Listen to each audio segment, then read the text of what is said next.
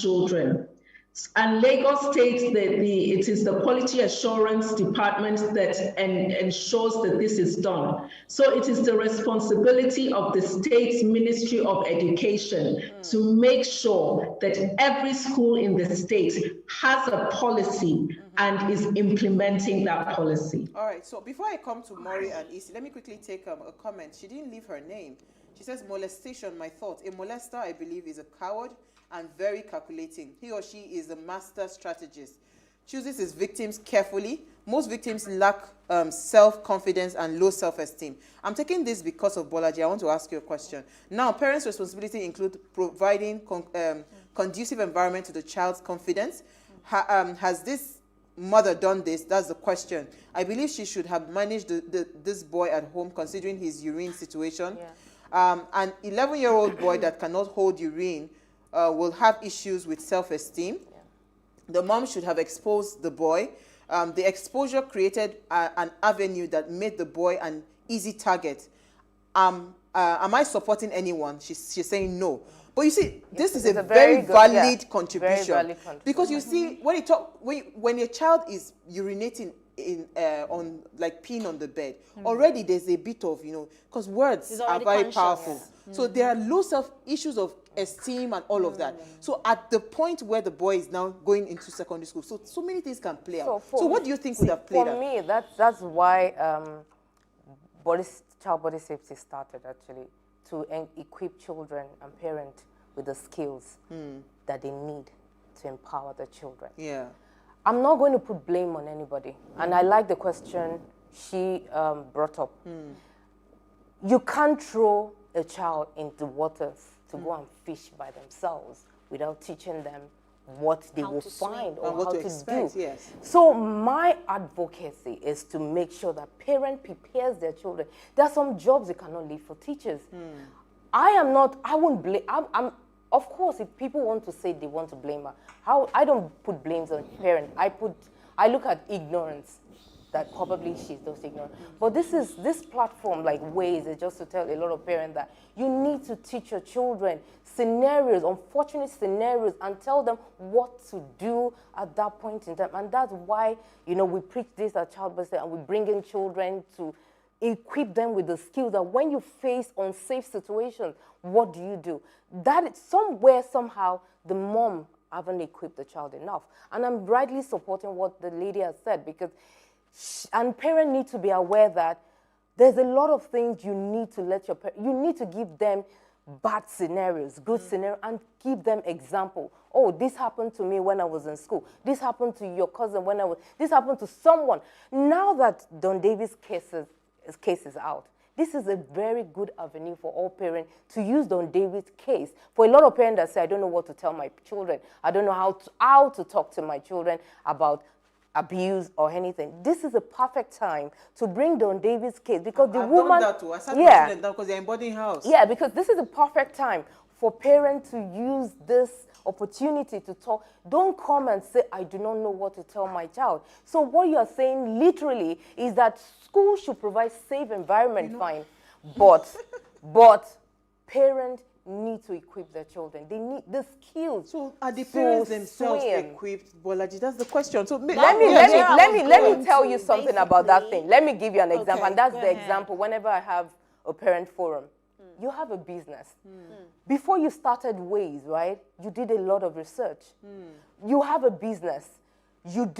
Before you pick up your office or your store or your workshop, you find out if that place is okay enough, customer-wise. Is it exposing my product? Is it giving me you do your visibility study. So why is it so difficult that when it comes to our children, we don't do enough research for our kids? Oh, my kid is going to a secondary school. What is stopping you to Google, what do I need to teach this child? Google is everywhere. If anybody comes in and telling you that I want to teach you something, you will find it on Google. So if we are intentional enough and deliberate, when our kids are going out there, even when they are in our house, we should be able to teach them what is outside the door. We should be able to tell them there are unsafe situations. There are friends that will behave like friends, but they will teach you to do something else? What do you do in so we call it Eve's situation. If this happened, what would you do? So these are things that parents need to be teaching them. So for me, that question that lady asked is so vital. It's so important that every parent... How well did the mother prepare the boy? Yeah. She didn't. I will counter that. Why will I counter that? Because there have been cases where we as parents, we try to groom our children, and because we have to work and at the same time send them to school, we come back home pretty late and we still have to bond with our children. It's not like back in the days when we have parents who were at home and they were doing the thing is, the key thing is this. Communicating with your child is one thing. Another thing is having time to sit down with your child. That's another thing. But it's not all parents that will look at it from that perspective. Now, most parents feel that they have so much on their plate. I think this and because they have so much on their plate, they do not have that time to actually sit down and have that assessment with their children. For? They feel that the school should do everything for the child. Now, I'm coming somewhere. I'm going somewhere, please. Now, another thing is this, that the parent, the mother of Deborah Okeze, I think she has done a fantastic job. Oh, yes, basically, she has trained her child and she sent the child. Look at the child. She said this child was a talkative. This child used to talk. Had they put the fear of God in you before? If you find yourself in an environment that the place is very harsh, the terrain is tough, you will not be able to. She has done and they had Did you go to a boarding school? Yes, I did. Now, good. A tough one. Now, imagine you being thrown to a senior secondary class. You were just in JSS 1. Okay. You can't cope. You see, because we are running out of time, let me get Mori. Issy is really... Yeah. I'm on her side because I know what that child... No, I am on the mom's side. No, let me see. I am on the mom's side. Now, the conversation is not... She has done her part. Issy, calm down. The conversation is not to throw blames at anybody. Yes. The truth is, right? That is why the topic is the role of parent, government, school, and professionals. The truth is that a parent have roles. Now, there's this common misconception where parents think that because it's a religious school, everything will be all right. And they throw their children without doing the research that Bolaji is talking about. Do you understand? Okay. So there is a role, there's a responsibility. We must be honest with ourselves if we truly want to find a solution. We cannot whitewash anything. Okay. Maury, let me come to you before I will take Usaina. Maury, let me come to you. Yeah, I'm here. So to be very honest, the last thing I think we need to do now is to blame Don Davis' mom for speaking out, because that took so much courage. Yes. That took a lot of courage to be able to, if we have anything that we want to add, maybe, you should have maybe blurred Don Davis' face, we can, advise her in a very calm way, but to say that her coming out, to try and blame her for it. Nobody's blaming her. Because like it or not, they are broken parents as well. Yes. You find, as sick as this may sound, there's somebody's mother somewhere thinking that Don Davis' mom is blowing things out of proportion. She has her own kids and she's saying it serves Don Davis right. They are just helping him to prepare for the future. There are people who are sick like that. So I think that what needs to be put in place is an external body that can help children. I don't know how to put this together, but I think it goes beyond parents. It goes beyond, school. I feel like there should be like an external body. I don't know, maybe like an extracurricular activity, the way we have brownies, boys to have something that is named confidence, where you would teach children to just know what is right and what is wrong, and when somebody is trying to take an advantage of them. Because at the end of the day, parents are only human beings and they can only try. And like I said, we also have broken parents who don't know how to parent. Absolutely. Usaina, do you want to comment? Yeah, we're going to take some comments, but Usaina, she just wants to comment. Because we actually ran out of time. Just in 1 minute. Yes, what I'm going to say, and I'm just going to round up by saying that I'm glad you spoke about the role of parents, government, schools, and professionals, because the truth is, everybody has, every stakeholder has a duty of care. Exactly. And one of the duties of cares and one of the role of the parents is, as the earlier speaker has said, to do a thorough investigation. What questions did you ask the school? I went onto the website of the school. There was absolutely no information except a one-pager of what boarders should bring to school. That should not, and that does not engender confidence. So what questions did you as a parent ask before taking your child to that school? Nobody is blaming anybody. What we're saying is that everybody should take their share of the blame. Everybody had a duty of care, and everybody failed in that duty of care. Everybody failed on Davis. So hopefully going forward, this should be a case study on how not to do it, from the parents' perspective, to the school's perspective, to the government's perspective. Absolutely. Thank you so much. So let me take a comment here. Okay, Hussein, I have this is from a guest. She said, able to respond, an interview, a viewer. She says, I disagree with your guest. This was in conjunction with what you said earlier. I disagree with your guest. If you follow through the story, she went through a lot to get the child out of the school. I don't think we can question the mother's action. A voice needed to be heard for change. We cannot question how the voice should come out, but this happens a lot. We are just seeing a brave mother. Her name is Angela. And that's her take on Okay, so someone else is saying that I think we have to stop being a society that keeps forgiving things like this. We should ensure the law takes its course and all the time. That's so because right. you know, government right now, nobody is arresting anybody. We are seeing the Commissioner for Education trying to settle the matter. It's just like the case of abuse in Kogi State, where the governor was trying to settle husband and wife. Where you're supposed to be jailing somebody. So in your final words, Bolaji, yes. So what would you say? How should, first of all, how do we even move forward, you know, with the case at hand? If your child has been molested, you understand, how should you handle it from a professional point? Now just focusing on the child and finding help for that child. Yeah. Well, if you focus, number one, the parent needs to learn about the abuse. They need to understand, you know, at the long run, what sexual development, is going on in the child. So when your child is abused, the first thing that the woman has done, as in case of Don David, believed the child and took him to the hospital. Took him to the hospital. And at the end of the day, Don David is still in the care of, that alone is a law, because not all cases of abuse will need therapy because of their age, because of the intensity of the abuse. So, but it still boils down to what the parent is ready to give up. And that's why I'm a bit concerned with when you say parents are busy. And so what are we doing? What is our legacy? Our children is our legacy. I don't think anything. I'm not robbing it. I'm just trying to make parents understand that we are all busy. Absolutely. But at the end of the day, therapists will not do all the job for you. Absolutely. You will still come back. This child is still in your care. If you don't show the attention, and there's distrust already, you have to build that back. Distrust doesn't, if you want to build a trust back in a child, it doesn't come under 1 month. Sometimes it takes 1 year, sometimes it takes 2 years, it takes years. And these years means you're paying attention to the child.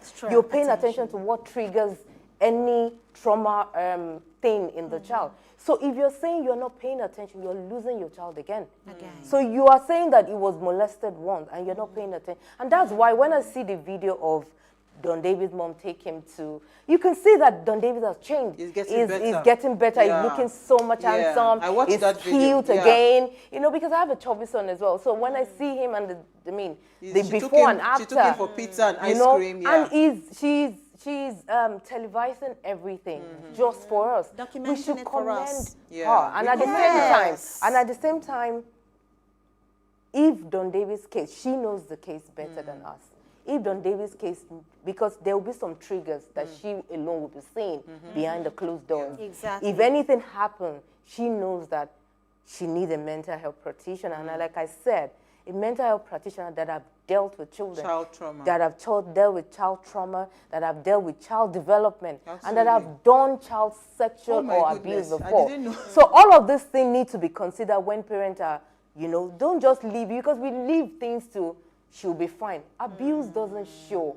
Don Davis' case was one of many because it showed on him. Sexual abuse or other abuse, emotional abuse, might not doesn't even show on the child. Absolutely. And it ends up showing in the child's future life. Wow. So we need to be very, very particular, intentional, and deliberate about taking care of the children. Okay, thank you so much, Bolaji Batamosi.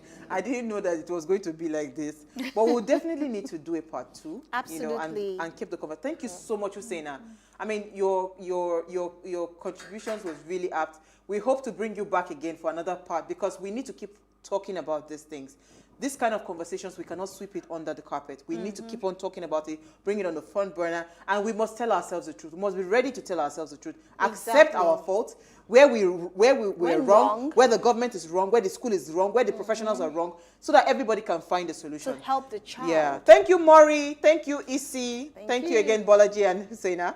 It's been a very insightful conversation. Keep all the conversations going on all our social media platforms. At Wayshow Africa 1 on Twitter, at Wayshow Africa on IG, at Wayshow on Facebook, as we continue to hear what you are saying. Now, in case you missed today's quote, here it is again. A victim may only reach out for help once. So if a child says, I am scared, believe them. It's so simple. We'll see you live tomorrow at 8 p.m. as we bring another great conversation to your screen. Enjoy. Wow.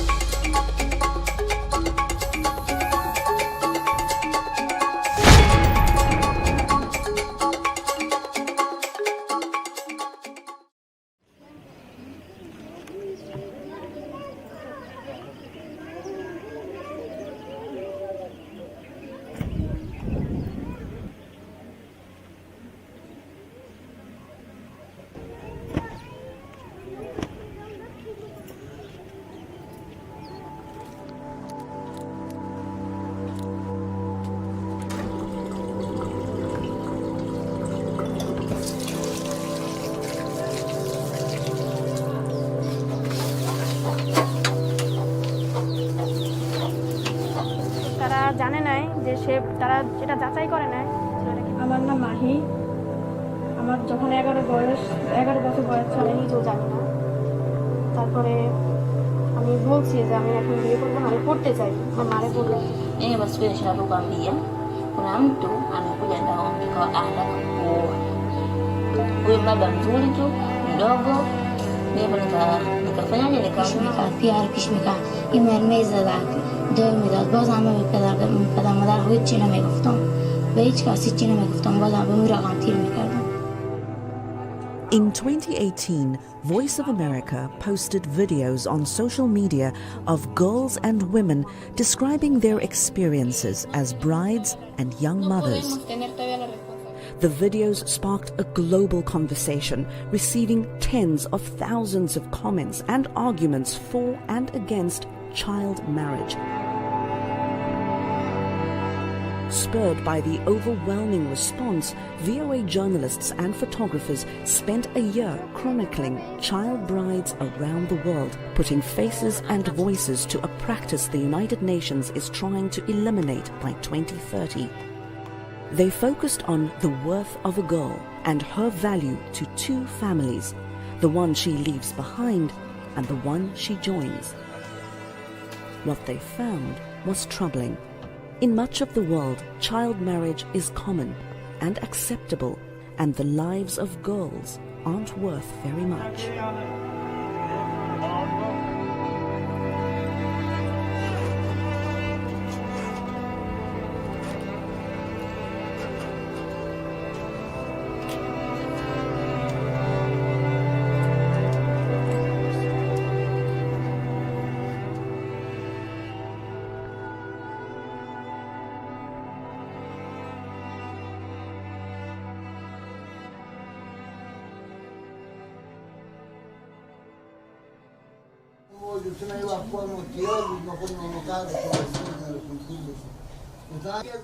به مکتب میرفتم صنف 7 بودم 10 روز بمونده بود که امتحانا سالان نخو بودم که برم صنف 8 من عروسی که بکردم دیگه نگذاشتم هرچی که من گفتم میرم به مکتب میرم امی خسول ما خوشی ما همگی گفتن که اگه تو بری به مکتب ما. At 13, Samaya was a dutiful daughter and sister in Afghanistan, helping her family make ends meet. Her father sold her to an abusive relative for $3,300. این مرمه زدک دو میداد باز همه به پدر مادر خود چی نمیگفتم به هیچ کسی چی نمیگفتم باز هم به مو رقم تیر میکردم همین تا با موشت و لغت مردم مرمه زدم و دو میدادم فاش میگفتم مثلا اثری نمونه به جان شلاقی چیزا نمیزدن که اثری بمونه. Samaya represents child brides around the world, poor, powerless, barely educated, whose resistance to marriage is either ignored or overruled. Like most, she had no choice in the decisions made by the grown-ups in her life. She was a business deal.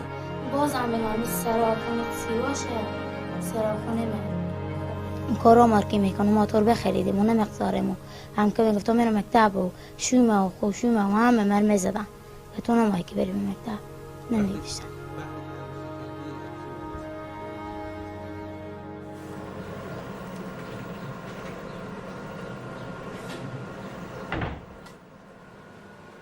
Unë quhem Orkida Driza, jam martuar në moshën 13 vjeç e 7 muaj. Njëra nga motrat e mia që ishte, domethënë, ishte më lart pak më e madhe se te unë, vuante me një sëmundje të rëndë, domethënë nga veshkat, të dyja veshkat I kishte jashtë funksionit për jetën, dhe ishte në rrezik vërtet për jetën. Dhe mamaja ime vendosi që të bënte motrën operacion, që të më martonte mua me dikë tjetër dhe të bënte motrën operacion, sepse ky njeri që më mori mua për djalin e tij kishte, domethënë, kishte muhabet shumë me doktorët e Durrësit. Ky ishte një detyrim ndaj familjes, edhe unë e bëra për hir të si me motre për të shpëtuar jetën.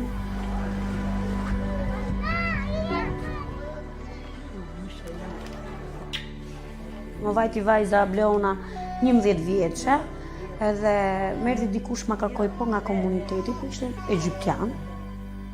U detyrova, thash për mua si ta keq kujtesh Zoti jetën, thash për paktën vetë di që të fler rrugëve, për paktën vetëm fëmijën ta kem të strehuar, sepse nuk njihja ndonjë këtu që ta mund ta strehoja fëmijën.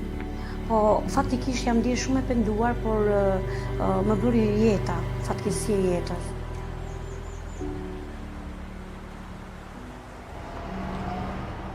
Child marriage is not confined to girls in poor, developing countries or members of a certain religion or tribal custom. Even girls in the wealthiest countries, like the United States, are child brides. I have 4 boys. I have a 7-year-old, an 8-year-old, a 5-year-old, and a 4-year-old. Ashley got married under the mistaken belief that her 18-year-old boyfriend would be jailed for statutory rape of a minor in the state of Missouri. Ashley said 2 of her cousins, one a year younger than her, married soon after she did. Good. I got married when I was 15. I just found out I was pregnant not long before I got married. My aunt got on the bus and she told me to get off the bus, that I was going to go get married that day. All I can remember is hearing all the kids gasp and was like, she's too young. We went to the courthouse and got our marriage license. And then we went to a preacher's house here in Steele, and he married us. I don't think either one of us realized how big of a commitment we were making then.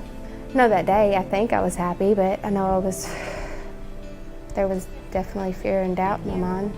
I mean, I was happy that I was about to do what I thought was start a family, and I was excited more for the future than I think I was for the present.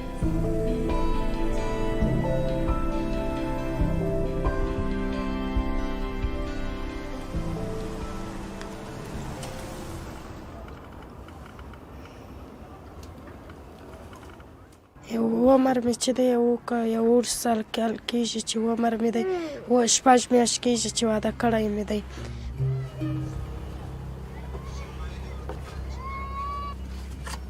دلته راغلی مور مې ډېرې قرض وکړي په قرض کې خلک باوې وړي. ژړل مې ټول خلک ته مې مجبور ولو نو سمو کال قرضاریان داسې مو ټینګ کړی و. بیا مو ټول ول چې قرضاریان دې ټینګ کړی د پیسې نه لري ورکړه ول پیسې نه لري ورکړه خپل لور ورکړه.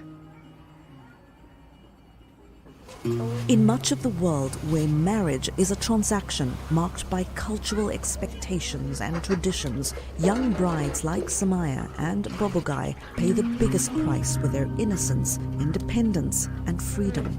واده مې چې وکړ ژړل مې اوس 2 میاشتې کېږي خپل د خپل د مېړه کور دلته راغلی یم. داسې راباندې کار ډېر کوي، کار مې هم نه دی لږ زده نه دی، دغه دپاره اوس دلته خپل مور سره راغلی، مور مې لږ کار راته ښیي. ژوند مې مخ ته همدغسې و، تماس سبا ووتم اپشین د عینونه 500 روپۍ 100 روپۍ 10 روپۍ کبان مې ټولول. دا چې واده مې وکړ په دغه ورځ مې واده ولا زه ولاړم کباړ ته ولاړم. کباړ مې ټولول، کاغذان مې ټولول، عینان مې ټولول، خرڅ مې کړي نو ډوډۍ موډۍ راوړم. دا کوچنیان خوري چې خرڅ کړي نه که دغسې وژنه تجه ناسته دی. ته اوس سالنډي مرض لا لرم، ساه مې چې ډېرې بندېږي، دغه یخ چې کېږي داسې ساه مې بندېږي، تمام ورځ په بستر یم، تمام ورځ جګرخونې کوم او تمام ورځ داسې ورته زړه مې دغسې اور وایم واخیستی.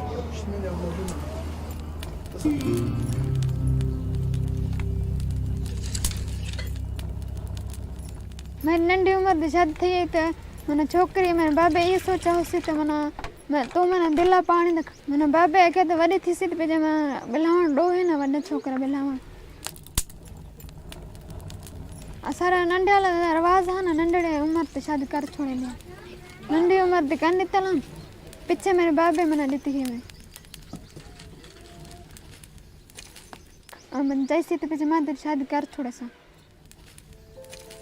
Over and over, girls are forced to leave classrooms where they thrived and into marriages where most of them never wanted to be.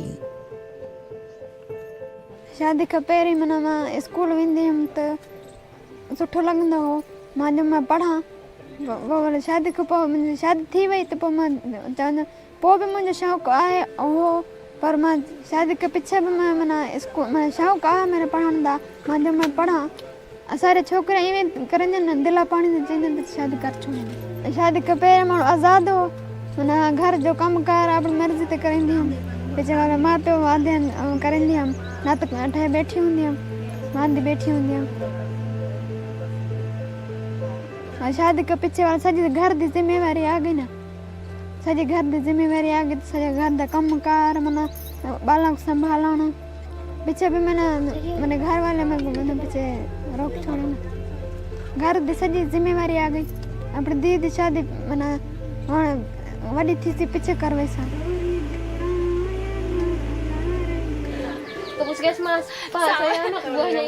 Growing up in poverty, the girls value an education.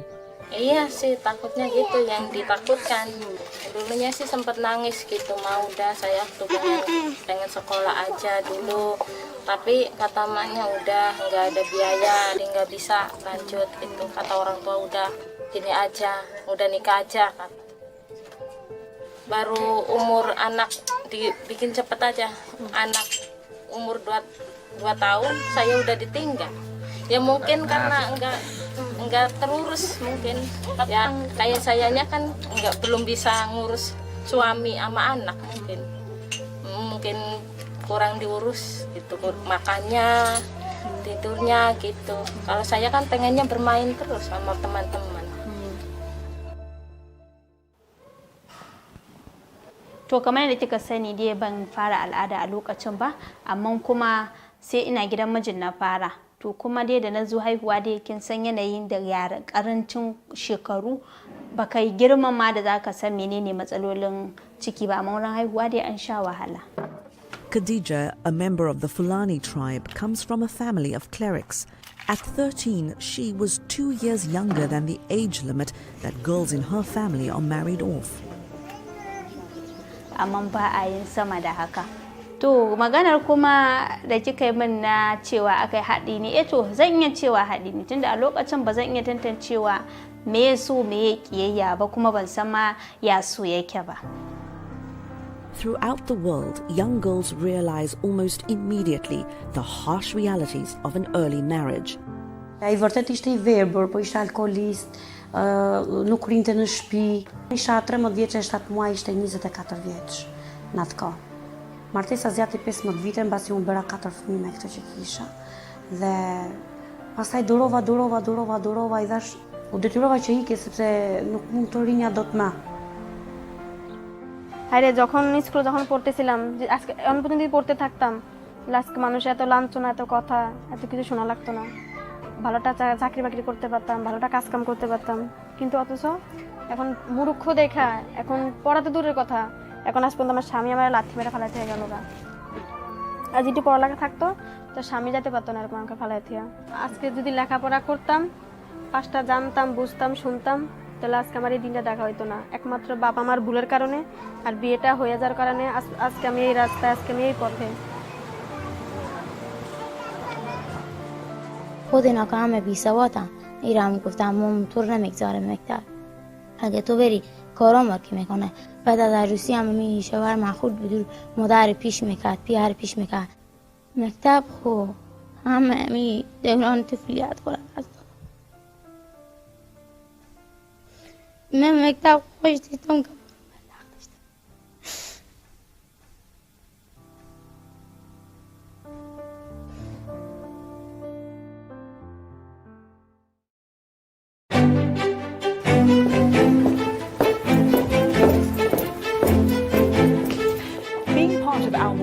is about more than just sitting here and talking about women's issues. It's about listening to them and bringing their opinions to the table and making sure their voices are heard. Because our lived experiences, our stories, and our voices will help shape the next generation.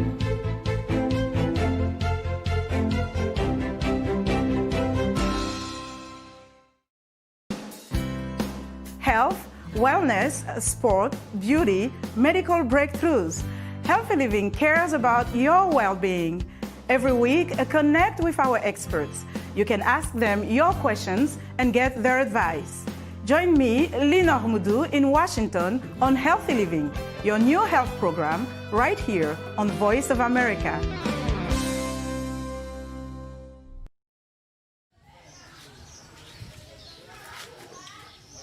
In a village in Tanzania, faced with the prospect of being married off to a stranger, 14-year-old Mwana Hamisi took control of her own destiny.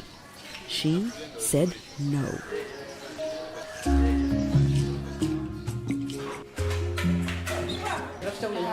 Siku hiyo ikatokea shughuli, nikaenda pale katika shughuli za tuseme za shule za graduation, nikaenda tukafanya sherehe, nikasikia kama mtu na umri mdogo anataka kuolewa. Fika kituoni, akataja zile namba za simu, nikachukua zile namba nikaziandika, nikaondoka zangu nyumbani. Nilia, mama akasemaje, nenda, nikaondoka zangu. Niliondoka zangu hivyo fika siku ya pili ile, yule bibi akanipa ile simu ili niwasiliane na yule bwana. Aliponipa ile simu, mimi nikaichukua ile simu, nikaziandika zile namba, nikaanza kuwasiliana na polisi. Nikawasiliana nao, akaniambia inabidi ulipate hilo jina la baba na hizo tarehe.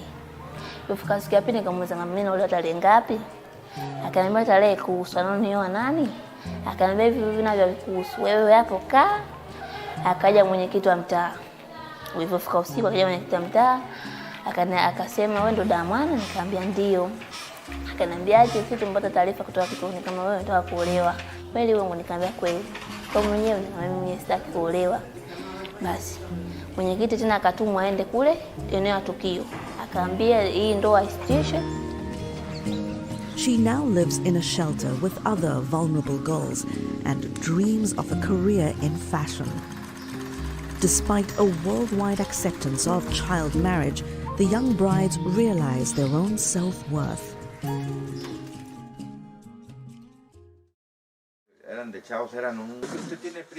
Girls marry for a number of reasons. But what about old-fashioned love? As the saying goes, it's complicated.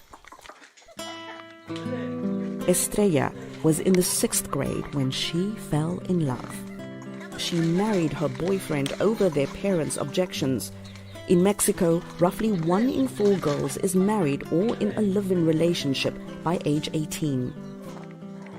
Me llamo Estrella Belén Estrada Rodríguez, tengo 13 años, iba de segundo grado de la secundaria. Sino que lo pensaba por mi escuela, pues, pero como lo quiero mucho, sí quería estar con él. Cambió pues porque estudiaba y llegando pues ya estaba todo listo. Ya ahorita pues tengo que atender a mi esposo. Me levanto temprano a darle pues su café para ir a las 5:40, 6. Ya después empiezo a limpiar la casa, los trastes, lavo su ropa, todo, ¿no? Y ya le ayudo a mi suegra a hacer pues el desayuno para que aprenda yo a cocinar, pues, más que nada, porque como no muy sé, pues, ya mi suegra me enseña. Pero ya me estoy acostumbrada.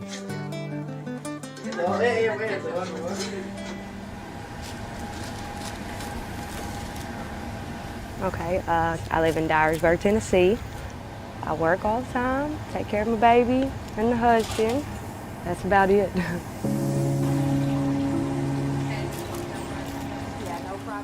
At 16, Katie married a man twice her age. Her mother signed the marriage license. I got pregnant underage, and that was kind of what had us go ahead and get married so I wouldn't send him to jail. A lot of people look down on him for it and stuff, but like I told him, I don't care what anybody thinks. I love him, it is what it is. I mean, we're like any other marriage couple. We've had our problems. I mean, we split up. I went and stayed with them for a little bit, but we just know we want to live with each other. We want to be with each other, you know what I mean? So we work through our problems. I couldn't live without him.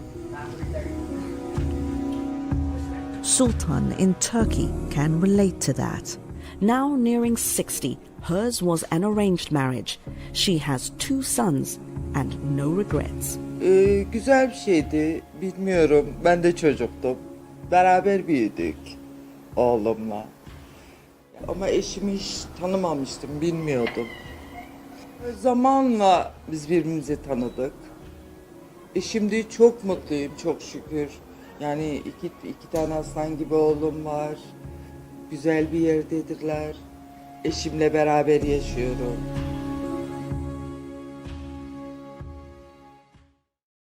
مدتی که اونجا در خانه بودی 1 سال ادعا می‌کنی و در خانه بودی برخورد اینا با تو چطور؟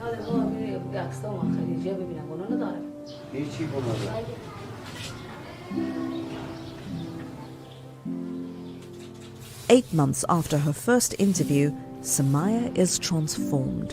She is divorced and living at home, away from the beatings and violence of her in-laws. Her father was sentenced to 2 years in jail for forcing her into marriage. She's happy and healing and wants to learn to read the Quran.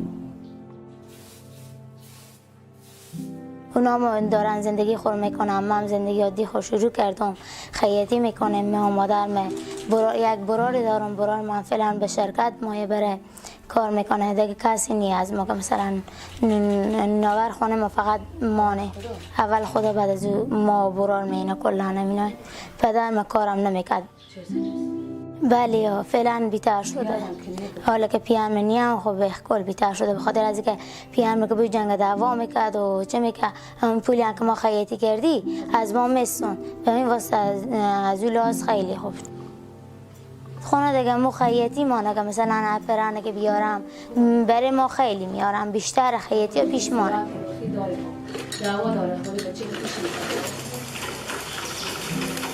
Na nikaendelea kusoma ile shule tuseme. Ndoto zangu nataka niwe mwana design mzuri.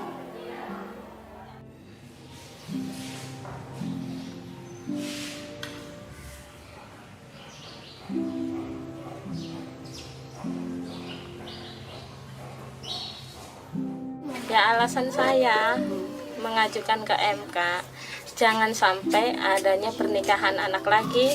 Udah cukup saya aja yang jadi korban, kalau dinikahin masih anak, masih kecil tuh. Aduh nggak enak rasanya.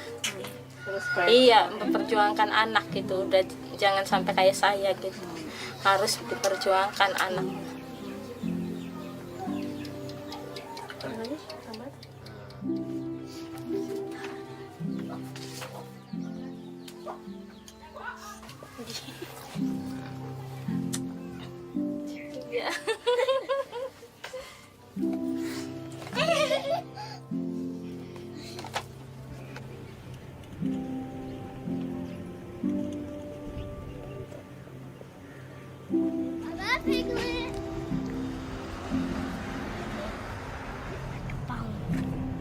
What about your microphone, Mama?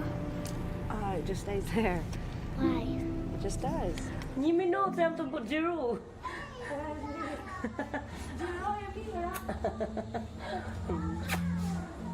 Unë martova se mbeta në rrugë, ku mund ta çoja unë vajzën time. Pra ma tisha në një shtëpi me vajzën, kisha një shtëpi personale siç jam këtu për shkak. Me vajzën time, normalisht unë do ta arsimoja fëmijën. S'kishte nevojë vajza im për burr 11 vjeçë, 12 vjeçë, 13 vjeçë. Ta arsimohesh, të shkonte në një punë, të punonte për veten e saj në një kurs, për veten e saj, jo për mua, për veten. Unë do punoja vetë edhe për fëmijën që fëmia im të ishte dikushi. Girls like Samaya are the exception rather than the rule. Around the globe, they remain at risk. For every girl like Mwana Hamisi who escaped an unwanted marriage, millions more are trapped in abusive, unhappy unions. For every Katie and Sultan who found love, comfort and stability, millions more are like Khadija and Orkida who don't know what love is. Unë I bëj një mesazh të gjithë këtyre nënave, vërtet ne vetë jena martuar në një moshë të vogël, por të paktën fëmijëve tanë të japin një arsimim të mirë dhe fëmia mund të martohet në një moshë e pakta 20 vjeç, e pakta. তাই আমি সবার কাছে বলবো একটা কথাই কমু যে আমার মতো আমরা চাই না যে কোনো মেয়ের বাবা মা কোনো মেয়েকে অল্প বয়সে বিয়ে দিয়ে কোনো মেয়ের পড়ালেখা নষ্ট করুক বা কোনো মেয়ের জীবনটা নষ্ট করুক। I do regret, you know, not finishing school, growing up way too fast. You know, that's just stuff you shouldn't do when you're a kid, honestly. I see that all now. I didn't see it then, though, so, and you can't change it. Ending marriage before 18 is one of the United Nations 17 Sustainable Development Goals. It asks that governments, civil society organizations, religious and community leaders, and families work together to re-evaluate the worth of their goals. It's a community effort, it's a country effort, it's a global effort. So if somebody would have had a similar story to mine and would have told me, I wish that would have happened for me. I wish I had somebody to tell me that I was making the wrong choice.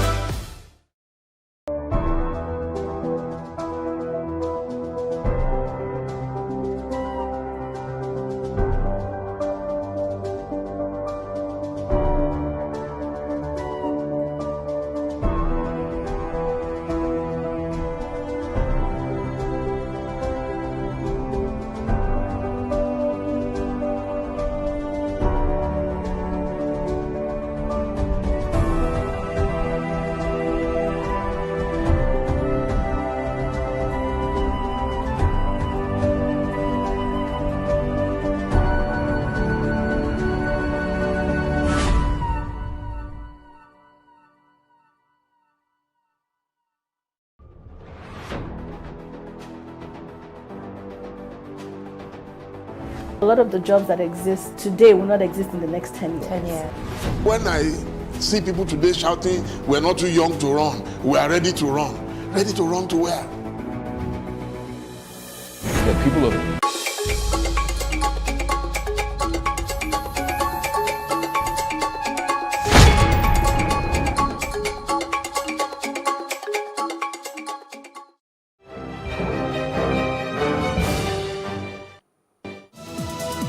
On Fox TV Africa News, over 10 million children in Nigeria and 6 other countries may face acute malnutrition in 2021.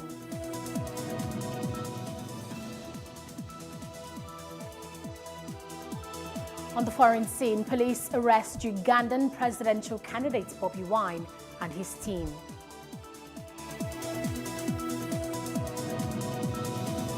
And outside Africa, explosion in Yemen airport kills 13 and injures dozens.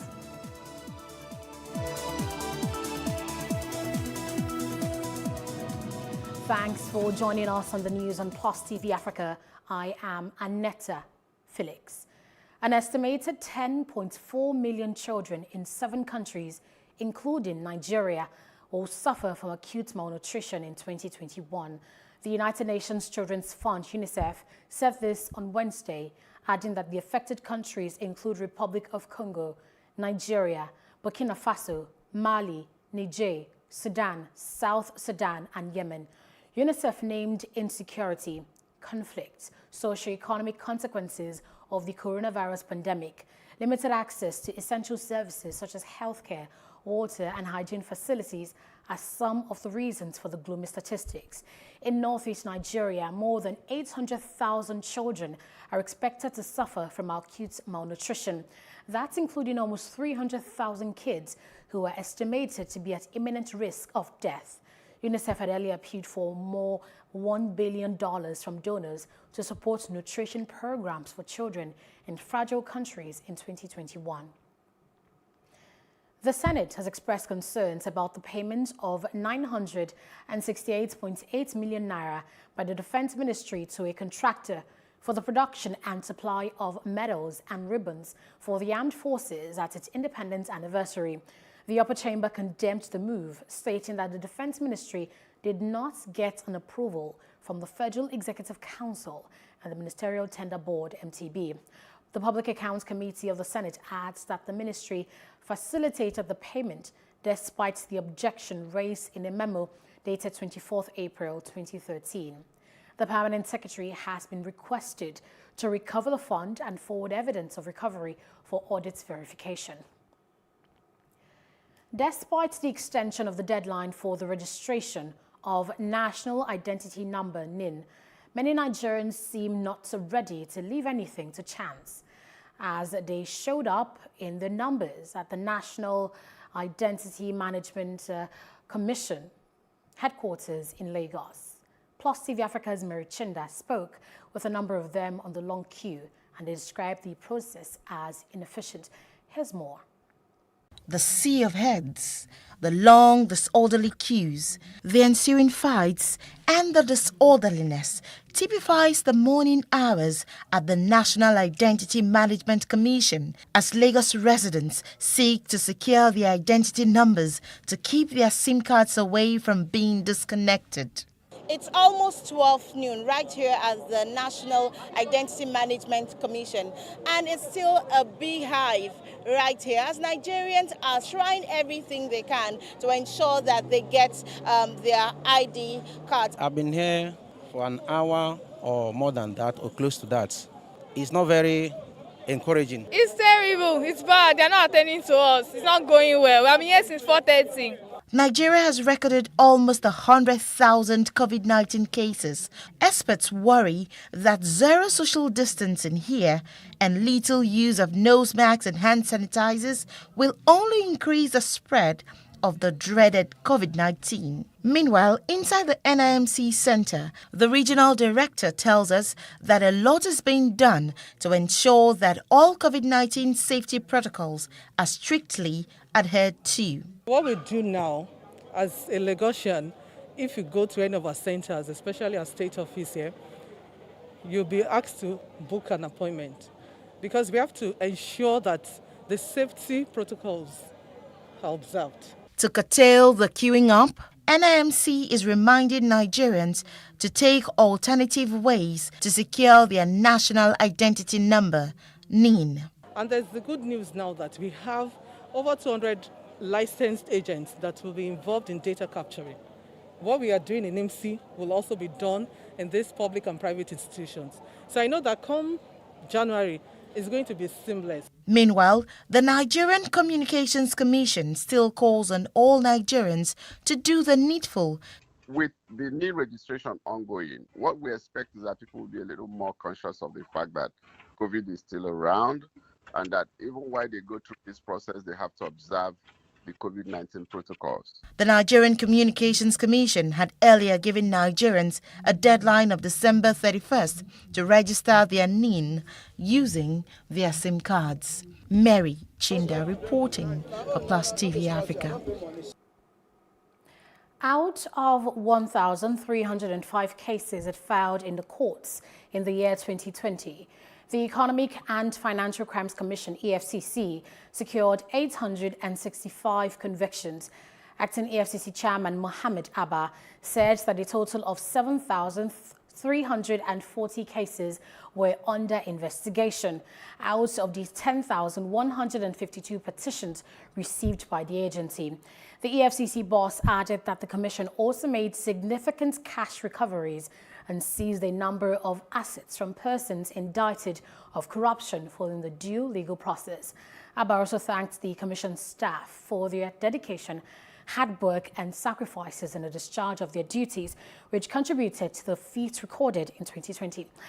Let's now join legal practitioner Monday Ubani via phone call to discuss more on this. Thank you very much, Mr. Ubani. Well, it's my pleasure for having me. Thank you. First of all, what's your reaction to, this statements by the EFCC? Is it the issue of the report of how many convictions they have secured? I Yes. didn't hear the question very Yes, well. please. Okay, Yes, please. Now, the EFCC, well, the EFCC is saying they secured 865 convictions in the year 2020. What's your reaction to this? Okay, well, that is a good report. If they have succeeded in convicting such large number of people that are involved in corrupt practices in Nigeria. But my problem with that statistic is to look at it, from the perspective of how many political elites actually were in the list of those 800, about 800 and something persons they have convicted. I don't want to believe that they are reading out these statistics of those who may have been involved in probably 419 business or some other crimes that have nothing to do with public money. I mean, people who engage in taking so much out of the financial system of Nigeria. These are the people that actually EFCC were, are supposed to go after in order to nip it in the bud and ensure that there is free money for us to develop our basic infrastructures. We have had issue with corruption in this country. Our development is retarded. We are not making progress because of the fact that corruption has become a behemoth. It has been something that has actually retarded our growth. So if you are convicting people that are involved in corrupt practices, you want to know who are these people that you have convicted. Are they really the corrupt persons who have taken so much out of our financial system? Now, that's the big question there. But interestingly, it's also a year where we saw, Magu being suspended. Now, would you say this is a sign that the man was maybe wrongly persecuted? I didn't hear the question. I want you to be a bit louder. I mean, we're talking about we're talking about Magu now. He was persecuted, in this year that between where the EFCC is talking about the convictions that it secured. Now, in your opinion, would you say this is a sign that Ibrahim Magu was wrongfully persecuted? Was wrongly prosecuted? Yes, please. I don't think so. We are waiting the final report on Magu. There were so many allegations that were leveled against Magu. Remember that Magu was supposed to be made the substantive chairman of the EFCC. 3 times his name was presented before the Senate.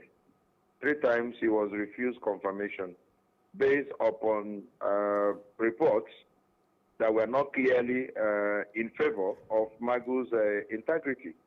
His integrity became questionable several times, and that was why he remained as an acting chairman for many years. Now, these reports keep on coming up concerning his integrity, concerning his person and his reputation, until finally the panel was set up, and then the panel report clearly indicted him, but they have set another panel to look into the panel's report. So I cannot be here now to exonerate him until the final report comes out, whether he was wrongly persecuted, because for now he has not been prosecuted. People are alleging that he has been wrongly persecuted and that most of those accusations holds no water, and there is no clear evidence that he was involved in all the allegations that were made against him. So I want to have the final report on Magu's reputation and integrity before I can be able to make a very comprehensive comment about him. And over the years, we've seen, an impression that the commission, doesn't carry out due diligence investigation before they make arrests. Would you say you agree with this impression? And if yes, what do you suggest should be done to correct this? I think on issue of investigation, if I get your question right, we have suggested that we supposed to move into the realms of science and technology, in terms of carrying out investigation by our security agencies.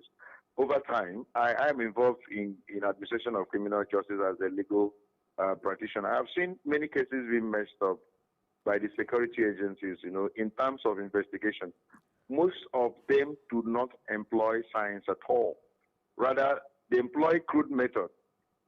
We have situations where security agents will arrest an individual and then begin to look for evidence that will incriminate that individual. Whereas the things we know about criminal investigation is that before you are arrested, you would have gathered sufficient evidence against that individual. And then by the time that individual is taken in by way of arrest, the next thing that you will do is to charge him to court, because you have gotten almost all the information that has to do with the crime. And then the next thing is to have his statement written down. And then the next thing you now do is to charge him to court, because you have sufficient evidence and you also have heard from him. But here in Nigeria, our security agency do not employ, the modern, technology and things that are supposed to aid their investigation process. And that's why they end up, messing up the investigation process. Most times they get somebody arrested and they begin to, force that individual, to make confessional statements. And in getting that confessional statement, they indulge in some of the unorthodox methods like, using PIN, using some of this intimidation in order to extract information, confessional statements. And most times those cases go to court and they cannot stand, the test of criminal standard of proof beyond reasonable doubt. So that is the issue. So I think what I should suggest now as a lawyer is that we should improve on our investigative process. We should employ technology. We see crimes being cracked in all these developed economies using CCTV, using all manner of procedures and processes that involve technology. But here we use crude method in order to investigate. I don't know whether it's issue of funding or issue of competence or issue of capacity, but we have to look at it holistically and come up with something that has to do with correcting the issue of investigative process of our security agencies. I'm not seeing them doing it well, and that's why most of the cases are thrown out. And when it's been thrown out, they begin to blame the judiciary. That judiciary is highly compromised. The investigative process has to be upped. We need to do something concerning it by employing science and tech in the process of investigation in our criminal adjudication. Barrister Monday Ubani, I was just going to ask you about your suggestions for the way forward and how, you would recommend tech be employed in fighting financial crimes, but you just summed that up in your past few statements. So thank you very much for your time on the news. It is my pleasure. Thank you for giving me that opportunity. And then probably I want to wish you Happy New Year and all the listeners and the viewers, Happy New Year in advance. And God, who has kept us alive up to this time, will make us to see the end of the year, and will not see the end of the year. Will not see our end. In Jesus' name. Thanks, and same to you.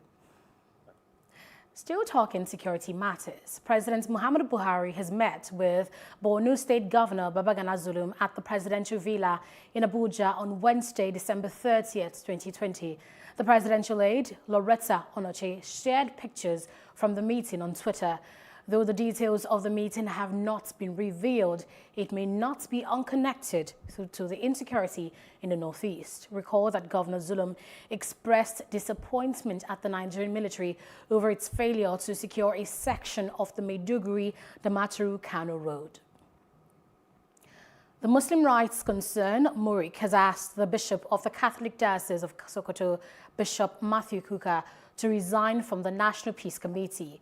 Bishop Kuka had, in his Christmas message to Nigerians, stated that President Muhammadu Buhari's government owes Nigeria an explanation over the killings of innocent people in the country. Reacting to this, Murik director Ishaq Akintola argued that Kuka's pronouncements are inconsistent with his status as the Secretary of Nigeria's Peace Committee.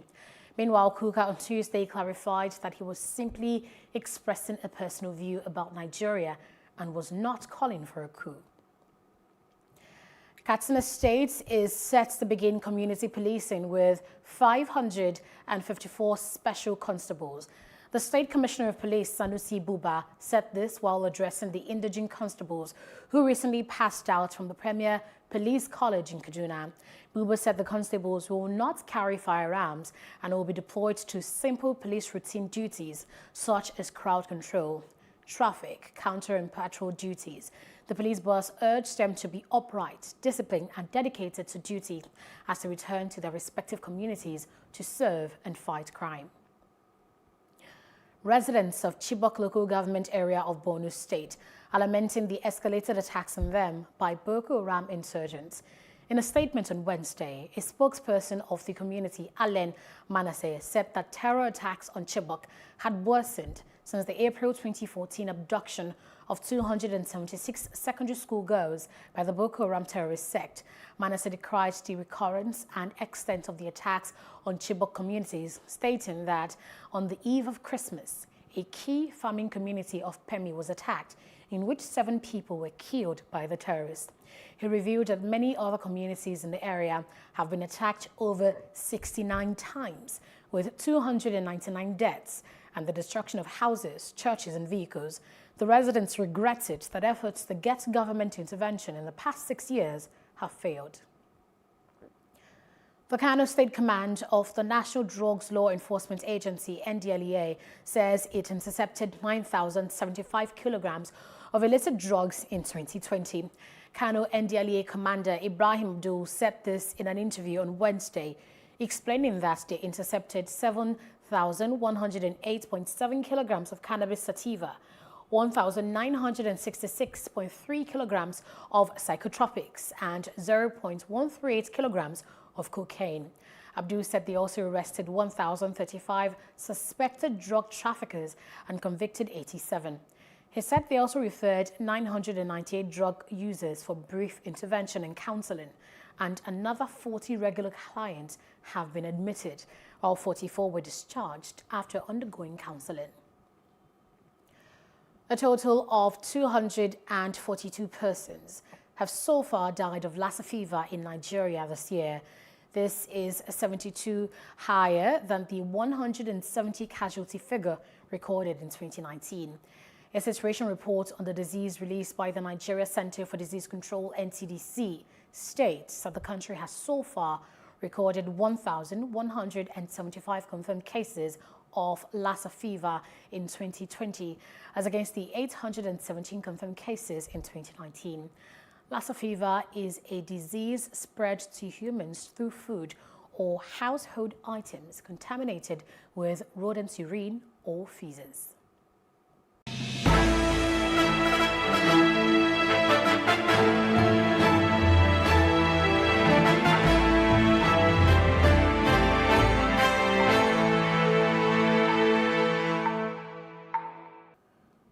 Any Lagos resident that is caught violating the 12 a.m. to 4 a.m. curfew imposed by the federal government would be fined up to 500,000 naira when caught. Lagos State Commissioner for Information and Strategy, Gbenga Omotosho, said this on Wednesday as he urged residents to comply with all measures imposed by the authorities to curb the spread of COVID-19. Omotosho also urged all churches in Lagos to respect the curfew in place and avoid physical crossover services and large gatherings on December 31st, 2020. On his part, the Director General of the Lagos State Safety Commission, Lanre Mojola, said the commission will be working with men of the Lagos State Police Command to enforce all restrictions announced by the government, especially during the New Year period. The Oyo State government says it will allow religious centers hold the Thursday crossover worship services only in strict compliance with COVID-19 safety protocols. In a statement on Wednesday in Ibadan, Governor Seyi Makinde also suspended the 12 a.m. to 4 a.m. curfew earlier imposed on states by the federal government. The governor said that officials of the state's task force on COVID-19 would ensure strict compliance with the guidelines and advisories during Yuletide and after. Recall that the state's task force on COVID-19 had on Tuesday advised state governments to rule out crossover services because the federal government had imposed a curfew due to the second wave of COVID-19. The chairman of the Presidential Task Force on COVID-19, Boss Mustapha, has called on state governors to reopen all laboratories and scale up the testing for COVID-19. Mustapha made the appeal on Tuesday at a briefing in Abuja. He urged all states to comply with the directive to ensure that turnaround time for results are reduced. Nigeria has tested 937,712 samples, out of which 84,811 infections have been confirmed. 12,190 cases are active, 71,357 people have been discharged, and 1,264 fatalities recorded as at 7 p.m. on December 29, 2020. This year, Zimbabweans will celebrate the New Year Eve indoors. This is part of a police ban on unsanctioned parties, use of firecrackers, beating of bins and drums in residential, business and other areas in line with COVID-19 regulations. No all-night prayers, musical galas or concerts are allowed. Bars, beer halls and nightclubs operators are also not allowed to operate. In a statement on Wednesday, Assistant Commissioner of Police Paul Nyati reminded members of the public that the country was still under COVID-19 national lockdown. One dose of Oxford AstraZeneca COVID-19 vaccine is around 70% effective after 21 days and before the second dose is given. Chair for a COVID-19 Immunization Committee, Wei Shen Lim, said this during a briefing in London on Wednesday. The UK became the first country in the world to approve a COVID-19 vaccine developed by AstraZeneca and Oxford University. The British government said it had accepted a recommendation from the Medicines and Healthcare Products Regulatory Agency to grant emergency authorization. The Medicines and Healthcare Products Regulatory Agency, the licensing authority, has now, on the basis of the advice of its scientific body, the Commission on Human Medicines, approved the COVID-19 vaccine developed by AstraZeneca and Oxford University here in the UK, together with the conditions for its supply and use.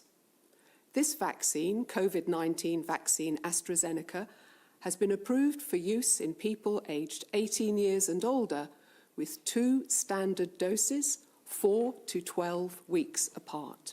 What we are approving is that 2 standard doses should be given. They should be given at an interval of between 4 to 12 weeks, i.e. that there should be an interval of 4 to 12 weeks between the first and second dose. The World Health Organization, WHO, has marked a year since the first cases of the novel coronavirus were reported in China. In a video message released on Wednesday, WHO Director General Tedros Ghebreyesus urged countries to ensure that vaccines are made available to people at risk everywhere and not just in rich nations.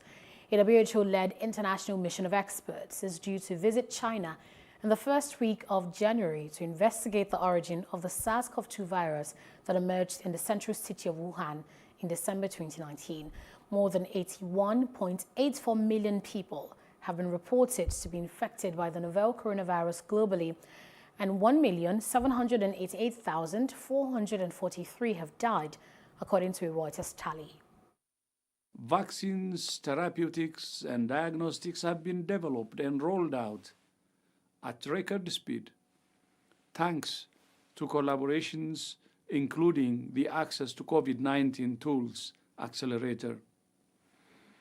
Equity is the essence of the ACT Accelerator, and its vaccine arm, COVAX, which has secured access to 2 billion doses of promising vaccine candidates. Vaccines offer great hope to turn the tide of the pandemic.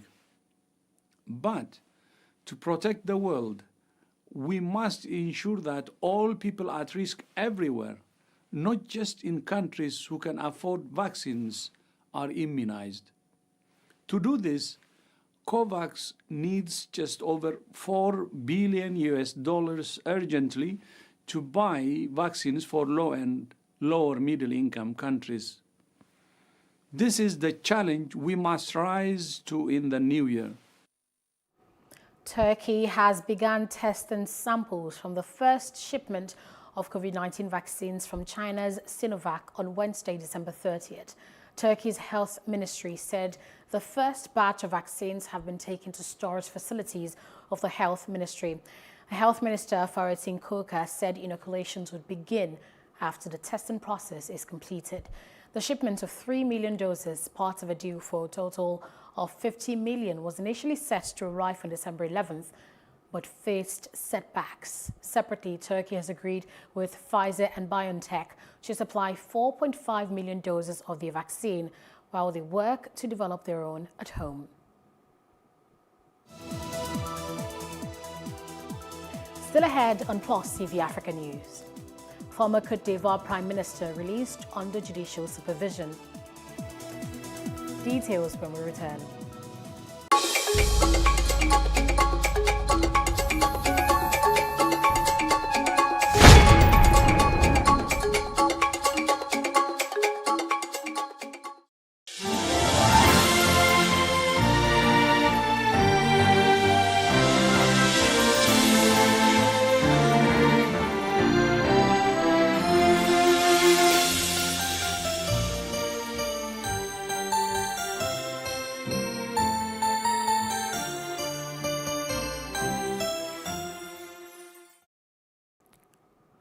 Ugandan presidential candidate Bobi Wine has been arrested along with his campaign team.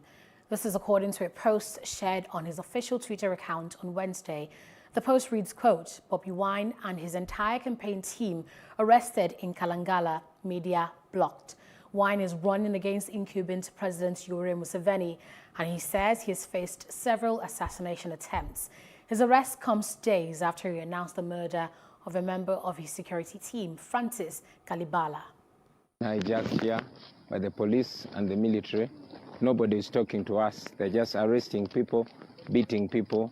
We don't know what is happening. We don't know what is going to happen to us. The military has blocked us. Nobody is talking to us. Nobody is answering any question. They're not showing us their leader. They're not giving us any reason for blocking us. They blocked us from in front, and they've also blocked us from behind. This is exactly what's happening. We are in Kalangala. A big part of our team has been arrested. We don't know why they are arresting them. We don't know why they blocked us. A magistrate in Abidjan on Wednesday provisionally released a former prime minister and leader of the president of the Ivorian Popular Front political party, Pascal Affi N'Guessan. He had been arrested in early November, just a few days after the presidential election of October 31st. N'Guessan faces around 30 charges, including conspiracy against the authority of the state.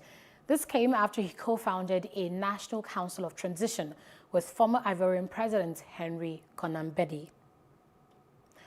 A landslide in the popular remote region of Papua New Guinea has buried 15 people, including 3 children, all feared dead. A government spokesman confirming the development said the people were asleep in a longhouse near a mine where they had been panning for gold when the landslide, dragging trees and logs with it, buried the hut in the Golilia district of PNG's Central Province early on Monday.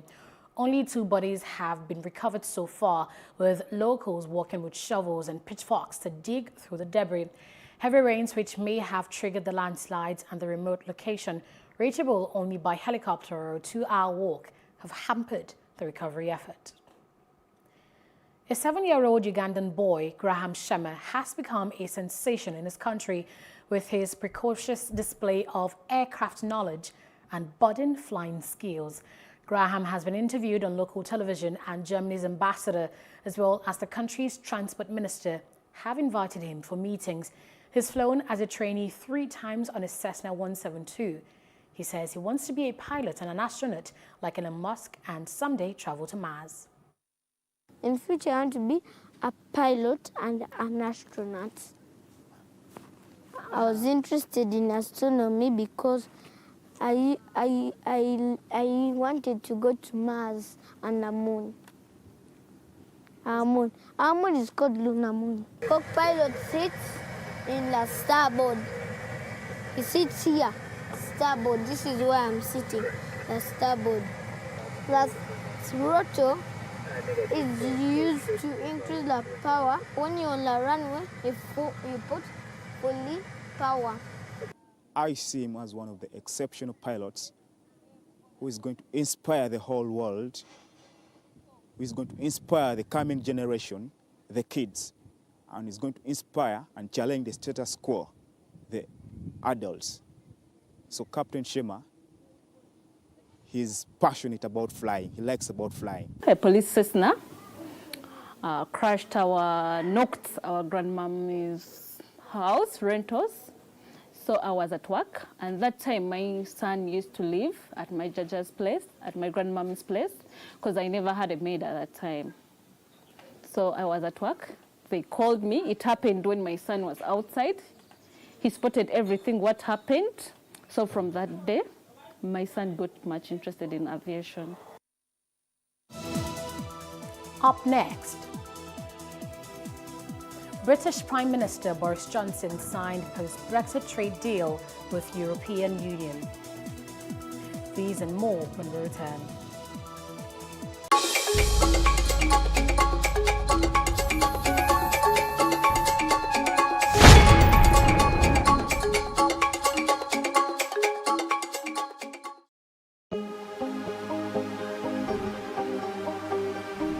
This is it for upcoming artists to blow in Nigeria.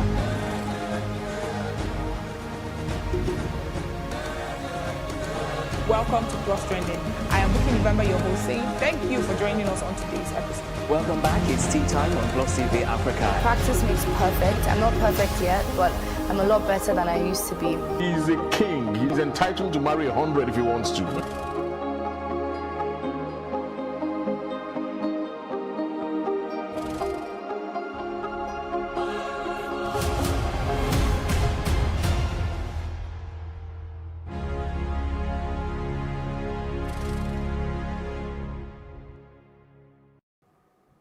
Outside Africa, at least 10 people were killed on Wednesday as explosions rocked Yemen's Aden airport, moments after a new unity government flew in.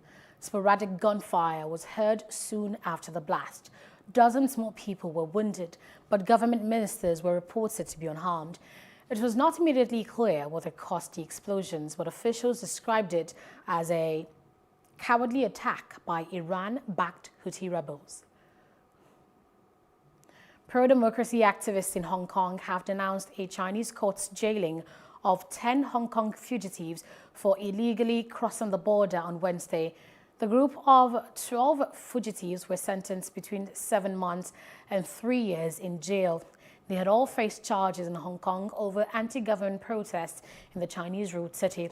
The activists have been held virtually incommunicado in a mainland prison since their boat was intercepted on August 3rd. After leaving Hong Kong, allegedly en route to the democratic island of Taiwan.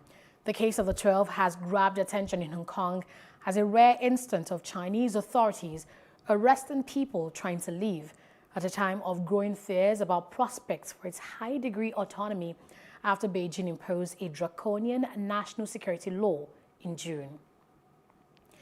British Prime Minister Boris Johnson has signed the post-Brexit trade deal with the European Union on Wednesday. He added a signature to that of EU chiefs after the document was flown from Brussels to London. The trade deal was announced on December 24th and sets out terms of Britain's new relationship with the EU following their divorce earlier this year, to come into effect from January 1st, replacing a transitional agreement during which EU rules continue to apply to Britain. I want everybody to understand that the treaty that I've just signed is not the end. It is a new beginning, and I think the beginning of what will be a wonderful relationship between the UK and our friends and partners in the European Union. I'm delighted to welcome with us today in number 10. Here it is, folks. This is it, and I know the question you will all be asking yourselves is have I read it? The answer is yes, and it's an excellent deal for this country.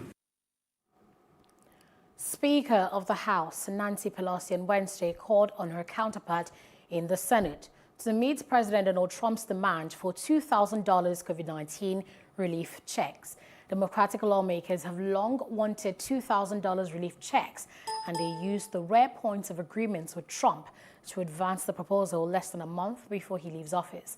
Trump last week threatened to block a massive pandemic aid and spending package if Congress did not boost stimulus payments from $600 to $2,000 and cut other spending.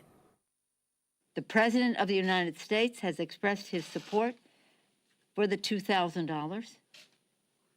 The Democrats and Republicans in the House have passed that legislation. Who is holding up that distribution to the American people? Mitch McConnell and the Senate Republicans. It's amazing to see the patience that some people have with other people suffering. These Republicans in the Senate seem to have an endless tolerance for other people's sadness. In business, President Muhammadu Buhari has ordered the National Agency for Science and Engineering Infrastructure, NASENI, to deploy all refurbished tractors to farmers to boost agricultural activities in the country. The president gave the order when Vice Chairman of NASENI, Mohammed Haruna, updated Buhari on the activities of the agency at the Presidential Villa Abuja on Wednesday. Haruna stated that the presidential directive was in line with the President's administration efforts to revamp the agricultural sector. He said the presidential marching order and the availability of the tractors on ground in the agency was a proof that the agency was fulfilling or live with its mandate. Traders and investors at the Olorunda Oyilola market of Festac Town, Lagos State, have decried what they call illegal demolition of markets by Amuward of local government on December 12, 2020. Our correspondent Jacinta Obioku tells us more. Even at that day that the market was demolished, sales were going on. The traders who gathered at the Ikeja High Court shared their ordeals of what they termed unfairness to humanity. Bulldozer came and demolished everything. All we work for. You know, the one funny thing that the money I raised from America, I worked there at night to raise that money. Came back here to invest, thinking that I'm safe, you know, my fatherland. So all we are demanding justice. How do I explain to my family that I've invested money and I don't have anything to give for it now, without any notice? There is injustice. Something has to be done. Yes. We need our market, our property back. Yeah. The government should step into this. They shouldn't just keep quiet. Yeah. Otherwise, we assume that they are supporting them. Yeah. At least if somebody wants to break the market, a major market like this, that will notice. That will be noticed, that will be marked. Because it's a very good shop there. Everybody open a market on Saturday.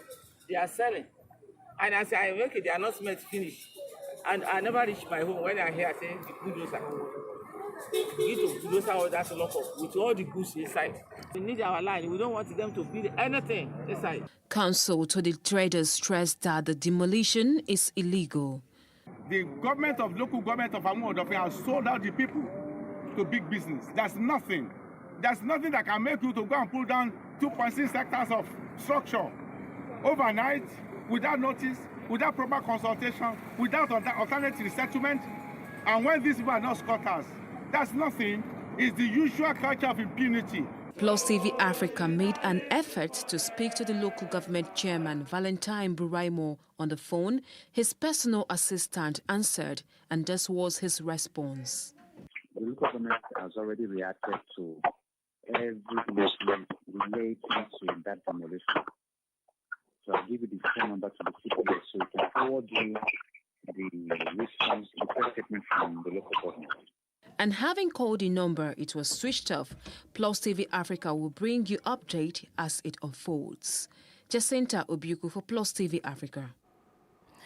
Thank you, Jacinta, for that report. And let's now join Justin Akadonye for more on our business news. Welcome to Business Report. I am Justin Akadonye. The COVID-19 pandemic stalled business activities with its huge impact on global stock market, including Nigerian stocks. In spite of these challenges, the Nigerian capital market performed beyond expectation to record the best performance in 6 years and wiping off the negative performances achieved in 2019. Records of trading on the stock exchange as of December 29, 2020 showed that the equity market rose by 45.70% year-to-date when compared with a loss of 14.60% achieved in 2019. At the close of transactions on December 29, the all-share index of the exchange during the review period rose by 45.70% year-to-date, the close at 39,110.17 against the opening year index of 26,842.07. Also, the market capitalization, which opened for the year at 12.958 trillion naira, inched higher by 7.49 trillion till close trading on December 29 at 20.446 trillion naira. Ebonyi State Governor Ifeanyi Ugwuanyi has assented to the 2021 budget bill passed by the State House of Assembly. The bill estimated at 169,845,758,500 naira. Governor Ugwuanyi thanked members of the State House of Assembly for their partnership with the state government, as well as diligent discharge of their legislative responsibilities, which saw to the smooth and timely passage of the budget. The governor, who also thanked God for 2020, prayed that the coming year will be better. Now, poultry owners in Nigeria are not having a swell time in this year's festive period, as sales of live chickens dropped significantly. The price of chicken witnessed an average of 40% increase this December when compared to the corresponding period of 2019, as more Nigerians switched to frozen food items.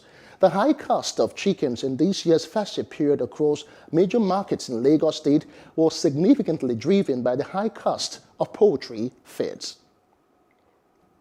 Now, the exchange rate between the Naira and the US dollar for Wednesday stands at 460 to a dollar in the parallel market. The rate had also closed at 460 to a dollar on Tuesday. The exchange rate between the Naira and the British pound sterling stands at 615 to a pound on Wednesday. The rate had also closed at 615 Naira to a pound on Tuesday, December 29, 2020. The exchange rate between the Naira and the European Euro stands at 565 to a euro on Wednesday. The rate had also closed at 565 to a euro on Tuesday, December 29, 2020. Now, oil prices advanced on Wednesday, boosted by a COVID-19 stimulus package in the United States and a decrease in crude oil stockpiles. Brent crude futures were up by 35 cents or 0.7% at $51.44 per barrel by 09:03 West African time, while the U.S. West Texas Intermediate rose by 30 cents or 0.6% to $48.30. Bonny Light, Nigeria's flagship crude grade, added 42 cents or 0.83% to close at $50.85 per barrel. The dollar fell to multi-year lows against several currencies as traders ignored a fresh delay in U.S. stimulus checks and maintained bets that further financial aid was possible. Asian shares touched a historic high, with investors betting on a robust economic bounce back in 2021. Oil prices might get a boost as vaccination programs around the world start next year, giving countries the chance to ease restrictions on movement and commercial activities. And finally, on Business Report, France has reintroduced airport transit visa requirement for citizens of certain nationalities that hold a British long-stay visa or a British residence permit and who are traveling to Great Britain from January 1, 2021. The nations affected are Afghanistan, Angola, Nigeria, Niger, Ghana, Ivory Coast, Central African Republic, Cuba, Congo, Chad, Dominican Republic, Ethiopia, Iran, Mali, and Iraq, among others. Now, this was disclosed by Air France via mail sent to its passengers that had booked flights slated for January 1, 2021. The airline explained that from the set date, the passengers will have to be in possession of the ATV if they want to transit through France to Great Britain. And that's Business Report. I am Justin Akadonye. Many thanks for watching. Thank you, Justin. Up next is our roundup on entertainment news. Do stay with us.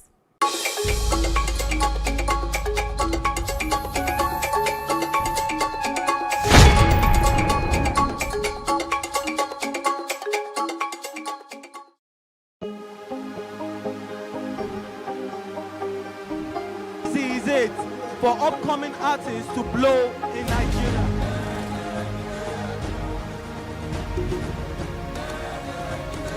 Welcome to Plus Trending. I am Bukky November, your host, saying thank you for joining us on today's episode. Welcome back. It's tea time on Plus TV Africa. Practice makes perfect. I'm not perfect yet, but I'm a lot better than I used to be. He's a king. He's entitled to marry 100 if he wants to.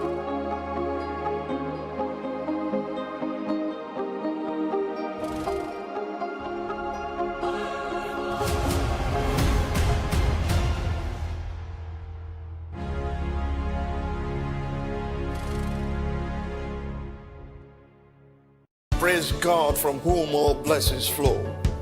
Welcome to your favorite program, The Moment of Truth, brought to you by the Citadel Global Community Church. Our God is a God of salvation, far above all principality and power, and might and dominion, that regardless of what happens in this season, you will escape. Say to your neighbor, there is no peace for the wicked. The special anti-robbery squad who are now killing innocent citizens instead of dealing with robbers. Your axe will catch up with you. Finally, my brethren, be strong in the Lord and in the power of his might. Moment of Truth with Pastor Tunde Bakare. Sundays, 7 p.m. on Plus TV Africa.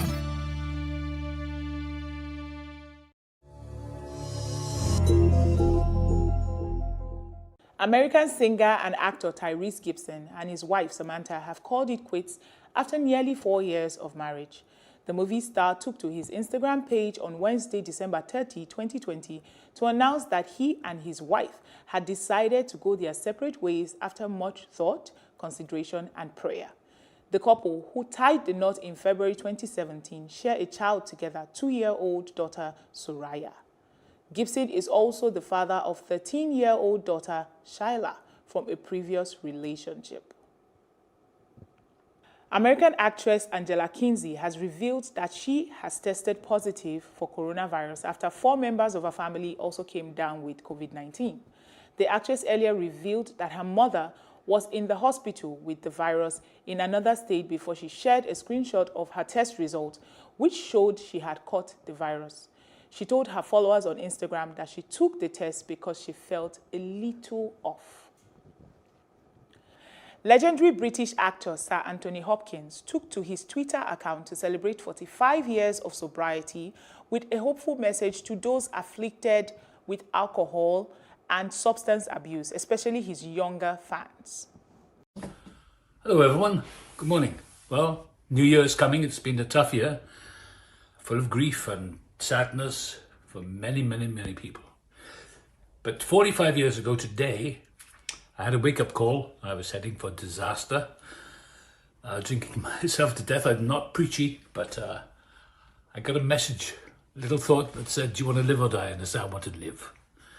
And suddenly the relief came and my life has been amazing. And I have my off days and sometimes little bits of doubt and all that, but all in all, I say, hang in there.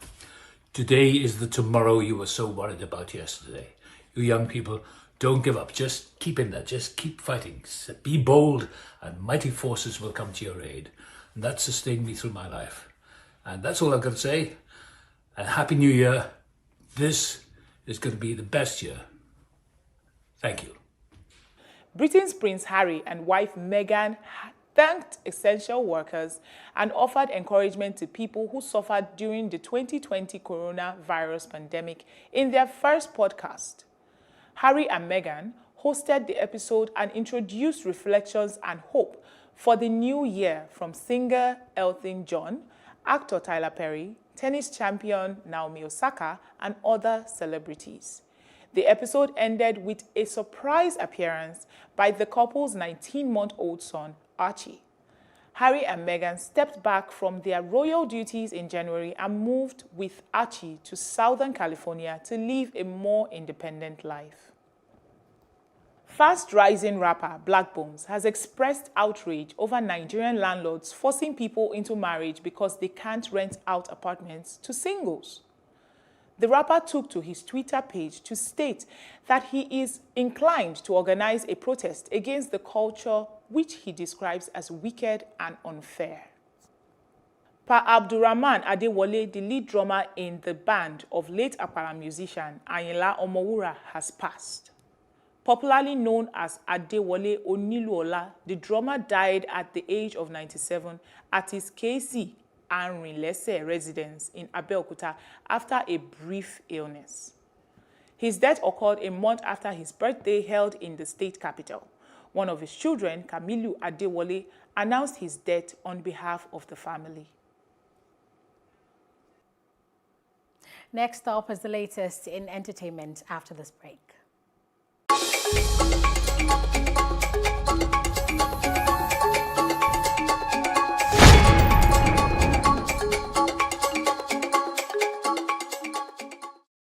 We can't talk about education reform if we don't decolonize our education system. What we do not understand, we will stigmatize. Because it's just cultural. And I think it's just human nature. They stop paying us salary. I don't like remembering it. I am angry at Nigeria. I'm angry at this government which seems to be letting us down. I'm angry at us as a people. In the process of struggling to free myself from his hand, he tore my pants and he raped me. Yes, I commit offense truly. Young girl, do you know where you are going? I say, I'm going to America. I say, now so that they talk, you are going to Libya. Which America?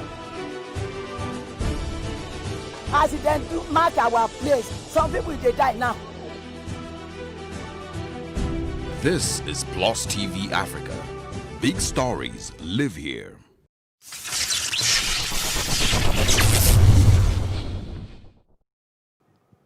Well, sports is actually a part of entertainment, and now in the world of sports, the Minister of Youth and Sports Development, Sunday Dare, has announced that Team Nigeria will compete in just 11 sports with comparative advantage at the Tokyo Olympics. The minister made this known in a statement issued by his special advisor for media, John Joshua Akonji.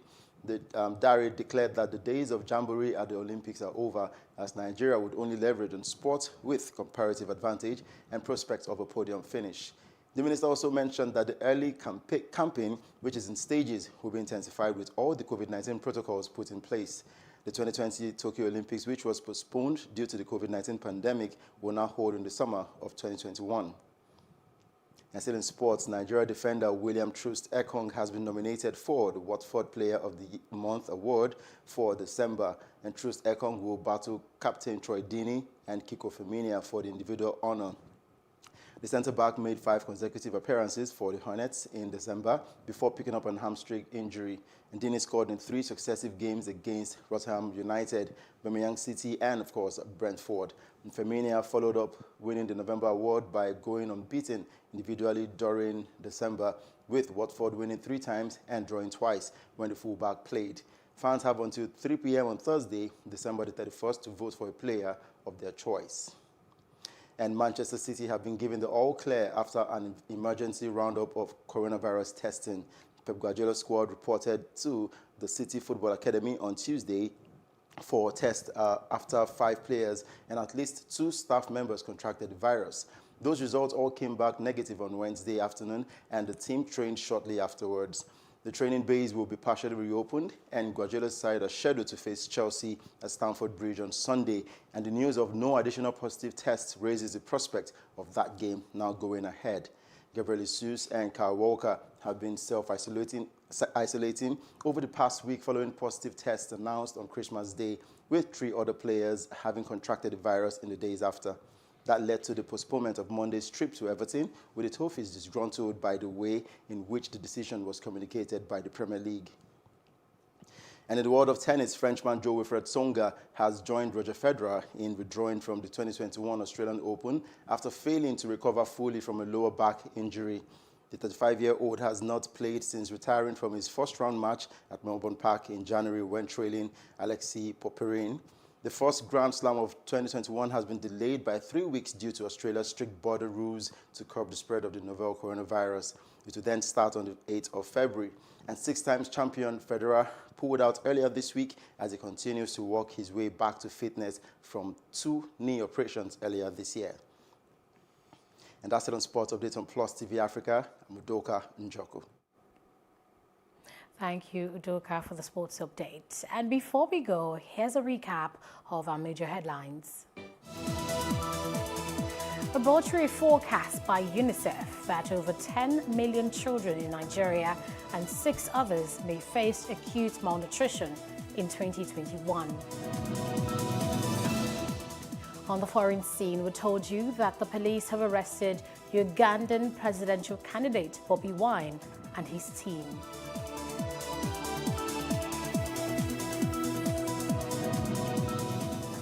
And outside Africa, we brought you details of an explosion in a Yemen airport that killed 13 and injured dozens. That's the news at this hour. For more stories, please follow us at Plus TV Africa on Facebook, Twitter, and Instagram. And please do subscribe to our YouTube channel at Plus TV Africa. We'll be back later with more stories making headlines. I am Annetta Felix. Thanks for watching.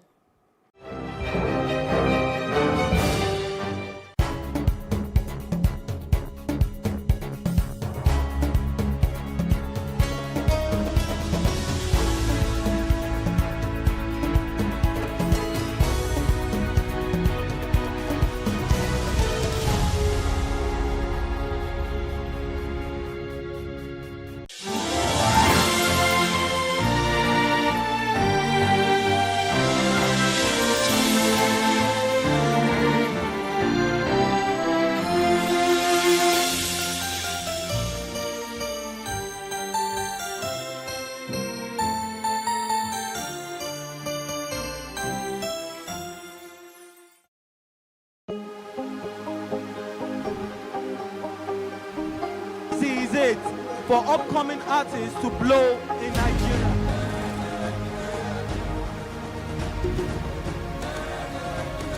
Welcome to Plus Trending. I am Buki November, your host, saying thank you for joining us on today's episode. Welcome back. It's tea time on Plus TV Africa. Practice makes perfect. I'm not perfect yet, but I'm a lot better than I used to be. He's a king. He's entitled to marry 100 if he wants to.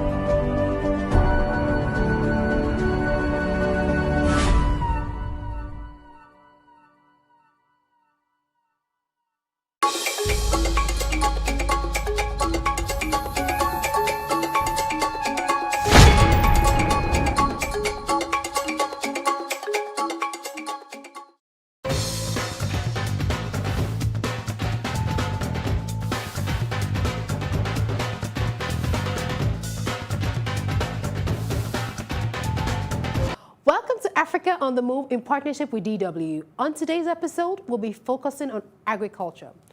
Africa's economy is inherently dependent on agriculture. More than 32% of the continent's gross domestic product comes from the sector.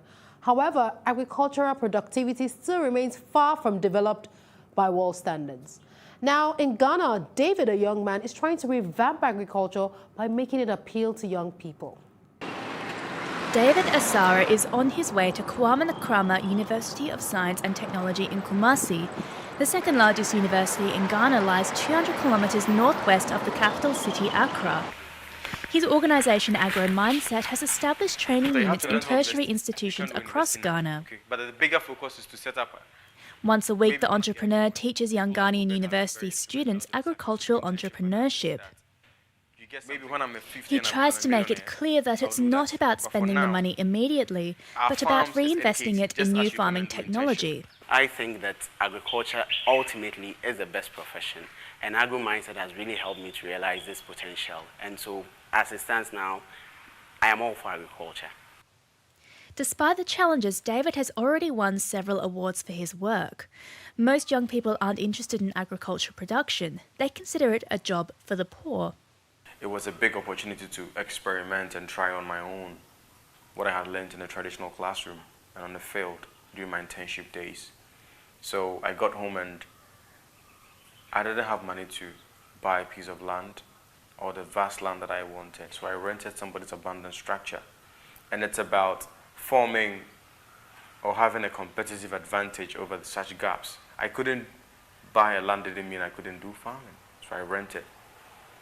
And based on the proceeds from the farm, I could buy a vast land and begin to do things my own way. Every weekday early in the morning, the 27-year-old can usually be found on his poultry farm. For the last 3 years, he has been able to produce 6 million eggs. At present, 7 young employees are supporting him on the farm. So currently we have a stock of about 6,000 and they are into food production right now. As well as practical training, David offers logistical support to young people who want to start their own farms. The young entrepreneur is a great role model to them all.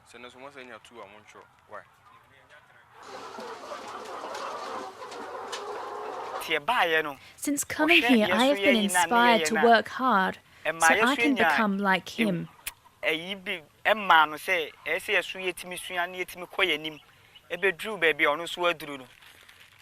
Since the beginning of his entrepreneurship, more than 50 young people, both locals and students, have benefited from the training. Some of them are now his employees.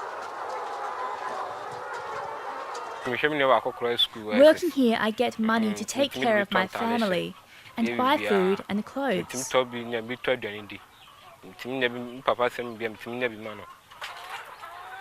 Ghana still has to invest almost $1 billion per year to import food. But David Asara's long-term vision is to significantly modernise the agriculture sector in order to enhance food security in his country. From Ghana, we head to Tanzania, where small-scale rice farmers are taught a little trick with eggs, salt and water to help their produce. Matrida Kayega and her children are preparing their rice for market.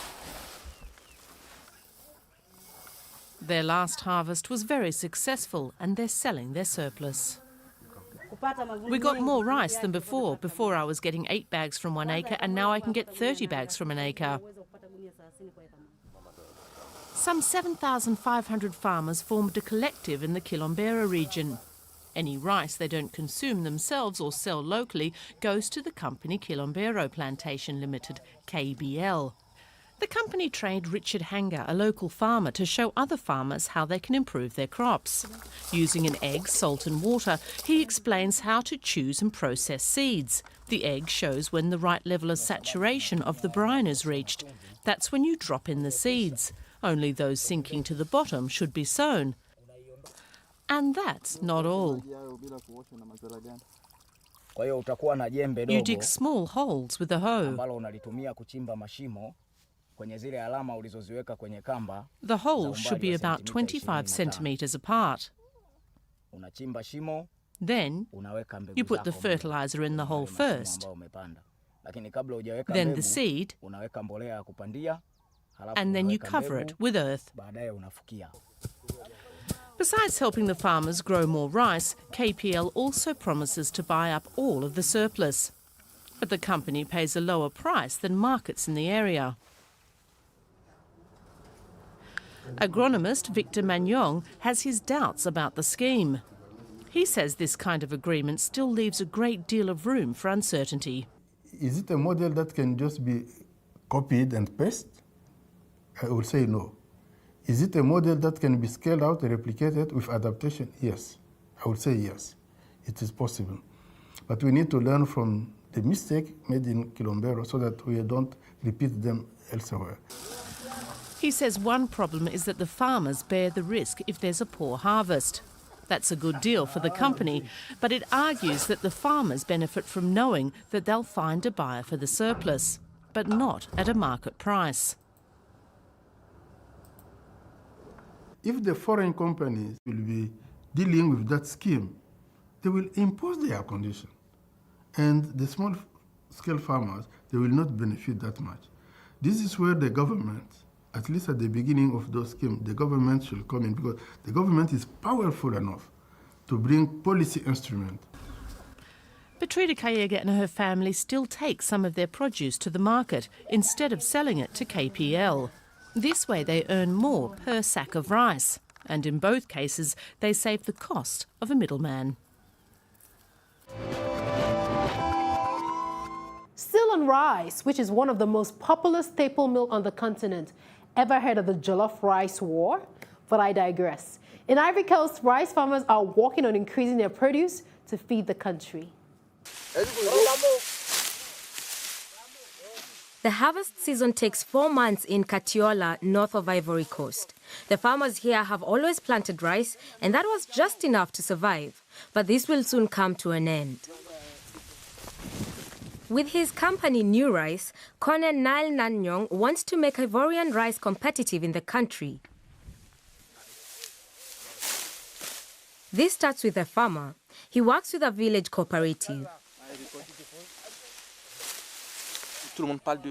Everyone talks about it, how to produce more, but you forget about the quality.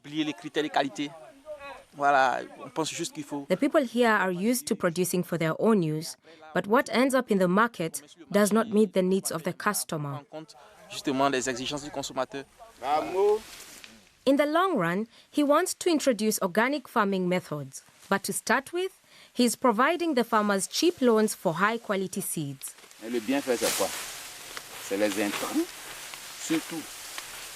That, with the seeds, is good, especially if one has paid off his loan. In the end, you earn a little more money to cover your basic needs. Most important is the processing of rice. Often, rice from the Ivory Coast is littered with stones or sand. Kone processes the harvest in a nearby rice mill. With the help of a Chinese machine, the rice is shelled without it getting broken, from rice husks to rice flour. The cleaned grains are automatically sorted and packaged depending on the quality. In the end, the customer can choose among the different types ranging from fine rice, whole grains, or fragments. Customers are becoming more assertive. They want to get the quality for what they pay. People do not trust the unpackaged rice, which is sold in the markets, because they do not know where it comes from. You need a brand and a distribution network. Then people will buy. Anyone who has tried the local rice will always come back to it. In the coastal metropole Abidjan, new rice products are packaged for the consumer. Kone neither studied agriculture nor food technology. All he knows is marketing, but he is convinced that with good agricultural products, Africa can make money. Since then, new rice is available in supermarket shelves and is also sold by street vendors.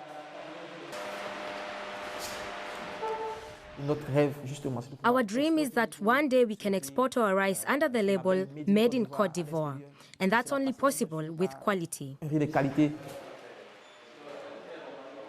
The last cartons have just been packed. Till now, new rice can hardly serve the domestic demand. Until the next supply comes, they will have to wait. Soon, Corne Nile Nanyong wants to cooperate with a second village for more quality rice made in Ivory Coast. We'll take a break and then we'll be right back.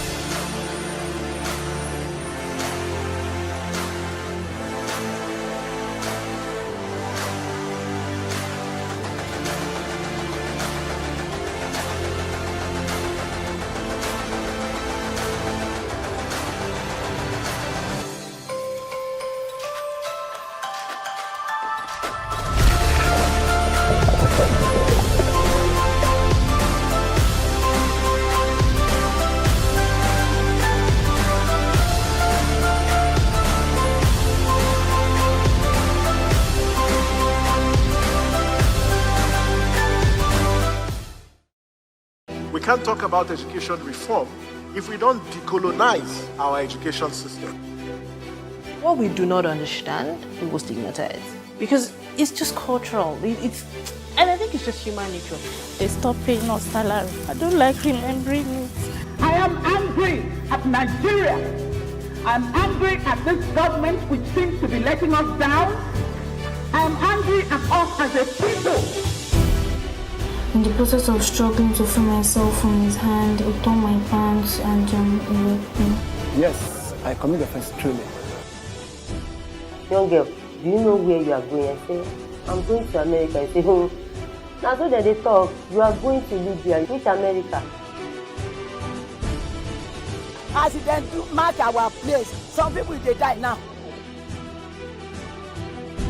This is PLOS TV Africa. Big stories live here. Welcome back.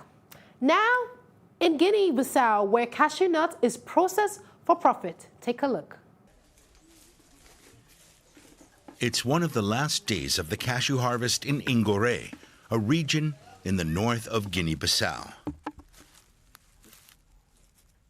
Mariama Antonio Bonzo inherited her cashew orchard. Local producers used to only process the nut, wasting most of the fruit. But with the help of a cooperative, they can now process all of the cashew. If we produce cashew juice, we sell it and we can earn some money. Since joining, I've earned money to pay for school. I have 3 children, and I have to pay for their schooling and for my own. By processing the nut as well as the so-called apple, the cooperative Buandena adds value to cashew, which is the main export of Guinea-Bissau. Antonio Pereira Batista, president of the Board of Administration for 6 years, also teaches local producers good practices about cashew planting. For us, there's been a change, because now we also use the so-called apple to produce juice and honey. We process the fibers to produce food for our children. And we also sell some of our products as cookies or cereal bars. Cashew products like juice, honey, cookies, or jam are sold in the Ingore region as well as in the capital Bissau. But the product most in demand is still the nut. Looking to increase profits, the Buandena Cooperative provides training and mechanisms to support producers. We're establishing a small savings and credits bank for our members. The interest rates will increase their income. We can also lend money to our members so that they can invest in other profitable businesses.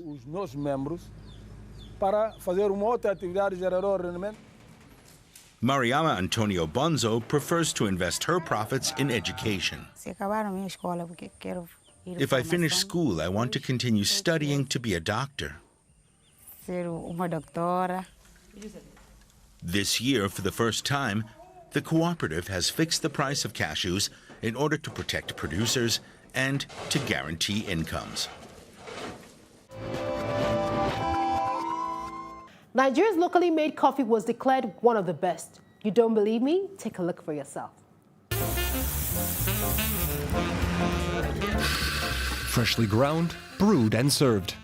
This is the Kaldi coffee shop in Lagos. A group of visitors has come to taste various African coffees. And the surprise favorite turns out to be a local product. I think I prefer the Nigerian one. It's very ground nutish. I felt it when I took it. And the smell just going from my nose down to my lungs, and the liquid down to the... It gave me, thrill. Coffee beans made in Nigeria. Entrepreneur Nasra Ali's goal and passion. Her family originally comes from Somalia, but she grew up in Kenya, a coffee-producing country. When Nasra moved to Nigeria with her husband, she rarely saw coffee shops. From a very young age, I've been very passionate about coffee. Besides drinking it, I've always been very curious. And one of the things that I noticed mostly was that I was not able to get fresh coffee. Having grown up with the fresh coffee completely accessible to me, it was something that I really missed dearly when I came to Nigeria. For now, she imports most of her coffee beans. But long-term, she hopes to start up her own brand of Nigerian coffee. Nigeria's eastern region has the best conditions for growing coffee, as Nasra found out. But traveling there means a 3-hour flight, followed by a 10-hour drive. In Taraba State, Nasra's company wants to establish a farming cooperative and work with local growers. She says the farmers still have some learning to do in order to improve the quality of their coffee. But it is not just the coffee you have now. It has to be good coffee. And to get the good coffee, we have to teach you, and you as the farmers have to be willing to do the work. You have to do the work. So it's not the same. You cannot be drying it outside. You cannot be intercropping. You cannot just leave your crop growing very long. No. You have to be a very serious coffee farmer. When Nasra finds coffee beans that are up to her high standards, she takes them back to Lagos. It's an investment in the future, she says. Nigeria has a population of more than 180 million people. And as its middle class grows, the demand for coffee is expected to rise dramatically. Right now, all the coffee that is in Nigeria is imported. And we are the first roastery that has been set up, and we're very proud of that. We have very strong machinery and partners, and we are working quite well. However, her biggest challenge is long-term development. Nigeria doesn't have much of a coffee-drinking culture. Even the good hotels only offer instant coffee. With training and seminars, Ali hopes to get Nigerians to appreciate their coffee.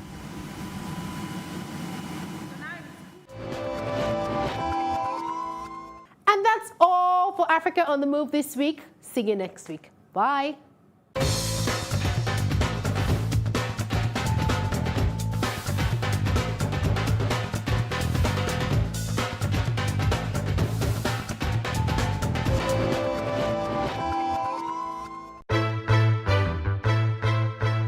Many thanks for joining us on News on the Hour on Plus TV Africa. State government has approved a bill for the establishment of State Security Network Agency, Amotekun. We have the highest number of extremely poor people in the world. He's not concerned about lecturers that are raping students that are under their care. He's concerned about them being stigmatized. And I can tell you that he will get the result in full measure. He cannot avoid responsibility.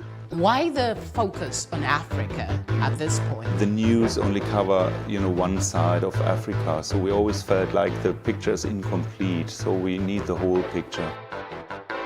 65% of these people, whom we term as the urban poor, live in settlements, otherwise known as slums. This is just the tip of the iceberg of the road situations in Lagos, from the mainland to the island. It's been a closed-door security meeting as the retreat for senior police officers hits day 3.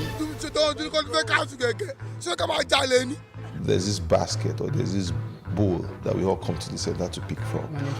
Everybody has to see Nigeria as an investment vehicle, not as a distributive mechanism. Still on the foreign scenes, Russia has flatly denied allegations that is spreading disinformation about the new coronavirus outbreak on social media. Australian Open debutant Coco Gauff defeated defending champion Naomi Osaka in 2 straight sets. Kenneth Okonkwo, Kanayo Kanayo and Bob Manuel Udoku have been conferred with the Veteran Actor of Nigeria Award. This is Plus TV Africa. Plus TV Africa. Plus TV Africa. Big stories live here. We can't talk about education reform if we don't decolonize our education system. What we do not understand, we will stigmatize. Because it's just cultural. And I think it's just human nature. They stop paying us salary. I don't like remembering it. I am angry at Nigeria. I'm angry at this government which seems to be letting us down. I'm angry at us as a people. In the process of struggling to free myself from his hand, he tore my pants and he raped me. Yes, I commit offense truly. Young girl, do you know where you are going? I say, I'm going to America. I say, now so that they talk, you are going to Libya. Which America? Accident do mark our place. Some people they die now. This is Plus TV Africa. Big stories live here. Oftentimes when we see celebrities either on social media, television, or in person, we assume they have it all together, but we forget that they're also human. Well, here are some of the low points of some of your favorite celebrities. Hey, what's up? What's going on? It's Dice Ills, aka Mr. Miyagi. And we're just going to give a few words to every up-and-coming artist or every dream chaser out there trying to be successful. I started off with just a dream and an undying passion to become Dice. Back in the day, a lot of people told me it wouldn't happen. A lot of people told me my dreams were too big. But one thing that I never stopped doing is I never stopped believing and I never stopped having passion. And that's what you need to do as well. And when you ever hit success, never forget where you're coming from, because that's the only way that you can stay grounded. So believe in yourself, stay prayerful, and be passionate. One love. Bless. Truth is, I've always wanted to be an actor in a terrain where people thought, oh, you may not fit in, this may not be the thing for you. I've always been desirous of being an actor, and one of my biggest people mentors or who I look up to or the character I want to play is even playing James Bond sometimes. But it's been a long journey for me. I didn't get here last year 2019 I won Best Actor 2019 for Maya Awards, and I didn't get there all in one day. I've done a lot of things. I've worked in the bank. I worked in the bank for 9 years. I've done real estate. I've sold cars. I've sold lands. I've gone through the highs and lows. And initially, when I told people that I was leaving, I've been doing acting all my life. But when I told people I was going to leave and go full stream and full line into acting, people told me, don't go for this. I don't think that's what you should do. Maybe this is not for you. And it was a tough call to make. It was a tough decision to make, but I eventually decided that I was going to go for it. And I went from audition to audition to audition to audition to audition to audition till I got my first major job, and that led to my second, third, fourth, fifth. And I decided to go and upskill myself and go to film school, in the US. And I came back and I got a fantastic opening, a cinema movie where I played leading man with Omotola Jolade called The Tribunal. So it's been a very, very long journey. But one thing I can say is that whatever path you choose in life, as long as your heart is there, stick with it. 18 years down the lane, I'm still doing my thing as a stand-up comedian and also a master of ceremony. I've been through the vicissitudes of life. It was not like this before. I remember those years when when I was still in Warri, when I would go from show to show, looking for a platform to express myself.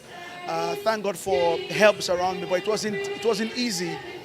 Because I had to convince people that, oh, hey, try me out, I'm funny and all that. I had to trek many times. Even when I moved to Lagos, oh God, I trekked all kinds of distance just to attend shows, just to maximize the opportunities I had. It wasn't funny. I had to squat with squatters. I lived with people that were living with people.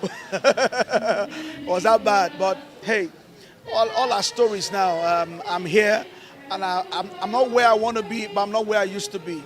So don't give up on yourself. Don't give up on your dreams. As long as you believe you can do it, yeah, in spite of the pitfalls, of the shortcomings, still move on. Stand up, dust yourself off the feet, off the ground, and move on, all right? There are more to conquer than you have conquered. There was once upon a time in my life when I was doing this MC work and all these things, hosting gigs, and I did an event. I won't say the name of the organization. But you know, when they say, oh, we'll give you honorarium, I'm like, oh, okay, great. And it's not a small organization. And when they finished, I got 25K. So I used the money with the love of God, fueled the car, and then kept the change to buy granules, sauce, and got the egg on the road. When it's your time, it's your time. Don't rush it, don't force it. What's yours is yours. What's meant to be yours will be yours. Nobody can take it away from you because you are you in yourself. Know your creator. And that way, you know that your creator did not create a joke. So therefore, just believe in yourself and your time will come. I love you guys. Thank you. When I was younger, I had just lost my father. And it was at the time when, you know, we had that television that you open and close like cupboard. Okay, I know that a very high number of people may not understand this. And I came back. Our TV was not there, but our neighbor had bought a new kind of TV. It was colored, and all the kids in the neighborhood were sitting on the floor watching this TV. And then I came back from lesson, saw everyone sitting down there. It looked a bit different from ours, and the pictures looked finer because it was colored. And I stood by the curtain, and this lady just pulled the curtains together and shut me out. I felt bad. But I was also a big-mouthed young child. So I went to her and I said, because of me, you pulled the curtains together, right? The next time you look at that your TV, you will see me there. It was a joke. I mean, like, okay, it wasn't a joke, but I didn't know how it was going to happen. But I just wanted to tell her that she had no rights to shut me out. And I went to school and I got this, the principal came in and said, Commissioner K is looking for you. You're going to open up ROS TV. And guess what? When she put on her TV at 4 p.m., 2 months after, I was a continuity announcer who opened up that station. So don't be afraid and don't worry about how anyone looks at you right now. Worry more about how you see you. Worry more about what you intend to do with you. Worry more about how convinced you are about anything that you want to do. It doesn't matter. People can close their windows, close their doors, tell you to get out, tell you to sit down, tell you to go to bed. It's okay. They are not God. He has a final say. But guess what? You have the final work. Because if you don't work and work towards it, God is just going to stand there waiting. It is what you give to him that he will enhance. I hope this does somebody some good. We're all stars, I tell you. When you look up, you see a lot of them. I'm sure you're up there and shining, okay? So please, put some glow to your own star. Love ya!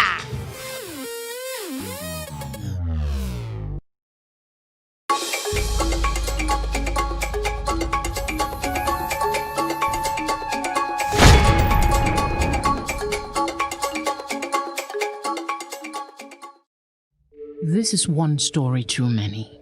But if we must make progress as a society, then we must continue to tell as many as necessary until justice and change is attained.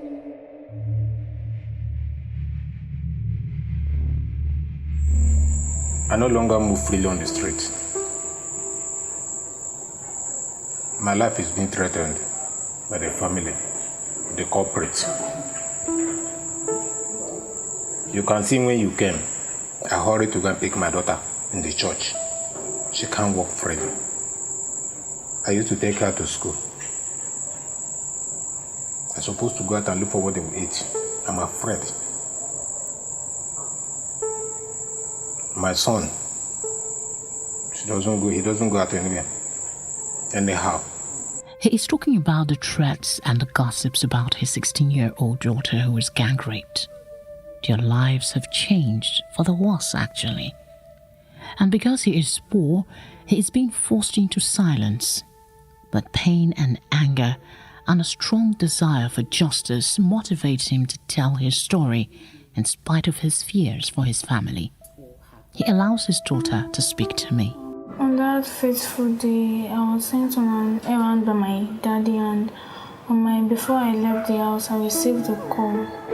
Then when I picked the call, it was like asking me where I was. I said I'm at home. He said I should meet him at a particular place. Then I told him that I'm not allowed to leave the house without permission.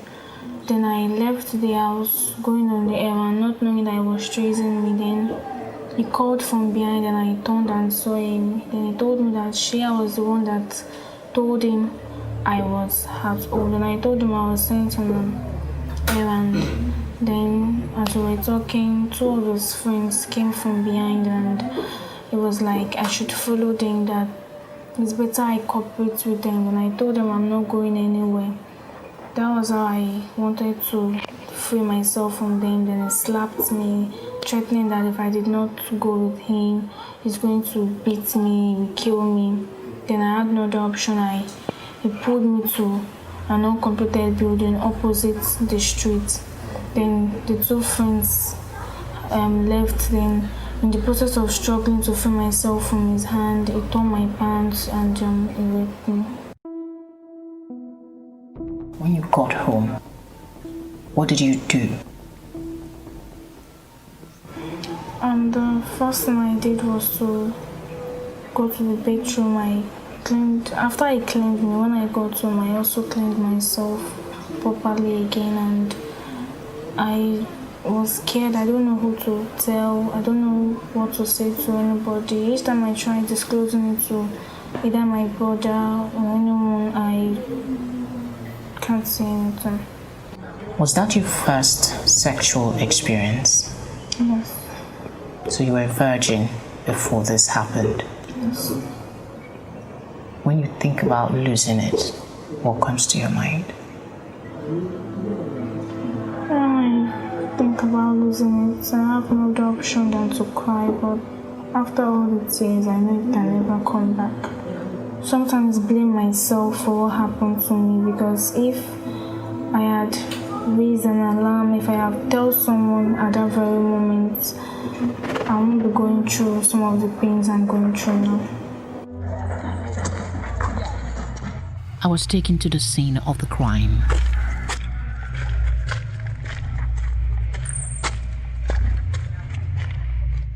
They dragged her all the way here. They dragged her this way. And as they have described, they described that she was pushed on the floor here. And this is where the horrible crime occurred.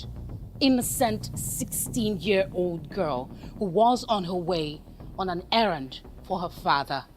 After the rape, which she used a pocket knife to threaten her before she was down there, then the guy cleaned her up with a handkerchief, and they now threatened her that, did she know that she's being videoed? She said no. He said that her friend had been videoing when all those things was happening. They now threatened that anytime they called her to come to this place for this particular thing to repeat itself, that she must come. Failing to do so, that she will be killed. I understand that this is also the spot where these young men come to smoke and drink. So it's sort of, people are afraid to come here because of that. And the victim's brother speaks. How did it make you feel when you found out your sister has been raped? Well, I was very sober. Even at my place of work, I cried all through the night, and they were like, "What happened? You're not like this. Why are you crying?" I could not talk. I was just...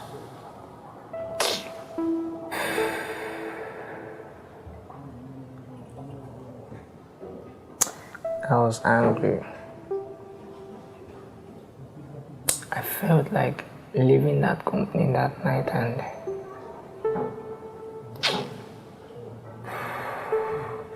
only God understands. And you mean my mom was alive? I would have done something nasty. Because anything I do now will affect my dad as the first son. Any step I make will affect him seriously. So that was why I've been holding myself for months now. Not surprising, the father was the last to know about the crime. On that fateful day I was here, because I'm on alone. I'm left with 5 children anyway. I don't have a wife now. My wife is dead. So it was my junior brother and a very good friend of this family.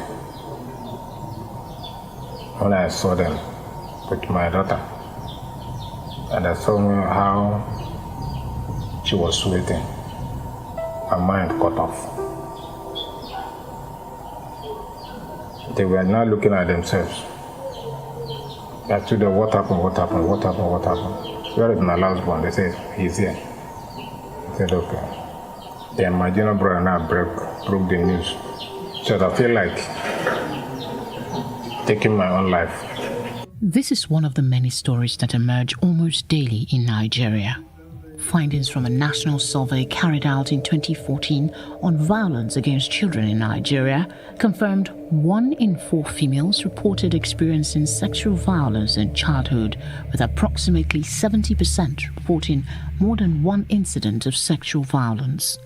In the same study, it was found that 24.8% of females aged 18 to 24 years experienced sexual abuse prior to the age of 18, of which 5.0% sought help, with only 3.5% receiving any service.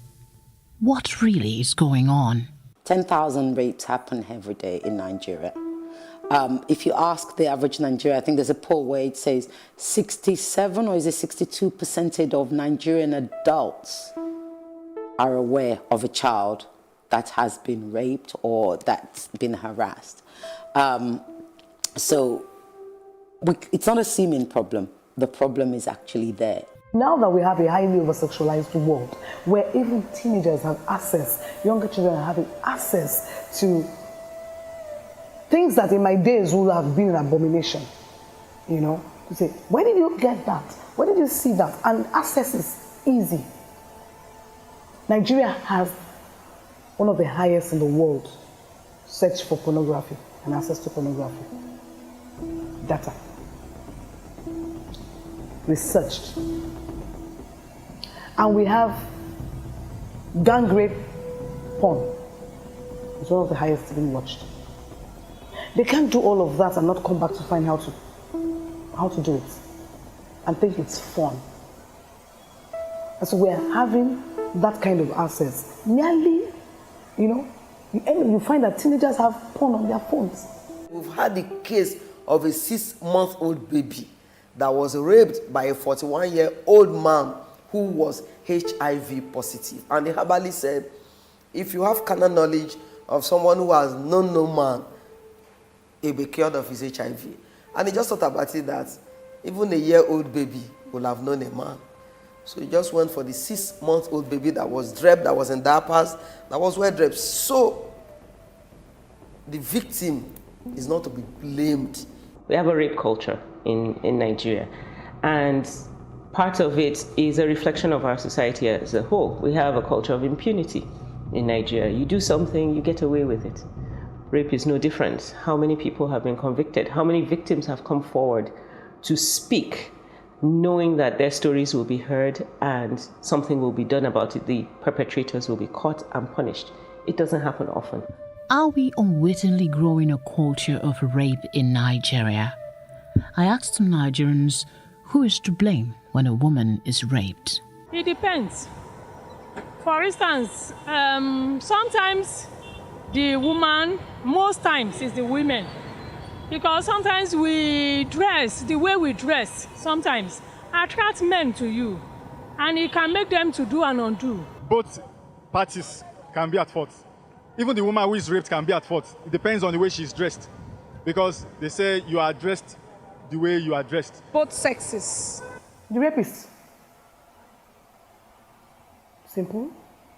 There is no, even if she's wrong, even if she was wearing whatever you call improper dressing. Now, who determines what is improper? We had Africans who were walking bare naked at a particular time in our history. There was no rape. What about people that defile young children? 5, 6, 10, did they dress indecently? What excuse are we going to give for those sort of? I think it's completely unacceptable. How many of those men are ashamed of what they've done?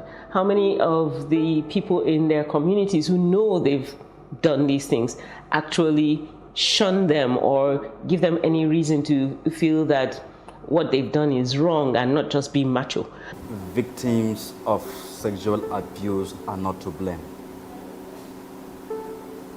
Well, those who are of the opinion that is the way they dressed have the right to hold their opinion. But let me take them back history. Our parents, in the communities we come from, we have seen over time that they move a distance to the stream to fetch water almost naked. They just have a wrapper they tie on the waist. She moves out there, fetch her water, and you hardly hear people raping her on the street, despite the fact she's looking half naked. Look, some of the cases we have handled in the past has nothing to do with rest.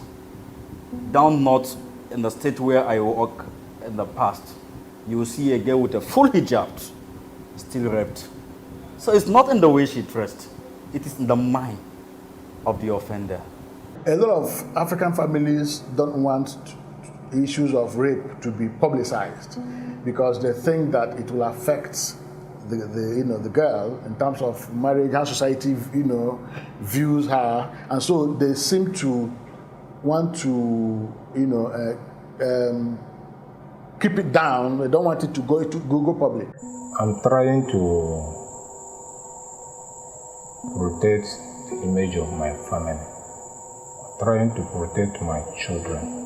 If any organization maybe that will come out and they hid my identity or shoot it on their own, that is why I say if you want to catch monkey, follow and crawl like that monkey.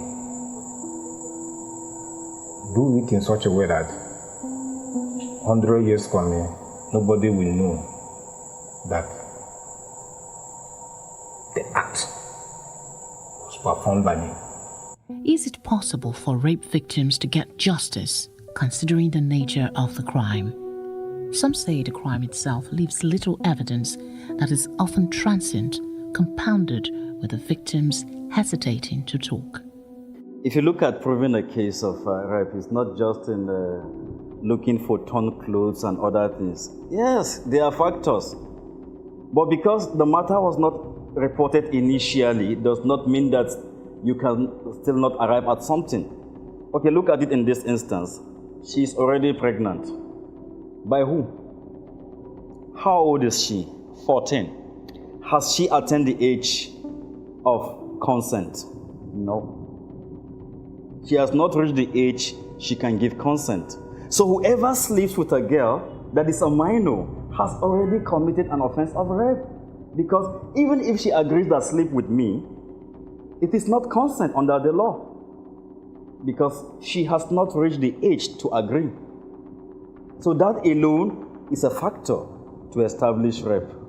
Now, if there is argument as to who is involved, we have the normal DNA after delivery. You'll be able to ascertain whether it fits in with the person that you are investigating. That may also help in corroborating evidence. So we cannot just give up and say because the matter was not reported initially when it happened, so we cannot prove it in court, no. So why then do so many cases remain unsolved? If police want to get that boy, they will get him. We have given them all the necessary information. His friends, where they normally stay. But the last word from the police was, if we see him, we should alert them. If you go and report to the police, to go and pick up a suspect or invite a suspect, the IPO does not have a vehicle assigned for that. The vehicles that you've been seeing that are in the meeting are just patrol vehicles. There's no vehicle to say, okay, this vehicle is, or in this station, there is one vehicle that's dedicated to going to pick up for investigation. No. It is patrol. So now you're telling that same person to make calls with his own money. There are no lines that are dedicated to them for them to make to receive calls and make calls on behalf of cases. So he's using his money. He's going to ask you for it. You have to pay for it. Now you want to go and pick somebody, you will have to bring the money to go and pick up the person. Now who do we want to blame? So if I don't have the resources, there's no point. The police don't seem to demonstrate sufficient diligence or commitment to investigating these cases with a view to identifying, or rather, apprehending the culprits. In many of such cases, what we find is that police are always not ever able to arrest the culprit. So the victims end up without justice. I think that the problem really is in the enforcement of the laws we have. Nigeria has absolutely no need for more laws. We have sufficient laws, but are they enforced? That is the problem. What becomes of the victims of rape when justice is denied? Post-traumatic stress disorder, and that could demoralize and destabilize a person totally, that it may actually end up even in psychiatric ward. You have reproductive and other health challenges. It's more prominent in a person who has gone through, violation. You just keep having, because all your systems are not in sync. Your mind is not in sync with your body and all of that. So your immunity levels really go down. You have extremes too. They can become molesters themselves. Yeah, not everybody. You can become a molester. And also, you can have a very high-risk life. High risk. They take risk. It's like, what's the worst that can happen? And some of them, not all of them, these are different, like I said, different things happen to different people, but I'm just trying to put it all together. You have multiple sexual partners. You have, I have seen females who became lesbian because of this, who says, I don't want a man near me ever. There are many women who suffer for life after the event. The very obvious things are things like sexually transmitted diseases that may occur, pregnancy that may occur. As a woman, I can only imagine the horror of having to carry a baby for somebody who raped me. It would be a very, very traumatic thing. There are those kinds of things that come up. There are also the psychological effects. So a lot of women find it difficult to have intimate relationships. After that, a lot of people's personalities change because of the trauma they've suffered. They don't trust people anymore.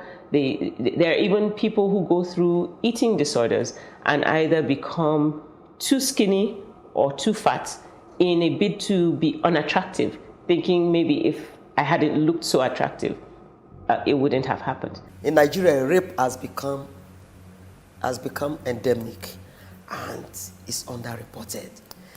But the shocking dimension that rape has taken is becoming worrisome. The act is done,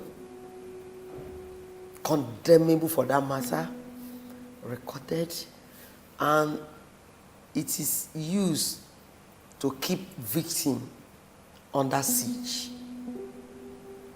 like being under oath. And those who perpetrate the heinous acts act as if they are demented. I think this is shockingly on the increase, or the fact that perpetrators have not really been brought to book. The rate of conviction is abysmally low. How can the family help these victims?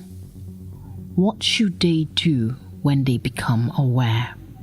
Love and compassion can actually help the victim heal faster. And support, which is what they get from their family.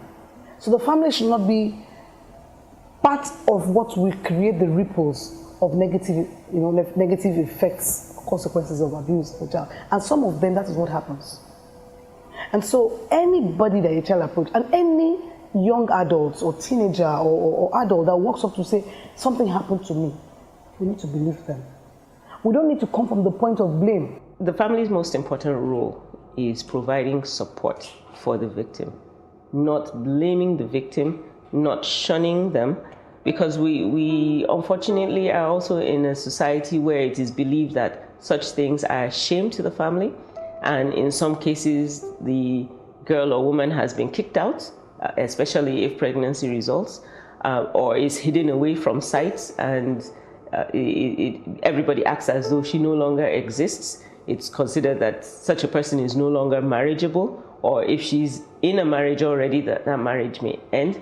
So the most important thing is actually the support from parents, from siblings, from husbands, from extended family, helping the person to overcome that initial trauma, and most importantly, letting her know that regardless of the circumstances, it was not her fault that she got raped. Society is evolving, it's changing. This whole notion that a victim should be allowed to suffer victimization because of what society will think, it does not do any good to the victim. People should speak out. Perpetrators should be exposed, so that others will learn a lesson. Which one is better? Protecting the girl child, protecting our women, our wives, our sisters, or covering the evil? So we must find a way to deal with those perpetrators and save the female child. This friend turned family to the victim and her family tells us why he chose to get involved. I'm a father, and I have daughters too. And I wouldn't take the issue, the way it happened. If the girl happened to be my own daughter, I think I would fight with my life, the last pint of my blood, to make sure I get justice for her. Then I see her as also my own daughter too. And that was why I got involved, and I'm also putting every effort towards making sure that justice prevails. For somebody to just wake up and be gang rape a minor, I think it should be a cause of worry to every other Nigerian, because I don't know if it is this girl today, nobody knows who it will become, maybe his or her own turn tomorrow. What role is there for the government in addressing this? When there's little or no conviction, when people are not brought to book, there will be no deterrent. So it's going to embolden the perpetrators of the heinous acts. And I think that what needs to be done is for the judiciary to please speed up that rate of trial, so that anyone who is innocent will go scot-free. But anyone that is found culpable will be sentenced so as to serve as a deterrent. Anybody, which is rare, who has been found guilty, in Nigeria we still call it child defilement. It's pedophilia. All these sense and sensibilities and shifting in the chin on inability to face up and call things what they are is part of our denial culture. If government truly cares about the people, then government needs to wake up and learn that the first priority is to protect the people. And how do you protect me if you keep critical information away from me? Information that could affect me, my child, my immediacy, all of those things.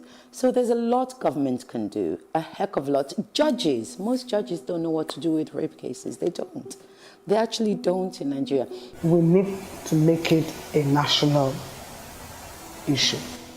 We need to bring it on board that everywhere we're talking about it. We're talking about it in the Senate, we're talking about it in the House of Reps, we're talking about it in the presidency.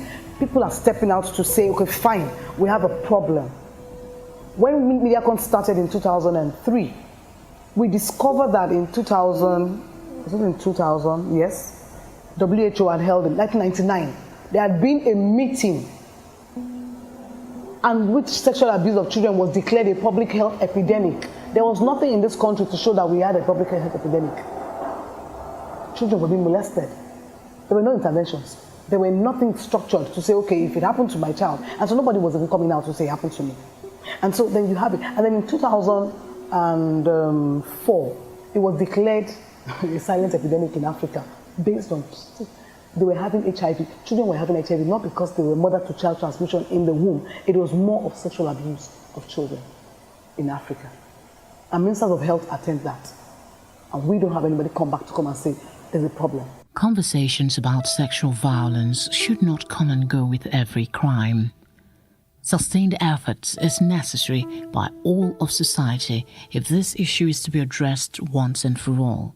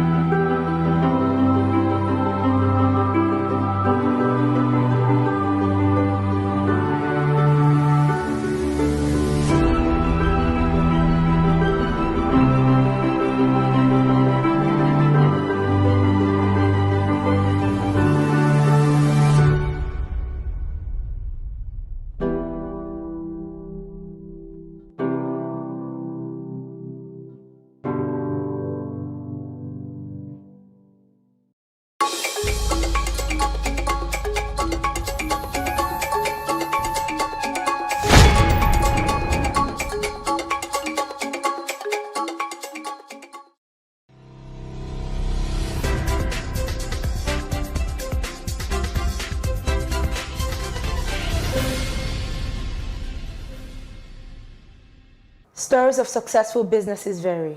Some began as a result of following their passion. Others built businesses out of the need to solve problems, while others converted their struggles, which they overcame, to businesses, and the list goes on. Welcome to Ladies Talking Business. I am your host, Irene Ubani, and here with me is my co-host, Moremi Akon. Our guest today is Nkiru Okpareke. She's the CEO and co-founder of EnviroGrow Farms. She has over 20 years working experience, with a decade of that experience in ExxonMobil as a project and design engineer and project manager for infrastructure projects in Nigeria, the United States, Singapore, and France. Nkiru also works as a human capital development expert and management consultant in Canada and Nigeria. Nkiru has an engineering degree from the University of Port Harcourt and an MBA from the Schulich School of Business, York University, Canada. In 2015, she won an award from the Center for Value Leadership as an outstanding female entrepreneur in the agricultural sector. Nkiru, thank you so much for joining us in the studio. Thank you, Irene and Moremi. Oh, certainly. Of course, from what we have just read out, it's obvious that you did not start your career as an agripreneur. Tell us about it. I started my career working as an engineer with ExxonMobil. I did 10 years, and I just needed to do something else. So I went back to school and did 2 years MBA in Schulich School of Business. And after that, my business partner now was also completing an MBA from Harvard Business School. And we're thinking of what to do, and we just realized that agriculture, you never go wrong with agriculture. Even if people are sick, they have to eat. Right. You know one very unique thing about your story? When we talk about the company where you worked at before, this is something that till date is some people's dream job. And this is you walking out. Was it a moment of, you know what, I'm done, I just want out, I want a new experience? What exactly was it for you? Yes, it was. I felt I had learned all I needed to learn. I have done a lot of work. I have traveled to places, and they've given me a good opportunity. And I felt it was time for me to start my own and also be an employee of labor and also contribute to the economy. Instead of just being a consumer, let me also become a producer. I like that bit. Interesting. Really interesting. Okay, well, let's talk about the agriculture a bit now.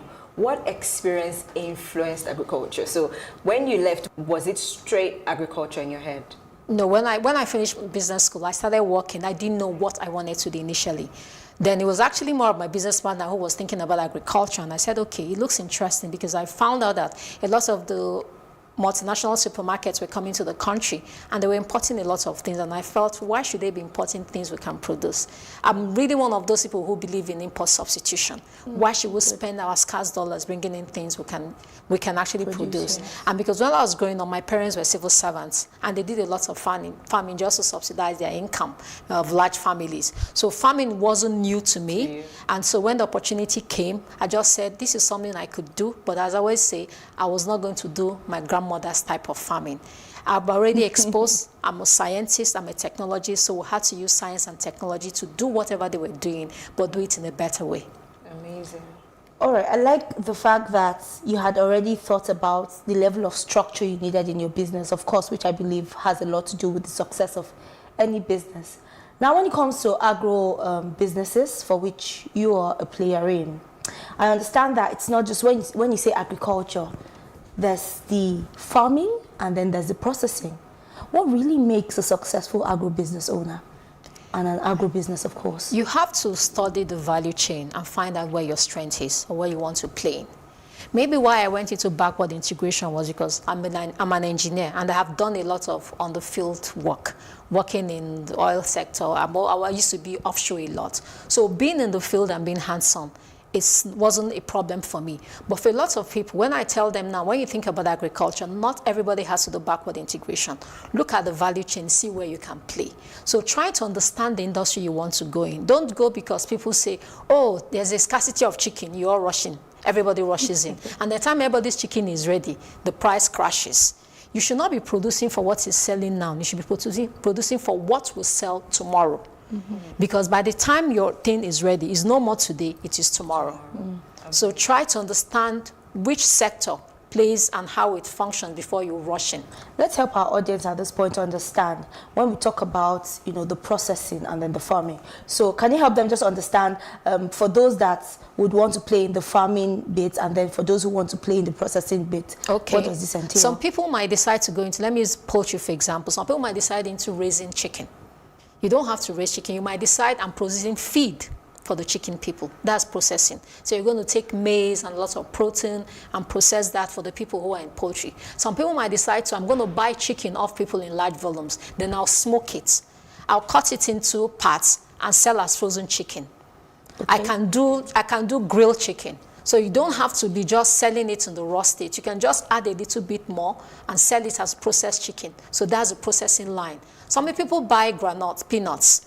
You can decide to buy fresh peanut. You can decide to buy fresh peanut, dry it, bag it, just do a little bit of peanut butter. Or make peanut butter instead of selling it in the rawest state. Because even most of the peanut butter was consumed, we're still importing peanut butter. So truth is, from your experience, I think you've had about 10 years experience in this now. Which of it really pays off more? Processing. Processing. How about packaging? I know there's a packaging bit to agriculture, yeah, but right? when you process, you have to package. Okay, so it's but the only thing in processing is that if you're also processing, you also have to have a bit of your farming, because if not, you're going to be dependent on the people who are supplying your inputs. Okay, and what happens when? And when they don't. So even if you want to go into processing, after a while you might have to go back into backward integration. So you're not dependent on people who are supplying the input, because if you check it, practically everybody who's processing does a bit of backward integration to be able to assure that the feed into your processing is assured. Okay, so does that now mean that it's advisable to do maybe a bit of everything? Yes, you have to be, I mean, the way Nigeria is, you have to do a bit of everything. You have to be your logistic person, because even if you're dependent on logistic people, sometimes they disappoint you. So you have to have a bit of everything, or know a bit of everything, or know the big players in everything, so they can act as backup for you. But you should find where your core strength is, and that's where you should play in. Great. So tell us about EnviroGrow Farms. What makes the business unique, or what's that selling point about the business? When we set up the business, we decided to produce using modern technology. So we do full irrigation. We press a button, all the water is sent to all the plants. All the chemicals are mixed in the bath and sent to the plants. And when we started, we made sure we had proper processes. We didn't just start at hot.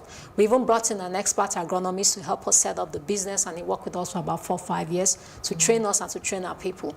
So we understand what the market needs. We go to the final consumer, get their needs. We're producing using what they call GAP, Good Agricultural Practices. So we'll make sure that everything we use is used according to how the manufacturer said it should be used. If they tell us spray chemical, but use it 10 days before harvest, we even give 12 days to make sure that the chemical is oxidized in the system. So we're producing according to the highest European standards, though we're doing export. But I believe that we don't have to wait till we export to them before we can eat good things. So as unique selling point is that we produce according to GAP, and that we understand the market very well. So is it strictly vegetables? Is the business only for vegetables? We do, yes, with strictly vegetables. So we do bell peppers, tomatoes, sweet corn, herbs like parsley, basil. Great. Okay, I feel like for some people who are viewers who are watching now, they would say to themselves, you know, people will always give excuses or make excuses for why they can do things that they probably did not have like a background knowledge in. For you, at the time when you ventured into this, beyond your business school would not definitely teach you everything you need to know about farming, right? So how have you been able to, over these years, garner enough knowledge and experience and expertise to maintain and sustain the business? Every successful business, if you don't have the expertise, you have to pay somebody that has the expertise. So that's what we did. So when we started, we brought in an agronomist from Kenya who has been running big farms for over 20 years. So he stayed in Nigeria for about 4 years. We learned from him, and then we started going for courses. And you know, the good thing is that this time is not like our mother's time. You can practically get all the information you want online if you know where to go look for it. So we did courses, we visited farms, we did immersion. Sometimes there's a time I went to the US and stayed and worked on a farm to understand how they do the same with my business partner. She went to Netherlands and went to see farms. So even now, I'm constantly visiting farms and learning from other people. The learning hasn't stopped. You mentioned 2 countries that I know that one of their major exports any potential strength is on farming, which is the Netherlands and Kenya. Kenya, yes. Why did you go that route? Because they are the best. First of all, the best in vegetable production is the Netherlands. We bought our greenhouses, and our technical partner is a Dutch company. Then from Africa is Kenya. Basically, when you go to any shop abroad, you see even products of Kenya. Yeah, their coffee. Their coffee. I mean, if you see their flowers, everything that's actually, most of the things that's exported to Europe is coming from Kenya. That's coming from Africa is coming from Kenya. So if you want to do something, I mean, those are my experiences I got from ExxonMobil. Go to the best and learn from them. Don't go to don't go to those who learn from others. You know go what to my mom will say to you? Yes. Why do you need to know who knows the president when you should know the president yourself? Exactly. Yeah. So we had to go to the best to learn from them. Oh, that's a really good strategy. A lot of people don't know about that. They're all trying to, perch somewhere, but I think that's something we can pick for today. Then we have a new reality now, which is COVID-19. Of course. So how has it affected your business operations, and what lessons have you learned in this short while? Well, I'm one of those people who will say that COVID did me well. Wow. A lot of farmers might not be able to say that, but I did. Oh, wow. When COVID started, I realized, because we are bulk producers and we supply to the big supermarket chains, but I realized during that period, they will not be able to absorb what we're producing because people are not coming to the shops. So what did I do? I started direct marketing to individuals. At that point, I'm able to sell twice the price, because a wholesaler will squeeze you for price. It's a wholesaler, and he's going to have some losses. But if I'm selling directly, so I find out that even most people can do that. People in your contact. I didn't go far. I didn't build websites or anything. I started talking to people. Do you eat sweet corn? Where do you buy it from? Can I supply you? So I was able to pivot. And a lot of businesses, this period, you have to pivot your business. You can't be doing the same thing you're doing because the new normal has changed.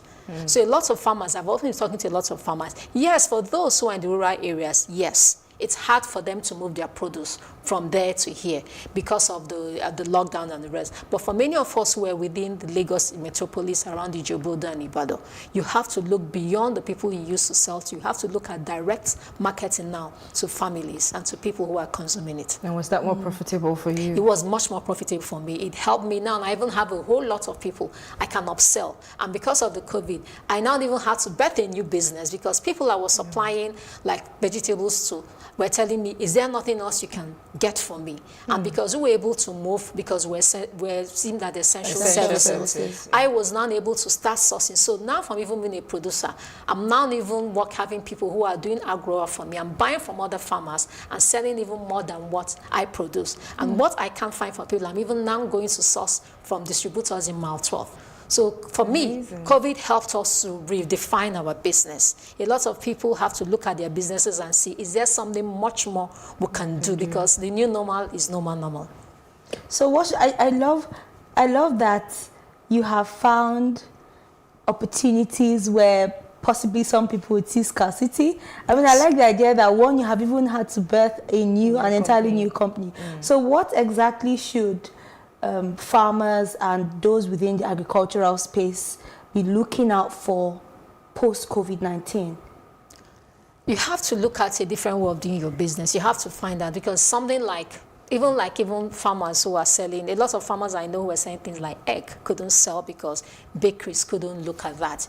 You have to look at people within your environment and see, okay, if I can't sell to normal people I'm selling to, who else can I sell to? Okay. So you have to look beyond, especially for we who are into mass production. Okay, if I can't sell my chicken fresh, can I grill it and sell to other people? Can I have a storage? If I can't sell my fish, you have to look. There are some places I never thought I would sell to, but I have to go down to sell to those people. There are some of the farmers who say, I will never carry my produce to Mile 12 and the rest. But if they're the ones buying now, you have to think about taking to them to buy for you. So you also have to look, farmers, another thing we farmers do, which is not good, to work in silos. So we need to start talking to yourself. You're selling tomato. Okay, please, while you're selling tomato, can you ask people if they also want pepper? I can give them pepper. So, because if you look at it, the big farms abroad, or when we talk about farming abroad, they form cooperatives. So even if you can't come and form a formal cooperative, within yourselves, you know what you sell. At the moment, my green peppers are not available. My bell peppers are not ready for harvest. But I have people who have bell peppers available for harvest. I'm buying from them now and selling to my customers who also need it. So we farmers have to come together and say, because some things are complementary. Somebody who's buying lettuce probably is the one who wants to buy cabbage. Probably will want bell pepper because they want to make salad. Find out who is producing that within your environment and just add all this. If you're selling chicken, find out who's selling egg, because people buying chicken probably also need egg. So find those things and just complement yourself. So you help me and sell my chicken, I help you and sell your egg. It has been a very interesting conversation, but we need to go on a short break now. All right, please stay with us. We'll be back shortly after this break.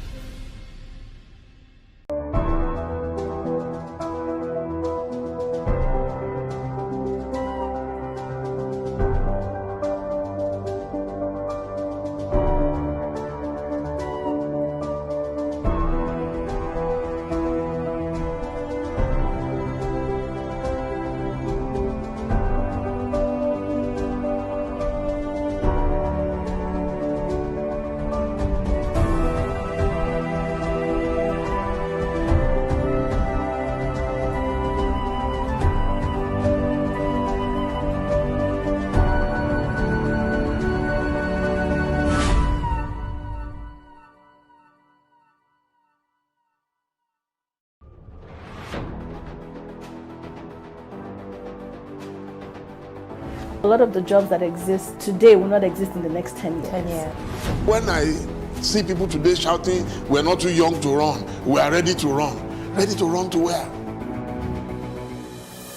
The people of excellence are, to a certain extent, being held ransom by idiots and bandits. Once you are in government, you believe everything you do is right. And once you are in opposition, everything the government does is wrong. And so it's time for us to take over power.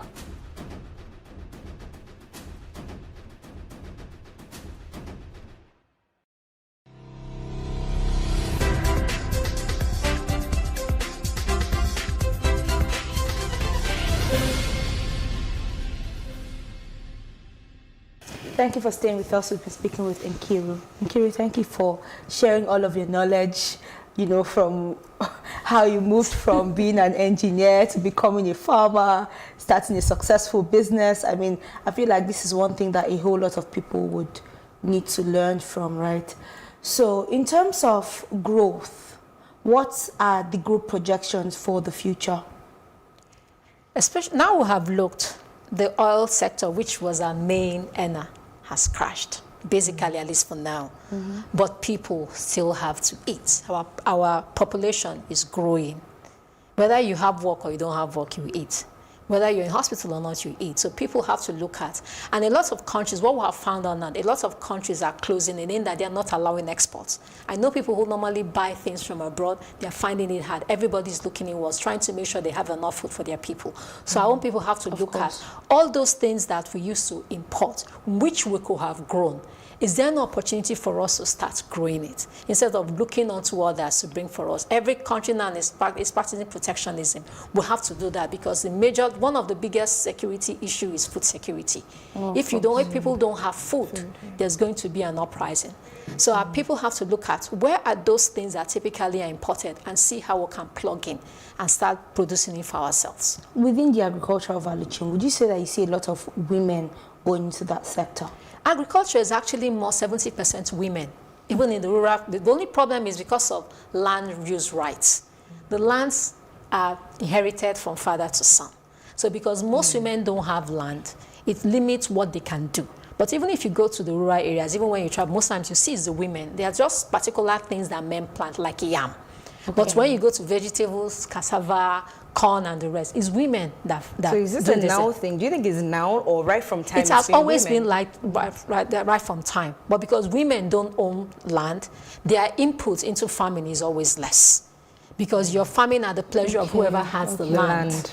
Yes. And that is your biggest cost in farming is always the land. So it now looks like but the statistics have shown that in Nigeria, over 60% of the farmers in Nigeria are women. Okay, so they serve as, farmers, but they don't serve as the landowners. We do, yes. Of course, give them the autonomy Yes. to do whatever it is they want to do with their land. Yes. So they farm at the pleasure of their husband, the land he has given them, or their brother, or their father. So because of that, the decision making they can take and the scale at which they can grow in farming is limited because of lack of land. Okay. Great. So what would be your advice to other women who are actually contemplating going into agriculture and don't have a clue, maybe what to do, how to start, or think it's not for them? What's your advice to them? Spend time with those who are already in the sector. We did that. Before we started, we went and saw people who were in poultry business, who were running piggeries and all that, and find out. Don't just rush into it because everybody says it's the in thing. Go and spend time, not just one day visit. Go a couple of times. Ask them. Research yourself. Spend a day, spend a week, even do internship. It doesn't hurt because that's how you learn. Everywhere abroad, when you want to learn something, they'll tell you, go and do an unpaid internship and learn. People are willing. We farmers are always happy and willing to share knowledge. But most times, people are not ready to bring out the time to come and spend time and learn that thing. So spend time with people who are already in the industry. Ask them the difficult questions. Talk to their staff. Don't just only ask the Oga. Talk to the people who are on the ground, who are doing things. Go to the market, find out what is selling. Find out from the processors or retailers which one that they have a problem meeting their demand. Because as much as you might say that, oh, a lot of people are producing egg, we're still not meeting the demand for egg. So find out maybe where you might play. It might just be meeting up the gap between what is produced and what is actually ends up on the table. So you must spend time with people in the industry to find out what you can do and where you can plug in. So it's basically beyond the book knowledge and Yes. everything you learn in business school. Yes. There's still the practical knowledge where you need to go down. The practical knowledge is something else. That's probably the yes, most important that's thing, practically right? the most important thing. Of course. So at the end of the day, with all of your experiences so far, what misconceptions do you think people usually have about female farmers? It's a hobby. The first time I spoke to a couple of people, even my husband's friends, and when I wanted to start, they told me, oh, is it as a hobby or is it? They can't imagine that after the amount of time my partner and I have spent in business school, we want to say we're farming. So they always still come, okay, so what are you doing? You say, I'm a farmer. I say, is that all you do? Or you just do it on the side? It's enough. They don't see it as enough because of the impression or because of the conception that there's not much money as in farming. But that's not how it is beyond Nigeria. But we have to start changing the narrative. If you remember your agricultural book, look at the farmer. He's always on a bicycle with a hoe and a singlet. Looking very, and the singlet always has a tear. Yes. So that's the conception people have about agriculture, and it hasn't changed. So it's still, they start seeing people like me talk about agriculture, that they have I can actually make money from this. It actually can be a full-time business. But if that narrative doesn't change, and they still see the farmer as that person who is dependent on government handouts, who barely can feed, we're not going to get the young people who have to enter in farming, because the older people who are into farming, a lot of them are dying off, and we need to get these young people to come into that sector. If not, we're going to have a major food security problem. That's amazing, because what you just said, you need the younger people who have a different idea of how things can be done and all that. Better ways of doing things. Then talking about misconceptions, you also said something earlier, but just looking at it now, it makes sense to be a misconception. You said, it's always been a women thing from back in the day. So a lot of people actually think agriculture is for men, but they didn't realize that it started with women back in the day. Yes. So from experience, would you say that there are some untapped areas in agriculture that you would want people to go into? Can you list some, if there are any? Processing. Something like, okay, we produce chicken. We only sell chicken as raw chicken. We don't make chicken sausages in this country. We don't have beef sausages in this country. Yeah, the hotels and the rest, everybody goes, and when we go to buy sausages in supermarkets, you find foreign names in them, but we have the raw materials. So people have to go even into other processing. I grow sweet corn, but the sweet corn most people see used to do fried rice. They go and buy the canned ones that are imported, but we're growing it here. Many of them are actually shocked that we're growing sweet corn here. So there has to be a bit of value addition, no matter how small. If you even look at the history of some of these companies, they start very small and then they keep expanding. You don't even have to do the canned one. You can do them in plastic, because even if you go to the supermarket, you have the cut fruits. The vegetables that we used to do fried rice, people still buy it and from scratch they do it. But you can buy it in your house and cut it up and bag them and start selling. That's a value addition. A lot of young people don't want to, because if you say fried rice, you think about peeling carrots and the rest. So there are lots of, yes, so you have to take, and even logistics, a lot of farmers, many times we're looking for, who will carry produce for us from the farm. So somebody can decide to set up a logistic company, and every farmer, like say the farmer family in Badagry or Ikorodu, we know, every Tuesday, a truck comes here, can carry everybody's produce to Mile 12 or to Lekki or the rest. And that's just all you do, giving us cooling vans to move things. So there's logistics, there's processing, there's even input supply.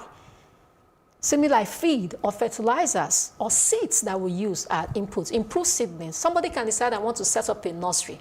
I don't want to grow. What I'm just going to do, I'm just going to keep raising pepper to 2 weeks, and people who want to plant can just come and buy it and take away the stress of doing the nursery, because we've done all the work for them.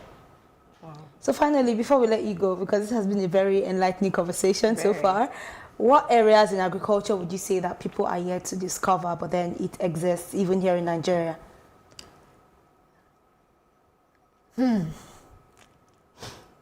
It exists in Nigeria. People are yet to discover it. One of them is sausage making.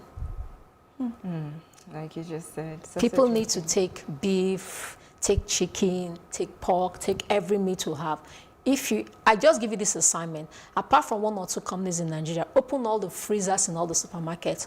All the meats, all the sausages are imported. So you can imagine the market that's... And even things like cheese. A lot of us have acquired taste. We have a lot of pizza companies that use cheese. They're importing cheese. We have milk. We have fresh milk. They have companies who have fresh milk. Yes. So do something with it. But do you think people will patronize homemade brands like for things like that? Yes, especially now with the dollar going up and people can't afford it. We have no choice but to start eating local. So it's not a case of you want to, you have to. Great. Nkiru Okpareke, CEO, Enviro Grow. Thank you so much for joining us on Ladies Talking Business. Thank you so much. Thank you for staying with us on this program. Please follow us on all social media platforms for more informative and educative content of this nature. From myself and my co-host, Morami, please stay safe.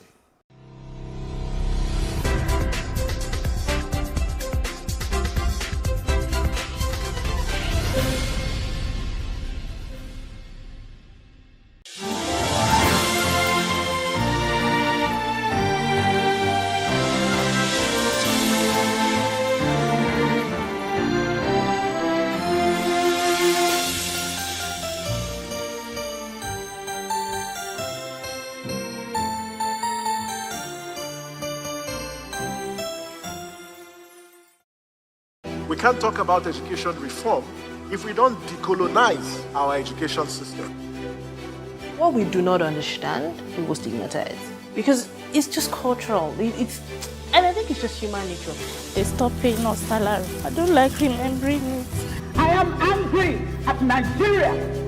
I'm angry at this government which seems to be letting us down. I'm angry at us as a people. In the process of struggling to free myself from his hand, he tore my pants and he raped me. Yes, I commit offense truly. Young girl, do you know where you are going? I say, I'm going to America. I say, now so that they talk, you are going to Libya. Which America? As it then do mark our place, some people they die now. This is Plus TV Africa. Big stories live here.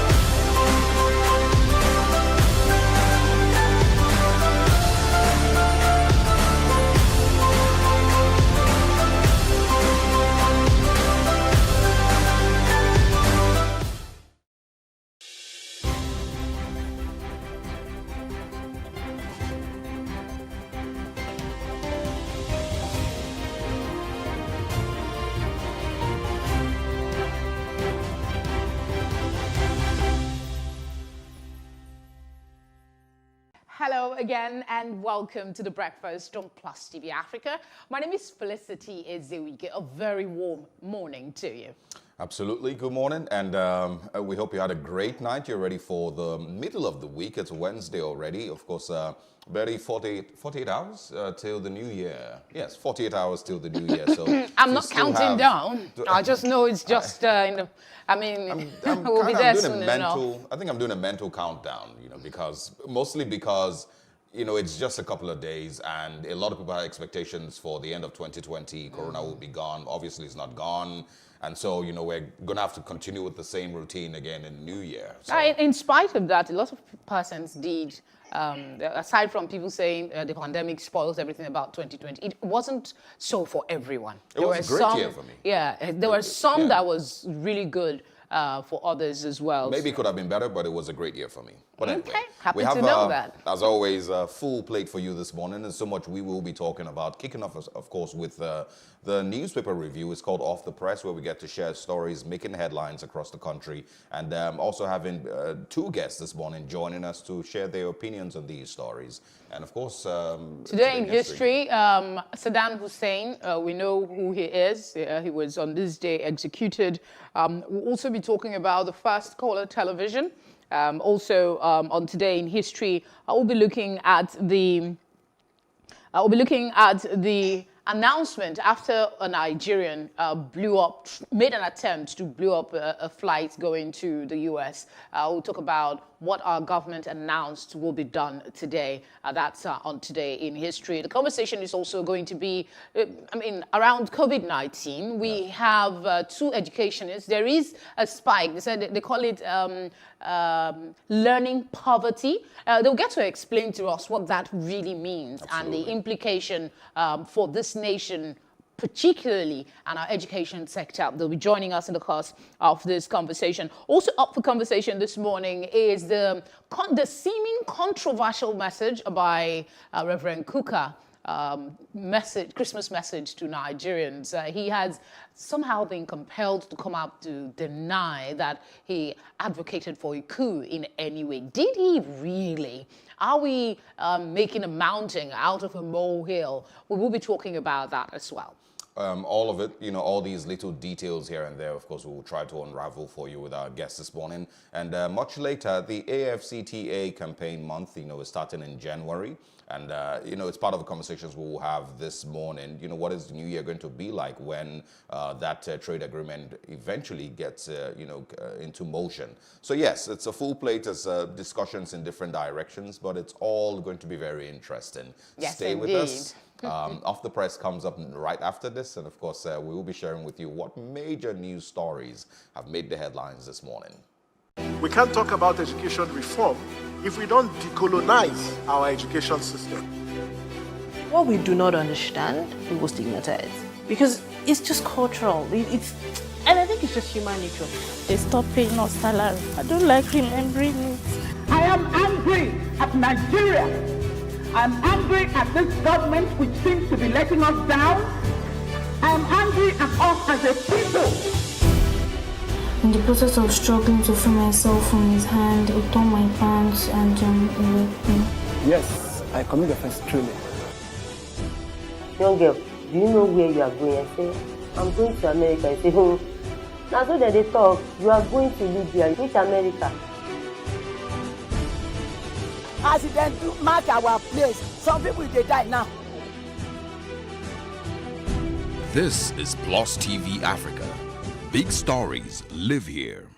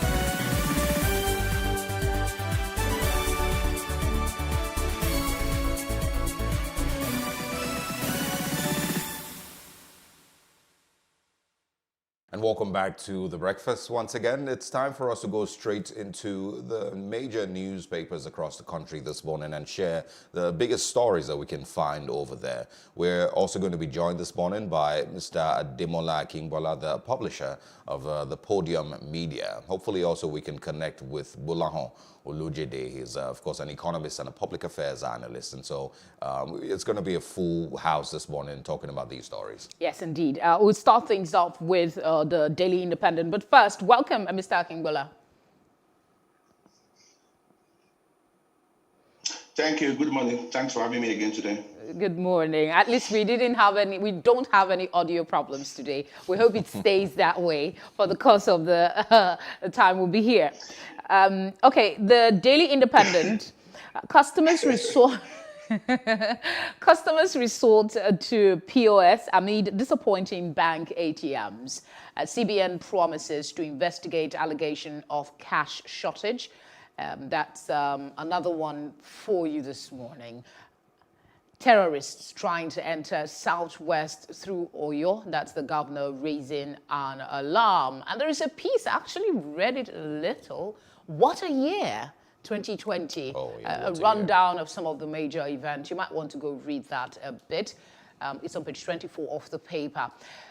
Our president is on the news this morning. Buhari vows to wrestle inflation aggressively in 2021. Asks CBN not to give money for food importation. Those are at the top of the paper.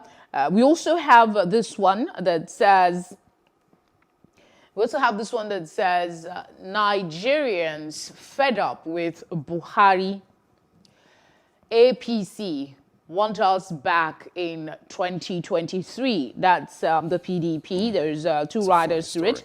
PDP's return is a figment of their imagination. APC is fighting back. Nigerians are tired of both parties. That's the NCF. What does the NCF mean? You have to take a look at the paper to see that. Crossover night can ask churches to close services by 11 p.m. I think that would defeat the purpose, wouldn't it? It's supposed to be I'm not sure what crossover. the use is, really. Yeah, it's obviously not going to be called a crossover night, anymore. But I don't see what the use is, really. If you have it shut down at 11 p.m., that's exactly what it's the same people who are going to be there between 8 and 11 that would be there between 8 and 12 or 8 and 1 a.m. So what's really the use? If you're going to go to church, go to church. If you don't want the churches to open at all, then let them, shut it down. It's hypocrisy, and I'll quickly mention, in Enugu State, they've put out an order saying that crossover services also will not be allowed. I think, they will not be allowed to run that night. But the same Enugu State had a week-long carnival that had crowds gathered without any bit of social distancing. I guess we'll get to hear from Mr. Akingbola in a bit on that one as well.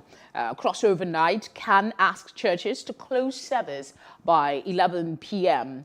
NIMC adopts booking system for NIN enrollment. COVID-19 second wave, 16 out of every 100 sample tested positive. That's a scary one from the government. Let's come to you, Mr. Akingbola. Which of these would you want to take on first? Yeah, let me start quickly with the directive by CAN asking churches to close services by 11 p.m.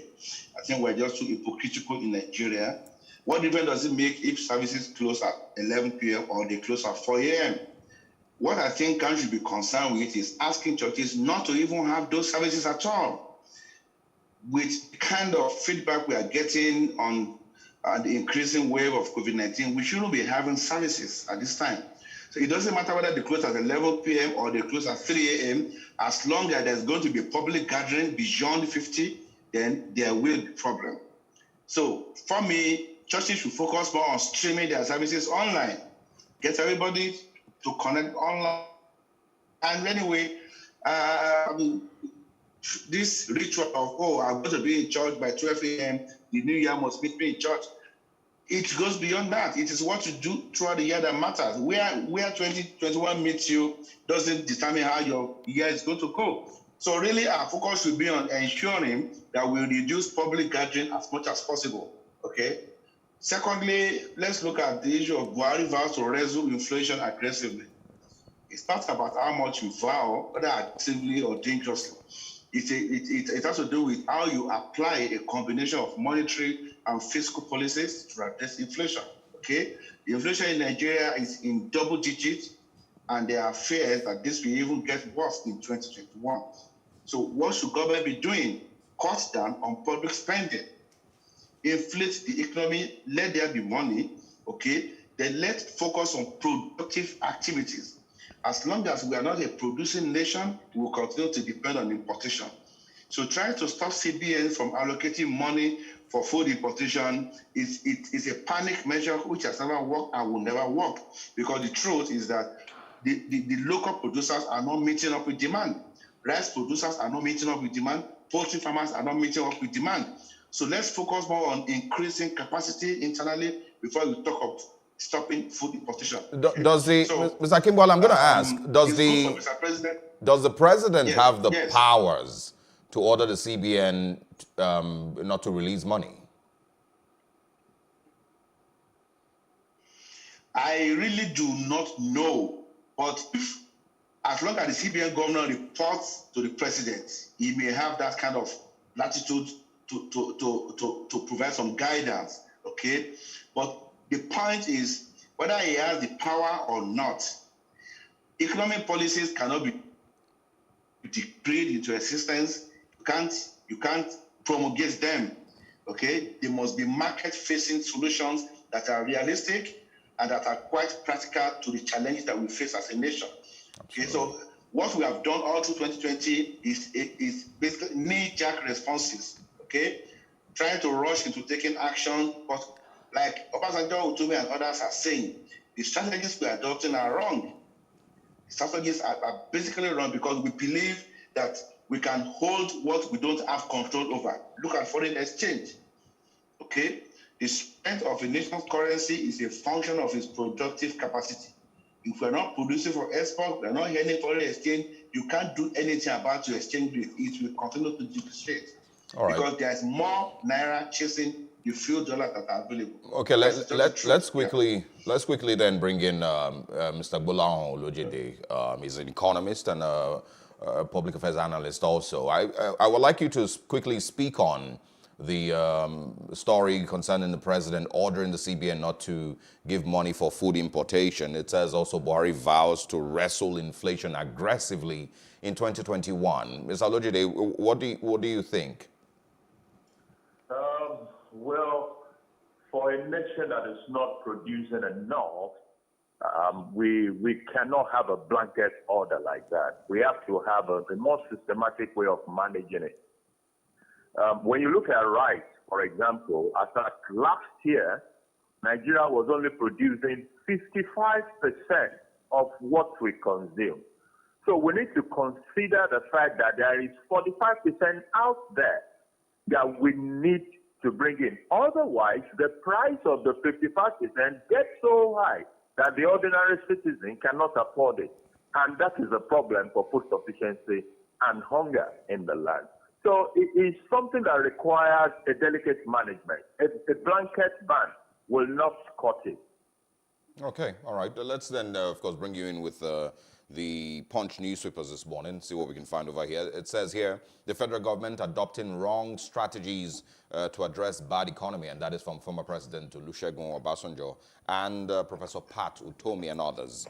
It also says on the Punch, default on loans with collateral worsened in the fourth quarter, and that's from the CBN. Bishop Kuka is also in the news saying, I never called for a coup against Buhari, and I think, Mr. Olojede, you may start with that one. Firms groan as ministry delays expatriate quota approval. Buhari to sign 2021 budget on Thursday. Also on the Punch, January will be tough. Spike in COVID-19 infections imminent, and that's from the NCDC. Comply with directive on crossover service, Khan tells churches. And also assailants killed 2 women in Ondo State. 1 killed and scores injured as Osun rival gangs clash. The last one I will quickly share this morning. Of course, it's, all the connecting stories to the federal government's wrong strategies. It says, don't blame God for Nigeria's woes. Obasanjo tells nation's leaders. We are facing hunger. Insurgents dislodging farmers, says May Lafia. And of course, I will fight food inflation in 2021. Oil industry in turmoil, and that's from the president. So let's kick off, first of all, with Bishop Kukah and controversy over his Christmas message. Okay. Bishop Kukah did not directly call for a coup, and I think we need to put that in context. Did he indirectly call for a coup? Because it's an elder statesman, is a man with a huge audience. I mean, I have been listening and reading Bishop Kukah for over 20 years when he was in the Catholic Secretariat then. So when someone has that kind of an audience level, he also has to be careful about what he says. A whole lot of what he said were all right, but at a point in time, he had mentioned the fact that, if what Buhari is doing was being done by a Southerner, by a Southern Christian, there would have been a coup. Now, that is a statement that is neither here nor there and could be misinterpreted as he inviting a coup, saying that, this man that is there, he would have been removed if he was a Christian. So why is somebody not removing him now via a coup? We must not, under any condition, go back to the Egypt of military coups. For those who lived through those years, we know that what we still have right now, it's a whole lot of liberty that we need to build on, not to go back to Egypt of military coups. It doesn't do anybody any good. So I'm glad that he's coming out to say, to clarify his statement, to say that he wasn't calling for coup. There is no room for coup. Coup is anti-development, and we must not even think in that direction. Mr. Olojede, yes, from what you've said, it's maybe a wrong use of words, and he went too far with trying to express a particular point. But do you see sense in the point that he tried to make? Sorry, I didn't hear that.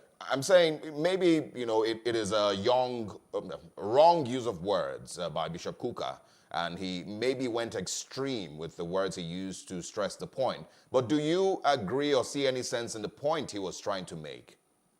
Yes, the point he was trying to make was significantly correct. Everybody is conscious of what is going on in the security space in Nigeria. We have become an insecure nation with a whole lot of banditry, insurgency, kidnapping, all sorts of crime all over the whole place.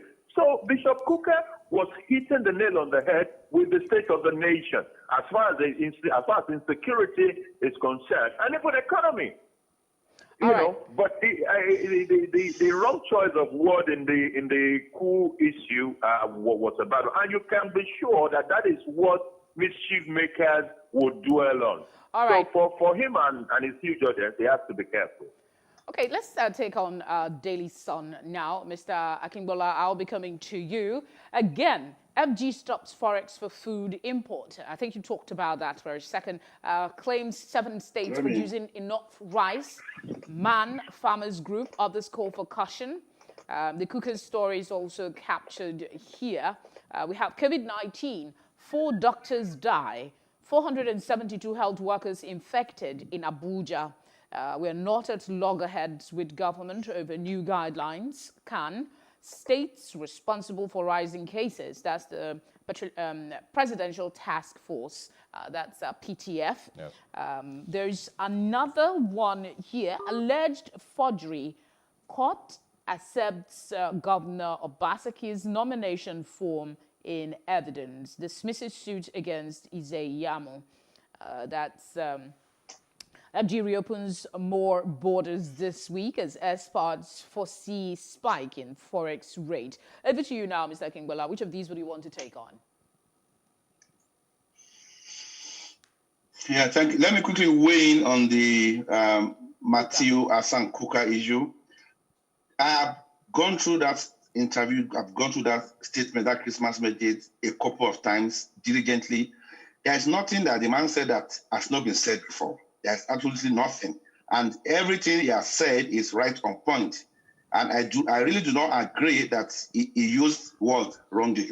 He said, if what Buhari is doing were to be done by a certain president, such a president would have been removed. That is not calling for a coup. It was just reminding us of how sectional the nation has been. It was reminding us of the fact that we do not even have a nation. And I'm very sure that it was sending a very strong message to the northern part of the country. So I don't agree that he has said anything wrong. People definitely, we twist words, we draw wrong inferences, but everything that the man said is pretty much on point. Let's come back to the issue of COVID-19. It's unfortunate that, quite frankly, Nigerians have not taken this issue seriously. We still think that this is a huge joke. And doctors losing their lives, it's quite unfortunate. And the appeal that one can just make is that everybody should take it more seriously, okay? Government should do all it can to ensure that everything is done. Citizens should stop taking it for granted, okay? We're talking about Forex, FG stopping Forex for food import, which Mr. Bola has spoken about, which I also mentioned earlier on. You do not control what you do not have influence on. There's food shortage in Nigeria. Apart from rice production, I talk about poultry. Poultry farmers cannot even meet more than 45%. So let's focus on enhancing local capacity before we can talk of stopping food importation. If you stop food importation, the price of local products will go beyond the reach of the average man. Okay, there's another story you talk about here. Which of them? The alleged forgery. Court accepts Governor. Okay. FG reopens more. Okay, FG reopens more borders this week as experts. FG reopens more borders for spike in forest rate. Yeah. As the borders have been opened, what are the measures being put in place to avoid the repeat of why the borders were closed in the first instance? It's not enough to heed public outcry to reopen the borders. Are we ready to man those borders? Are we ready to stop smuggling and importation of banned products? Those are the things we should be focusing on. Customs should be telling us that, yes, we have used the period of this closure to strengthen our capacity. We have used this period to plug loopholes, and we are sure that everything will be okay. We are reopening the borders just for the fun of it. So it's going to be back to business as usual. That is my concern, okay? All right. Let's quickly jump to the Nigerian Tribune this morning and see what we can find over there. You can also spot a story from Bishop Matthew Kukah on the Nigerian Tribune, top right corner there. It says, "I didn't call for a coup. Kukah spoke our minds. Nothing must happen to him," and that is from the ECWA. Scores of bandits killed as jet bombard the heart of Sambisa Forest, says the defense headquarters. COVID-19 running riot. 16 out of every 100 patients are positive, says the PTF. CAN urges compliance with national directive on crossover service. And also, Oyo bans street carnivals, says 90 cases recorded in 2 weeks, as also 2 more doctors die in Abuja. Moving from that, Southwest PDP Caretaker Committee nullifies suspension of 5 leaders. WhatsApp to stop working on millions of phones from January 1st. I'm not sure why that is. And Odekunle, a member of Shage Committee, dies in Abuja. Nigerians responsible for their woes, stop blaming God, and that is from Obasanjo once again. And also, El Rufai kickstarts community policing in Kaduna. So let's quickly get your thoughts on the scores of bandits killed as jets bombard the hearts of Sambisa Forest. I'm going to get your views on our approach towards fighting insurgency. We've continued to see airstrikes and pictures and videos of army from the defense headquarters of bandits and terrorists killed, but it still doesn't seem to be answering to be the answer, because of course there's still kidnappings, there's still killings and the likes. What are your thoughts on the approach that we're taking?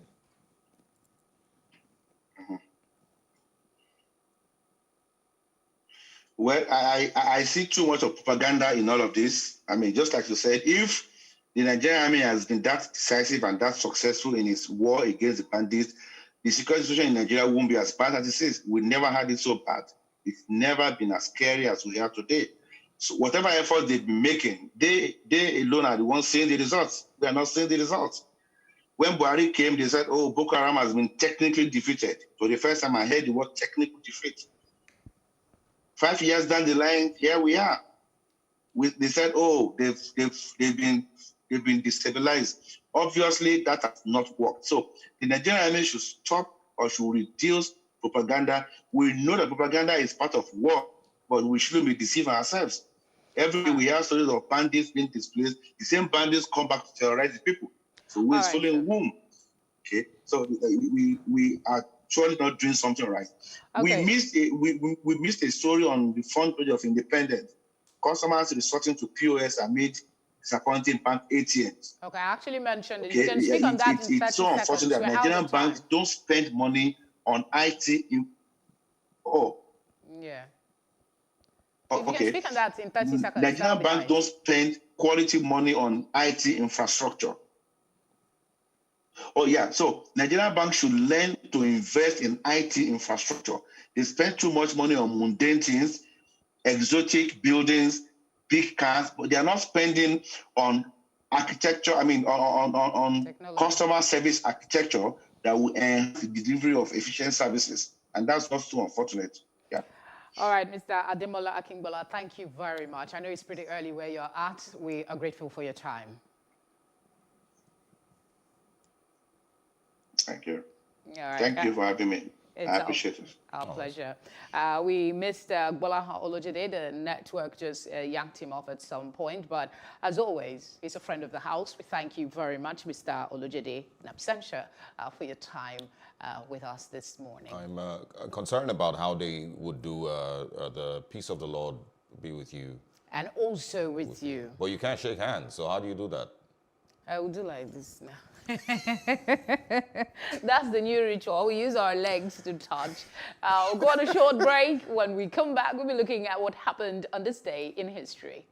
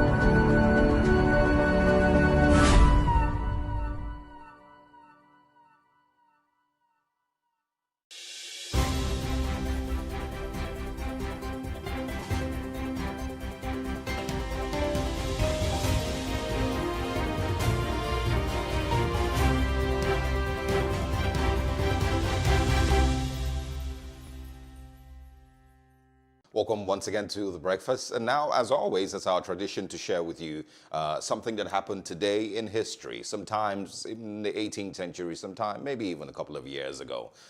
So today we're going to 2006, the 30th of December. It was a day that one of the world's most popular leaders and presidents was hanged.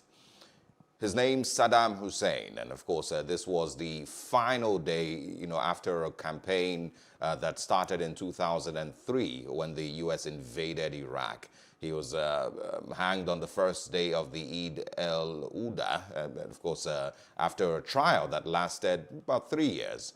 Judgment, of course, declaring him guilty of crimes against humanity was given barely 30 days before he was eventually hanged. It was a shock, actually, across the world, seeing that he wasn't going to get into 2007. It was a shock for me, particularly, that he was hanged so quickly.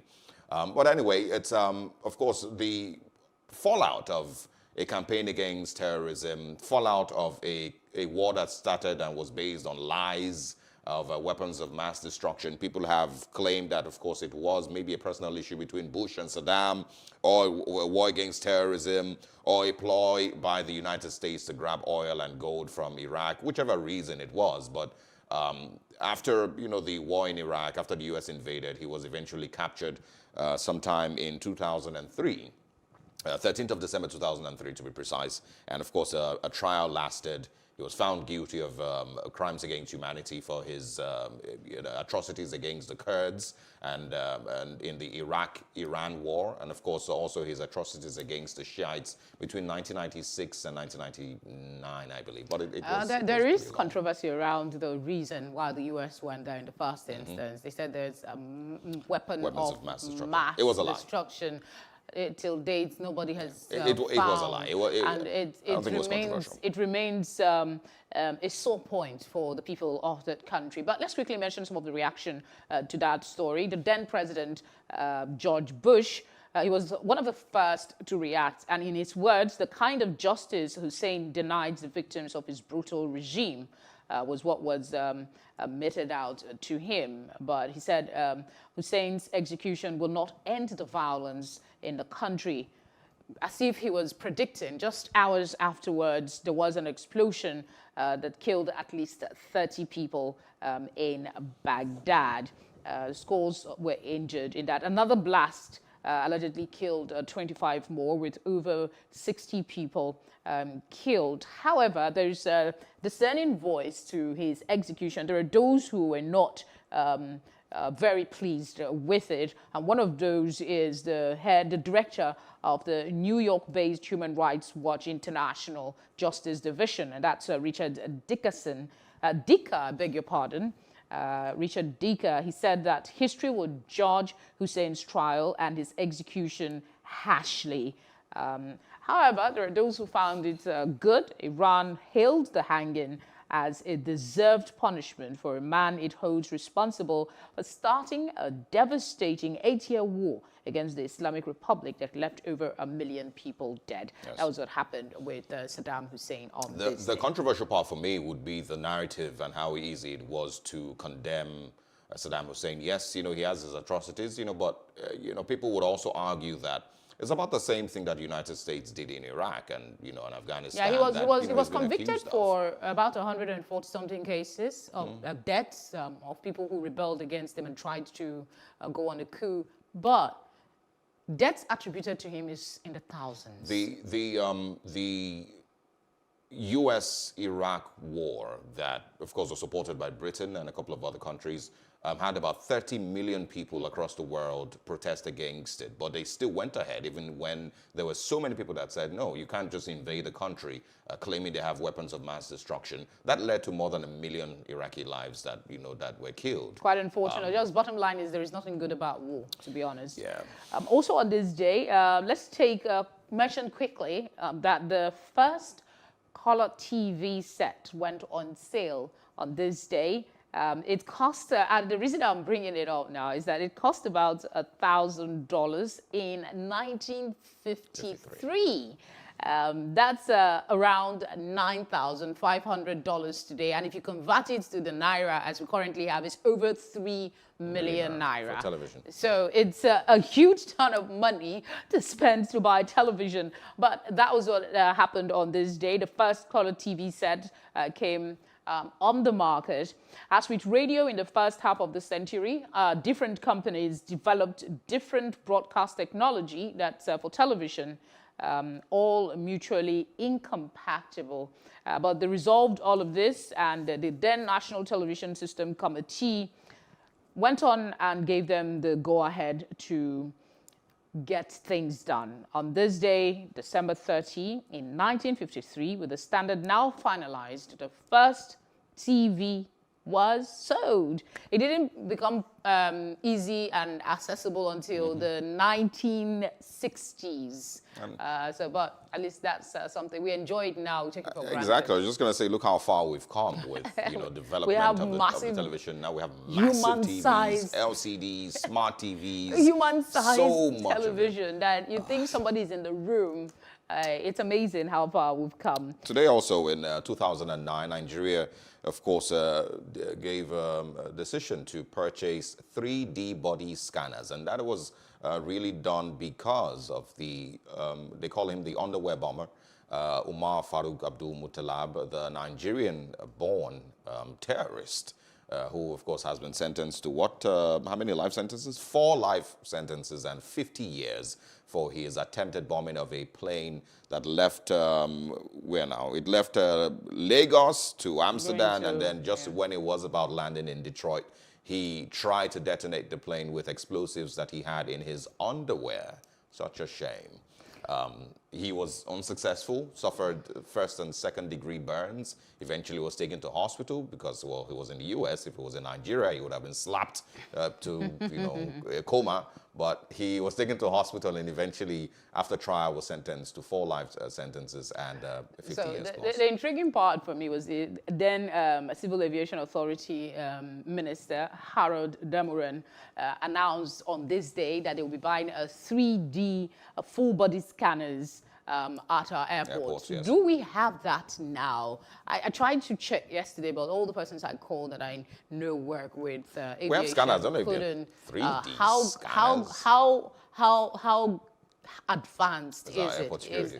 Is our security improved since that attempt by the young man, who many have given different names? I think it's not perfect, but it's pretty good.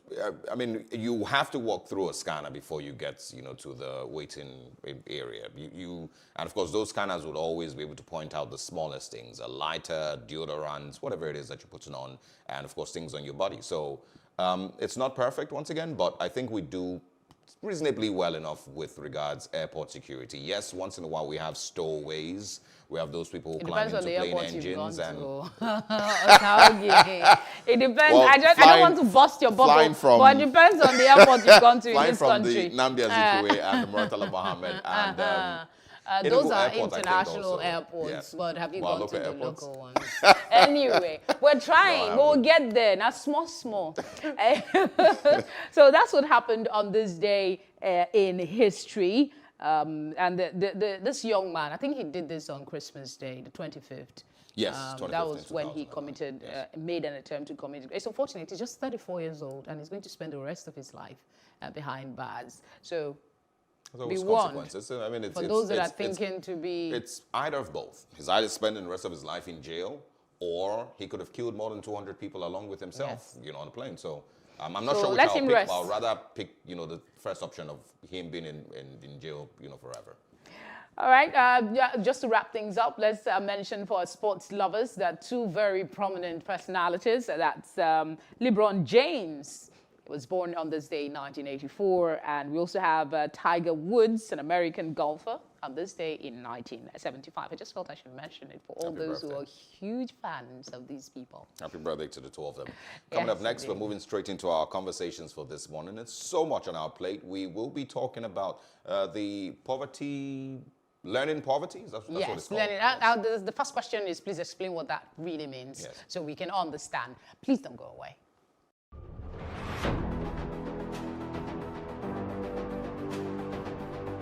A lot of the jobs that exist today will not exist in the next 10 years. When I see people today shouting, we're not too young to run, we are ready to run. Ready to run to where? The people of excellence are, to a certain extent, being held ransom by idiots and bandits. Once you are in government, you believe everything you do is right. And once you are in opposition, everything the government does is wrong. And so it's time for us to take over power.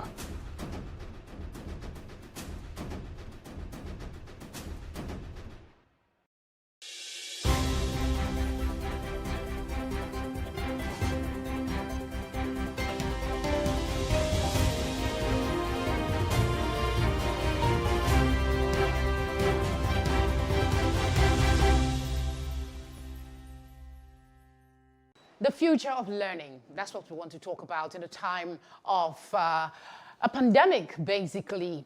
30 million Nigerians are affected as COVID-19 is said to be increasing learning poverty. That's according to a report by the World Bank.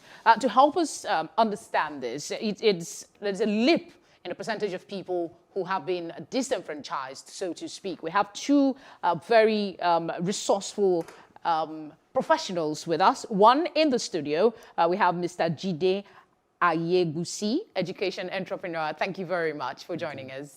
I hope I got that closely. That's fine. All right. Yeah. We also have Lady Dayton Ogwo. Thank you very much for joining us. Thank you for having me. Good morning. All right. Dayton Ogwo. Okay, so we'll start from the very basic this morning. All right, so I think I would start with Lady Dayton. Help us understand what exactly learning poverty is for those who might be a little confused. I think the World Bank has, defined it as the inability to read or understand a simple text by the age of 10. So when a child cannot read, obviously it impedes their ability to succeed in school and beyond. And we're all aware that education should be, public good or allows us to address inequalities in any society. So obviously, if a child cannot read by the time they're 10, it's described that they're poor at the level of learning and perhaps at the level of thinking. And it's essential that we address, how to strengthen our education to become, to provide that common good. People must be able to read, must be able to learn, must be able to think in a way that they can then, sustain their lives and, their livelihoods. Okay. All right, let's come to you. They said there's an increase by 10 points from 53% to 63% of those that are going to be suffering from this, majorly children. And we add to this the number of children that are out of school. What are some of the deficiencies, basically? What are some of these weaknesses in our education system that the World Bank report is referencing?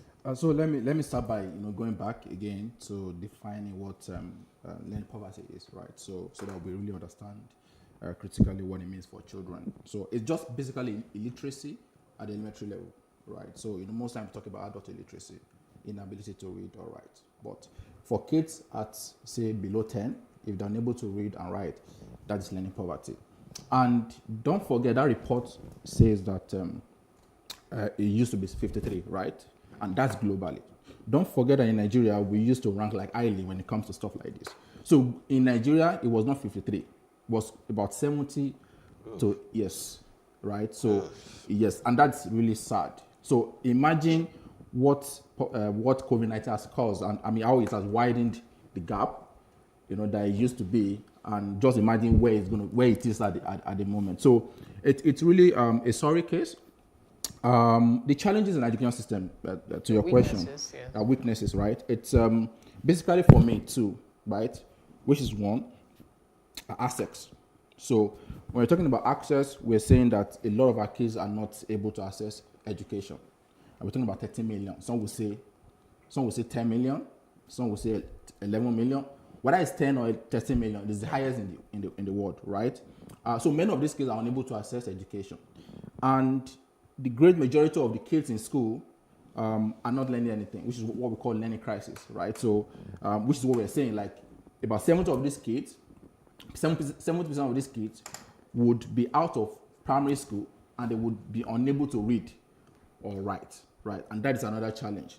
And what are some of the reasons why we have these gaps? So let's go to access to education. Poverty is one of the biggest reasons why a lot of our kids are not accessing education at all. So if you go to the north, poverty is actually very high, and many of these parents cannot even afford basic things like uniform, right? Stationaries. Governments cannot provide these things. Education is supposed to be free, right? Yes. But there are certain things certain burdens that parents will bear, like providing uniform, textbooks, reading materials, sandals, those things, right? And even feeding. So because of this, a number of these parents are unable to send their kids to school. The second reason is illiteracy at the adult level, right? So where a number of these parents really do not know what education means for the future of their kids. So if you do not know, it is said that you cannot give what you do not have. So if you do not know the reason why your kids should go to school, there will not be any motivation on your part to send them to school. That is access. Now, what about quality education the level of quality education the level of education that we're providing for kids in school? We said it's very, very poor. Why is it poor? One, we have our schools being infested, let me use that word, with teachers that are not really passionate about the job.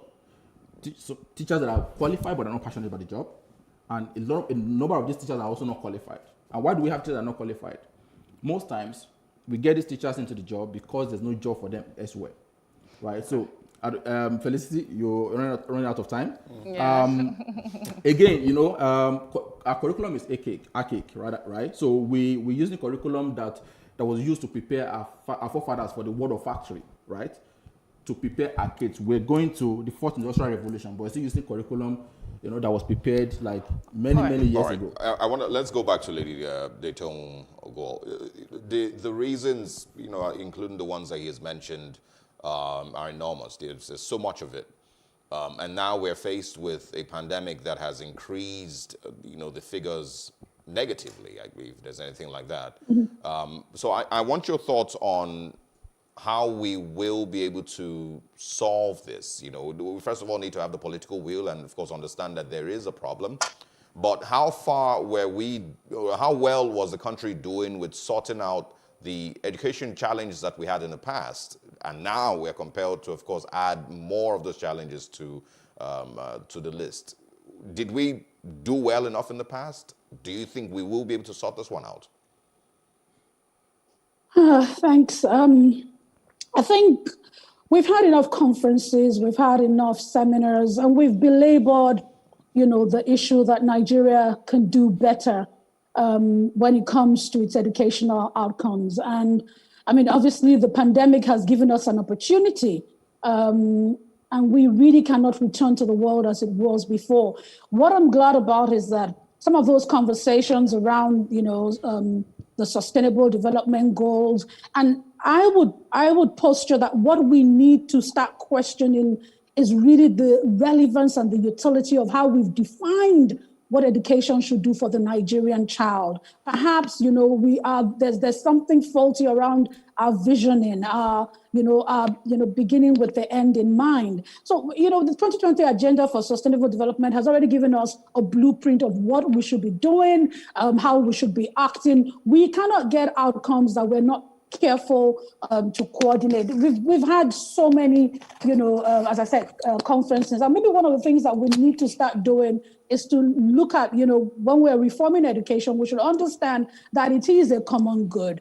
Every child has a right to education. And maybe we need to start putting in practical terms, in 3D, what that means. I think what I found fundamentally missing is our philosophy of education. And a lot of our state actors, those who are custodians of the process at this time, have actually admitted to that. So, there's no rocket science in I think what we really need to start doing is having more deliberate, actionable, what we are going to do. What are we going to do to put 30 million kids in school? Are we going to start exploring, different ways? We're not going to keep ourselves, reduced to just physical spaces in classrooms. It calls for collaboration within, open source providers of technologies, for teachers to collaborate, getting youth themselves involved in the framing of the solution, constructing what makes for change for young people. Let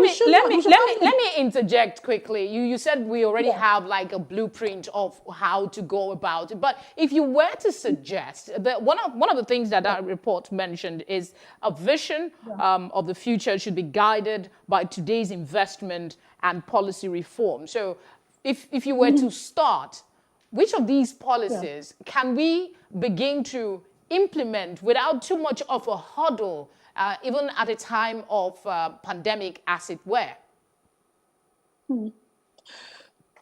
I I'm trying to understand your question, but would it be around provision? Would it be around access? I think one of the biggest problems we have in Nigeria. You mentioned that anywhere. Sorry, I didn't get that.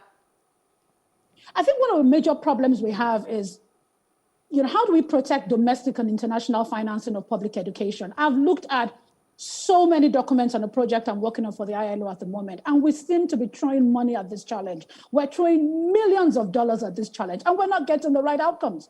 So what we need to also be critiquing, or probably not, or working better to do, is strengthen even the public administration process of education. Is the money going where it's supposed to go?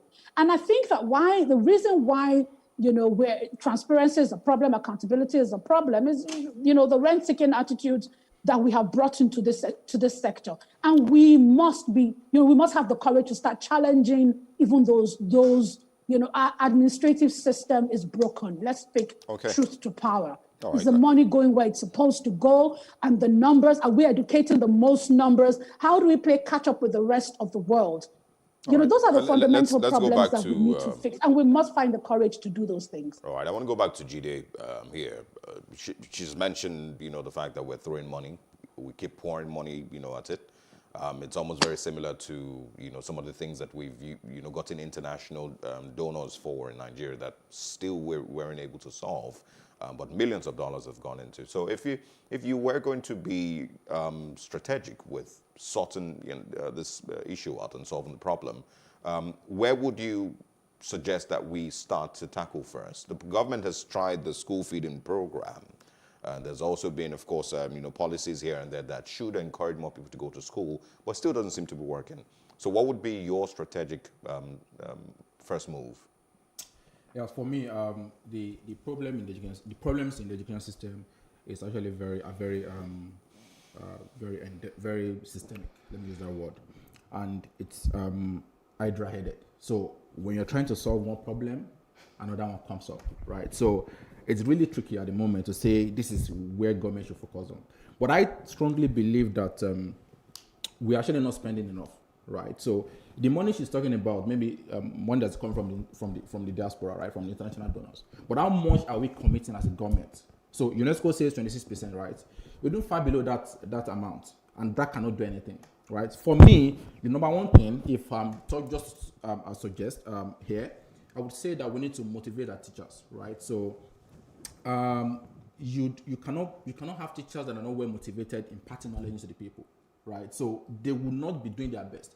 And when I'm talking about motivating teachers, I'm talking about teachers in the public education system, right? So the teachers in the private, some of these top private schools are paying a bit more, and the teachers are really motivated enough to want to impart solid knowledge into the kids, and that's why we're having them churning out a quality product. But for the public schools, reverse is the case. So they're just very lackadaisical about the whole thing because they're not well remunerated. Will motivating the teachers bring more kids to school? Teachers are from families. They do not come from heaven. So they're from different families. I strongly believe that we can as well use teachers to bring more kids to the schools. All right. Let's quickly get the last thought from Mrs. Ogwo. There is something in that report that I want to mention again. And it says the pandemic is not completely terrible, that there are some new things. Let me see if I have it the way, I can say the way it's here. It said the COVID-19 has opened a window of opportunity for education system to move to a part of accelerated progress. It also said it is now possible to bring forward to today elements that many would have thought was part of future of learning. What are some of these elements that the COVID-19 has amplified that we might think to expand if we are to improve, maybe add to what we already know and help the education system? I think it just speaks to the fact that we now have more free and very open source technologies available to teachers and students, and that itself is an opportunity. Now, there's never been any time in the world where we've had so much content, and I like that the fact that we give teachers the power to do more of what it is that they that they should do. And you know, whether we like it or not, this provides an opportunity for us to reflect on the curriculum. We have to start advancing scientific knowledge, you know, stronger, fight misinformation, those things, you know, I would say it's a real opportunity, whether the system is ready to embrace, you know, the public and the private collaboration that is going to take to educate the most numbers of children is another dimension of the situation. The public sector cannot do it alone. The private sector has the funds. There needs to be more deliberate collaboration and collecting of data of what works. The habit of just throwing money at some of these issues. There was a fight on Twitter yesterday because someone presented data from a consulting firm. We cannot be making conversations, or cannot be having conversations merely on the strength of sentiment. As a country, we must start understanding what the data, we're appreciating the fact that the World Bank has given us this data, and we must start strengthening those local capabilities as well. What is the data saying from community to community about the numbers of children that are learning, and what platforms and ways are they learning? And I think that the family also has a responsibility in also supporting the learning and the thinking of the children using some of this open source opportunities. So we don't limit all of this to the schooling system at all. Thanks the a lot. home itself also takes a responsibility in educating our children. Really brilliant thoughts, Dayton Wallworth. Thanks a lot. I want to get final thoughts from Jide here. Thank you very much of course, for your the perspective, you know, of the Nigerian government itself and its interest in education, is extremely important. And, you know, like you've said, you know, 26%, we're nowhere close. We've struggled to even, you know, do, you know, 10% in the past and didn't make it. So final thoughts from you on where we're headed and what should be done. So government should be committed to investing more in the education space. That's one. And at the moment, technology seems to be like an area where we need to focus, right? So we need to invest in educational technology. But for that investment to really work, there are critical infrastructure that we need to also improve on, right? So power, because if you have tablets for kids and there's no power to charge it, so you are joking, right? So we need to also improve accessibility to internet. So because sometimes we sit back in Lagos and sit back in Abuja and Port Harcourt and think that the whole of Nigeria is that way. So we have a lot of people that are not able to access internet. You know, mobile penetration is very high, but access to internet is really very poor. So we need to make sure that we have all of this in place so that investment in technology will really work. Brilliant. I must say thank you very much for coming to our studios. It's appreciated. And of course, to you, ma'am, thank you so much for joining us on The Breakfast as well. Thank you very much. Merry Christmas. Have a good day. Merry Christmas again. Merry Christmas. Merry Christmas. Thank you. Same to you. Merry Christmas, Jide. All right, we'll go on a short break, and when we come back, we still have more to talk about. Bishop Kukah. Many thanks for joining us on News on the Hour on Plus TV Africa. State government has approved a bill for the establishment of State Security Network Agency, Amoteco. We have the highest number of extremely poor people in the world.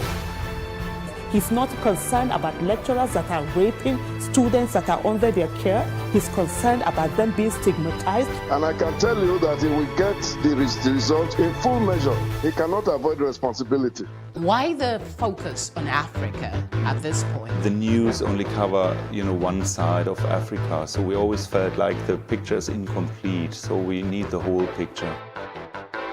65% of these people, whom we term as the urban poor, live in settlements, otherwise known as slums. This is just the tip of the iceberg of the road situations in Lagos, from the mainland to the island. It's been a closed-door security meeting as the retreat for senior police officers hits day 3. There's this basket or there's this bowl that we all come to the center to pick from. Everybody has to see Nigeria as an investment vehicle, not as a distributive mechanism. Still on the foreign scenes, Russia has flatly denied allegations that is spreading disinformation about the new coronavirus outbreak on social media. Australian Open debutant Coco Gauff defeated defending champion Naomi Osaka in 2 straight sets. Kenneth Okonkwo Kanayo and Bob Manuel Udoku have been conferred with the Veteran Actor of Nigeria Award. This is Plus TV Africa. Plus TV Africa. Plus TV Africa. Big stories live here.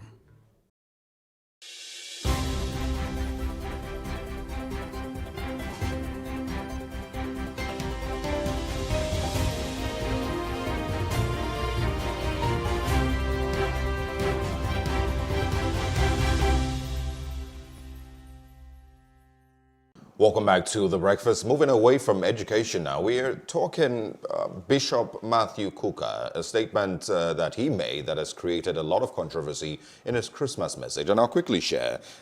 He, in court said there would have been a military coup a long time ago, or we would not, or would have been at war. The president may have concluded that Christians would do nothing and would live with these actions. He may be right, and we Christians cannot feel sorry that we have no pool of violence to draw from or threaten our country. However, God does not sleep. We can see from the inexplicable dilemma of his north.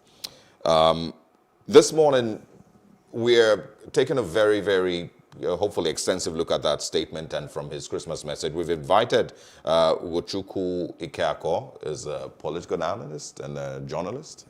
Thank you very much for joining us. Thank you for having me. We also have Mr. Ambrose Igboke from Enugu this morning, I believe. Yes. Thank you. Good morning to you also. Good morning.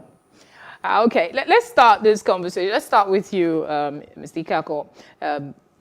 His essay was, a lot of persons say, was twisted. His intention was twisted. There are others who said it was important for him to clarify that he wasn't calling for a coup. Some say he does not need to explain himself to everybody or anybody, that you interpret as you please. What do you say? Well, first of all, I have to start, as a journalist and a political analyst, it's important that we set precedent for saying anything. Bishop Hassan Kukah, his character is visible for every Nigerians to see, to know. And he's one of the elders we have in this country. It's sad that we're in a country where instead of listening to the messenger, people are attacking the messenger. He is a messenger of God. He's a priest, Bishop Kali Bishop of Sokoto. And over the last decade, he has had conversation with different presidents, that spoke his mind. And what he said is not far from the truth. And I say as a journalist, if it's not the truth, what happened to the students at Kankara? People can move around in the north. The people in President's Town, I've gone to Katsina before. So people that live in President's house as a journalist, I've gone there as a journalist, can't move around freely. And this is a bishop of Catholic faith, and we know that we can't move forward as a country if we don't unite and speak one language. And here, somebody... The condemnation is not for the generality of the message. The condemnation was for the aspect where he talked about the fact that if it was a different president and some of the things were happening. That's what I'm commenting. Because, for example, Mr. The person is on. The person I'm going to Igboke is in Enugu, and he knows in the East that if you want to kill a dog, give it a bad name. If you want to kill a dog now, you say this is bingo. Automatically, the bingo will go. If the people that eat dog will eat dog. But if it's German Shepherd, if it's a good dog, everybody preserve it. All right. What he said is not out of order. All right. We've had presidents in this country. For example, Goodluck Jonathan. He did not do 1/10 of what has happened. He didn't witness it. He had his imperfection, he had his weakness as a president. He had what he got right. But it was in this same country that people started calling him a job president. And a lot of things happened after that. Let's be sincere to ourselves as a nation. Bishop Kukah has not said anything wrong. What he said is public information. They keep people at Lekki toll gates. There has not been justice. Young people have died across the country because they asked that. I see at a point you carry dreadlocks is a problem. Because they feel like war thieves, war criminals. All right, let's get Mr. Igboke's... Bishop Kukah is speaking the mind of Nigerians. And it's the truth, is imperative that we listen to the messenger and not claim because he said the truth that we all know. Everybody that is watching this in their house, where they expect 2021, let me speak it in PG, knows that he said the honest truth. All right, let's bring you in, Mr. Igboke. What do you think? Well, first of all, maybe some people do not know who Bishop Hassan Kukah, Matthew Hassan Kukah is. Let me give you a little bit of background. Hassan Kukah has written so many books. In 1994, he published a book called Democracy and Civil Society in Nigeria. I think Nigerians should go and look for that book. He has also written books about northern political hegemony in the past. He has postulated and he has presented so many papers nationally and internationally. He is somebody who is known to speak his mind always. And if we all remember the Oputa panel, that the late revered Justice Chukwudifo Puta was the chairman. Bishop Hassan Kukah, then Reverend Father Hassan Kukah, was the secretary of the Puta panel. So Bishop Kukah is a man that I've been known over the years, more than 40 years. He has been making interventions in the Nigeria political landscape. So he didn't start today. And if you go back to all his messages, his treatises, his books, he has always said it's the way it is, punchy, life, and he doesn't care whose God is God. And you know what? But somebody let's understand that it is not the integrity of the man that is in question. It is the language. People are saying that he is a public figure. Can I come in here? Yes. See, what language? Yeah, well, it's English language that you use. English language. They speak Hebrew. All right, hold on. It's English language. Mr. Iboke, please go on. The language is clear. Yeah. And I think Nigerians just want to, maybe we have to reintroduce comprehension, because a lot of things that we don't have comprehension, our level of comprehension of the English language in the last few years has been thwarted because of the degradation in the educational sector. He said that if it were a Southern Christian president that did even some fragment of what the current president is currently doing, that there would have been a coup. How does that translate to calling for a coup? And so the English language, it can be twisted to fit in whatever your motive is. And I think that is what it is. If you greet me good morning now, and I want to twist it, I will say, why are you greeting me good morning with a convoluted face? And I will take an offense on it. Meanwhile, if your intention is good, so you can twist it any you want. But the language is clear that if it were a Southern president that is doing a fraction of what this current president did, that the North would have staged the coup. So it's not saying calling for a coup, and that message is clear. All right, back to Ugochukwu Ikehako. So, same thing. For people who argue, because I've seen statements by Bashir Ahmad and Tolu Ogunlesi, of course, all referring to this, statements. But when they say or interpret it as, if it was a Southern president, there would have been a coup. Is it right for them to say that that means Person A, is doing a lot worse than Person B, and if it was Person B, you would have called for a coup. So why aren't you calling for a coup on Person A? Is it right to interpret it that way? You're going to give me like a few seconds to answer this. First of all, I'm start. Tolu Ogunlesi was formerly CNN Journalist Africa of the Year. I'm a journalist. Tolu has failed every ethics of what it means to be a journalist. I'm asking a question. Yeah. People were killed at Lekki Tollgate. Where is not far from Lekki Tollgate? And Tolu is the same person that wrote that called Goodluck and a Joe Christian president. And like what he said, and I'm of the opinion, we have a comprehension problem in this country. I'm a journalist. English language, come is come, go is go, stay is stay. If you want to misinterpret, that is your own business. And that is why we write IELTS. Because all of us here, we don't know English language. So, it's very, very important, because if you cannot comprehend, you have to write to show the white man. Is it lack of comprehension? It's a lack of comprehension. Or intentionally misinterpreting? That is another part too. Because like he said, I studied, when we went to school, we studied Bishop Kukah. He wrote books about democracy in Nigeria, about rule of law.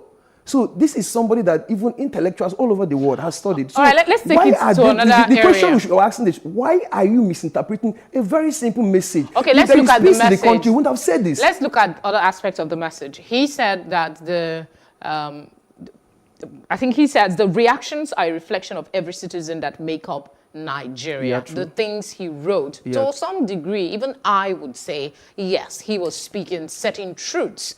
But is it a general reflection, truly, of what is going on in the country? But let me take this question to Mr. Iboke. I'll come back to you in a bit. Mr. Iboke. Yes, let me say, you asked the question whether it is general truth. Let me just reel out something. Let me just take the military. There are 19 military and paramilitary service chiefs, okay? Now, only 2 are from this thing here, from the Southern Christian part, which is defense and the naval chief. The remaining 17 are from the North. That is the current reality. Out of the 36 state commissioners of police and 1 for the FCT, we have just 2 from the south, 1 from the southeast, 6 from the southwest, and then 2 from the south-south. The remaining 28, including the IG of police, is from the north. So what is, I mean, if you go to the CBN, to the FIRC, out of 400 member board chairmen and the rest, almost 90% are from the north. So the policy of this administration is favoring the north to the detriment of the south. And that is what Kukah has said. It is there in the open. So why are Nigerians angry when, especially the spokespersons of the president, they're always angry when you say the truth? Are we going to speak facts or truth? And then the work of a priest is prophetic. When you say prophetic, it means that you must speak truth to power. If you are a priest or a pastor or an imam and you cannot speak truth to power, then that means you are not doing what you are becoming. Then what about the past? Quickly, let me take it to another aspect. I want to ask. He asked this question. I want to ask, and I want to know what he's saying. See, I'm a political analyst. I'm interested in the market. I'm interested in money. Let me tell you, because they shot at Lekki Toll Gate, investors won't come here for a long time. Because they destroyed the ShopRite at Jakonde, I can continue mentioning. You see, it sends a signal to the international community that this is not a good place to invest. And let me bring it back home. You are saying it's a reflection. It's not just a southern thing. We're making a mistake here. If we call it a southern thing. The global terrorism index put Nigeria on top. There is a world poverty clock that as I'm talking to you, every 10 seconds, 6 Nigeria enters into extreme poverty. Okay, let me. This is Nigeria problem. I want us if you're in the north, you're not saying the truth. Like you say, it's wrong. In the time that we have, a lot of persons are saying that anybody can be an armchair critic. He's not an armchair critic. Not Hold on. I'm just using it. I said anybody can criticize, or speak truth to power. All right. But there's also, he was asked the question, why would he, what is stopping him from joining politics to be the change that he seeks? And he says that he does not want to, he probably would have joined sometime when they had the Emir Aminu Kanu, during the time of Aminu Kanu, but he does not want to join. Now, people are now saying that if you don't want to be part of the change that you seek, as against continuing pointing out the areas that are flawed and the solutions that we should be, why not find a way to be part of the system? Can I answer that? Permit me to use this language. This is arrant nonsense. As an intellectual, as a journalist, I'll tell you, rule of law was propounded by A.V. Dicey. He never contested an election. Bishop Kukah is a priest of God. He's in his office. Like he said, he's a prophetic office. If he says, we'll listen to him. And if anybody does not want to listen to him, he's fine. Because the truth is that Bishop Kukah is fine. Based on Nigeria standard, me and you know, if anything that happens in this country, he's fine. He's a good man. All right? He's fine. He can go to Vatican and stay and continue to work like Cardinal they did in the past. But what we are saying, and I'm saying it here like as a political analyst, that's why I came here as a journalist and a political analyst, I'm saying the truth. Everybody knows. Let me tell you, there's a rising cost of inflation in food in this country. It took them months to open the border. We wrote about this and said about this thing. Is there no validity? Let me There's no validity in anybody attacking Bishop Kukah. You cannot ask him to contest an election. It's an attack. It's an attack. Mr. Eboke, do you also see it as an attack on the person of Bishop Kukah? Or is there some validity in saying that you seem to have a good grasp of the situation in Nigeria and the challenges that we face? Wouldn't it be, a good cause for you to join in and find a way to help salvage our politics in this country? Now, everybody cannot be a politician. As citizens who engage the political leaders, we all have our roles and responsibilities. And that is why we are in the studio doing advocacy there. And that's setting the agenda and getting people informed. That is your own role in democracy. The priest, Bishop Kukah, has always had his intervention first as a priest. And as a priest of the Catholic Church, he's not allowed to go into politics, partisan politics. Then secondly, he has been an intellectual, and he has been contributing to the public debate in politics and in Nigeria. Therefore, he's playing his role very well. The onus now falls on the partisan people, on the political office holders who are not playing their role. And if they are not playing their role well, it is us, the citizens, that should hold them accountable. Right. And that is what Bishop Kukah is doing. All right. So anybody else who feels offended that Bishop Kukah is holding the political office holders to account or holding them accountable for their deeds or misdeeds and pointing the way forward, the person does not love this country. All right. Therefore, now let's look at submissions of Bishop Kukah is not correct, as the Reverend Chinua Achebe said. If you don't like somebody else's book, write your own. All right. So hold on, Mr. Eboke.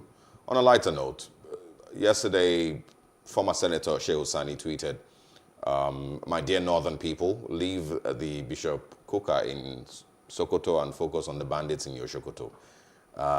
I want your quick thoughts on that one. Do you think that they maybe should redirect the anger? I think Shehu Sani has always been, I think he's enjoyed the comedy industry. He has always been very funny with his tweets. And they are very punchy and makes a lot of sense. There was Kankara abduction. People did not, Tolu Ogulesi, I didn't hear him condemn the president and all those people making. In fact, Shehu Garba had to apologize because he was so, dismissive of the fact that he said only 10 boys were kidnapped. Later, he had to tweet an apology when the facts came out that there are 300 and something boys. What of the Dapchi girls? What of Elias Sharab? What of the other people that have been kidnapped over and over? Some people's villages have been sacked. Insecurity has been on the high, and we all know this. Terrorism index in Nigeria is slipping, and we are getting to be ranked with Afghanistan, with Syria, with countries at war. That is what our index is tallying with. Therefore, for anybody to say that what Hassan Kukah is saying is not valid, the person does not love this country. Rather, the person is a very selfish political job seeker.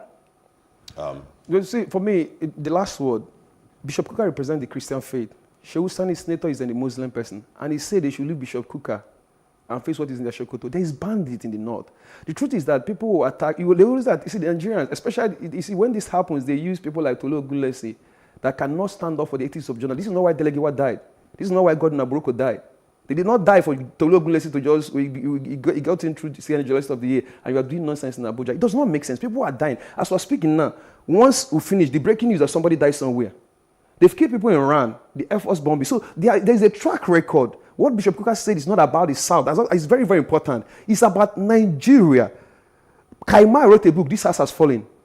That was under the Babangida and Abacha time. As I'm talking to you now, this house has collapsed. We all need to come together and start fixing our country, building bridges of hope. That is the only way. People like Bishop Kukah, people like Shehu Sani that are saying things that are in the right place. Let's come together. This is the only country we have. Corona has kept us here. Nobody fit travel, come out. And if we don't fix the country, we don't know what is coming next year. We don't know whether there will be like an improved version of Corona. And where will people run to? I must say thank you very much to very vibrant guests this morning. Ugochukwu Ikako, thank you for joining us. Thank you for having me. Thank you. And of course, Ambrose Iboke, thank you very much for joining us as well, all the way from Enugu. Thank you very much. How's the coal city this morning? I'm hearing that they're shutting down on crossover services. Yeah, they have, but the coast city is cool. It's calm. We are not suffocated by traffic. That's why you run away from you run away from Lagos because you don't want to be part. That's not a good shade. You're shading us. All right, go and bye now. Let's set our traffic. Thank you very much.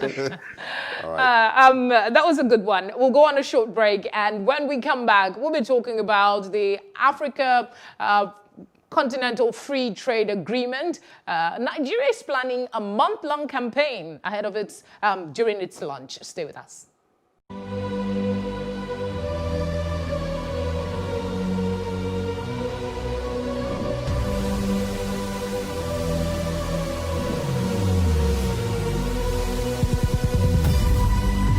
What we do not understand, we will stigmatize.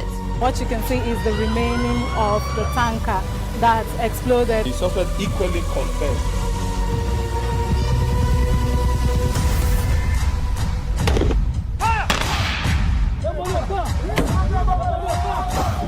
A 500 naira they collect am. If you no talk, they go beat you. Now 2,500 they pay.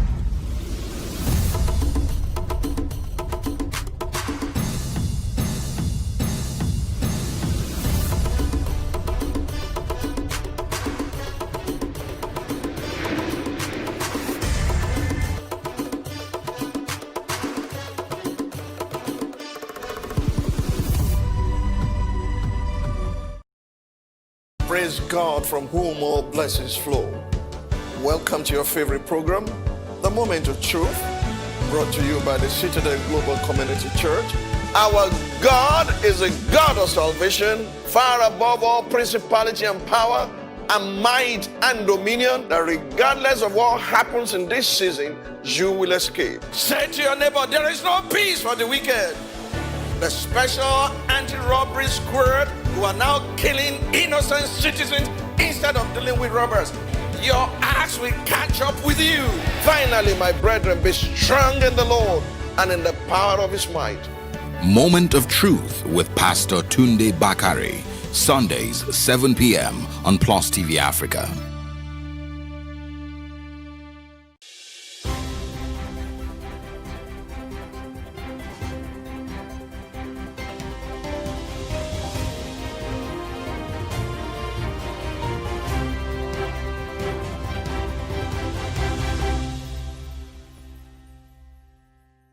Good morning once again, and welcome back to The Breakfast. We have a little bit more to share with you this morning. Now we are going to be talking about the Africa Continental Free Trade Agreement, of course, which sometime in 2019, July, Nigeria became the 54th country, of course, to sign that agreement. It is an agreement that covers continental trade among 54 countries in Africa. We've invited this morning to have this conversation on what this 1 month campaign is all about and why it is necessary. Dr. Chiwike Uba is an economist development expert. Thank you so much for your time. Good morning to you, sir.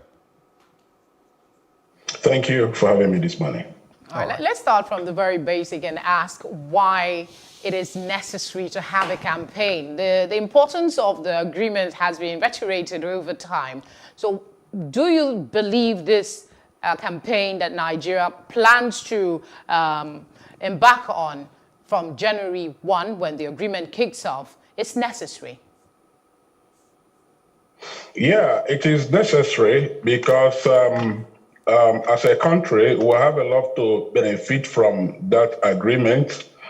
Secondly, it's important that the stakeholders, the participants, that the manufacturers and all the other stakeholders get to understand their own responsibilities and what they stand to benefit from such agreements.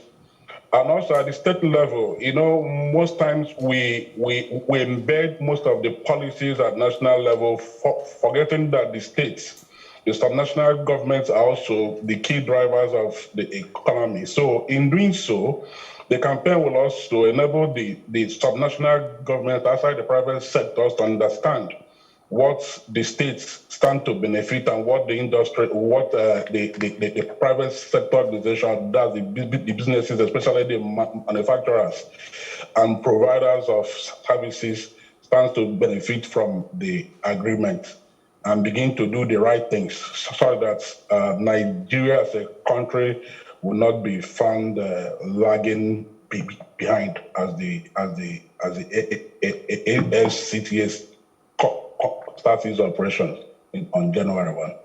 Yeah, all right. Now you just mentioned it, and that's where I was going. Nigeria being found lagging behind. You know, how possible is that? How ready are we really? Because it's not just about signing an agreement. There's, you know, other details that need to be put in place for us to fully participate and benefit from, you know, what this agreement offers. So how ready is the country as it stands? Actually, for me, being very honest and blunt, I don't think we are really ready for it because our business environment is still very hostile to businesses. And what that means is that if we don't have a better business environment that will encourage our industries, our manufacturing sector and professional services to produce enough that will be exported, what it means is that we may also become a dumping ground for most of the products and services that will be provided in the African continent. But as a big country, we have a lot to benefit from that also. Currently, Nigeria is the second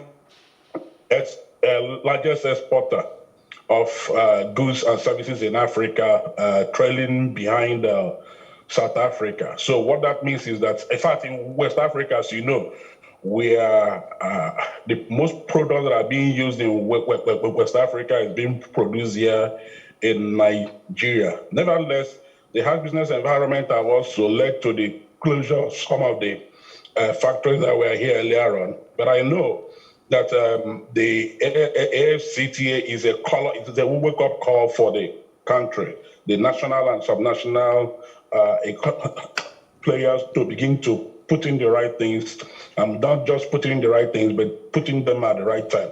And that brings us to the business environment and competitiveness across Nigerian states. If you find out that most states in Nigeria are not business friendly, so and it's important that begins to happen in terms of policies, in terms of clear-cut interventions to ensuring that we become business friendly. You say we are not really ready for the takeoff, so to speak, but the Minister of Industry and Trade and Investment, rather, Otumba Adeniyi Adebayo, believes that there are lots of opportunity for Nigeria in this agreement. Could you just explain to us again what this trade agreement really means for business, not only businesses in Nigeria, but across the continent?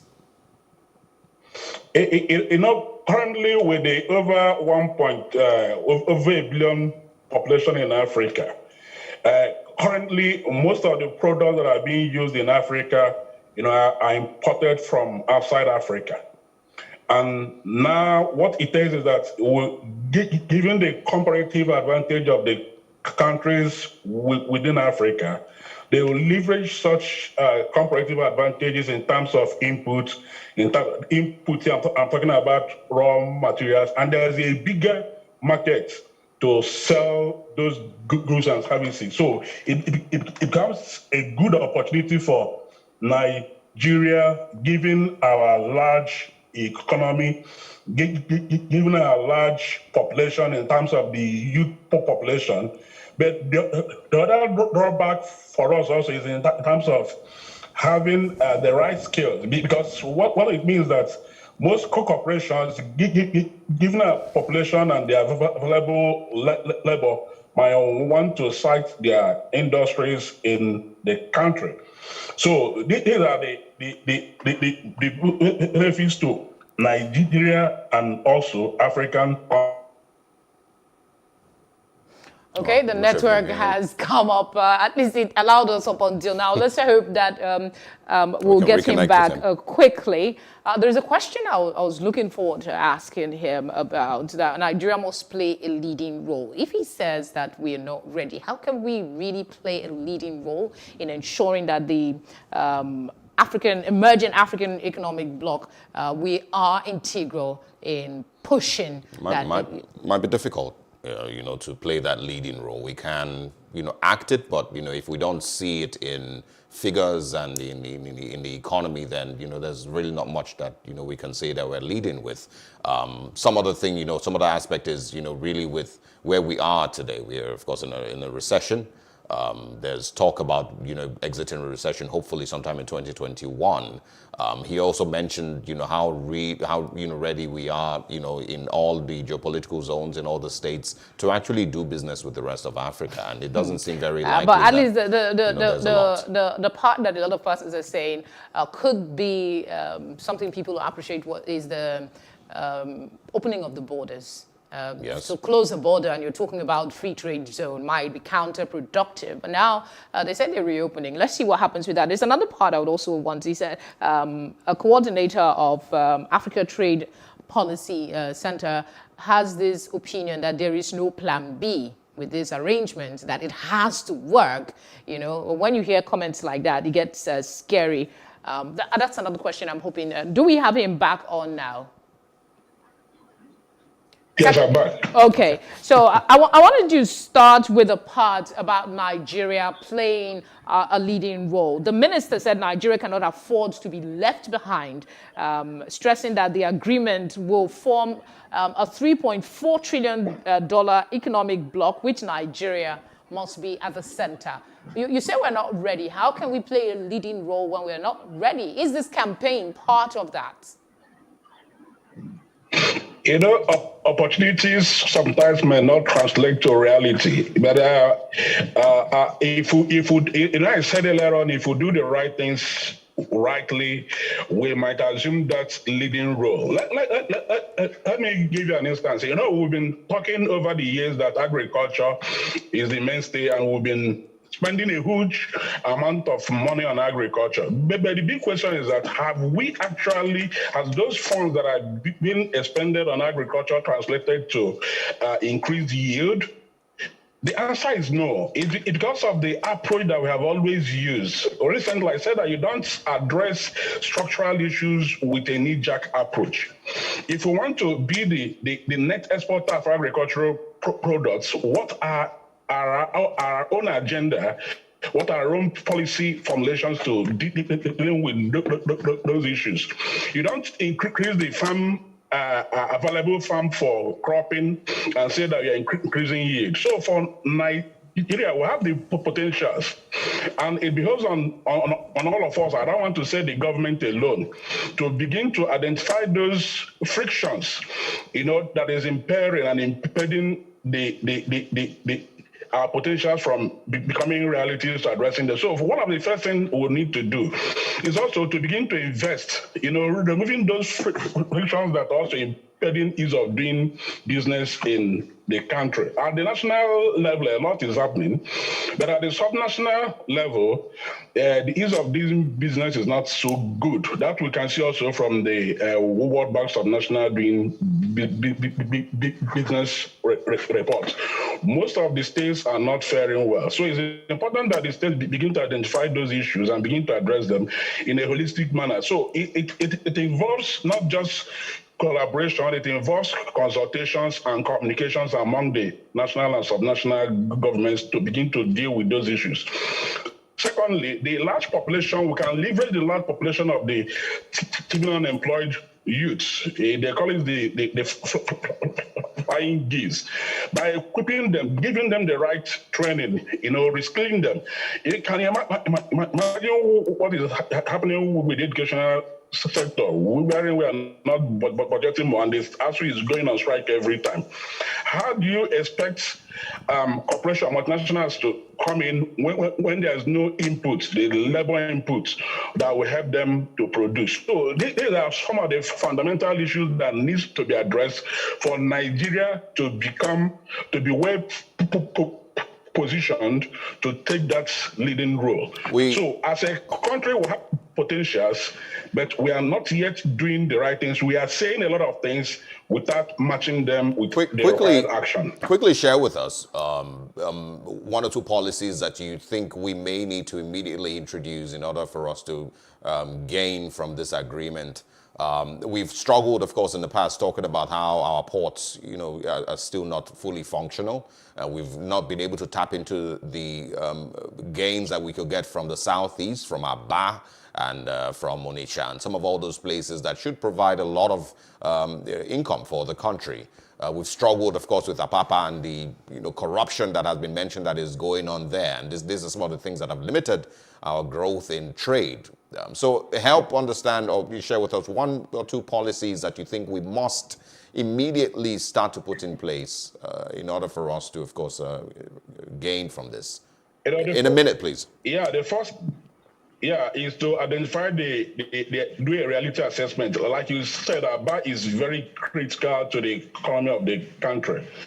And even though they have a free export processing zone, but in terms of the infrastructural requirements, they are not there. In terms of business support services, is not there. So it's important that the federal government, the national government, when I say national government, I mean both the state and the federal, begin to address those fundamental structural issues like the roads issues, like the business support issues and all that, to encourage the players in that sector to begin to produce the more they can, and also have the value chain transmission of services of export purposes.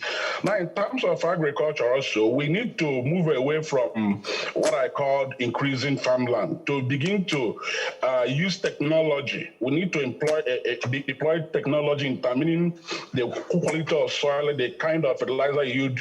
That's what I'm talking about here is more of mechanized agriculture.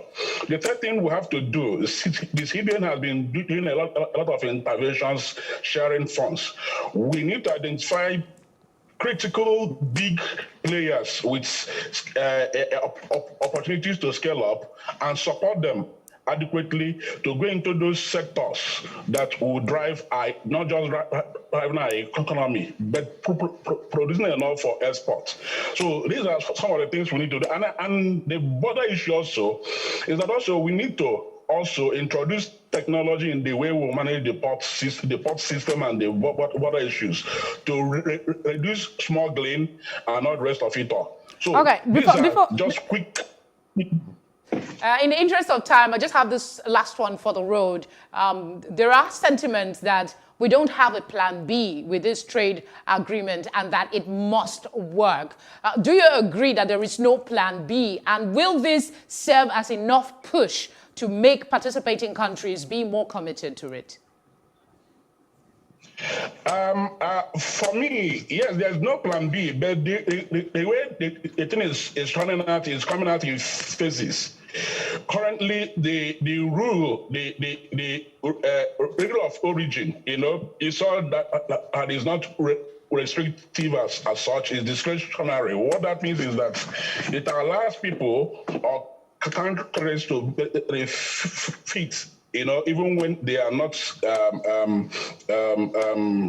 importing wholly from the African continent. But that rule of origin will enable each country to identify where these goods are produced, such that people won't import from the neighboring continents and also reap from the benefits. But in all honesty, there's no plan B yet. But given the first approach of the FCT agreement, I'll advise you to run it for some time and see how it pans out. While Nigeria begins, the most important thing is for the country to begin to do things that will improve the business environment, to encourage investments in the manufacturing sector and other productive of the economy. All right, Dr. Chiwike. Dr. Chiwike Ubah, that's the much time will permit us. I want to say thank you very much for joining us and for sharing some insights on this conversation.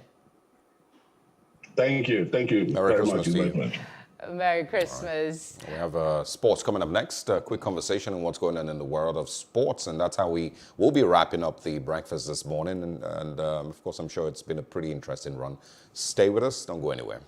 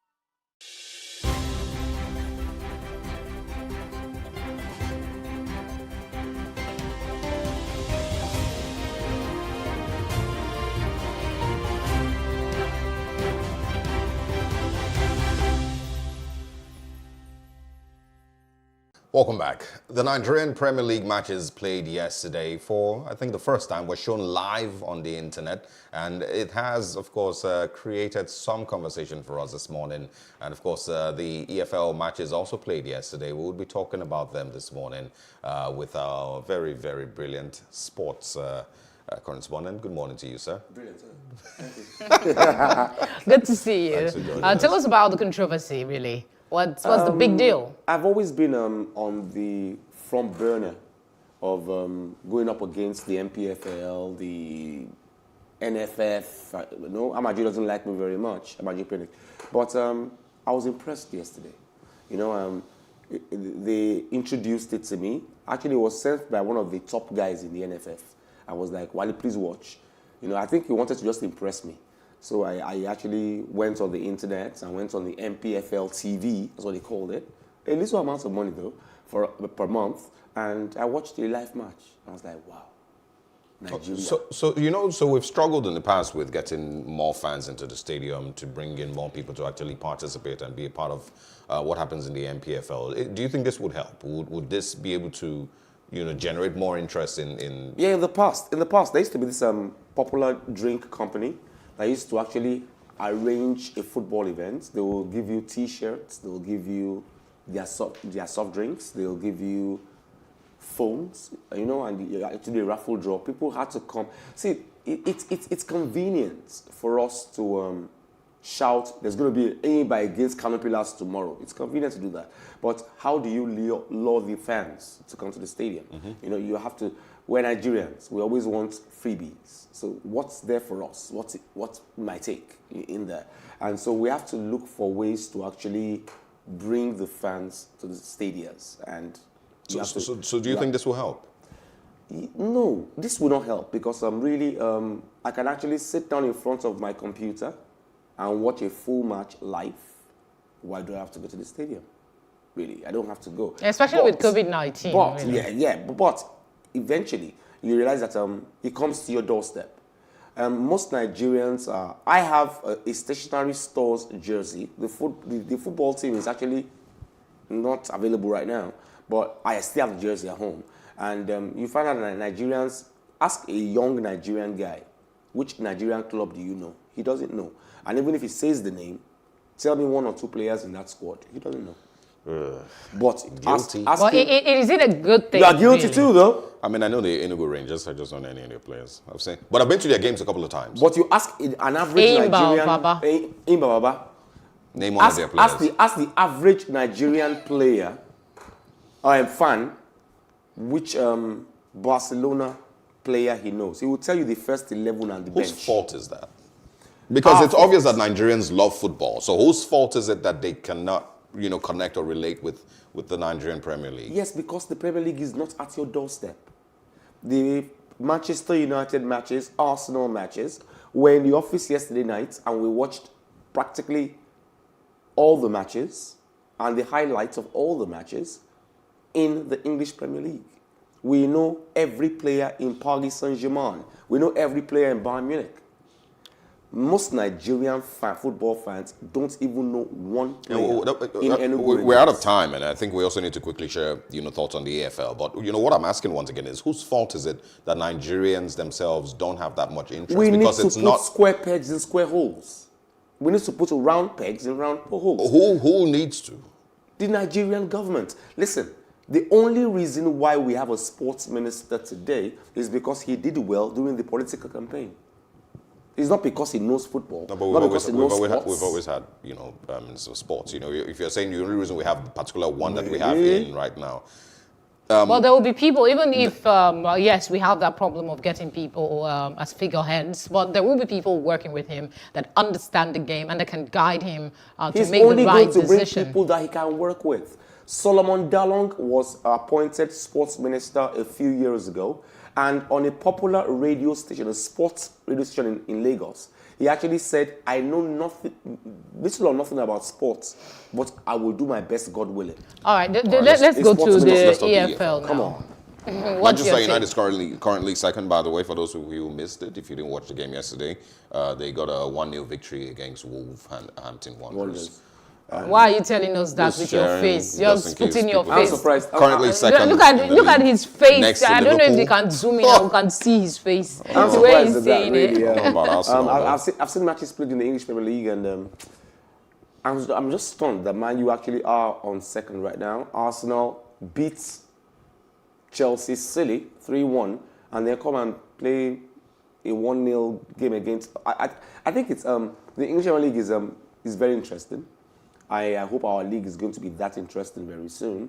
I spoke to Aishat Falode yesterday, and my wife loves this. I think that's why she still loves me. I'm a big fan of the Women Football League. I think women should be given more rights to do more things. The Nigerian... But really, the women are the ones who actually make us proud. The men don't. They only break our hearts. The women are the ones who actually, in basketball, in football, the women actually always make it happen for us. Was this and their league started 2 weeks before ours started. Yeah. So. All right. Of course. They've got their acts together more than we do. Was this the Christmas, that you expected? The EPL table, was this, what you expected it to look like? I've been a Man U fan from birth. So no, aside Manchester United now. Man U is on second right now, and yes, it's a big Christmas gift for me. But when you guys exaggerate when you say from birth, did you know about football when you were in kindergarten? No, but I'm just teasing. I spent my 8-year-old birthday at Old Trafford, so I guess I'm from birth really when I knew anything. But the truth be said, this is not the Christmas gift I expected. Man U second, good for me. But Arsenal way back in 14, nah, I didn't expect that. Wally, thank you so much. We'll wrap it up. Thank you for coming. Thank you very much. And that is a wrap for The Breakfast this morning. I hope you enjoyed the conversation. I know I did. Some controversial thoughts were shared here. Some very sentimental positions were taken, but you won't take away the fact that there is commitment in the studio to the Nigerian project, and I hope that that spirit permeates even in the new year among all of us, not just for us in the studio, for you watching. Thank you for spending your morning with us here on Plus TV Africa. Always, and if you came in late, then you can also follow up and catch up on any of the things that you may have missed this morning on our social media platforms, Twitter, Facebook, Instagram, and our YouTube channel also, all at Plus TV Africa. We wish you a great Wednesday ahead. Remember something that we learned earlier, the peace of the Lord be with you. And also with you. It's not going to be like this. See you at 9 a.m. this morning. See you soon.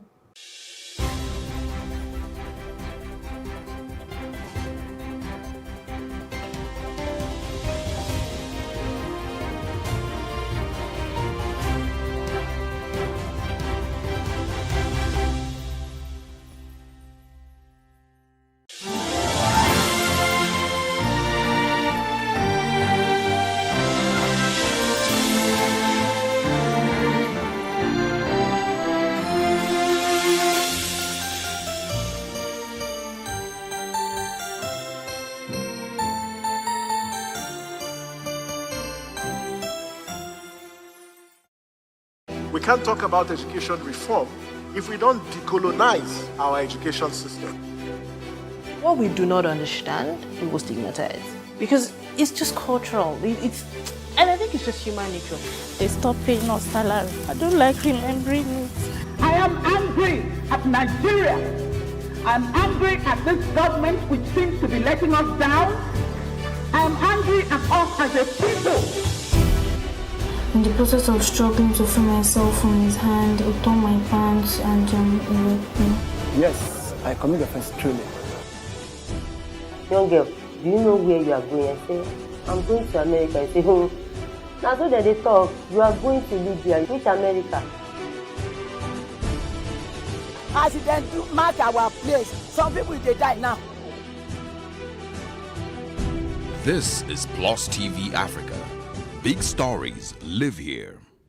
The year 2020 will be coming to an end in a few weeks, and it has indeed been an interesting year, starting from the COVID-19 pandemic, which resulted in a worldwide lockdown, in March and April. Then, the arrest of Nigerian internet fraudster Hush Puppy in Dubai, and the nationwide #EndSARS protest. On Google search, many Nigerians showed their curiosity through by checking the search engine for answers and information. We spoke to Taiwo Kola Ogunlade, the Communications and Public Relations Manager for Google West Africa. He says, people every year there are trillions of searches, and 15% of those searches are searches that we've never seen. I don't think it would be a surprise if anyone sees coronavirus as number one. So it's the number one trend globally. And then number two is election results. I think most of us were waiting to see the result of the year's election. It was great that came up globally. Number three is Kobe Bryant, American basketballer who passed away earlier in the year. He was number three globally. Number four, Zoom. This is the most unprecedented year. Most of us were home. You would see people turning to tools such as Zoom for meetings and stuff. So Zoom came up. and the 5 is IPL. And that's globally. The 9th of December, Google announced the results of its 2020 year-end search, sharing what the world and Nigerians searched for in 2020.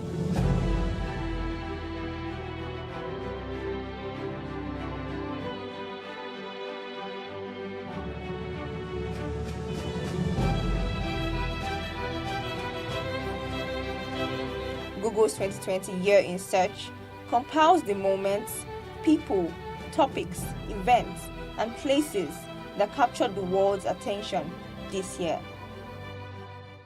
Fame, glamour, success, money, and all forms of flamboyance are what you associate with celebrities. But with the recent pockets of reports of Nigerian celebrities revealing their battles with depression, it calls for concern of a thin line between fame and depression, between appearance and reality, and many rhetorical questions. It is the desire of most artists to have an international deal and get international recognition. The quest for this fame and self-accomplishment continue with a lot of the big names now relocating outside the country. Nothing seems unchanged as racism is another social menace still confronting them. This leads to depression at the expense of love for their craft. A close observation shows that social media has continuously been a contributory factor. The regular interface with imaginary audience creates a lot of tension and illusions by many of these artists. Recently, many of our favorite stars such as Ari Song, Wajay, Dija, and a host of others have been vocal about their battles with depression. Plus TV Africa spoke to some key players such as a music executive and convener Social Media Week Lagos, Obi Asika, and a mental health specialist, Dr. Kadiri Memuna, and a popular Nigerian actor, Arike Akinyoju, who has been vocal about her struggles with depression.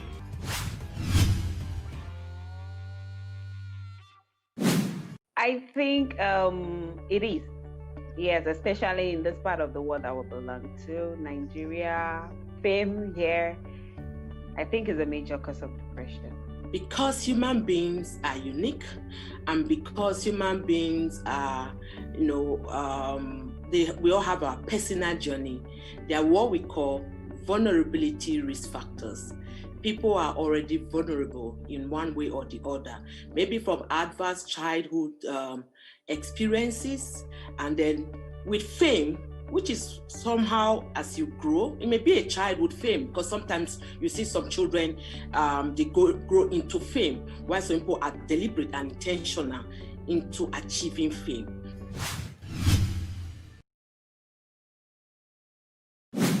Famous people have to keep up with, entertaining us. Famous people have to keep up with a particular personnel. Famous people have to keep up with, with all the challenges, even if they are going through a lot. We do not want to see them down. We are following them for the things that we want to get from them. They are inspiring people, they're influencing people, they're empowering people, they're doing a whole lot. So whatever they may be going through, the society wouldn't want to see that part of them, even if they know they may be going through that is it. So they have to just keep on being, that person we want to see. We should not be calling talents celebrities. Yes, they have become celebrities, but they became celebrities because of their talents, because of what they do. They are not just celebrities because they exist. So everybody, from my experience in life, all creative people have challenges in terms of putting together their process. And every time, it's like anywhere in the world, if you don't hear of your favorite actor for 5 years, it's one of two things. It's just A, they're not working, and B, they're not at this point in time getting offers. So what I would say is that a lot of people, if you work in the entertainment industries, if you work in those spaces, you will know that it is a high stress, high anxiety business. So therefore, the people who are working in these businesses are constantly seeking for affirmation and for support to see them through what they're doing. So in that regard, if you're in the public eye and you're constantly having to keep up appearances, it can become very, very difficult, especially if things are not going as well as they used to go in the past? There was a time in my life I passed through depression, but I think it's not because of my career. It's because naturally I'm not the type that, things people say get to. Fine, I feel concerned when they say things or they expect me to live in a certain way and I'm not living that life. I feel concerned and I feel like, but it doesn't really get to me. So if I ever had depression, it wasn't basically on my career level.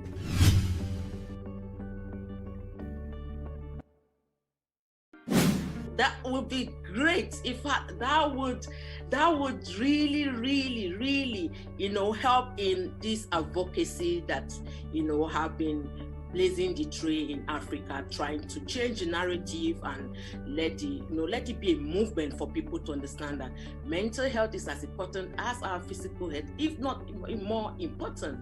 And for the fact that it's intrinsically linked to our physical health, we have to guard, protect, and prioritize our mental health at every given point in time. So if we start seeing the media and entertainment industry putting our mental health as part of their package, it may not necessarily be a department because that's a tall order, but ensuring that from inception, when they are setting up that business, they incorporate what we call an employees assistance program. It's a subtle way of incorporating mental health services within your organization. What that just means is that as a business owner and having artists and producing whatever you're doing in media and entertainment, you and your employees or you and your gang, you and your group have a safe space where you have been able to build a culture of compassion that individuals in that organization can speak up, can speak out, can seek for help from professionals in rendering this employees assistance program. I don't actually agree that record labels, entertainment companies, or businesses should actually be having mental health departments. I think mental health is a very, very specialized issue. What they should be doing is being aware of mental health and have mental health professionals that they can relate to if they have issues with any of their talents or clients. Unfortunately, for many years, it has always been stigma here. So people do not engage the topic and they don't discuss their problems. But definitely, a lot of talents and a lot of people in society have mental health issues and issues with depression and anxiety and other things of that nature. So it's important to relate to mental health professionals who can help when you have somebody or friends or family or clients or talents who have any issues at all.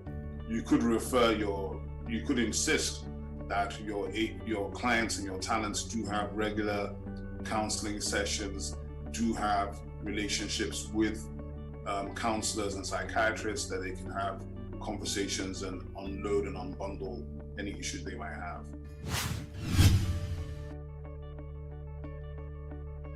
The best thing anybody can do is to stay engaged with the talent. So the talent, and that means that understand and know your talent very well. Understand what makes them tick, what makes them click, when they are happy, to be happy, or to be in a stable state of mind and frame of mind to enable them to produce their best work. And that normally is, if you're doing that, that means that talent has a strong manager.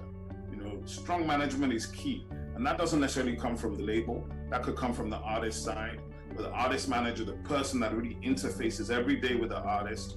A lot of times the label is literally just there to provide distribution, retail, marketing, and finance. One dominant recommendation is for this artist to live in their realities and not all about impressing fans who change loyalty at slightest disappointment by their so-called quasi-demigods, whose foibles are as real as any man on the street. The story of Michael Jackson, who died in 2009, and later Whitney Houston in 2012, are few of these sad reminders that despite fame and pageantry, one's mental health must not be ignored. Reporting for Plus TV Africa, Ife Oshunkeye.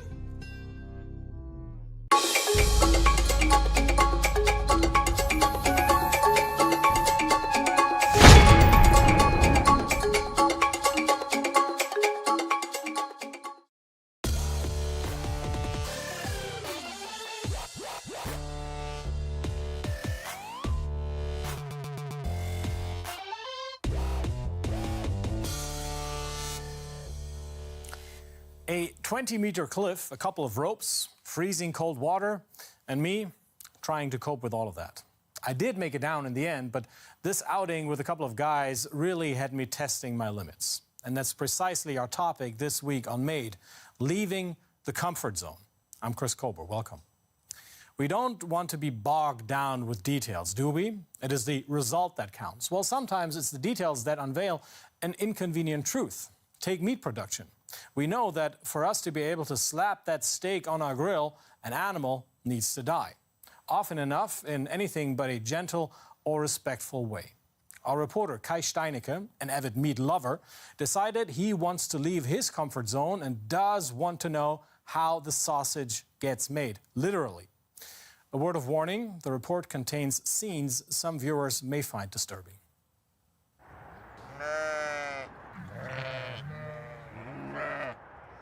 Hello. Hello, hello. I am going to slaughter one of these animals. They belong to Wendelin Schmucke. He farms sheep the traditional way. His family has been doing this since 1750. His sheep are out to pasture for most of the year. But it's hard to find enough grazing land. The sheep need about a hectare a day, that is. A hectare every day?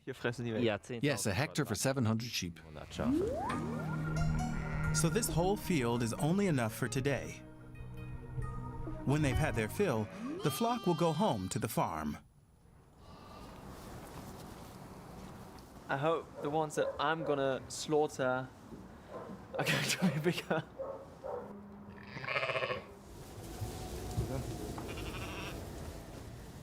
Oh yes, this one is bigger. It's 6 months old and weighs about 40 kilos. That's huge. I had no idea how quickly they grow. I really don't know if I can do this.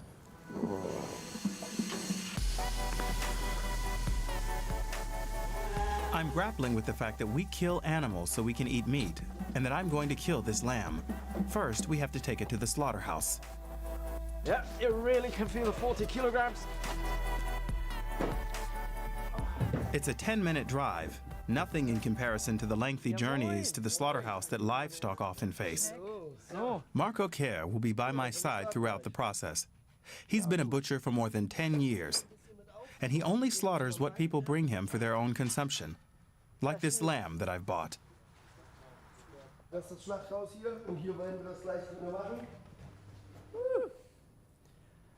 What was it like for you the first time? Yeah, you don't forget the first time. I had to leave the room. It was all a bit much. Not because of the blood, but the fact that an animal is dying. You don't really grasp that until you see it. And when it's done, you can't undo it. But we'll manage. Oh, God. Marco shows me how to use a bolt gun. It destroys the sheep's brain, and it won't feel anything afterwards. Hold it loosely and then press once. Einfach trauen. What? That was it. Oh! Yeah. That's like a real gun. Yeah.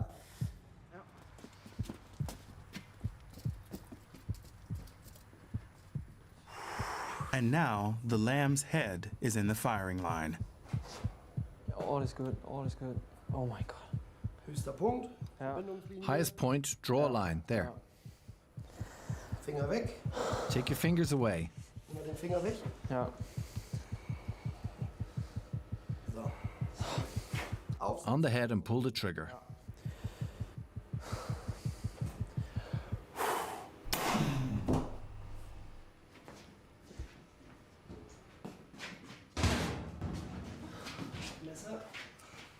Knife, slice it through, all the way. Durchstechen, richtig. And again. Ich muss mal einmal. Oh God, Jesus.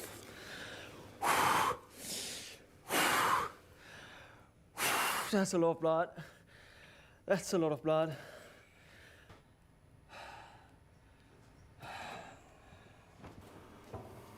Das war's.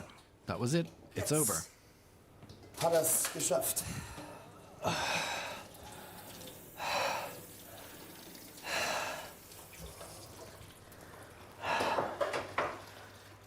So, how was it?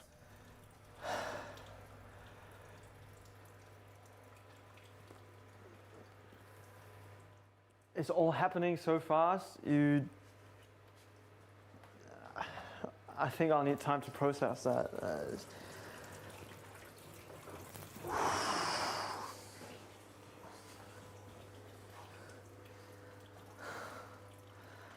I've killed an animal.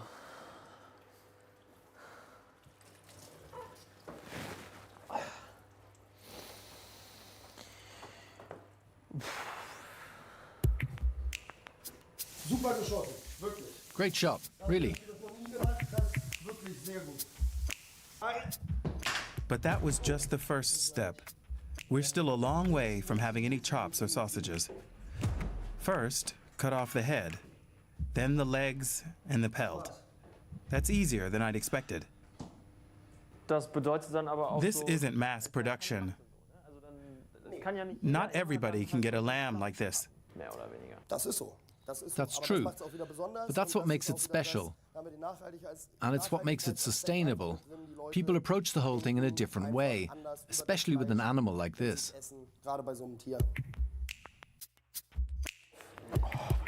Genau. We still need to get rid of the guts. Genau. Einmal über Nacht in die Kühlung, ganz abtropfen. Now it's left to hang overnight. That makes it easier to process. I think what happened back in that slaughterhouse will forever be burned into my mind. The noises, the sounds, the smells, but it's the only way that sustainably eating meat is actually possible, because doing this in the masses of meat we eat today is absolutely impossible. But still, for me, I don't really know if I'm ever going to walk into a supermarket again and be like, yeah, I'm going to eat that meat. The next morning, it's time to harvest the meat we've worked so hard for. Taking the carcass apart isn't any easier, it turns out. And there goes the shoulder. Yes!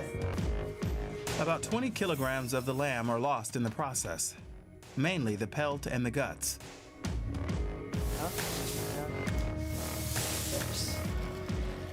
Hinsetzen kann.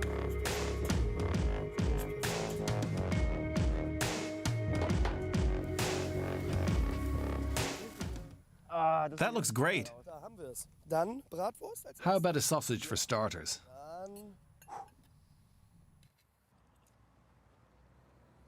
I'm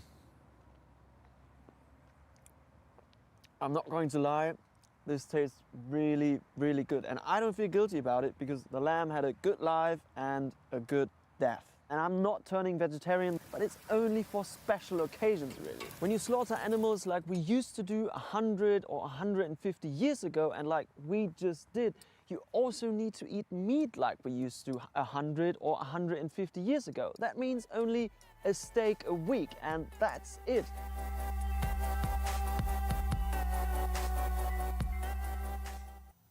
Oh my, what a day for a reporter. Leaving your comfort zone doesn't always happen voluntarily. People losing their jobs because businesses are suffering under pandemic restrictions. Now, that's a real problem. But maybe this crisis can also offer opportunities. Entrepreneur Ernest Darko might have some advice for you, even if you're not into large-scale health systems development like he is. The COVID pandemic has really turned the world upside down. So here are the 5 tips to boost your career in the context of a pandemic.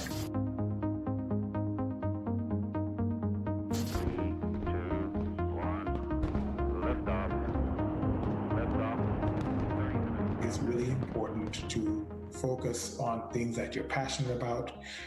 Even if in the overall sense of your career, it's hard to find, the thing to be passionate about. I grew up in a situation where healthcare was always poor, clinics were always overcrowded. Halfway through my medical career, I realized that if I really want to make a difference in these types of environments, I needed to be a doctor of systems, not just of people. Many years later, here I am basically running a company that is focused on helping countries fix their systems at large scale. If it's not easy to get out of bed to go to that job or to go do that particular thing I've chosen to do, then I know I'm probably doing the wrong thing. Lift off.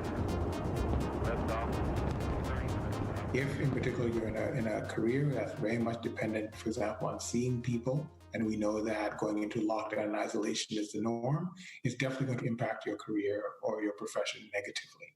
So do that assessment really quickly to understand whether it's going to diminish or create opportunities for you. Lift off. If there is an opportunity, try and figure out how am I going to work myself into that opportunity. So if I can now innovate in order to now meet this new demand, yes, I cannot see people in person, but there's this huge demand now. How can I innovate basically to meet this new opportunity? So we developed a screening app, for example, that community workers who are going to do the door-to-door COVID screening could use to capture the screening and the result of the screening in real time. Lift off.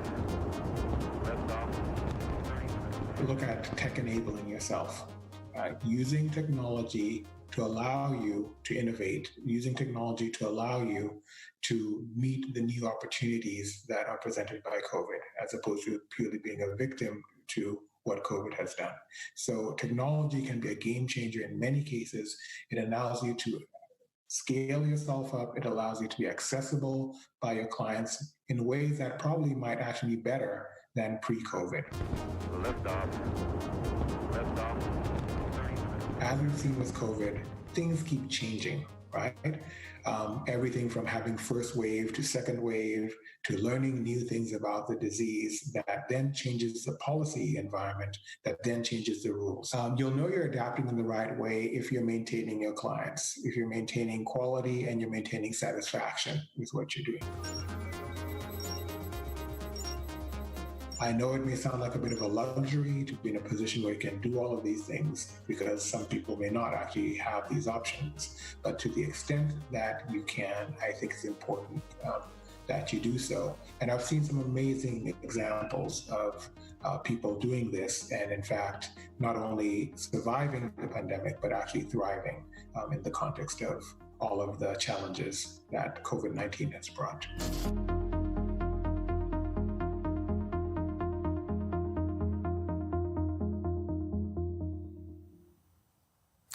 Readjusting your career can be difficult, no doubt, particularly if your plan was to have one of the coolest jobs ever, flying a plane.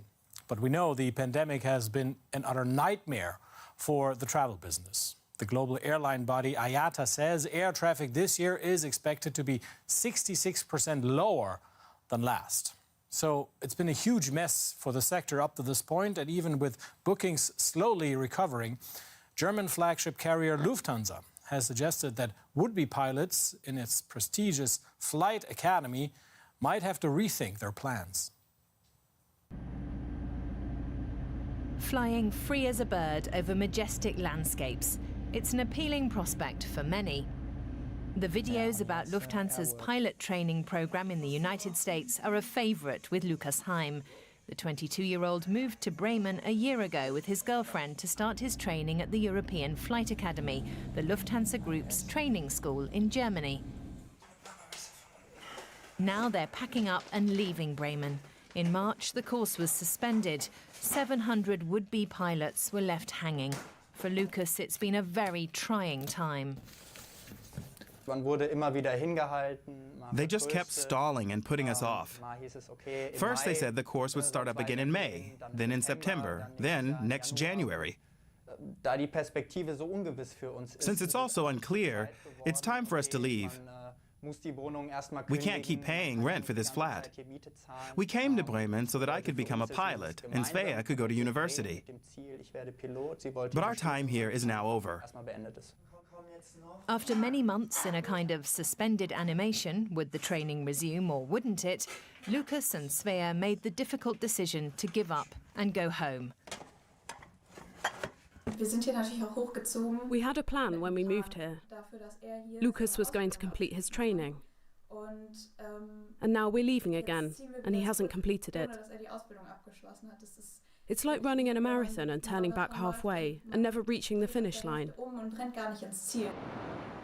Lufthansa, Germany's biggest airline, was brought to its knees by the collapse in air travel caused by the pandemic. It was saved from bankruptcy by a €9 billion bailout. Half its fleet remains grounded. The head of Lufthansa Aviation Training, Stefan Kenan-Scheib, says the airline has 1,000 pilots more than it needs. We tell our student pilots quite candidly that the prospects for becoming a pilot are very, very bad right now because of the COVID-19 pandemic and the financial situation of the Lufthansa Group. We're losing €500 million every month. It's our duty to be open to the students and tell it like it is. Most aviation industry analysts say the demand for pilots after the pandemic is hardly likely to soar. They don't see air travel picking up significantly until 2025. Most of the youngsters who have had to halt their training need a job to get by. Caroline Bösner was in the United States when she heard the course had been suspended. Now she's back living with her parents in Leipzig and working at an Amazon logistics center. It wasn't easy, but I had to take a pragmatic approach. I knew I couldn't just sit around at home, but had to do something. And it wouldn't be a bad thing to make some money. You don't earn anything as a student pilot.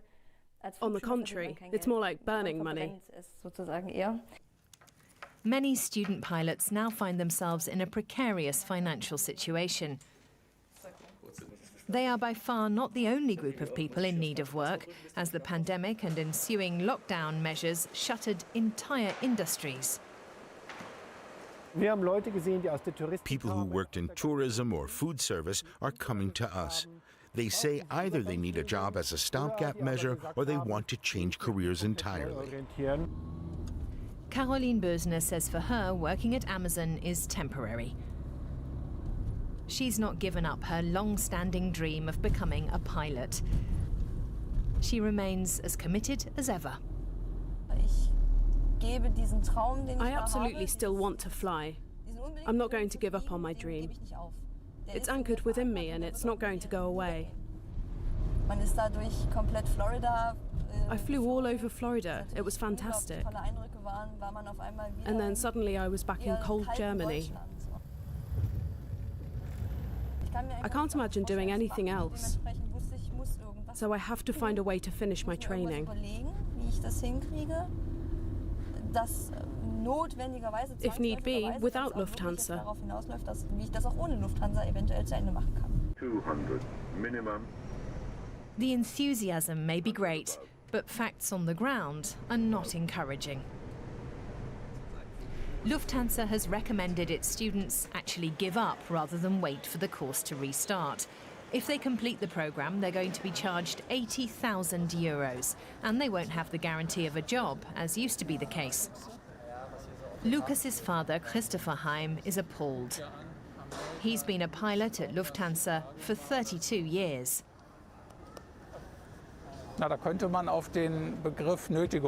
This sounds to me rather like coercion. If I agree to terminate the training contract, everything will be fine. If I don't and want to fulfill my dream, then a huge sum of money comes due. I don't like that. I think it's dishonorable. It's quiet and empty at the European Flight Academy in Bremen. This is the first time Lukas Heim has been inside since March. He too remains determined to become a pilot, despite the difficult conditions prevailing right now. Though he says he doesn't yet know how he's going to do that. What I would like is for them to say, when we restart pilot training, we'll take you guys first. Or that they at least certify our test results. But Lufthansa has not made any such commitment. Nor does CEO Carsten Spohr have any words of encouragement for the students. He's already indicated that Lufthansa will have no more work for tens of thousands of its employees. As with all professions and at all German universities, there are no guarantees of jobs in the future. And that is the case here too. Aviation remains a fascinating industry for young people too. But I think we have to face reality. In the years ahead, there are going to be too many people for the jobs available. Anybody planning a career in aviation has to take this into account. The pandemic could end the dreams of an entire generation of would-be pilots.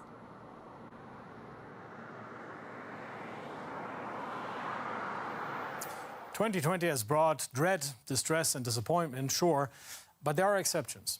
E-commerce has seen an unprecedented boom. And with people having second thoughts about standing in line at crowded malls, trade experts believe online shopping revenue in Germany will be up almost 20% this year. But my colleague Olaf Krieger feels Christmas is not about the presents. It's what we make of it, now more than ever.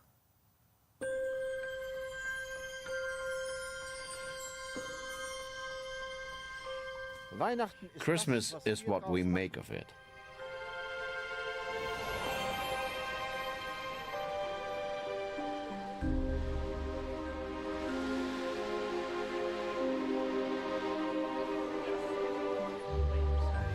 Oh, how joyfully, oh, how merrily, Christmas comes with its grace divine.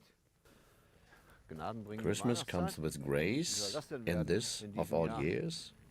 Really? Krieger, is that you? What are you doing here? How about a bit of Christmas in these troubled times? Come on in, we can decorate and we can chat.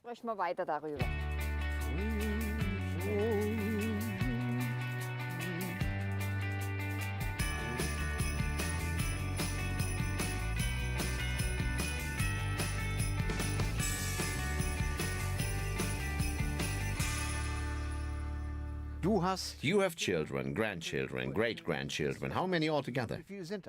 I have 3 kids of my own, 2 girls and a boy, 5 grandchildren and 4 great-grandchildren. What's your favorite Christmas memory? My childhood, with my parents and grandparents and with my kids when they were little, in the Ore Mountains. And who helped decorate? Just me. Alone?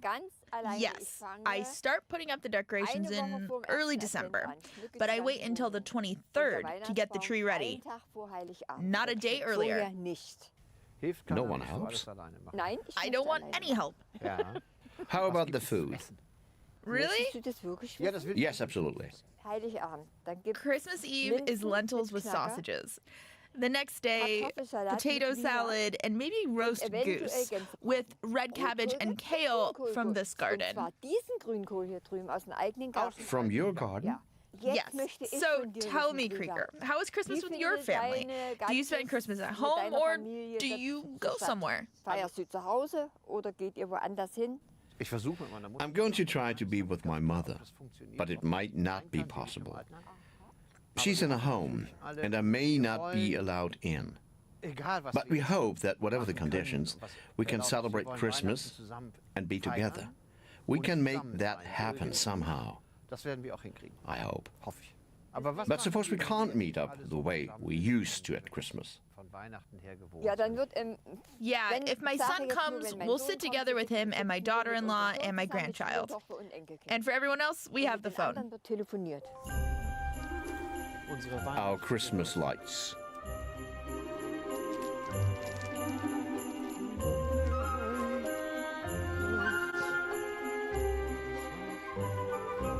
Suddenly people are so important again. Forget about the presents. Christmas won't be cancelled. It'll just be different. Ganz anders sein. Let's have more light.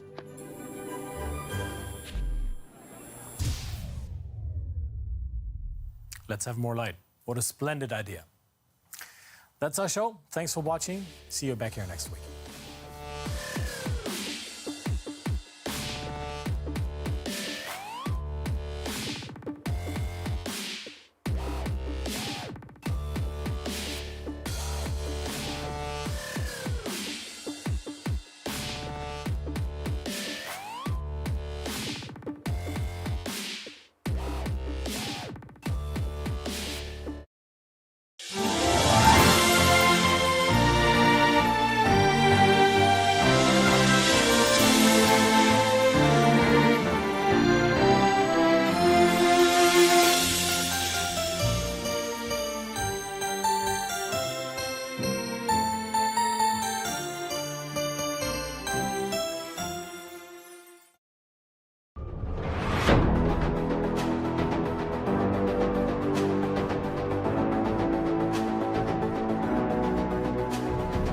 First point of accountability is asking questions. Hello and welcome to Plus Sports and Plus TV Africa. I am Udoka Njoko. Hi everyone, welcome to Plus Training.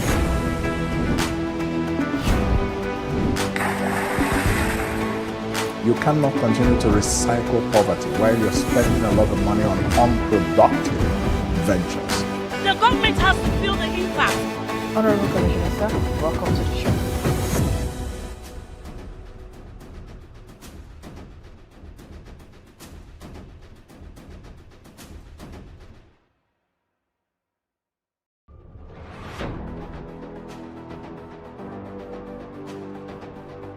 A lot of the jobs that exist today will not exist in the next 10 years. 10 years. When I see people today shouting, we're not too young to run, we are ready to run. Ready to run to where? The people of excellence are, to a certain extent, being held ransom by idiots and bandits. Once you are in government, you believe everything you do is right. And once you are in opposition, everything the government does is wrong. And so it's time for us to take over power.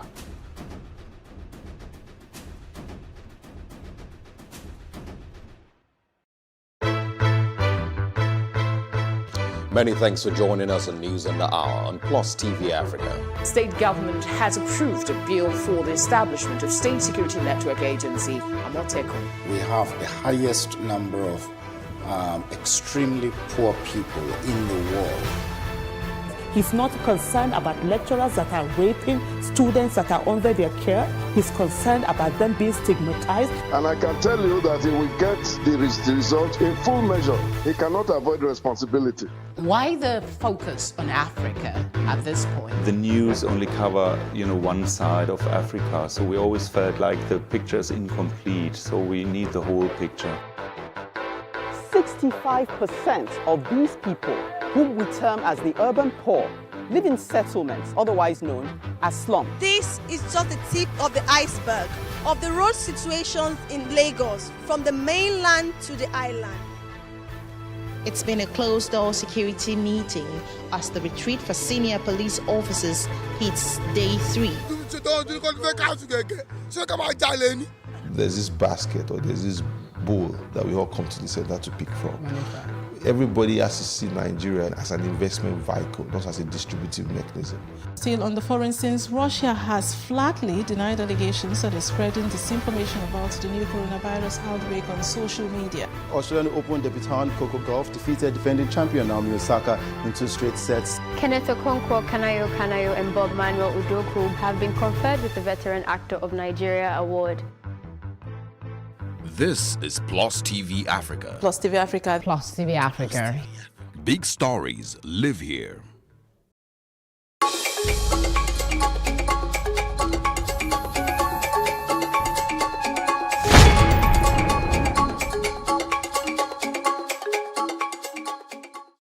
Hello and welcome to Plus Reports, a compilation of the stories that made the news recently.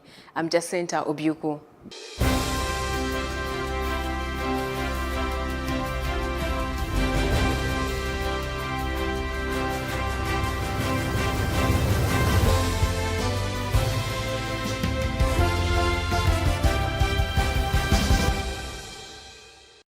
Few days before Christmas, Nigerian traders and sellers in Lagos were not smiling as they lamented the biting effects of inflation. Justin Akadwe was at Popular Mile 12 Market.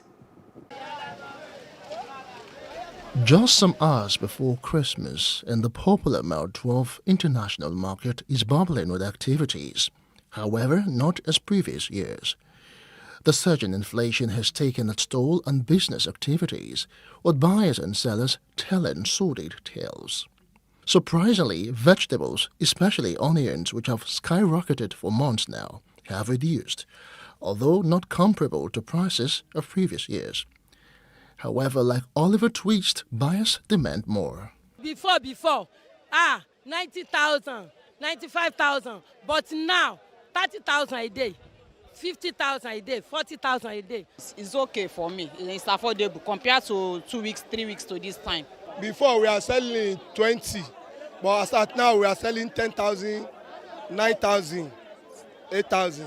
I bought one basket, not full basket. That's the way they normally share it. I bought 4,000 naira, but before it's also of 2,000 naira. The same can be said for other staples like rice, beans, and gari. The traders are quick to blame the rippling effect of COVID-19. Last year, bag of beans, we are selling 17,000, 18,000 to 20. But this year, there is 37,000, 35,000. It's double money too. Foreign rice, they are selling for now. The small one, they are selling 23, 24. And big one, they are selling 27, 26.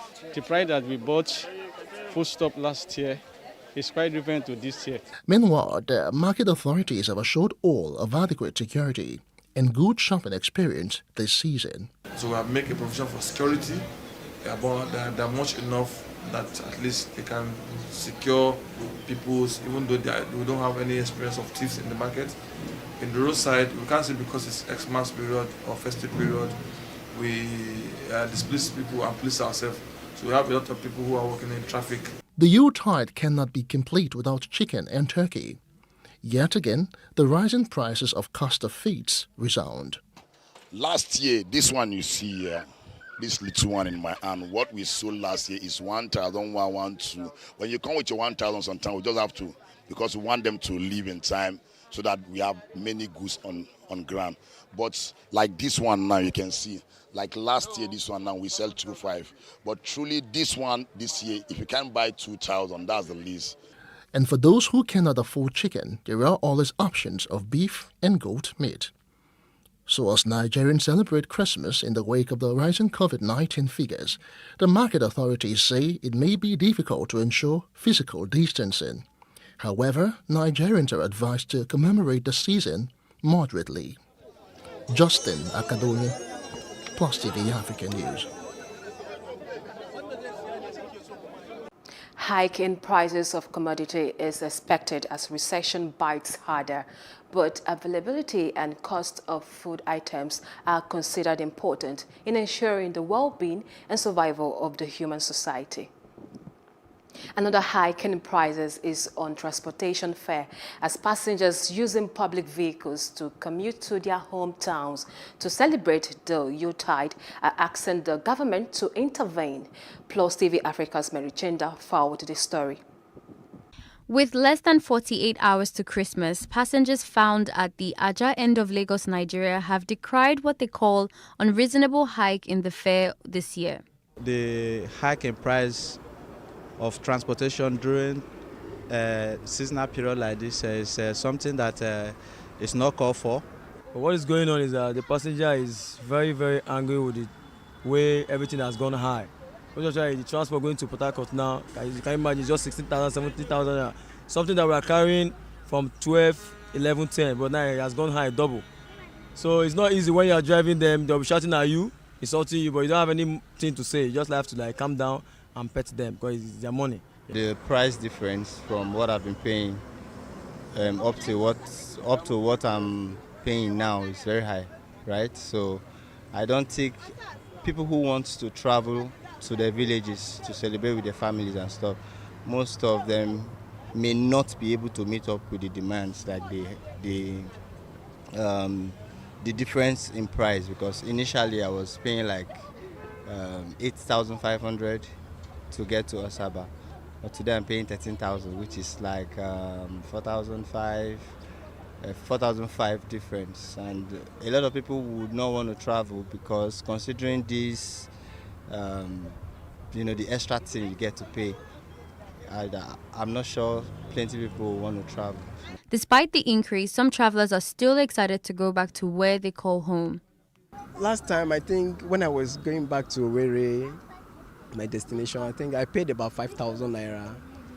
But to my greatest surprise, coming here today, I'm hearing 18,000, 17,000 to Owerri. But finally, one has no choice, but we have to celebrate the season with our family, loved ones at home. But the manager of one of the parks attempts to offer an explanation for the hike. The issue remains that when we blow from here to Lagos to Abuja, you blow empty all the way, not picking even single passenger. That is why there's the difference there.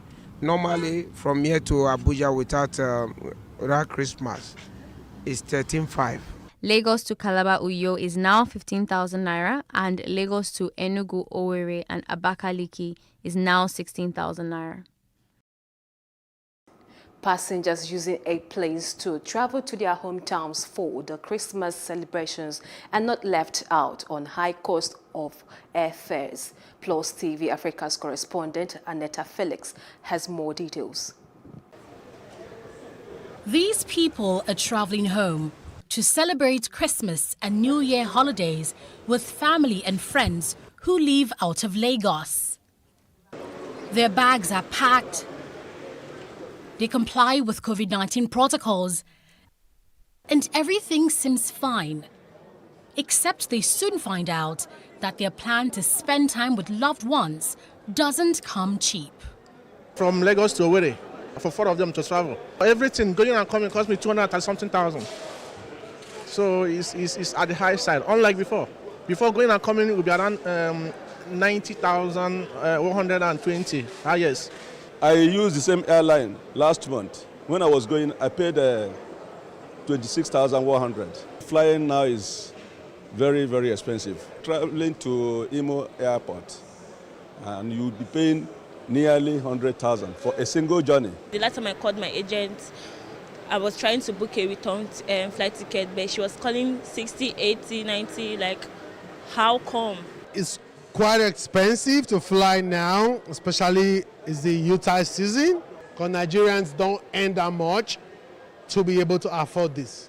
Others accuse the airline operators for capitalizing on the annual rituals of Southeasterners of traveling home on holidays by hiking airfares to their home states more than to other regions in Nigeria. Any festivity we are traveling to the East, they like to hike the price of transportation, unlike other tribes. Okay, check from here now to Kaduna or other northern states. It's not up to that amount. But check out from here to the east. You are spending a fortune to get to your village. It's unfortunate. It's not good. Behind me is the tarmac of the Murtala Mohammed Domestic Airport. And passengers who are boarding right now have paid almost 5 times the regular cost.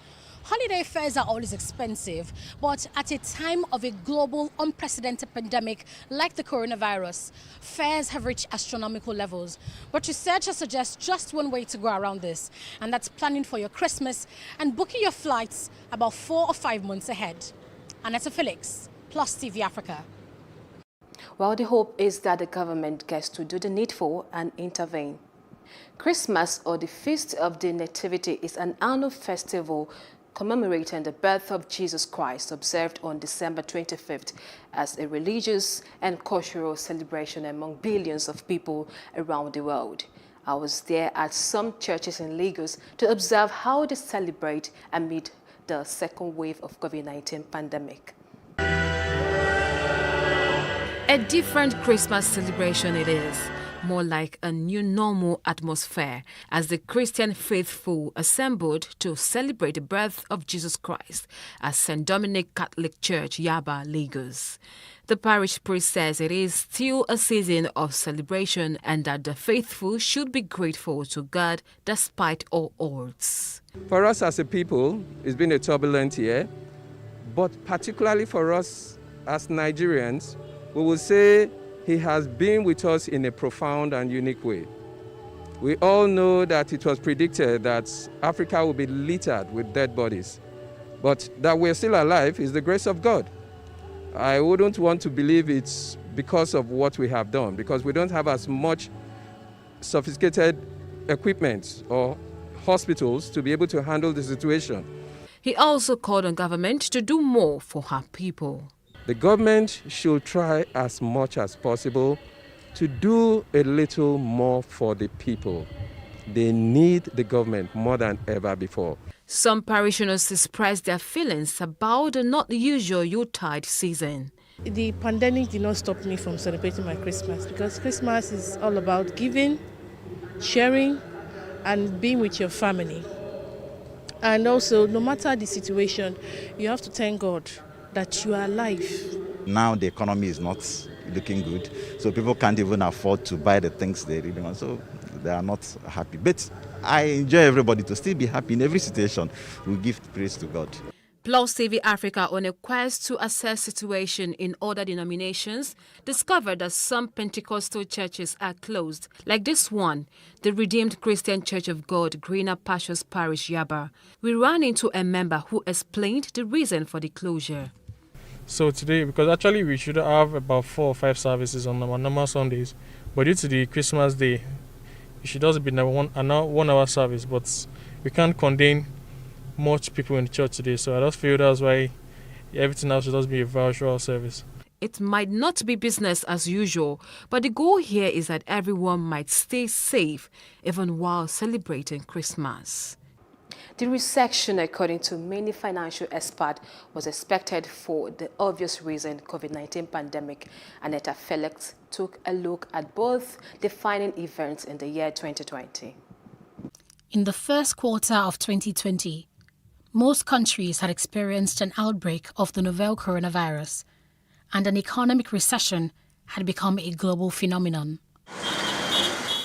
The Nigerian economy was not immune from this, especially as the prices of crude oil experienced a drastic fall. Millions of businesses were shuttered due to the COVID-19 lockdown, and the country's recent history with a recession in 2016. Nigeria's Minister of Finance stated soon afterwards that Nigeria would exit recession historically fast. What will decide how fast we're going to get out of the recession is actually the specific steps that we take. And I'll give you an example.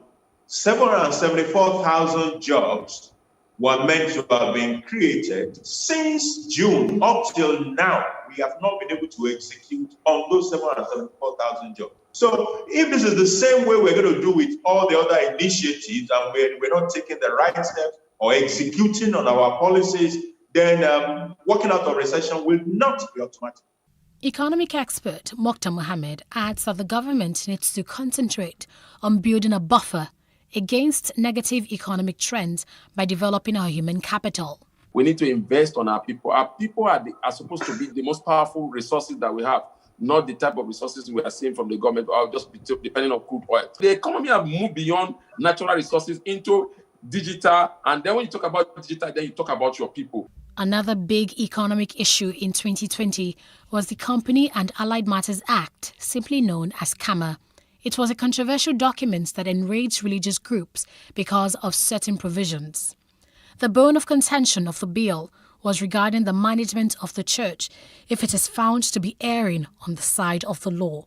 I don't think the church is against CAMA. I just feel that the church needed a little bit of clarity from the government, and they wanted to be involved in the processes so that they tell the government how the churches work, and through that the government will be able to set up that law. But the government never gave them that opportunity, just came up with a law and said, this is what is entailed and this is how it has to be followed. And like I said, in every law there should be justice. So if you are telling me that I don't have a right to challenge you, I don't think that it gives you. You are not being the judge on your own case. But when you look at the broader picture of the CAMA law, I think it's one of the best law in terms of business when you look at other businesses. But when you look at charitable organization, I think that's where they had a problem.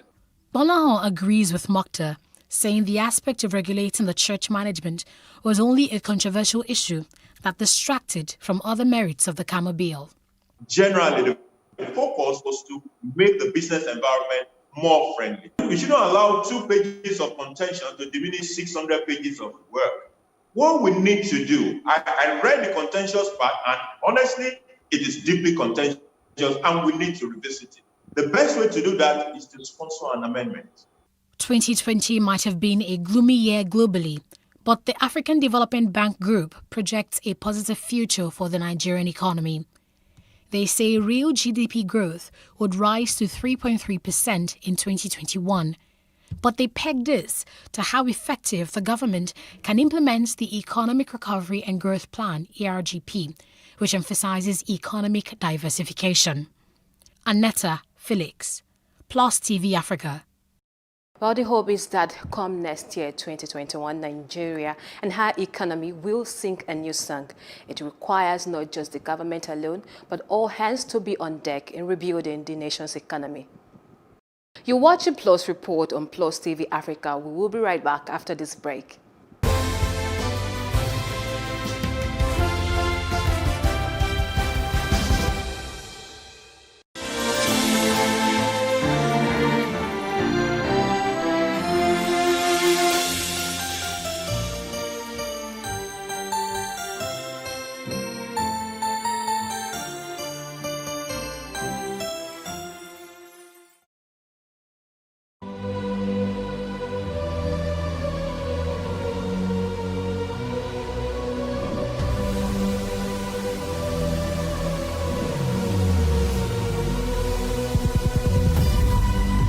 What we do not understand, we will stigmatize. What you can see is the remaining of the tanker that exploded. It's also equally confessed.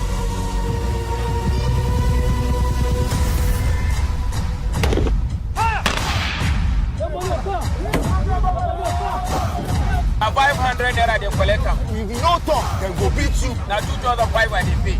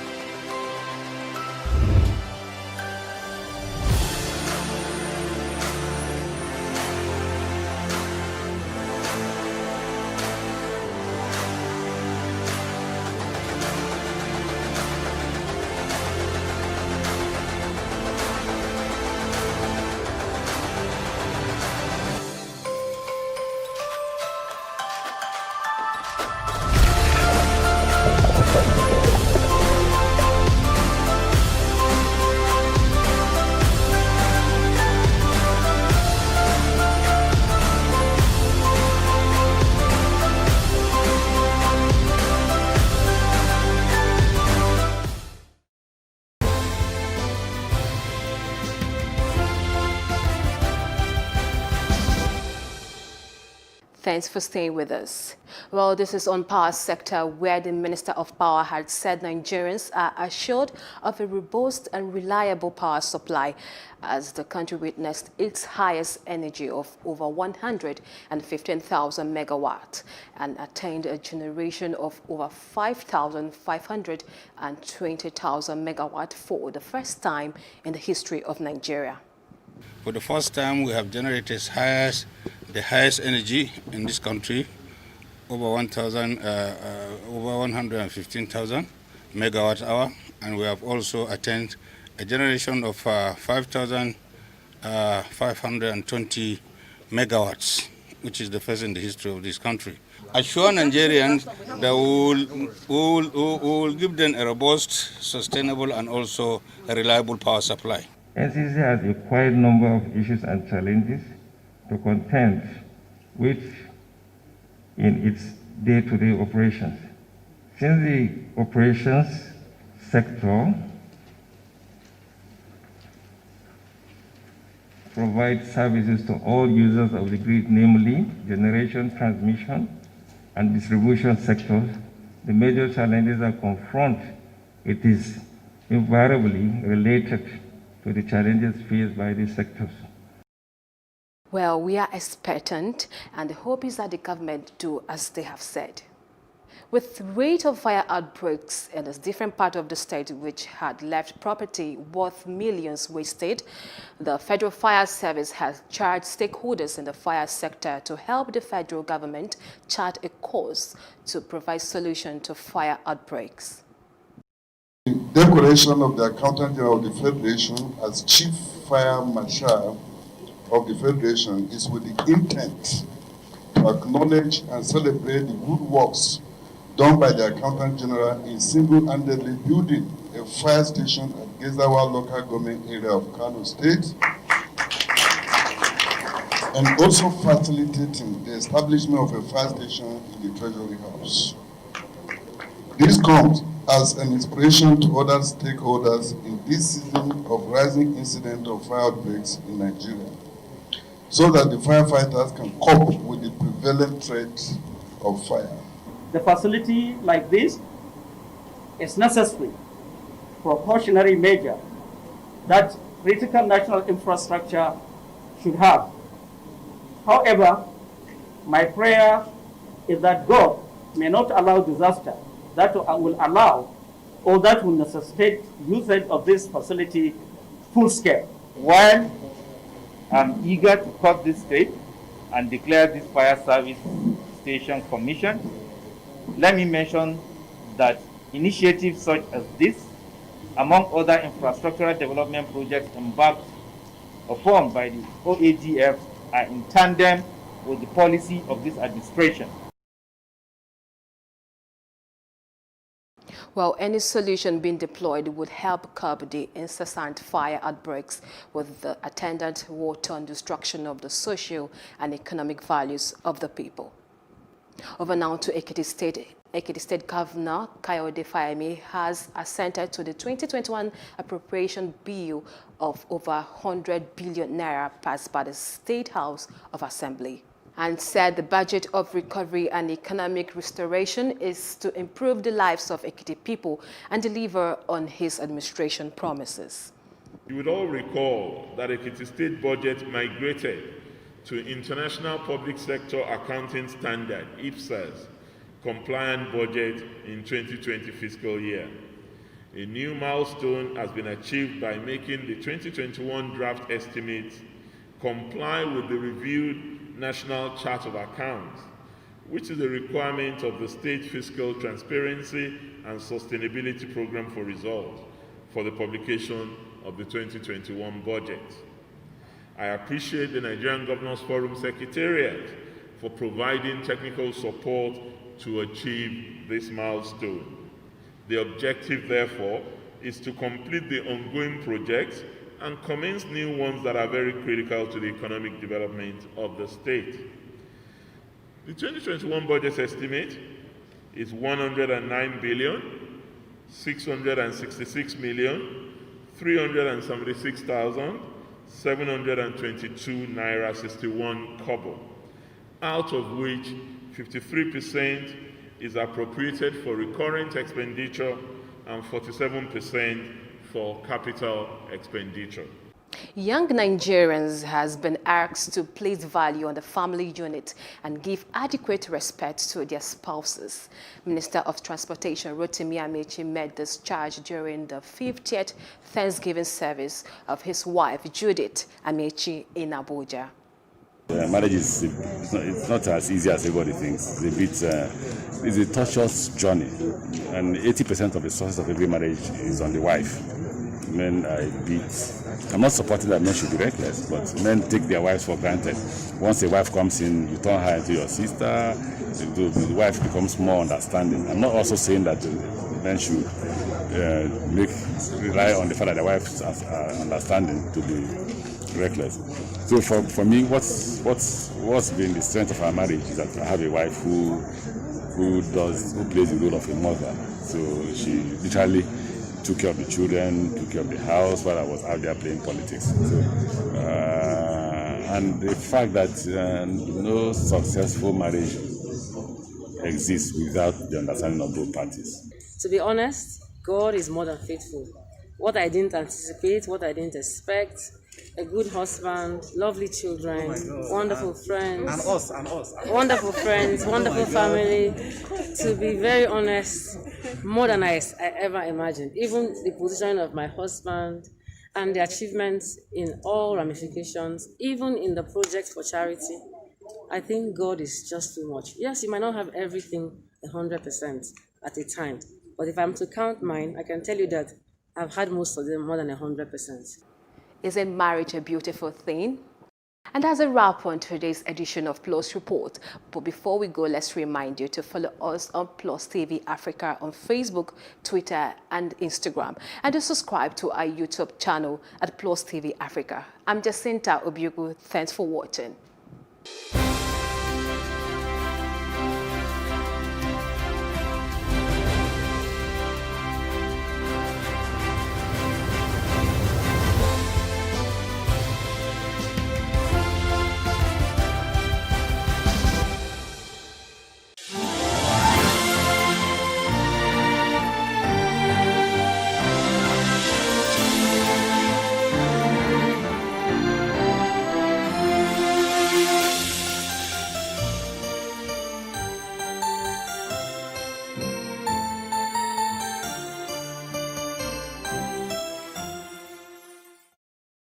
We can't talk about education reform if we don't decolonize our education system. What we do not understand, we will stigmatize. Because it's just cultural. And I think it's just human nature. They stop paying us salary. I don't like remembering it. I am angry at Nigeria.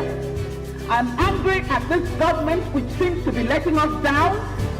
I'm angry at us as a people. In the process of struggling to free myself from his hand, he tore my pants and he raped me. Yes, I commit offense truly. Young girl, do you know where you are going? I say, I'm going to America. I say, now so that they talk, you are going to Libya. Which America? As they do mark our place, some people they die now. This is Plus TV Africa. Big stories live here. Many thanks for joining us on News on the Hour on Plus TV Africa. State government has approved a bill for the establishment of State Security Network Agency, Amoteco. We have the highest number of extremely poor people in the world. He's not concerned about lecturers that are raping students that are under their care. He's concerned about them being stigmatized. And I can tell you that he will get the result in full measure. He cannot avoid responsibility. Why the focus on Africa at this point? The news only cover, one side of Africa. So we always felt like the picture is incomplete. So we need the whole picture. 65% of these people, whom we term as the urban poor, live in settlements, otherwise known as slums. This is just the tip of the iceberg of the road situations in Lagos, from the mainland to the island. It's been a closed-door security meeting as the retreat for senior police officers hits day 3. There's this basket or there's this bowl that we all come to the center to pick from. Everybody has to see Nigeria as an investment vehicle, not as a distributive mechanism. Still on the foreign scenes, Russia has flatly denied allegations that is spreading disinformation about the new coronavirus outbreak on social media. Australian Open debutant Coco Gauff defeated defending champion Naomi Osaka in 2 straight sets. Kenneth Okonkwo Kanayo and Bob Manuel Udoku have been conferred with the Veteran Actor of Nigeria Award. This is Plus TV Africa. Plus TV Africa. Plus TV Africa. Big stories live here.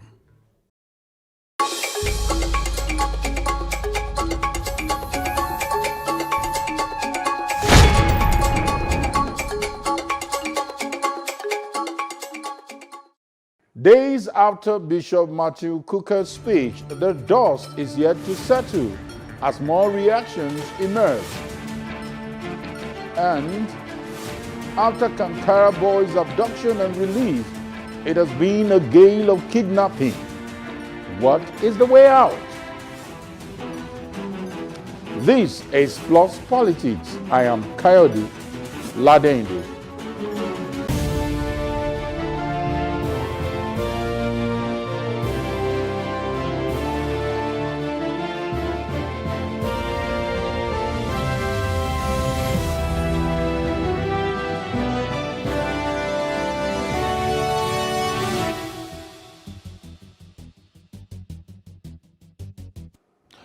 Welcome to Plus Politics. Several days after Christmas Day, responses and reactions to the speech of the Bishop of Sokoto Catholic Diocese, Matthew Kuka, for the holiday season, reactions have not ceased from different quarters.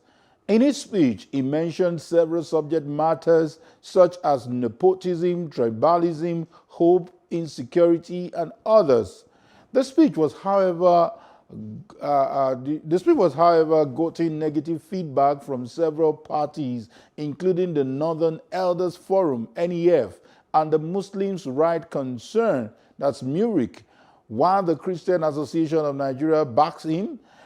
So we'll now look at this speech, and to do justice to the content and the kernel of this speech, we have Olu Martins, who is a public affairs analyst. Good evening, Olu Martins. Good evening. Yeah, good. TV crew, nice to be on air. Yeah, good to have you. You know, few hours or few days to the new year. In advance to everybody. And later on, we'll be joined by Biodun Shoumi, who is also a public affairs analyst. Okay, Olu Martins, so many reactions are coming. I don't know whether you've had the opportunity of looking at the whole speech, because it appears the idea of coup or no coup dominates the discourse. What's your overall assessment of this speech by Father Matthew Kuka? Yes, let us first of all do an attempt to analyze the person of Reverend Father Matthew Kuka, now Bishop Matthew Kuka.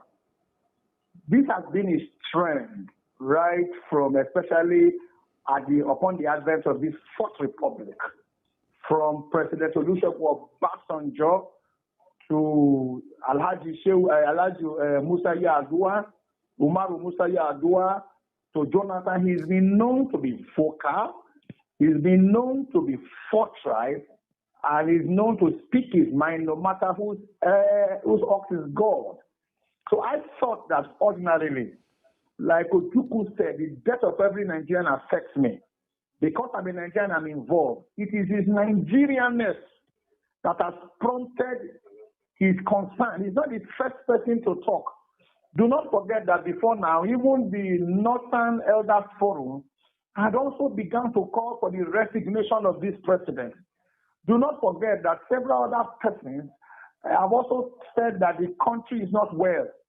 Perhaps what has made his own punchy is that he has added the clause that ordinarily, if not that it was a Muslim, Northern Fulani person who is president, it was a Southern president who has demonstrated such gross nepotism and insensitivity to the plurality of Nigeria.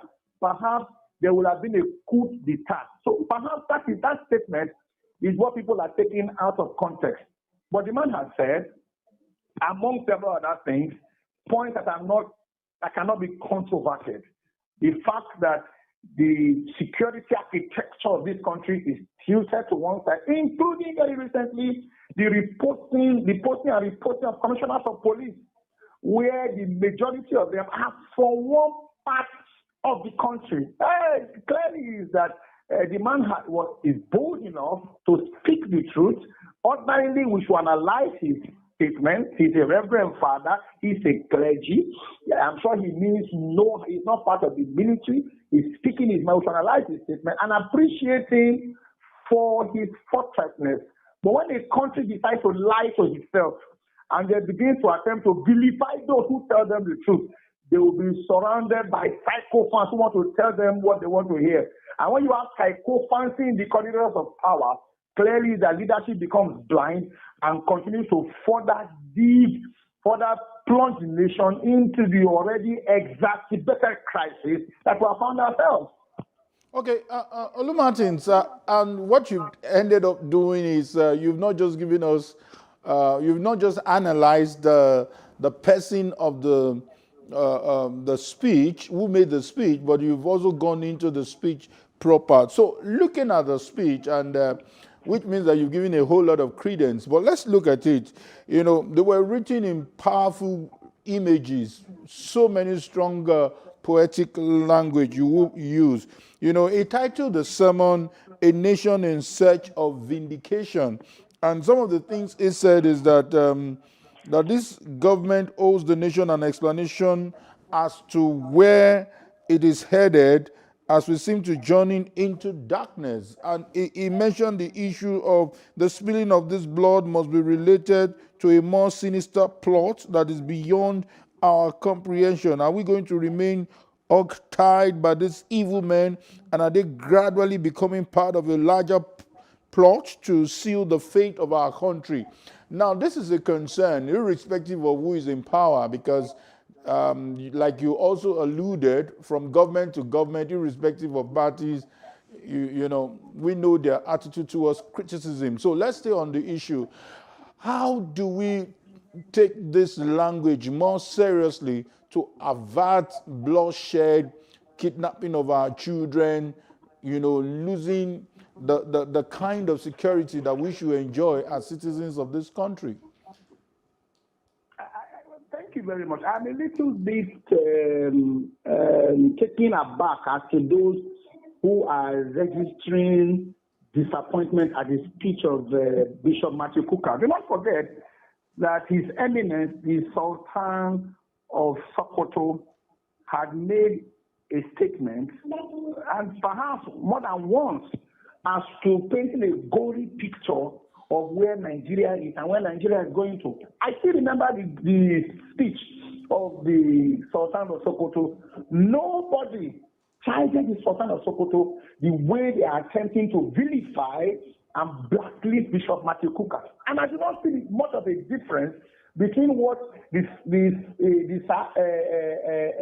Sultan of Sokoto has said and Bishop Matthew Kukah, save for the fact that Bishop Matthew Kukah has made his own more punchy.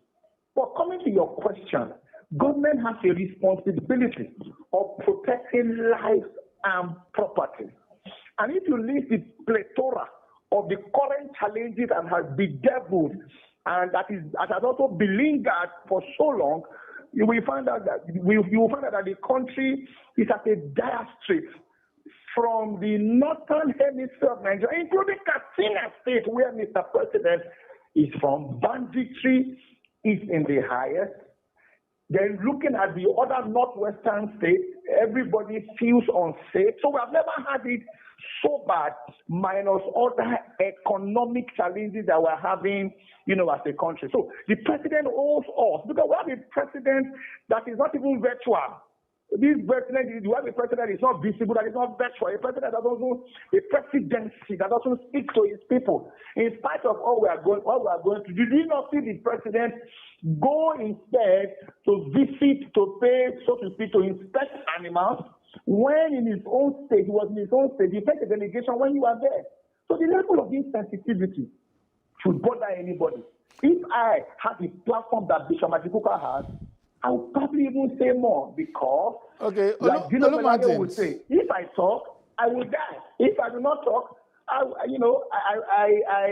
still will die. The trees of nations are watered by the blood of martyrs. So we are, those of us who have an ear for truth, applaud Bishop Matthew Kukah, and the presidency, this leadership of this country needs to come and tell us where we are going to, because clearly it looks as if we are going backwards instead of going slowly forward. Okay, Olu Martins, let's go to the political statements that actually elicited some kind of negative feedbacks. Looking at what he said President Buhari deliberately sacrificed the dreams of those who voted for him to what seemed like a program to stratify and institutionalize northern hegemony by reducing others in public life to second-class status. Now, listening to the critics of what Reverend Father Matthew Cook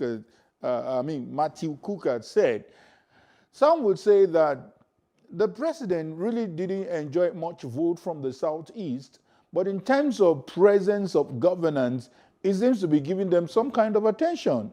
A quick one is the second Niger bridge, and some will even tell you that even the PDP that they have been voting for didn't give them such attention. Don't you think this was not captured in his speech?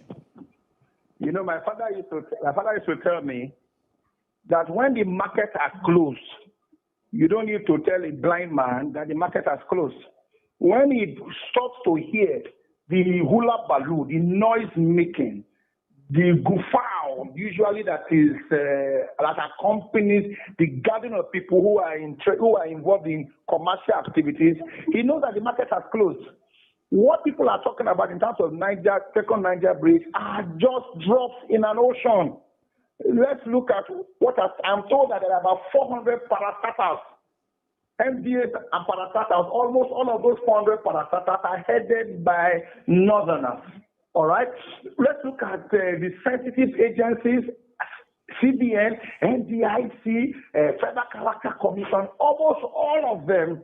If what you have, usually will have maybe a southerner heading the parastatal, but the other layers of leadership is surrounded by northerners. Olu Martins, sorry, I'm sorry to interject. I would allow you to continue your thought, but just to quickly remind you, what would you rather have, governance or appointment? Because I've listened to some downtrodden who says that we have our people there and we did not feel governance. So is it really about this appointment? Because we will continue this lopsided appointment against this administration, if you understand what I'm saying. But when it comes to governance, shouldn't that be our worry? Let's even look at governance. Let's look at governance in itself. Government has a responsibility to do greatest good for the greatest number of people within the shortest possible time. Very true. That's the responsibility of government. Have we had governance? Let's look at monetary policies. Let's look at economic policies. Let's look at the usually how government. Let's look at it. Just recently, ASU came out of a 10-month crisis. More than 5 times fuel prices have been increased without any level of consultation. Let's look at insecurity. Lagos, where you are, how secure is Lagos? I don't even want to talk about, Edo State. Let's look at interface between the governed and those who are governing them. How much level of accountability do we have? Because that's what government is about, accountability and transparency. Very recently, the House of Reps dared to ask the president to appear before it. And initially, we heard that the president had consented to it. But after a while, I heard that the Attorney General said even the House of Reps was acting ultra bias. I've never heard such a thing before, where a presidency is not accountable to the House of Reps. The several calls for the sack of the security chief, even by the whole of the National Assembly that has a collaboration of both the North, South, East, and West, has not been heeded. 6 years down the line, the majority of those who are security chiefs, who are heads of different our security arms, have long overstayed their welcome, even by their own letters of employment, but nothing has been done about it. So let's talk about, where's our health sector? All right, where is our monetary sector? Is governance really taking place? Are we feeling the impact of governance? Because this country looks like an object that is just reeling to and fro, or like a drum skin, It doesn't look like a country that is deliberately. Olu Martins, once again, I will continue to bring up the position of people who are against this speech. Some of the things they will remind you, if you were to be on this panel, they will remind you that, remember when this government started, the price of crude fell flatly, that they had to work with less revenue. They will remind you that if you are making reference to current situation, this is something that is global in terms of the pandemic affecting us. That despite these meager resources, look at their infrastructural development. The Minister of Works and Housing will always remind us that there is no state, he has challenged us, there is no state where a project is not, at least the project is not going on in that state, sponsored by the federal government. So let's look at infrastructure development. Coyote, I'm sure that if I put my ear down quietly, I will hear a generator working within the premises of Plus TV. I do not think that Plus TV can operate, especially on a program like this, depending on power from the national grid. So let's say charity beginning from home. Let's talk about power, which is the major fiber for development. How have we fared in terms of generation and distribution of power? I'm sure that you and I will score them, look, so let's take it sector by sector. There is, if once a government begins to try to explain its activity to its people, it has failed ab initio, because it is the people that should be telling a government how it is feeling the impact of the government. That's where legitimacy comes in. Legitimacy is when people have accepted that the government is working on its own behalf. But the preponderance of opinion, both on regular channels like your own and social media, shows that the song of Fela Anikulapo Kuti, the Abamieta himself, has become a prophecy. What we have now is sorrow, tears, and blood. Look at how many people are under a poverty rate. Nigeria is now designated the world over as the headquarters of poverty. What about those who are unemployed and those who are unemployable? I went to speak at a conference in a university, and it was raining, and right in the hall, I had to open my umbrella right in the hall. And not just at university, it is like that in universities across the nation. Let's look at those who are determined to leave the shores of this country. Embassies of great countries like Canada, Netherlands, and several other countries have our people queuing and wanting to leave this country, both legitimately and illegitimately. In the past 4 years, sir, over 2,000 companies have left the shores of this country, either totally relocated or liquidated or gone to neighboring countries like Togo and Ghana. So what are we talking about? Infrastructure. Should the country tell us that it is serving us, or are we the ones that say we are being served? In the times of Musa Yar'Adua, till tomorrow, Nigerians are saying that's the best government that we've ever had. Let's talk about the rule of law. How long did it take this country for one court after the other to release Omoyele Sowore in terms of court pronouncement? It's not in this country that we saw the houses of judges invaded. Olumartins,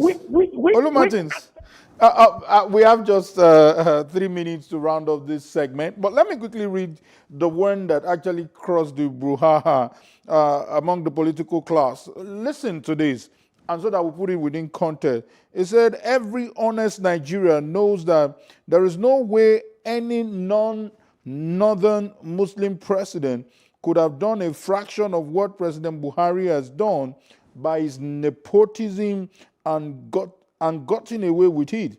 There would have been a military coup a long time ago, or we would have been at war. The president may have concluded that Christians would do nothing and live with these actions.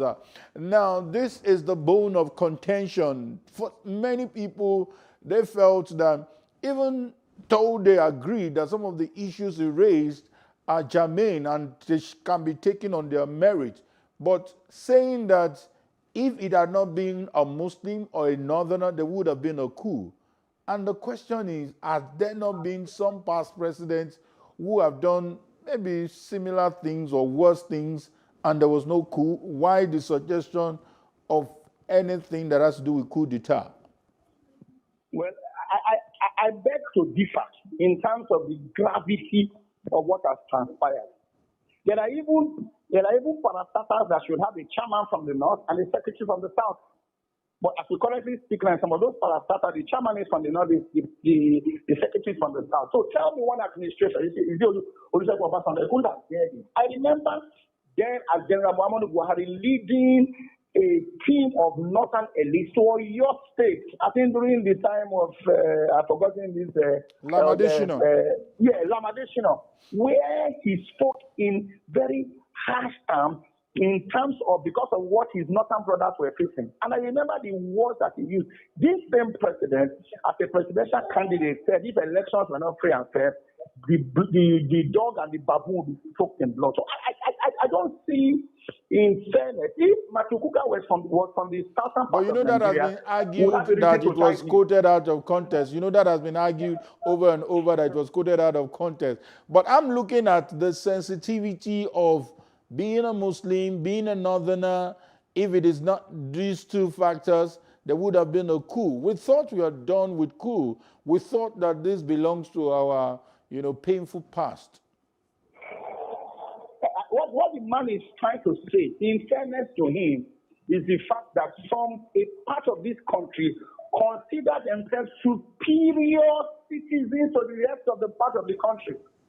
And clearly, by the distribution or redistribution of our common patrimony, that again has been demonstrated. Statistics cannot fail. 400 parastatals and agencies across the country, the security architecture, sensitive position. The statistics are there to say no, and I stand to be corrected, Kayode. There is no government that I know that the gravity of cheating, of nepotism is as in-depth as has been demonstrated by this leadership. And there's no government that has been silent on very major issues as this president has been. Perhaps President Muhammadu Buhari, with all due respect to him, will go down as the most silent, non-speaking and perhaps non-acting president that this country has known, not only in this Fourth Republic, but since inception, since it gained independence in 1960. Olumartins, probably I should tell our viewers that you are also Reverend Olumartins. So I will not be surprised if after now we also see your own sermon generating this kind of controversy. Thank you once again, Olumartins, for your time. The more people who speak, the better for the country. Thank you so much, Olumartins. All that people need to triumph is for good men to keep quiet. I hail Bishop Matukuka, and many more people should speak. Noted. Thank you once again, Olumartins. We will take a short break now, and when we return, the disturbing rate of kidnapping in Nigeria is up for discussion. Please don't go anywhere. We'll be back after the short break.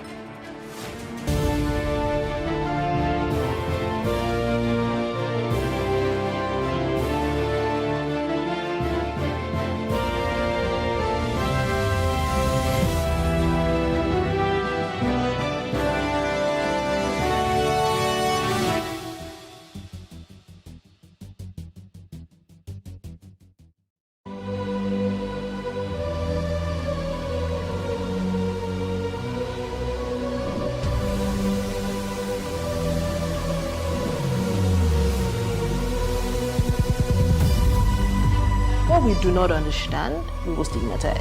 What you can see is the remaining of the tanker that exploded. The suspect equally confessed.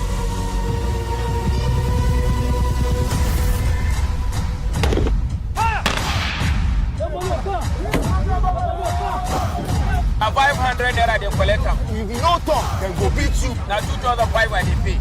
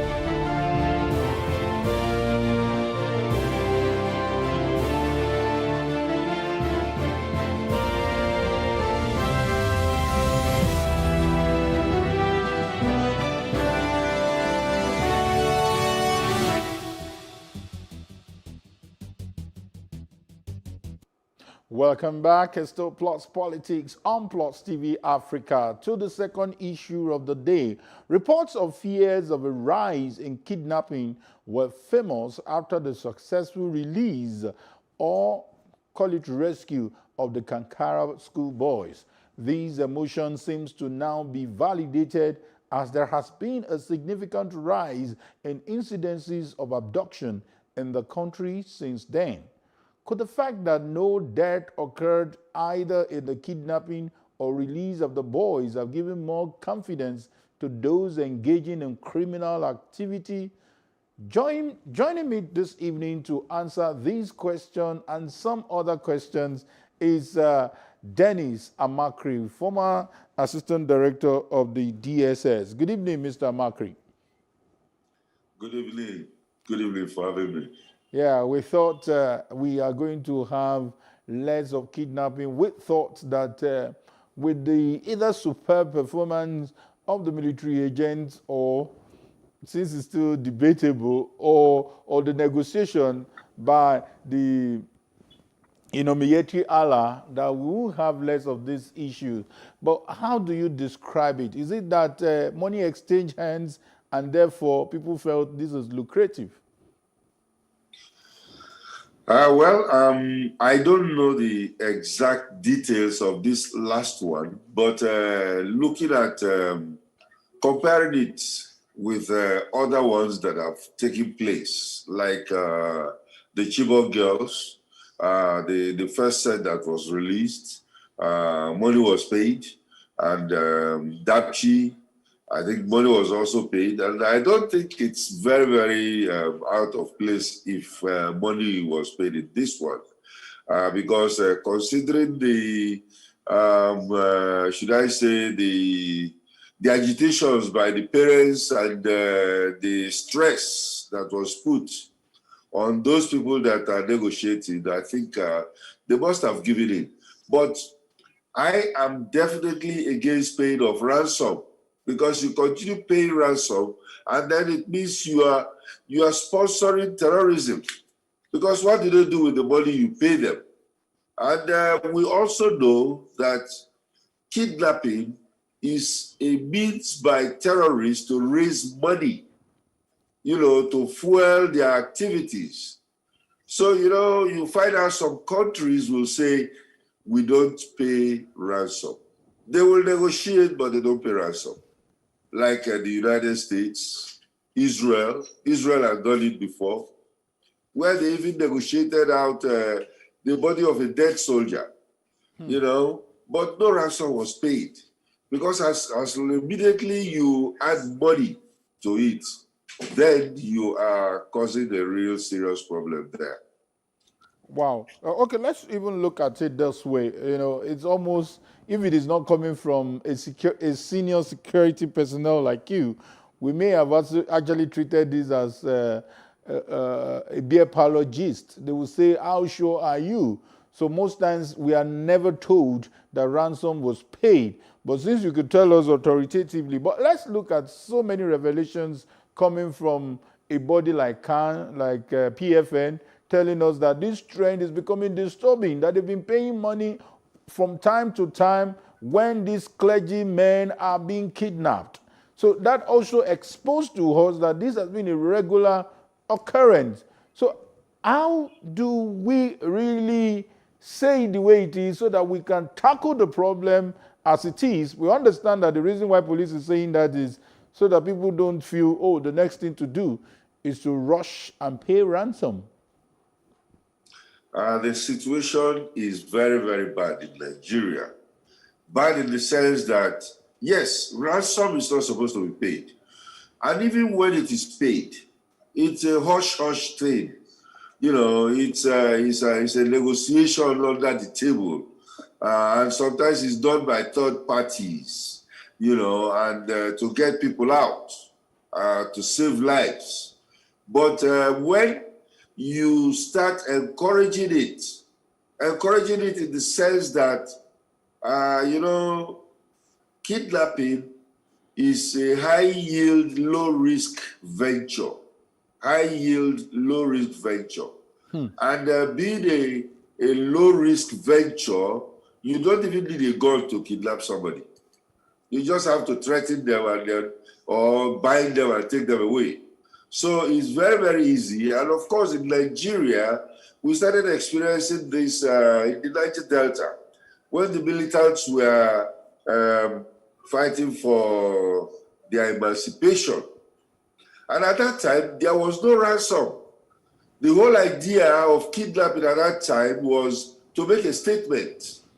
You know, they make the statement, kidnap somebody, keep him for some days, release him, and he goes out and becomes their PR man. You know, we've seen it a lot of times. But this one that, ransom is being paid and the police is not doing anything about it. And that's why I'm saying that we're encouraging it. Because in the United States, they will even allow you to go and collect a ransom, but you will not be able to take it. It's not possible because they will track you down with that money. And of course, some of the monies are printed specially, and there are markers and all kinds of things that will happen to that money, and you'll not be able to spend it. You know, so, but here, we are not doing anything about it. We're encouraging them. In fact, I know a situation where policemen were the ones that went to deliver the money, and then, of course, the people just took their money and go away. So you are not discouraging it. If you are discouraging it and making it dangerous for kidnappers to collect the money, then I think they will start thinking about another business to go into. Dennis, call me a bloody civilian. I wouldn't mind, but I'm speaking for some families of victims in the past. I'm speaking, reminding you of some aid workers who were held and they were asked to pay some ransom and nothing was done on time and they were killed and the videos were shared. So how do you avoid paying ransom when I need my family member to be out of the abductor's net? Don't also forget the wife of the CBN governor. I'm talking of prominent people. I'm sure you know money exchange hands. They've been exchanging hands. That's why I'm telling you that Nigeria has become a kidnapper's haven, whereby they know if they kidnap, they will make money. During this Christmas period now, even last week, what happened on the expressways in Kogi, down at Ore, in Ogun State, all these things are, something that are happening very fast because there are no stops. There is no deterrence. There is nothing to tell the kidnappers that, look, what you are doing, you are not going to succeed. And that is where I will advise the government to be. Families will always be worried. They will go and they will negotiate. We should have specialist negotiators in government who are going to negotiate. Their trade is a specialty where people who are trained and they can negotiate with kidnappers. And then as they negotiate this, they will come up with solutions. We can negotiate to release 10 Boko Haram people for 100 of our schoolgirls or something like that. But when you start giving the money, it becomes a problem. And that is what we are saying. This money issue, should be stopped. Because when the families are losing somebody, they will run around and then they will bring the money and they will pay. Many people have paid and, to get their people back. But we want government involvement in this, where government will come out and say, okay, don't pay. And then we will be right there on their tail. Because they know that nobody is going to pursue them. That's why you see them, they go to their camp, they sit down there negotiating, and then later they will collect the money, easily. Collecting the money should be the hardest thing that the kidnapper should experience. Okay. But we're not doing that. So, Mr. Dennis, you said something here, and I wish it is not true. I wish that you would have a way of being diplomatic about it, but you were so unequivocal about it that kidnapping is so easy to do that you may not even need a weapon. And that sends a whole lot of fears in my spine. So how do we, prevent this? What are the biggest things that we need to do as a country to prevent this? We're talking about children, we're talking about clergymen, we're talking about, harmless Nigerians who are just victims every now and then. Kayode, you know me, I've talked with you many, many times, and I'm a security professional, and I'm not trying to be politically correct about anything, because this particular situation in security, if we don't give it the necessary weight and the attention that it deserves, then we are just wasting our time. We are not going to come here and start to play games about a very, very important national security threat. So I'll tell you one thing. It is true, and this is very, very true. Kidnapping is a low intensity, or should I say a low risk venture, but high yield, because you kidnap somebody and then of course you negotiate and get billions. We even have in Nigeria here, we have a millionaire kidnapper in dollars who have kidnapped people and collected dollars. And now these people, you are asking, how do we stop it? These kind of people, when they are arrested, are not even jailed. Evans, the kidnapper, is still there, living large in Krikri prison, living very large. He does not eat prison food. He does not, these are things you can, journalists should go and check this out, because we cannot continue paying lip service to this, and you cannot allow these kind of things to continue, because when it continues with the kind of unemployment and, graduates who have finished, whose minds have been opened, who are thinking very fast, who are very savvy in computer literacy, without jobs, what do you expect them to do? They will sit down there and start strategizing. And when they strategize and, go ahead and what is happening right now, they are dealing with human beings, they are dealing with individuals.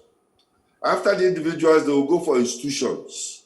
Then our banks are not going to be safe. Because when they start hitting banks or, other financial institutions, it becomes a real problem for us. Okay. So we are not going to take it easy. Okay, apart from the punitive measure where you want kidnappers to be well dealt with, what other basic things we need to also do? Maybe some bit of security tips for everyone to take note of if our security apparatus is so, so loosed. Okay, one thing is this. There are two basic forms of kidnapping. Two basic forms. One is the opportunistic kidnapping. Opportunistic kidnapping, anybody can be victim because they are not looking for any particular person. People are traveling on the road. Kidnappers come out from the bush and they saw a car, they stop the car, and they pack everybody into the bush. All the people, they are opportunistic victims. But the other one, targeted kidnapping, is the one that I'm very worried about, and that is the one that we are going to look at. Targeted in the sense that you either targeted an individual or you are targeting a school children in bulk, and when they do that, targeted kidnapping happens only when a lot of work has been put into it. Believe it or not, but kidnappers have an organizational structure. The first one is the surveillance guys. Those are the ones that will be following people that they think have money. And that's why we are telling people, don't exhibit your money. We are too flamboyant in Nigeria. So you are flamboyant, you are driving a very expensive car, and then of course there are people who have not eaten for days, and they are looking at you. They start following you. They want to know where you live. Wherever you go, you'll end up in your house. So they will come. They know when you leave your house. They know when you arrive your house. And they know where you stop. They know where you walk. They know you're the school, the children's school, and all those kind of things. So you as an individual, what are you going to do? You are going to start countering those things. Keep a low profile. You know, disperse your routes. Don't follow the same routes all the time. Make sure that, you know, you are not exhibiting a lot of, riches all over the place. Yes. And at the same time, when you are driving, always open your eyes. Because some people, even when they are walking, they have ear plugs blocking their ears and moving on the street. They don't even know what is happening around them. They don't hear what is the sounds around them, the sights and sounds. They don't know who is following them.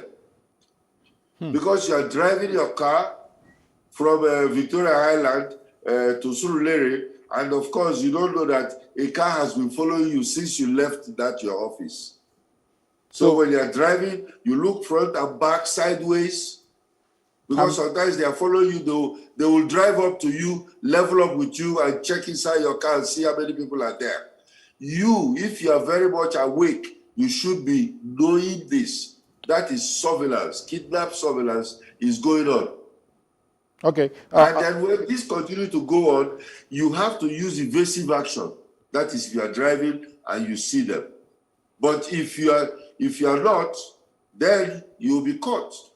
And if you are caught, then there are other things you need to do also. Don't argue with them when they catch you. Obey whatever they tell you. Eat the food they will give you, because it will keep it, might not be the food you like, but it will keep you alive. Okay? And then, of course, don't negotiate for your release. Never. Allow people outside to negotiate. And then when they catch you, they will tell you, don't get the police involved. Please, if you are kidnapped, tell your family members to go and report to the police or the DSS immediately. They have departments that are put up to handle things like this. That is when you are allowed to communicate. Well, the point is that when they communicate, they will tell your family or somebody. They usually call your family. And to tell them that we have your plan and you are going to pay 100 billion or something. Quite a very serious issue. Don't involve the police. Don't negotiate with them. Get the professionals to do the negotiation, and then, of course, allow them to handle it. Okay. Dennis Amakri, I wish we had more time, but I'm not trying to trivialize this discussion. Maybe on the final note, you touched part of it, maybe in 30 seconds, if you could tell us, when you are kidnapped, any move to try to escape, and why should this be discouraged like you just did now? If you have the green light. Try not to escape. In fact, look at the situation. There are people that have escaped, but look at the situation. If it is not 100% clear for you to escape, don't do it. Because if you do it, they'll kill you. So don't. But if you have a chance, if that window, like sometimes they get drunk and they decide they are sleeping, and then of course you are weak, and if you are not bound together, and then you find out that you can escape, then you run for your life. But, it's not very advisable to do that. It's dangerous. Thank you so much, Dennis Amakri, former Assistant Director of the Directorate of Special Service, State Services. Thank you for your time. Thank you very much. You remember the controversy of DSS and SSS, so we'll not go into that tonight. Thank you so much. That's no controversy. It's the same thing.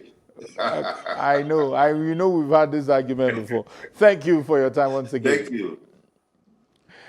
And this is how we call it a wrap on today's edition of Plus Politics. Plus Politics returns tomorrow, same time, same station. Stay safe, do all the necessary protocols, wash your hands, practice physical distancing, and make sure that you stay safe. Coronavirus is still here, and we must do our best to stay safe. And this is where we say bye for now. I am Kayode Ladeide.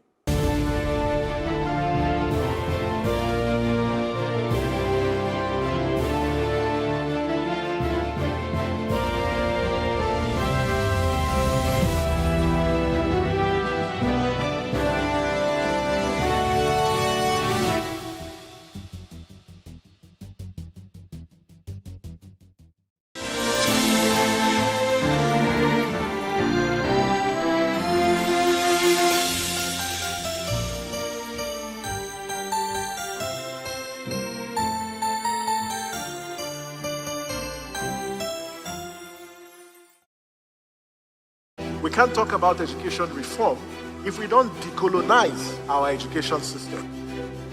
What we do not understand, we will stigmatize. Because it's just cultural. And I think it's just human nature. They stop paying us salary. I don't like remembering it. I am angry at Nigeria. I'm angry at this government which seems to be letting us down. I am angry at us as a people.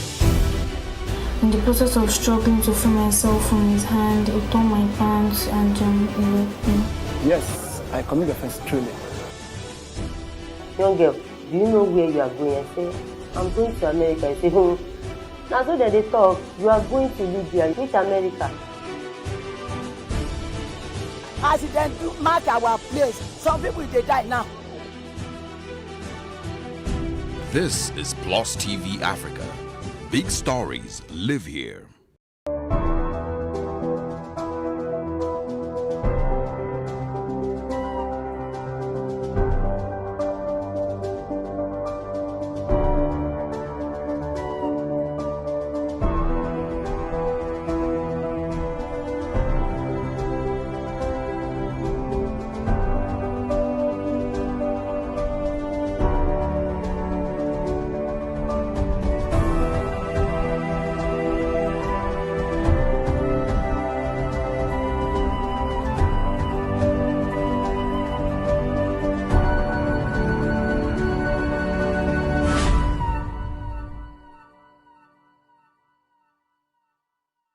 Praise God, from whom all blessings flow. Welcome to your favorite program, The Moment of Truth, brought to you by the Citadel Global Community Church. Our God is a God of salvation, far above all principality and power and might and dominion, that regardless of what happens in this season, you will escape. Say to your neighbor, there is no peace for the wicked. The special anti-robbery squad who are now killing innocent citizens instead of dealing with robbers. Your axe will catch up with you. Finally, my brethren, be strong in the Lord and in the power of his might. Moment of Truth with Pastor Tunde Bakare. Sundays, 7 p.m. on Plus TV Africa.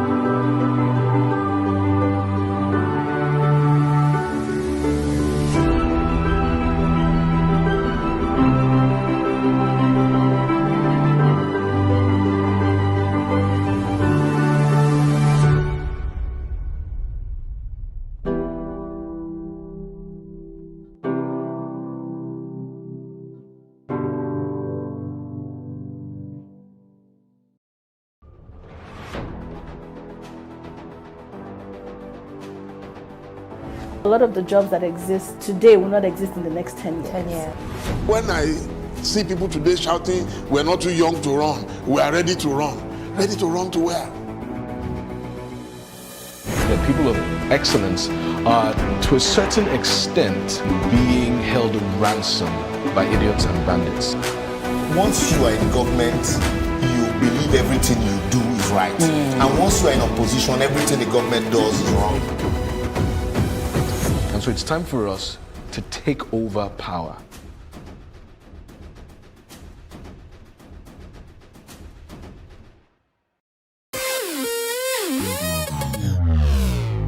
Oftentimes when we see celebrities either on social media, television, or in person, we assume they have it all together, but we forget that they're also human. Well, Here are some of the low points of some of your favorite celebrities. Hey, what's up? What's going on? It's Dice Ills, aka Mr. Miyagi, and we're just gonna give a few words to every up-and-coming artist or every dream chaser out there trying to be successful. I started off with just a dream and an undying passion to become Dice. Back in the day, a lot of people told me it wouldn't happen. A lot of people told me my dreams were too big. But one thing that I never stopped doing is I never stopped believing, and I never stopped having passion. And that's what you need to do as well. And when you ever hit success, never forget where you're coming from, because that's the only way that you can stay grounded.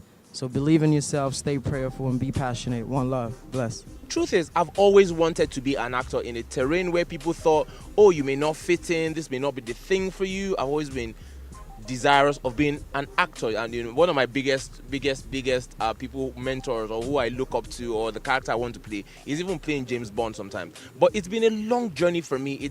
I didn't get here. Last year, 2019, I won Best Actor 2019 for Maya Awards, and I didn't get there all in one day. I've done a lot of things. I've worked in the bank. I worked in the bank for 9 years. I've done real estate. I've sold cars. I've sold lands. I've gone through the highs and lows. And you know, initially, when I told people that I was leaving, I've been doing acting all my life, but when I told people I was going to leave and go full stream and full line into acting, people told me, you know, don't go for this. I don't think that's what you should do. Maybe this is not for you. And it was a tough call to make. It was a tough decision to make, but I eventually decided that I was going to go for it. And I went from audition to audition to audition to audition to audition to audition till I got my first major job, and that led to my second, third, fourth, fifth. And I decided to go and upskill myself and go to film school, you know, in the US. And I came back and I got a fantastic opening, a cinema movie where I played leading man with Omotola Jolade called The Tribunal. So it's been a very, very long journey. But one thing I can say is that whatever path you choose in life, as long as your heart is there, stick with it. 18 years down the lane, I'm still doing my thing as a stand-up comedian and also a master of ceremony. I've been through the vicissitudes of life. It was not like this before. I remember those years when when I was still in Warri, when I would go from show to show, looking for a platform to express myself. Thank God for helps around me, but it wasn't easy. Because I had to convince people that, oh, hey, try me out, I'm funny and all that. I had to trek many times. Even when I moved to Lagos, oh God, I trekked all kinds of distance just to attend shows, just to maximize the opportunities I had. It wasn't funny. I had to squat with squatters. I lived with people that were living with people. It was that bad, but hey, all our stories now. I'm here, and I'm not where I want to be, but I'm not where I used to be. So don't give up on yourself. Don't give up on your dreams. As long as you believe you can do it, yeah, in spite of the pitfalls, the shortcomings, still move on. Stand up, dust yourself off the feet, off the ground, and move on. All right? There are more to conquer than you have conquered. There was once upon a time in my life when I was doing this MC work and all these things, hosting gigs, and I did an event. I won't say the name of the organization. But you know, when they say, oh, we'll give you honorarium, I'm like, oh, okay, great. And it's not a small organization. And when they finished, I got 25K.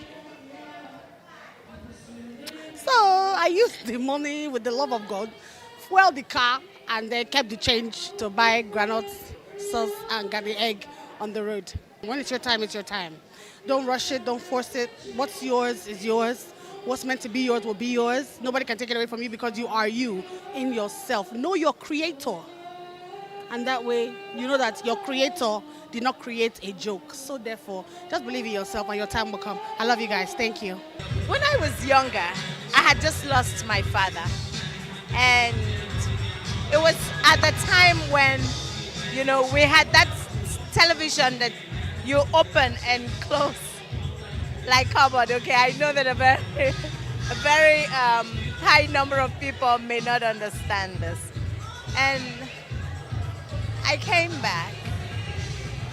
Our TV was not there, but our neighbor had bought a new kind of TV. It was colored, and all the kids in the neighborhood were sitting on the floor watching this TV. And then I came back from lesson, saw everyone sitting down there. It looked a bit different from ours, and the pictures looked finer because it was colored. And I stood by the curtain, and this lady just pulled the curtains together and shut me out. I felt bad. But I was also a big-mouthed young child. So I went to her and I said, because of me, you pulled the curtains together, right? The next time you look at that your TV, you will see me there. It was a joke. I mean, okay, it wasn't a joke, but I didn't know how it was going to happen. But I just wanted to tell her that she had no right to shut me out. And I went to school and I got this, the principal came in and said, Kami Shekie is looking for you. You're going to open up ROS TV. And guess what?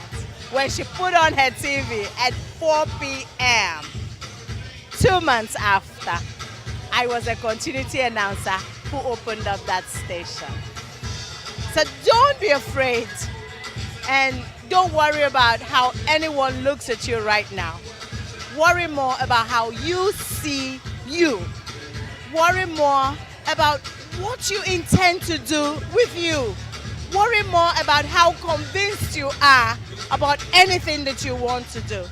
It doesn't matter. People can close their windows, close their doors, tell you to get out, tell you to sit down, tell you to go to bed. It's okay. They are not God. He has a final say. But guess what? You have the final work. Because if you don't work and work towards it, God is just going to stand there waiting. It is what you give to him that he will enhance.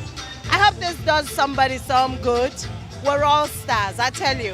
When you look up, you see a lot of them. I'm sure you're up there and shining, okay? So please, put some glow to your own star. Love ya!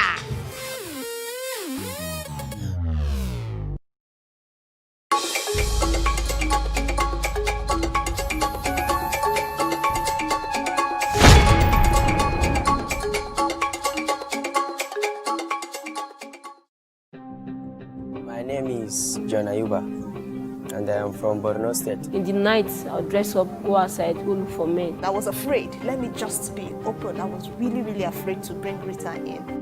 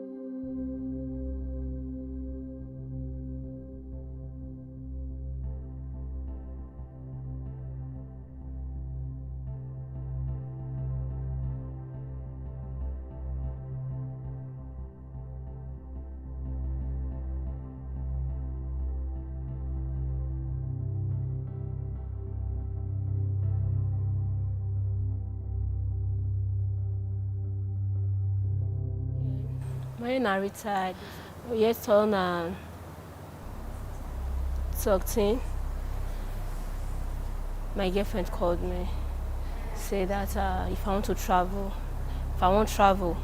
At last, okay, may I look at the outfit. That time I do with my husband, and they work for Pure Water Factory. They manage the money, they pay me 8,000 naira at that time, 18,000. Manage money to the feed, take care of my two children.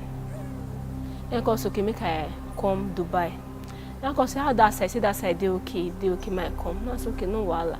I say, but I not get money to come that side. Cause me, I know what in go. Best one man day, the man go take care of my documents, everything. That's okay, no wahala. So I can do my passport. I can go. When I reach home, my man say I don't meet a good place. Say that from that place go, everything don't dey okay for me. I understand. Then my whole suffering starts already. Then I can't do. My girlfriend and they talk normal for phone before. Suddenly, just everything. As I just reach, everything change. Everything changed totally. I see one black guy come. Say for today, go to be my oga. And so oga for waiting. He say, na money we take carry me, can I get to pay? And I said, but this will not be our agreement. He said, I need to pay the money. He said, in the night, I get to dress up, go outside, go also the money. I call and say, all these things, not be waiting me and you guys talk for I come up for Nigeria. Not be all these things you promised me. Why you want to maltreat me like this? I call say, well, I know where to run to. No anybody when I know. I come and buy. In the night, I'll dress up, go outside, go look for men. Come ask. The day when I'll bring money, that day I will eat. The day I'll not bring money, I will stay hungry. I can't do one like that to see. Can't reach 3 months. Then the guy called me. Say, no. My paper there expire. I want to go back to Nigeria. I said, I don't feel go back. I don't get 15 naira. I don't get any money. I want to go back to Nigeria. All my money when they make it, they give you now. I want to start if I reach Nigeria. I want to take off my 2 children when I leave for us. Then he tell me, say no, say I need to go back home. If police catch me, I'm on my own. I call the crack and say, God, which kind of life be this one? God, how if you take more for you now? God, which kind of life be this one?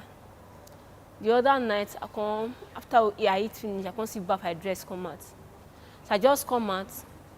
Wait till I just see, I see police. 3 of them. They say, wait, my paper. And my paper already expired. I say, oh, God, not get paper, no paper. They say, my brother say, oh, God, not get paper. Wait till I do the point call for my hand. I see myself for prison, for station. So I reach there, they say, and I say, may I bring my paper? I call the guy. Oh, God, how far? Police already catch me. He say, as police don't catch me now, me I not get any business. For today, from now on, may I do my own. May I not even try and call your number again. And then I come cut the call. I come declare, I say, God, which kind of life be this one? God, I need your help. God, I need your help. God, I need your help. And then the CID man come say, where my paper? And I say, I don't see my paper. I say, okay. They need to deport me. Now I say no wahala, so far I reach my country safe. They say, no, I need to stay for prison for 3 months. I say 3 months for prison. I say, what? They say I need to stay for prison for 3 months. Now I can say, because when they catch me along the road. Because why I define man that night. And second, my paper already expire. Because I need to serve, need to stay for prison for 3 months. Can't stay for prison for 3 months. Without only one cloth when I wear. Now let that cloth I continue until the marriage in 3 months. And then I can say, God, I need freedom. God, I need your help. God, if you feel rescue me for a year, anywhere I go, I must serve you. After my 3 months they expire, they can carry me come and I say, okay, now I'll go buy my tickets. I need to come back to Nigeria, my ticket though. I don't get money for tickets. I'm going to say, okay, I don't get money for tickets. Any year now, I don't do me. I don't get money to buy tickets. Nothing. I don't get anybody to call. So say I buy tickets. In the morning, I just see CID woman just call. Say I come out. Carry me go this thing, their office. He say I said don't buy ticket for me. I say, who buy ticket for me? He say I don't ask question. Say don't buy ticket for me. Say they never book my ticket already. I say Jesus. This one a miracle. I say, Jesus, thank you. Don't let me rot for you. I say, Jesus, thank you. Jesus, thank you. They now carry me back to prison again. I see in the evening of it, they say, Rita, come out. You are free to go. I say, God, is this miracle? God, is this miracle? I say, God, is this miracle? I started rejoicing. I started happy. I said, God, thank you, Jesus. I said, thank you, Jesus. I said, thank you, Jesus. And now put me inside vehicle, take me to airport. And I enter the plane. That enter plane finish. I said, God, who I know for Lagos when I go meet now? Plane can't drop. Who I know for Lagos? We have for start for Lagos. Who I want go meet for Lagos? Can't get one girl we stay beside me. Come and say, babe, how far? See my condition. I don't get where they go for Lagos. I bet you know anybody might feel follow you stay. The guy say, man, no worry, man. He get guests when they take care of. If we reach Lagos, he go take care of me. He will get where we'll go. They go polish me. They go give me fine clothes. I will live normal life. We'll go out, go the flex, they enjoy. After the girl they tell me all this, I consider say God. My mate can't come back say, now what till you promise God, make God do, what till you tell God say you won't do, now you won't do so. You come up for where shower, you won't see enter a shower again. And what till you talk say you won't do be this one. And my mate can say no. I tell God, say, God, if God release me from prison, the first place I fair go na church. When wants to go back to prostitution again? And my God say, no, not follow this girl. Not follow this girl. This girl won't follow, so not follow her. I can say, okay, if I don't follow this girl, who I can't follow? I can't sit down, I can't cry. Only me I can't cry. Can't come down for Kenya. As we come down for Kenya, let's come down for Kenya. We got to enter plane again. We won't come back to Nigeria. I can't sit down. One lady can't sit down near me. My name is Ayodeji Lawrence, and I coordinate the Praying Hannah's ministry. So I went to Kenya to minister at a women's conference. That was in 2017 March. And on my way back, I got on the flight. I went with my friend. She's a bit, plumpier than I am. She was meant to sit in the middle of the three-seater. I said, sis, you are big. It's a bit on the big side. You sit by the aisle. Let me sit in the middle. So I sat in the middle, and it happened that Rita sat at the extreme end of the seat. And as I sat down, I just noticed she was heaving.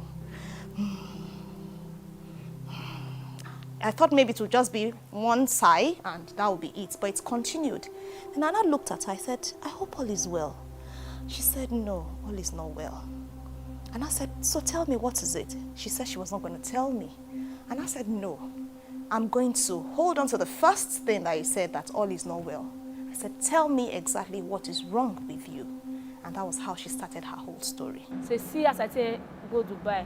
See as shower when I do. See as I stay for prison for 3 months. See as God set me free. Now I don't get where to go. See lady when they beside me for them, I don't follow and go. I go see start the same prostitution again. That lady can say no. As far as you tell God, say you won't go here, go serve her. I won't carry you go our church. I say, Mama, they carry me go church? He say yes. I say, you just now church, they carry me, they go. I say yes. See, it's gonna fall out of my head. He say, no, don't cry. Say for now go, your suffering is finished. And I say, okay. And I say, okay. Are you sure? He say yes. He say, don't cry again. Don't cry. I say, Mama, are you sure? He say yes. He said, for today go, you be my responsibility. And the man said, Mama, are you sure? He said, don't cry. Don't cry again. Just sleep. Don't cry. I said, Mama, I said, okay. He said, take this paper. Read it. Wipe away your problem. Just be reading it. I said, no. Mama, he said, don't worry. Sleep.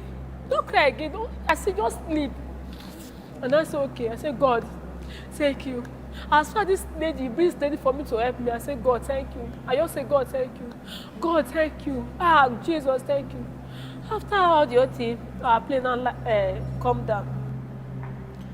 This lady hold my hand, say, come follow me. I say, Mama, say, they will help me. Immigration people will help me. I don't have passport. He say, don't worry. I say, for now, God will take care of you. I say, Mama, he said, don't worry, follow me. Let's go. And for me, there were a few things that struck me in the whole process.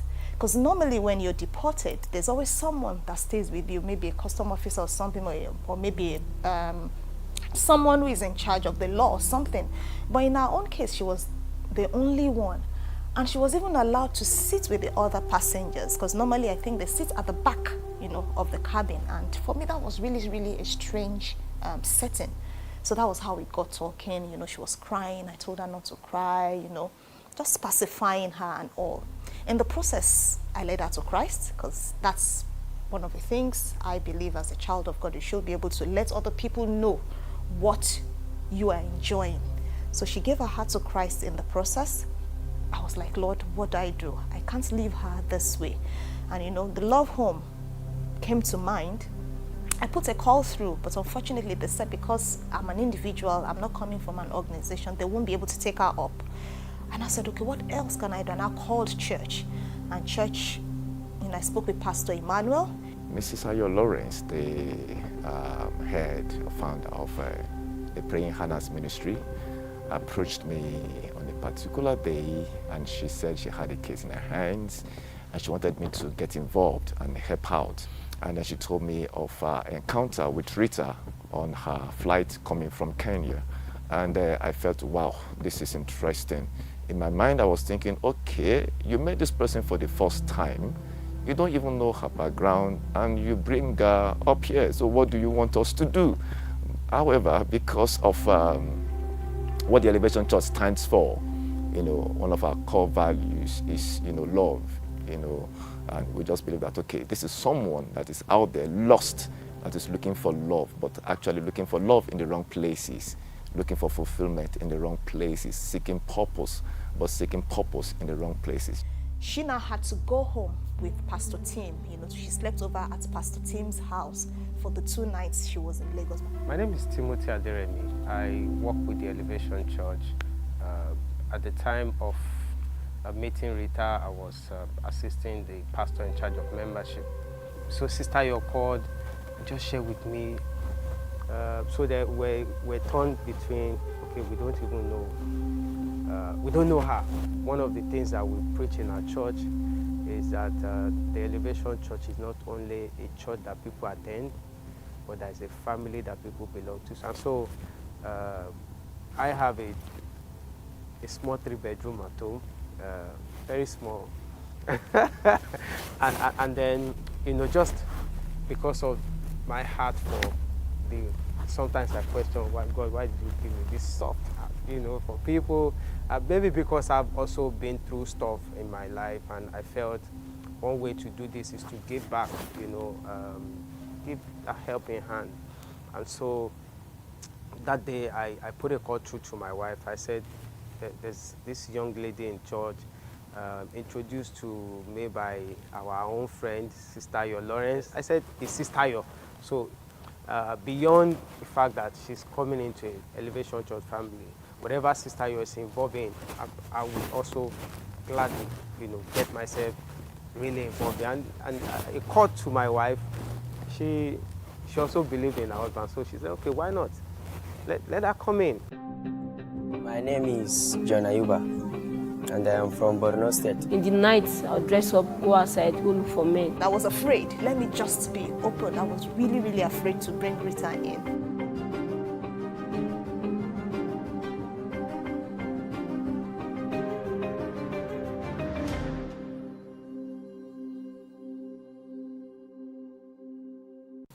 The story continues as we rejoin Rita's story of redemption on 1 in a Million. In life, we have, it's like a football match. Yeah, you have first half, you have second half, and you have half time. Her meeting Sister Yo was just that half-time moment for her. My name is John Ayuba, and I am from Borno State. In the night, I'll dress up, go outside, go look for men. I was afraid. Let me just be open. I was really, really afraid to bring Rita in.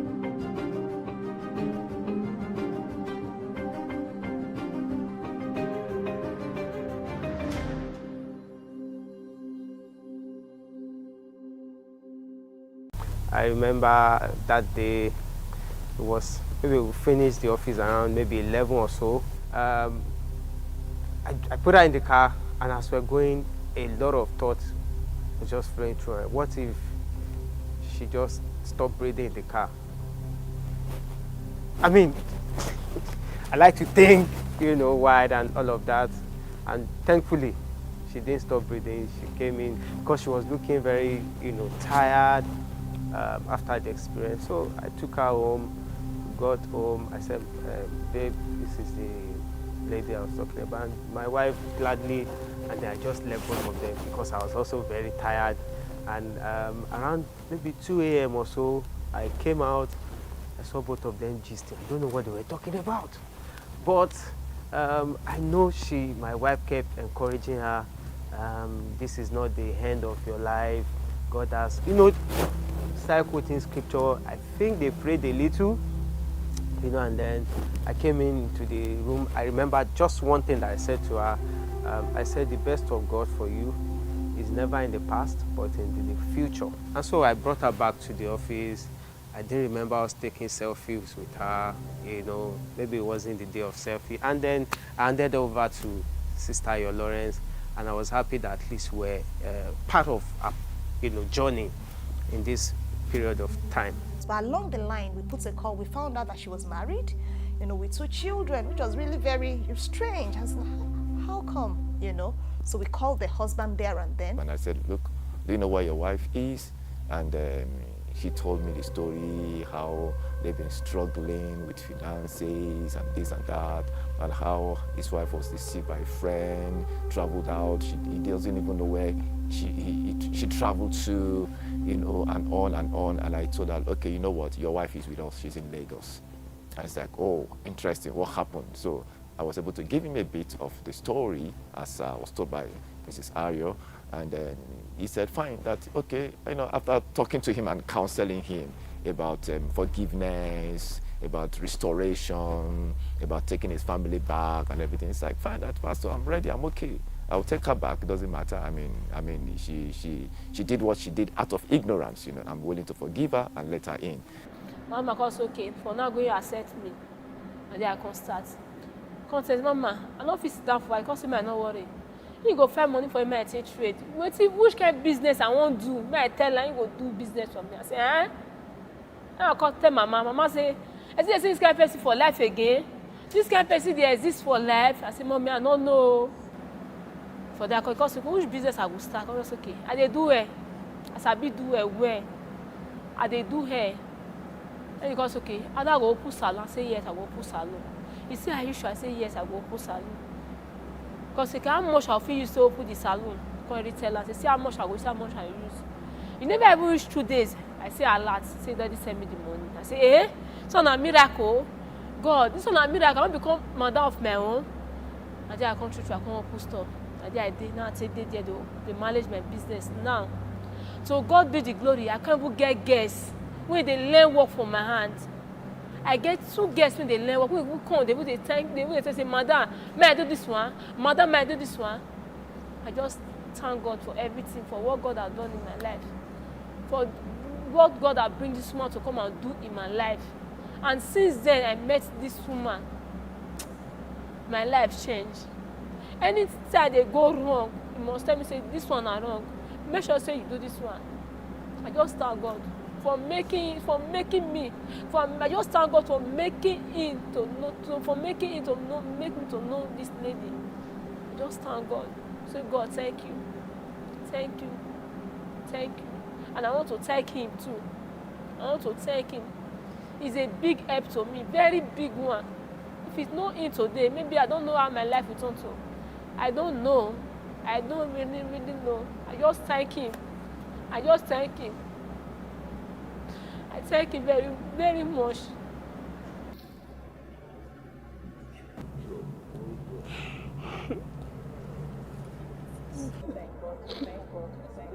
Lord.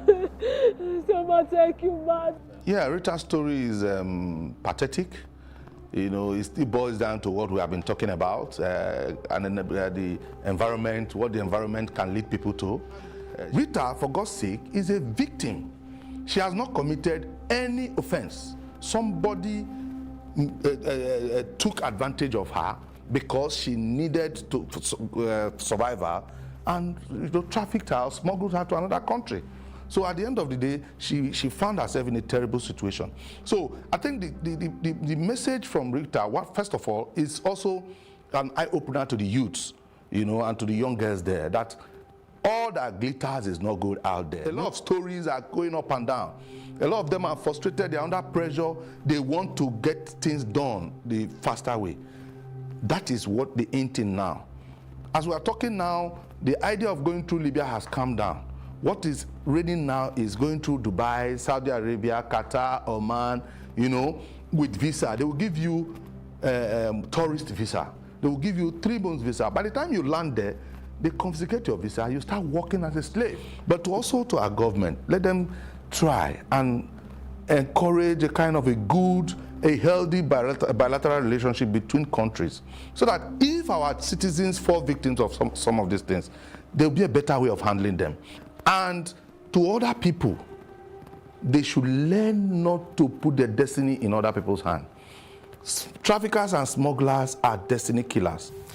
And basically for me, this story is about touching lives. It's about influence. You know, it's about not being concerned about you, yourself, and I alone. It's about reaching out to somebody else out there. You know, we always say it is cold out there. You can be the warmth that somebody is looking for. That's why the scripture says you are the light of the world. You are a city set upon a hill that cannot be hid. Okay, so talking about Rita's story, one thing that really struck me was the fact that I just believe that God really is still interested in her life, her future, her marriage, because from the little I knew about her story, where she traveled to, the fact that God could still speak to the husband, because I don't think it was anybody. I mean, I'm married, so if I get to, God forbid, my wife engage in such thing, I would forgive, but it takes God to speak to a man's heart to know some of the likely things that your wife had done, and then with everything she came back to you, and you still take her. I mean, it takes God. So I saw God's work in all of this, and I also saw, new beginning. Yes, you know, when we're still thinking, how do I handle her? You know, Love Home wasn't coming through at that point in time. But I couldn't really, you know, say I want to bring her in. I don't really know her. You know, I'm just meeting her and considering her story. It wasn't something, I was afraid. Let me just be open. I was really afraid to bring Rita in at that point in time. So it wasn't something that came, you know, naturally to have her in the house. At the point wherein she told me her story on the plane, because by the time she told me how, you know, what she went through in Dubai and how she got on the plane, and I began to see that I wasn't supposed to even sit here in the first place. You know, why did I tell my friend to swap with me? It was actually from the plane that I knew God was up to something. We didn't even have enough money for me to go for the conference. And I had to ask the board of trustees, can I go on this trip? Can I take out of this money to go on this trip? And they said, yes, it's ministry you're doing. You're not going, you know, to enjoy yourself. You're going for ministry. So by all means, take out of the money from the account and go on that trip. And for me, with hindsight now, I believe I went on that trip for Rita. One of the things I've learned is we should be open and allow God to interject our plans. I'll say my kind of person, naturally, I would have said, oh, you know, I don't want wahala. Let her be, let me be. Or as humans, we would have said, oh, this person I don't know, you know. But I've learned from this whole process that when you are available, God will always find you and use you. 2017 August, I traveled to Benin. She didn't know I was coming. I just put a call through to her in the morning. Rita, how are you doing? I hope business is going on. I hope you're doing well. She said, yes, okay. I said, okay. I hope you're going to the shop today. She said, yeah, she's going to the shop. And she's just trying to put a few things together in the morning. She didn't know I was already at the airport. So by midday, I just showed up at her stall, and you know, she was all over shouting and all. And that was how I went to meet her mother-in-law, saw the children, you know. Unfortunately, I didn't meet her husband because her husband wasn't in town at that point in time. Okay, seeing her with the children made me to know that family is key. No matter how you have strayed, no matter how you have gone away, we can't take that, we can't take out the family unit. If there is love, people will always take you back. And that was what I saw, you know, with the children, with her mother-in-law, and even the few times I spoke with her husband on the phone, I could see that, you know, they were able to continue from where she left off before she left the house.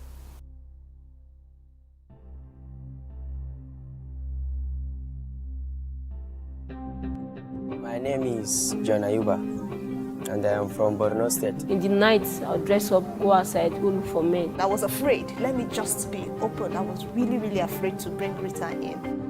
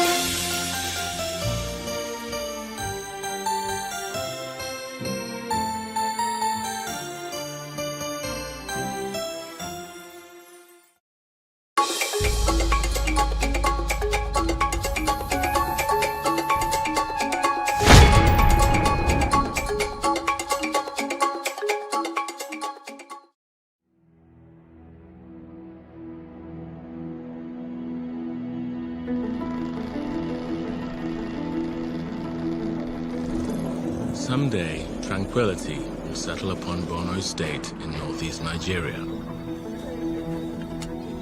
The ordinary rhythms of life in the rural areas will return, as will the everyday bustle of the city. But for now, a restless tension lurks beneath the surface. Not a moment goes by without the threat of violence. Without the fear that the militant Islamic group Boko Haram might unleash an attack. A grim reminder of a conflict still to be resolved. A country's struggle with extremism. An unfinished journey from evil.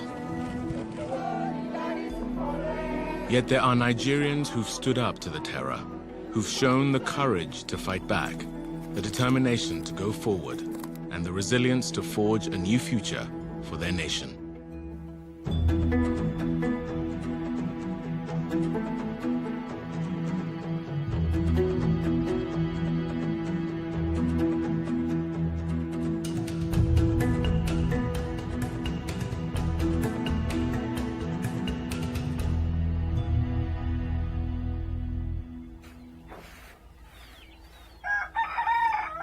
Each morning in the town of Chibok, Rebecca Solomon goes about her chores. But what may appear a simple life became for her a nightmare that began on April 14th, 2014.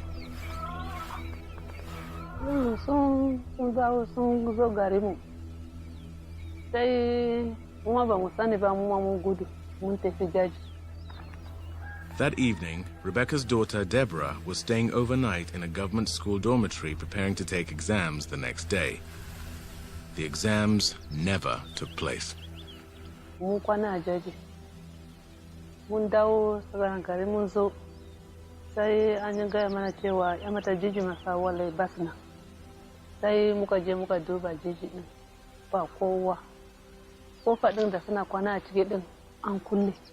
Deborah is one of the kidnapped Chibok girls believed to be held in a remote forest hideout.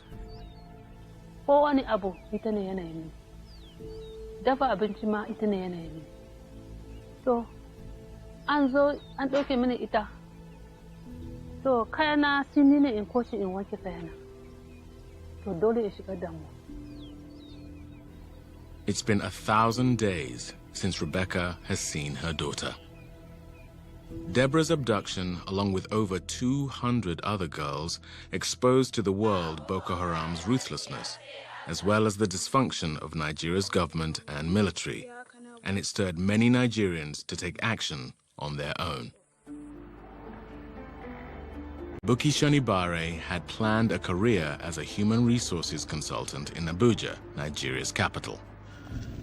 But then 2014, April 14 happened, and that just opened me up to another life entirely. Buki became a frontline campaigner for the Bring Back Our Girls movement. Last night I could not sleep, and for once I felt what it meant for those girls to be out there. And then we came out to stand in solidarity with these girls, and then we are being blocked off. Nothing will stop us. We will keep coming out until our girls return. What do we want? Action! Aided by social media, the Bring Back Our Girls campaign sparked worldwide condemnation of Boko Haram. Our girls! Bring back our girls! Our girls! Bring back! Bring back! Our girls! Bring back!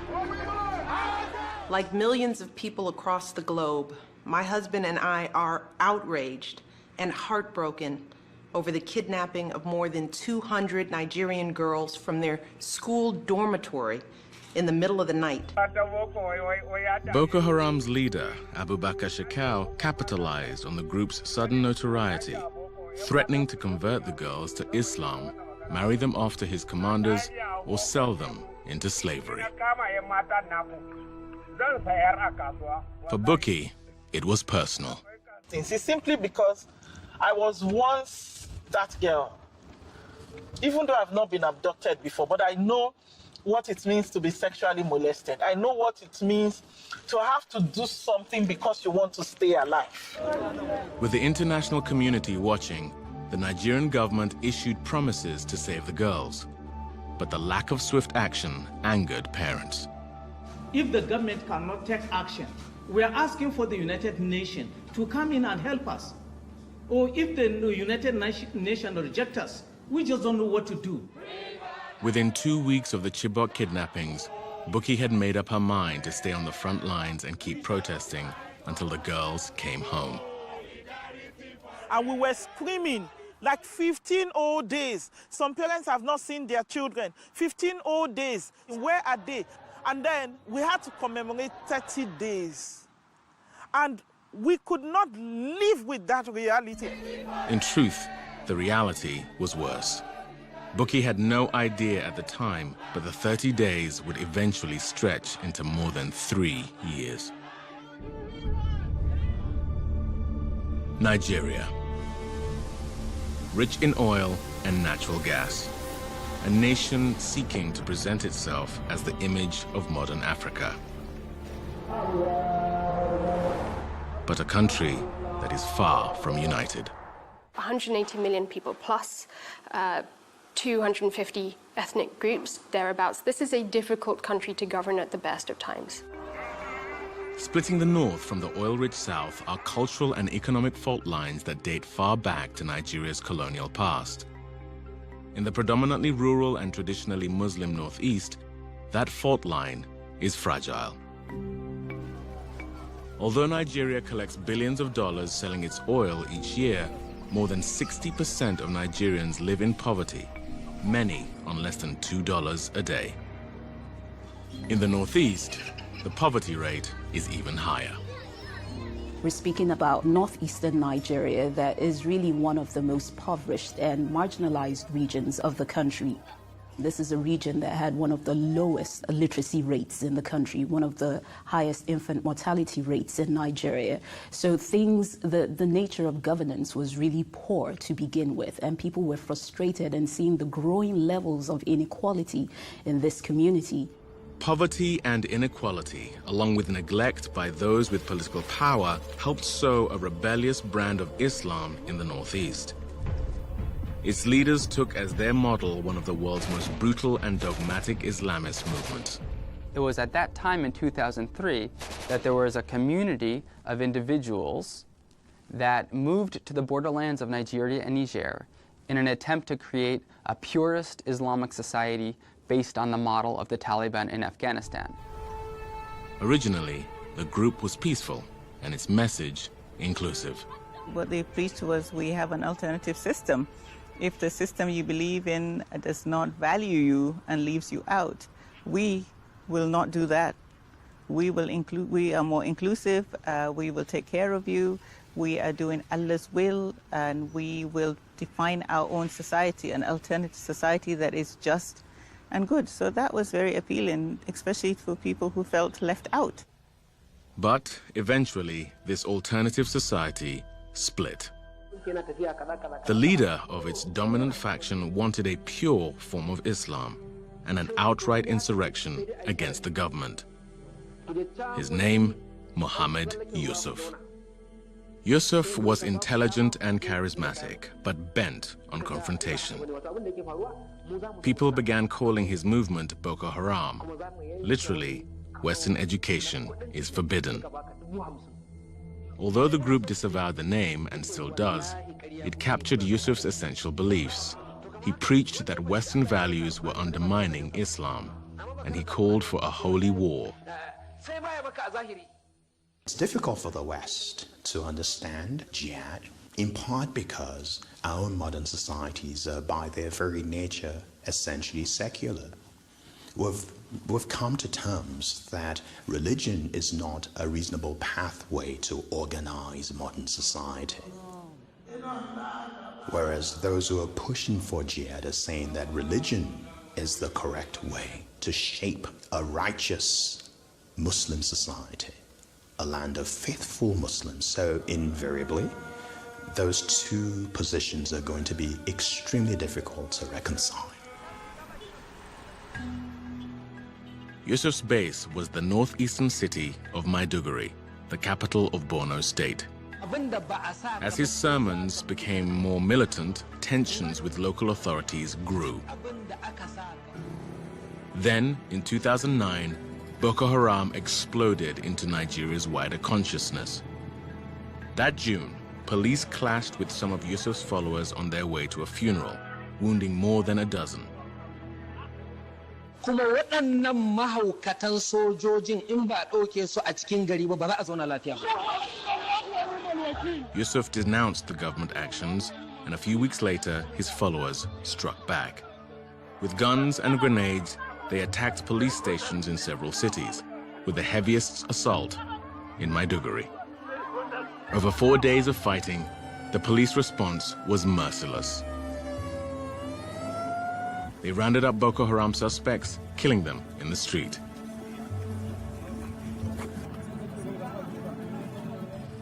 They destroyed Yusuf's mosque. Then they captured him and took him for interrogation. Hours later, his body was in the street. He'd been shot multiple times.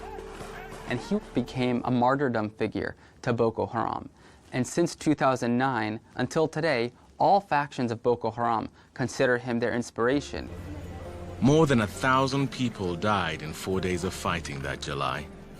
Afterward, Boko Haram disappeared. But when they returned a year later, it was with more weapons and a new leader. A bombastic and violent Yusuf deputy, Abubakar Shekau. He proclaimed all-out war. Their argument is a very simple one. You've come up after us. You've killed many of us. You've killed us literally by the thousands. You feel you've decimated our community. We will fight back. Now we will take jihad to you. Over the next 4 years, Boko Haram put the Nigerian military and civilian security forces on their heels. Within that period, the militancy and the insurgency of Boko Haram grew stronger and stronger, and it's in this context that Boko Haram was able to acquire land, acquire territory, with limited Nigerian response. Boko Haram expanded its domain, but Maiduguri remained ground zero. The city of more than 500,000 had a teaching hospital and a university. Before the insurgency, Maiduguri was a very quiet, peaceful town. Fati Abubakar was a nursing student living with her family in Maiduguri at the time Boko Haram began its assault in 2010. We were known for being very traditional, conservative people, and we all knew our neighbors. It was a very diverse community before Boko Haram. Within months, Fati became a witness to the wholesale destruction of her hometown. I watched everything happen, from the tension, the bomb blasts, the dead bodies on the streets, the houses burning. Sometimes our house would shake because of a bomb blast. People soon fled. Fati and her family left in late 2012. At the time, they were killing boys and kidnapping girls, so my parents were not comfortable with that. And then we moved to Abuja, and I lived there for 6 months before I went to London to study. Fati completed her studies in London, writing a dissertation about the effects of war on the psychological health of refugees. And she found an outlet to help her cope with the loss she felt as a refugee herself. I really took up photography around that time that I was struggling with all that was happening around Maiduguri, and I was really interested in how you can do visual storytelling and still have an impact on the community. Fati returned to Maiduguri in 2015. But when I came back, people had become desensitized. It was like a transformation. They didn't even feel any of it. They just kept going. So that was what, had my attention. Fati imagined another side of the place she called home, a humane side she wanted to show the world. It was the opposite of the images of war and destruction flooding the global news, and from the deluded propaganda of Boko Haram. In its videos, Boko Haram's leader, Shekau, glorified the group's violence in the name of Islam. But hidden inside his secretive caliphate, the reality was starkly different. Boko Haram brutalized fellow Muslims, beating and killing them at will to maintain control and religious piety. Graphic evidence of the group's conduct surfaced in 2016 when Voice of America journalists obtained and authenticated some 18 hours of videos shot by Boko Haram's own photographers.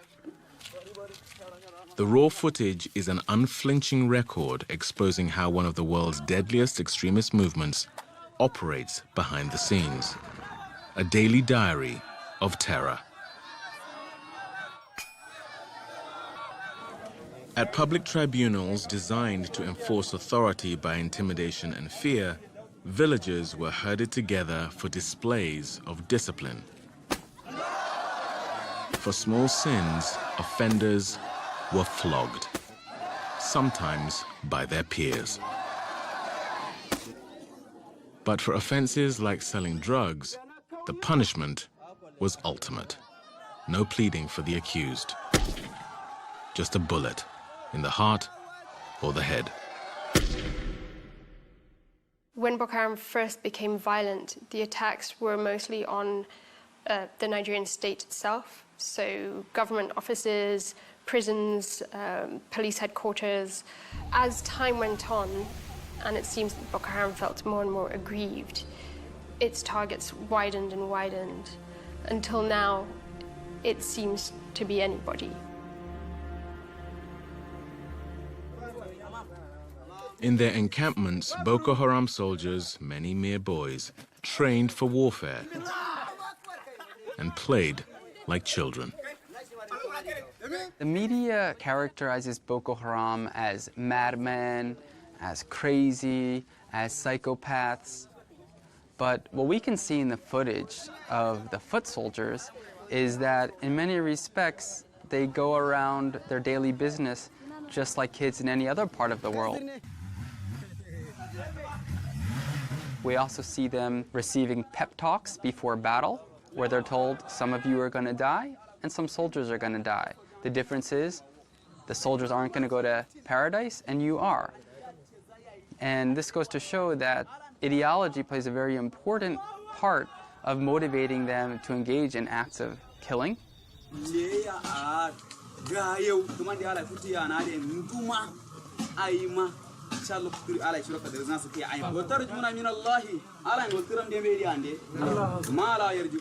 And after a period of time, these young boys become regular Boko Haram fighters willing to sacrifice their lives for the broader mission of the commanders to establish some form of Islamic governance. It's impossible to know how many Nigerian boys have been conscripted into Boko Haram. Likely, it's several thousand. The penalty for refusal is severe. Danladi was abducted when he was 12, but found a way out later. Shown the Boko Haram video footage, he recognized some commanders and recounted how boys were forced to fight. Mulai bai layaka suna yanka. Su yanka kan wannan su ajiye wani a kan gadon bayan shi, wani a kirji. Wani sun yanka shi har su bude kirjin shi su cire zuciyan shi. Haka da sun surata mu suka ce mu kara mu kwashi bindigogi.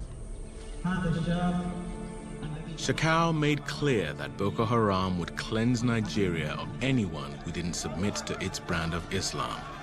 Men or women, young or old, Christian or Muslim.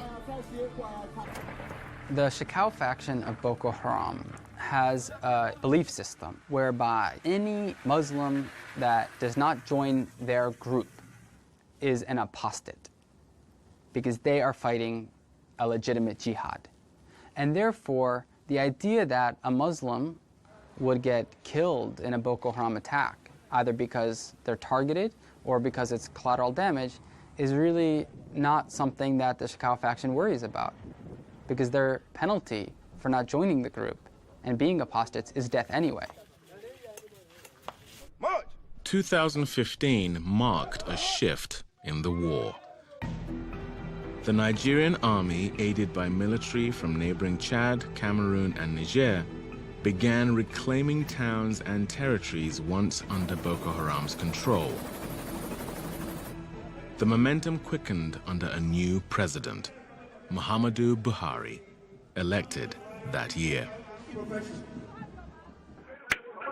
But the government's success also brought disturbing allegations of human rights abuses, excesses by the military and civilian vigilantes in their zeal to defeat Boko Haram. Amnesty International cited thousands of summary executions, arbitrary arrests, and instances of torture by Nigerian forces, war crimes the group said went unpunished. The Nigerian government somehow have some doubts in what Amnesty is doing. But all the same, they have come clean and set up a presidential task force. And you have to take into account the composition of members of the panel. They are not people that could be manipulated, they can be manipulated, and they are judges of repute, and we wait and see the results. As the government ramped up its pursuit of Boko Haram, Abubakar Shekau changed his strategy too. Boko Haram officially aligned with the Islamic State, or ISIS, the jihadi group waging war in Iraq and Syria. Shekau, in 2015, formally pledged allegiance to ISIS, and ISIS responded to this. Some see this as because this coincided with the time when Boko Haram was coming under increasing pressure from the Nigerian military. It was being pushed back. After this, you had the Pledge of Allegiance to ISIS. So it's read as actually this is something of a desperate move on the part of Boko Haram. Boko Haram could claim affiliation with the largest jihadi group in the world. It began using Islamic State templates in its social media postings, but it was an insurgency on the run.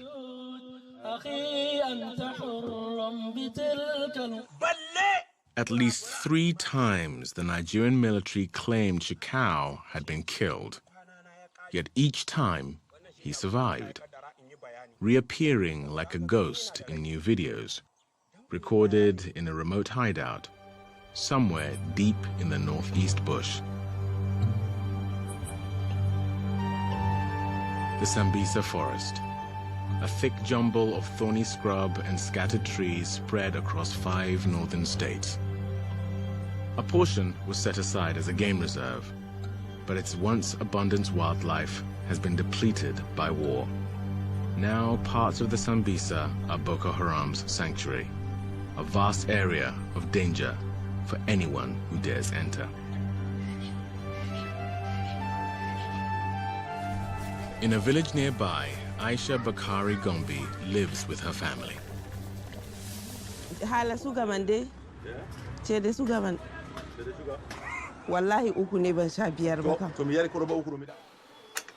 In her part-time job as a seamstress, she works with hands and feet in creative concentration, at peace, away from the violence that prowls in the countryside. But the rhythm of the sewing machine is only one facet of her world. Aisha knows the Sambisa well. It was there as a young girl that she was initiated in a long-standing family tradition.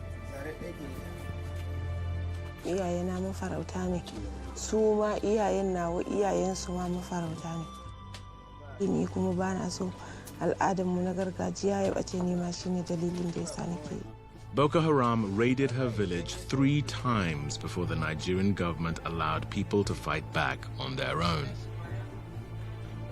Now, instead of hunting antelope, baboons, and birds, Aisha goes after a different prey: Boko Haram militants.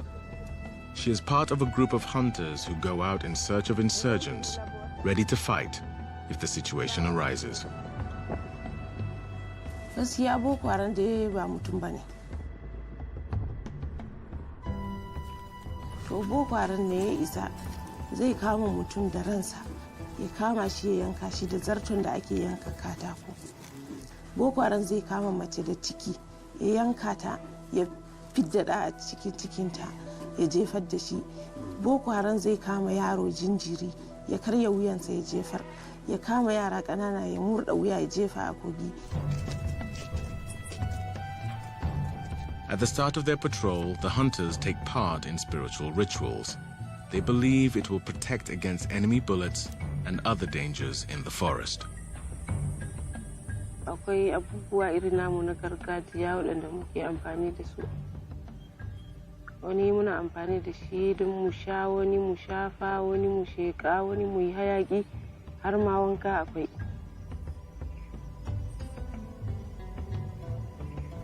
To mukan yi su ne kafin mu fita. To ai dajin dama shi muka riga muka saba. Babu wani abun da mu yake ba mu tsoro a cikin daji. duk lokacin da muka shirya in za mu fita ko dare ko rana ne shiganta muke yi babu fargaba. Aisha and her team not only search for insurgents, they're also on the lookout for captives fleeing from Boko Haram camps. Their stories can be heartbreaking. Akwai matar da muka bari yanzu haka tana kam namu mu a inda muka yi sansani mu a cikin garin Lasa. Suka zo sace ta suka sace ta da yara 6 da aka tafi da su aka je aka ajiye su a can sun kai watanni suna wajen. Ranar da Allah ya taimake ta ya bata nasarar za ta gudu ta dawo. To su wayannan yan ƙanana guda biyu, ɗaya ta goya ɗaya kuma ta ɗauka ta rataya a kafaɗanta. Haka ta haƙura da wayancan saura guda 4 ta ɗauko biyun ta kamo hanya ta dawo. Aisha's efforts fighting Boko Haram earned her the respect of fellow villagers. They call her the Queen Hunter. Gaskiya ba zan iya sani ba don an kubutar da yawa. Na kwanakin nan ko kuma in ce na shekaran jiya mun kubutar da 9. Later that day, Aisha and her band apprehended 3 Boko Haram fighters. They delivered them to authorities by truck. A commotion of curious villagers parading behind them. Success like this inspires her to continue the work, despite the danger. Ani dai ina son duniya ta sani. Aikin da muke yi dai mu aiki ne na ceto da nema wa ƙasar mu zaman lafiya. Zaman lafiya nake son wa Najeriya. Ina so in ga Najeriya ta zauna lafiya kamar yadda sauran ƙasashe suke zaune lafiya.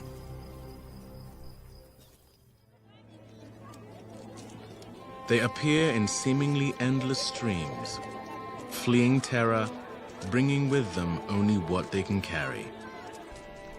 Day and night, they've lost their homes, their farms, their livestock, in the worst cases, their children.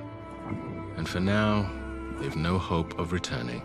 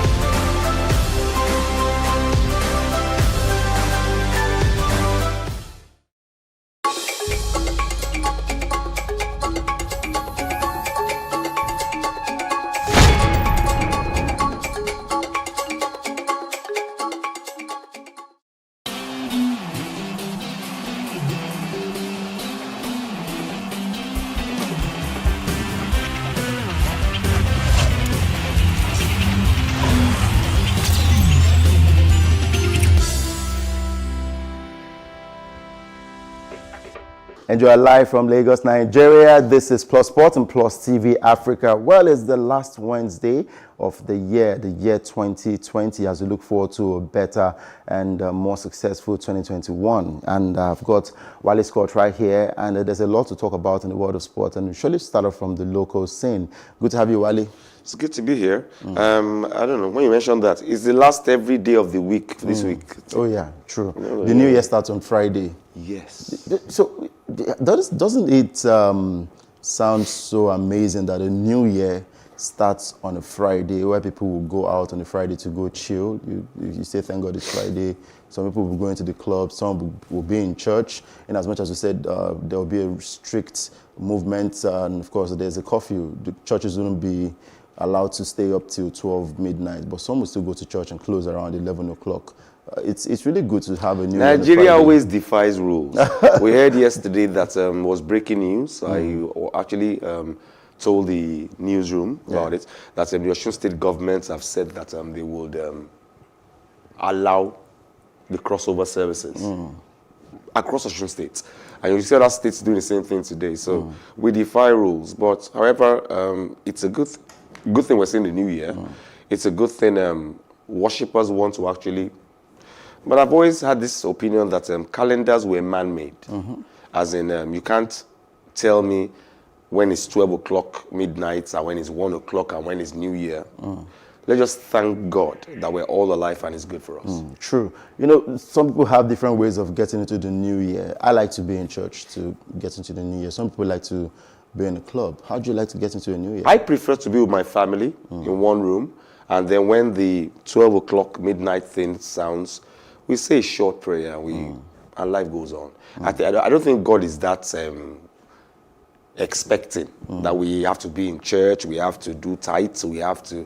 God just wants us to be truthfully honest with him and pray to him, and he'll answer the prayers. My opinion. Right. Yeah, of course. And we look forward to that day. Thursday will be the last Thursday of the year, and we'll say Happy New Year to you on Friday. Let's talk about the Nigeria Professional Football League. We saw games go down yesterday, but one that caught my fancy was the game between Enyimba and Abia Warriors. More like a derby, and Enyimba came out victorious in that one. An interesting game. I think it was good. But let me first of all say a massive thank you. I have been the most major critic of the Nigerian football NFF in many years. And they don't like me there. I don't like them either. However, the LMC have been able to do something impressive. Frank was watching the Enyimba and Aba live, watching the match live on the MPFL TV. It's just a little amount of money, and I think it's a good thing. If we can bring our Premiership to the world, that is what we expect, and we expect that a team that expects that their match will be shown next week will actually watch their stadiums, will work on it, the field, to make sure it looks, we can actually watch it and like what we're watching, And the Enyimba match was fantastic. It was live yesterday. Frank was watching it. I actually had to watch a few minutes with him. I think I want to, first of all, congratulate the LMC on that one. Fantastic move. Now we can watch at least one match live on the internet. That's good for us. Enyimba struggled to win that game. Got just a 1-0. However, I think the good part of the whole story is that we actually got to watch the Enyimba match live. Good. Very good. And talking about that one, you can actually download the MPFL app on your mobile phone. Go to Play Store and download the MPFL.TV app. Then you can get to watch the Nigeria Professional Football League matches on your phone. Courtesy the media, they signed a media deal, a partnership deal with the media outfits to get to show you these matches. And of course, they have kept to their promise, and we're beginning to see that one, and it's a good one. And of course, Gernot Raw got to watch some of those games, and some Super Eagles players as well. You get to see pictures of Gernot Raw watching the MPFL live right there at home. And it's also good because when he sees these games on TV, he can then pick out a few players that he can call into the Super Eagles squad. Yeah, we have consistently insulted Gernot Raw and called him an internet coach. He'd prefer to go on the internet and actually look out for players in Uzbekistan, Afghanistan, Kazakhstan, wherever. But he now has no excuse. I've always been one of the very few people who said that, listen, why would Gernot Raw not have the highest goal scorer, the best defender in the season, the best midfielder in the season, the best goalkeeper in the season in his squad? He should have. But his excuse is, it's not on TV. He can't be at all the stadiums across Nigeria, so he can't make it happen like that. However, Gernot Raw can at least watch one match. And he can't tell me for a whole year or for a whole season he will watch our matches and he will not see at least one player who will tickle his fancy. That's not possible. So I think Gernot Raw has no excuse not to at least have one or two players from our Nigerian league in the Super Eagles. It's a good one, and we expect more of this. That's Gernot Rohr watching the Abia Warriors Enyimba game live right there. And some fans, you can see some fans in the stadium as well watching that game. So it's a good one for the NPFL, and I just hope that they remain consistent with this, and we get to see more matches from the Nigeria Professional Football League, and I'm sure we'll have a great season. And you can also tell that the jerseys are looking very beautiful as well. Yes, I think the Super Eagles have been able to infiltrate their massive concern for their fashion and how they look into the Nigerian Premier League. Now, Nigerian League actually want to have it's not about playing good football now. Yeah. It's about looking good too. Good, exactly. So I think whoever it is that is working on them, I know one or two jersey companies who make jerseys for you. For them, I don't know which new ones have come, but every team in Nigerian League now wants to look good, knowing that, well, once or twice our matches will be played live, and the world will watch us playing, and we play good football, but we have to look good too. Very true. And they are all looking very good. All the teams. And one team looking good as well in England is Arsenal. They've got 2 straight wins now, back-to-back victories. One against Chelsea, where they won that game 3-1, and Bukayo Saka emerged as the man of the match in that one. And then again, they played against their opponents yesterday, Brighton and Hove Albion, where some Arsenal fans thought, okay, they're back to status quo. They're going to lose that game or draw. But of course, it was Alexander Lacazette, who came off the bench to score the only goal in that match, and who gave him the assist, no other person than Bukayo Saka. Arsenal, another 3 points for the team that was somewhere in the relegation zone before. Actually, my head for Arsenal doesn't win games. My heart wants them to win. You know, Alexander Lacazette has been unimpressive in the past few months. And they've always relied on Pierre-Emerick Aubameyang to score the goals. And Lacazette is now, well, he's shown to be the man that the go-to man now if there's trouble. You know, Bukayo Saka has always impressed. I don't know why he's refused to play for Nigeria. He's a fantastic player, puts his heart into the game, and I know if he accepts to play for Nigeria, he will do very, very well. But a good one for us, no? They are the Gunners, and but they've always done this. They will do this, they will impress you, everybody will praise them, and then the next 3 games, they will lose again. I don't know why they do that. But the next game that they have will be against West Bromwich Albion. So they can lose again then? It will be a Arsenal can lose against stationary stores.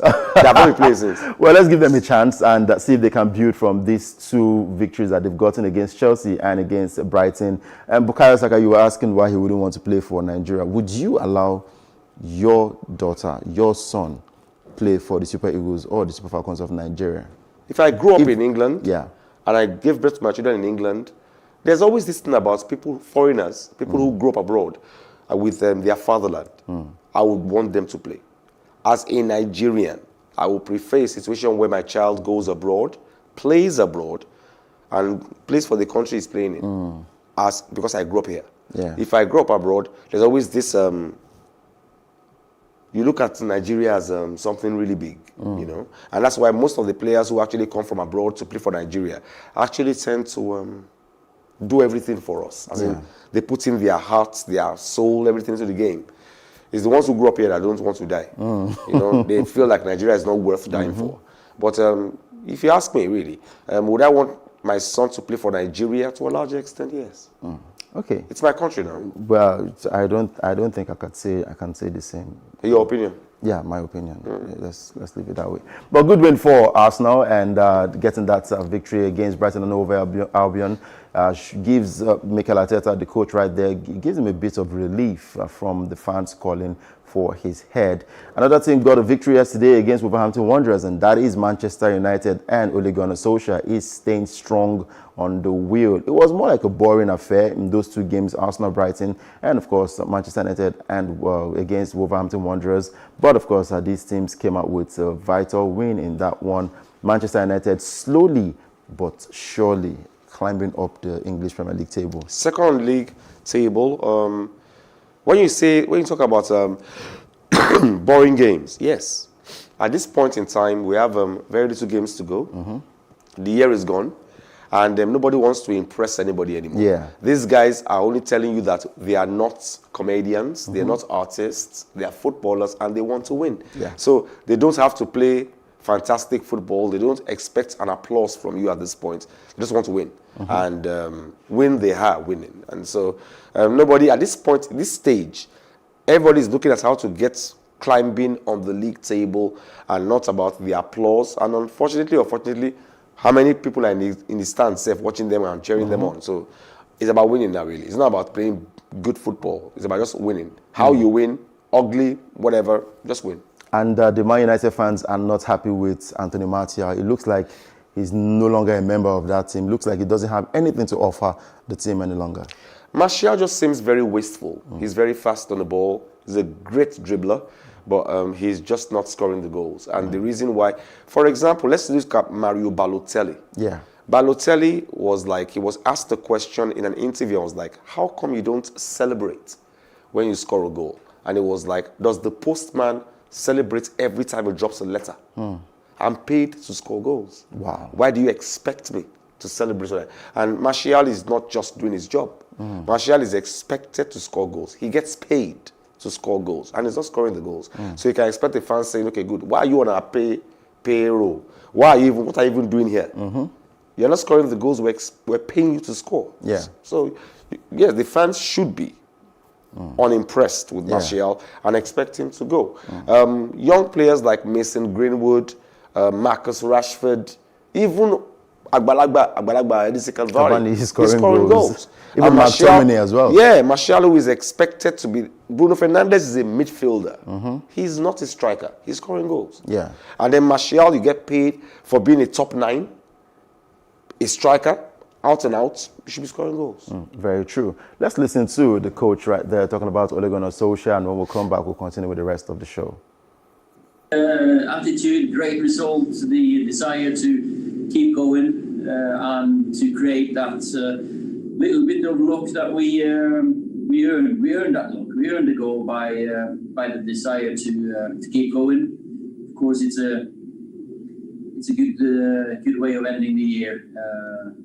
I think the difference, there's so many tight games against Wolves, and to have that edge mentally is great. The physical and mental aspects, we've grown and developed that belief has come through performances and results, of course, and also players that we have on the pitch that can change games in a second. Then the tactical change you're looking. Well, good result for Ole Gunnar Solskjaer right there for that big victory against Wolverhampton Wanderers. And the other game that was played was between Leeds and West Bromwich Albion. And Leeds beat West Bromwich Albion, Sam Allardyce's West Bromwich Albion, black and blue, 5-0. But then Bamford didn't even get a score goal. I was watching the match yesterday, and I was asking a question. Leeds, where have you been all my life? Because you really come on. They come out from the championship, from the second tier, and come to the top, and they have taken on the biggest teams. Yeah. Manchester, Liverpool, Arsenal, and they stood their own. Yeah. Where they don't win, they don't lose. They get a draw. And you ask yourself, Leeds, what were you doing in the championship all this while? And these players, they don't have big players. They don't have big names. They don't have brands in their team.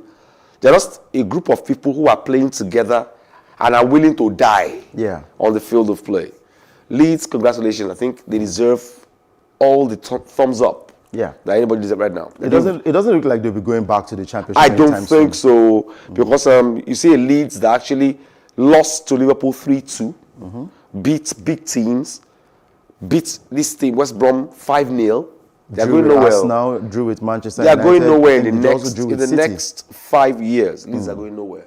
Well, it also depends on if they don't change the management at the club. If they remain in the Premiership, they will get more money. Yeah, true. They can buy better players to add to the ones they have now, who are not big names and are doing very well. They're not going anywhere. Not now. All right, because I've always known Leeds United to be a very, very big club. I remember back then. That was way back.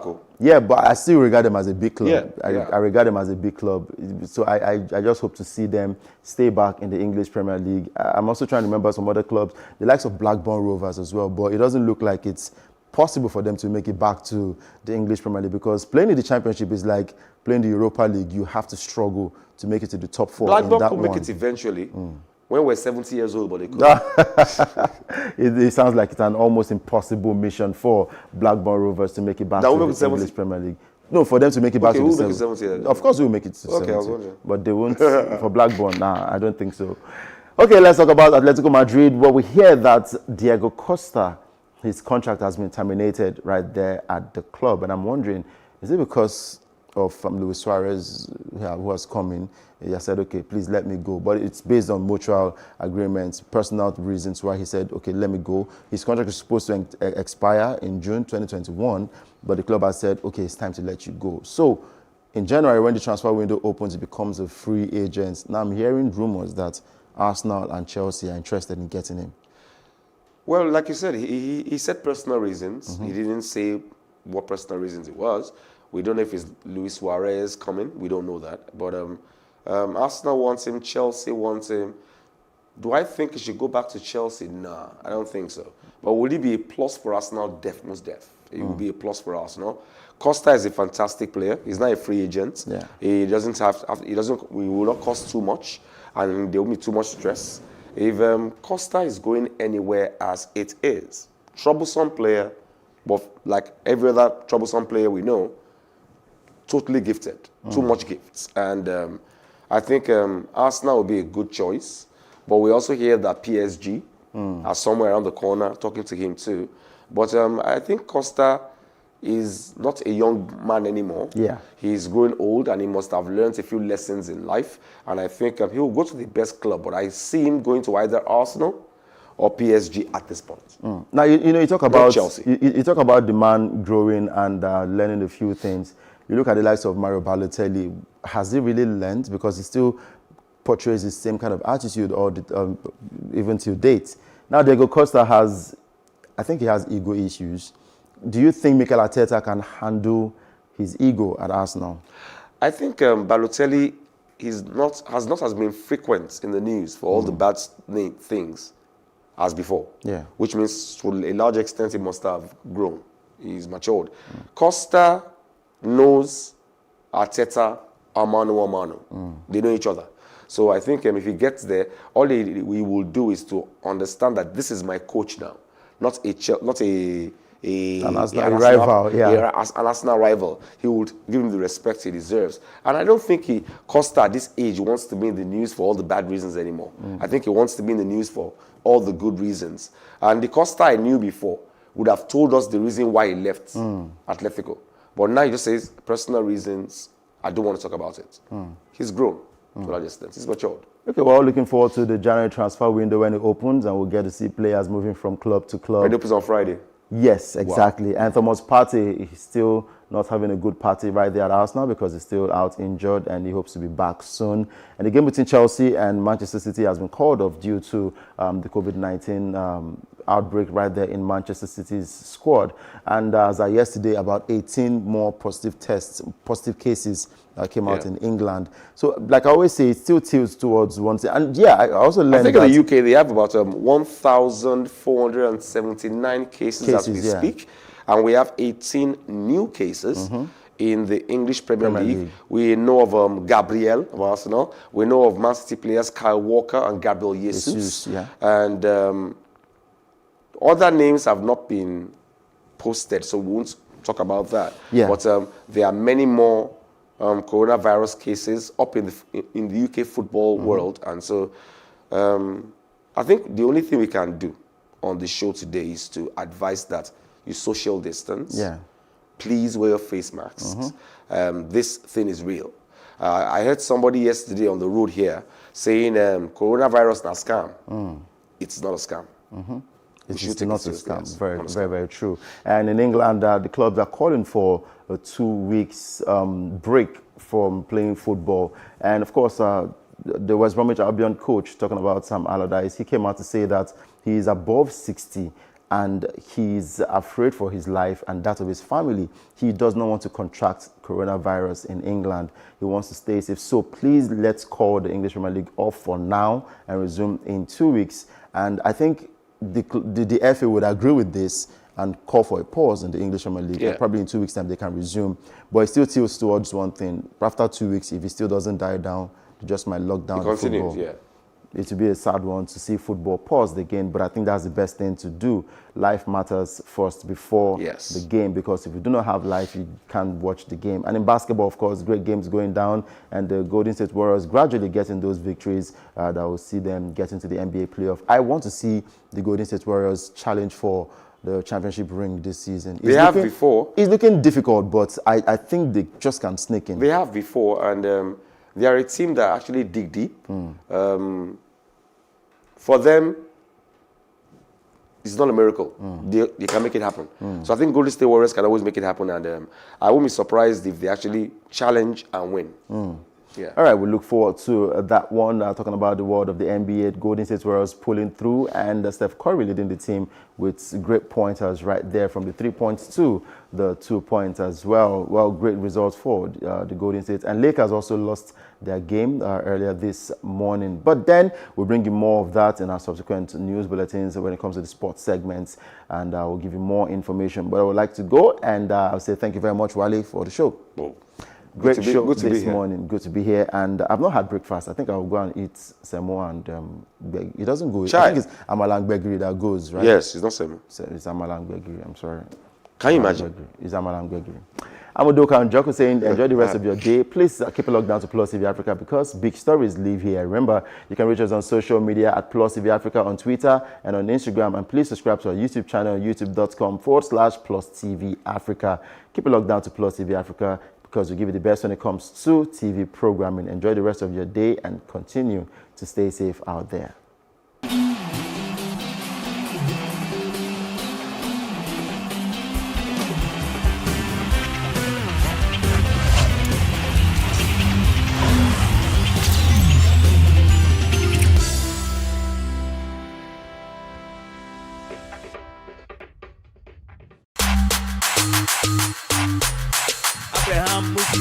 You are one family. There's no doing all this sport in Nigeria.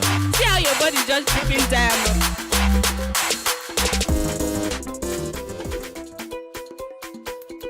I don't have one yet because I'm yet to be rich. So when I'm rich now, I will have one. But like this, I can just go. I do freestyle, go to wherever I like. But for now, I don't have any favorite.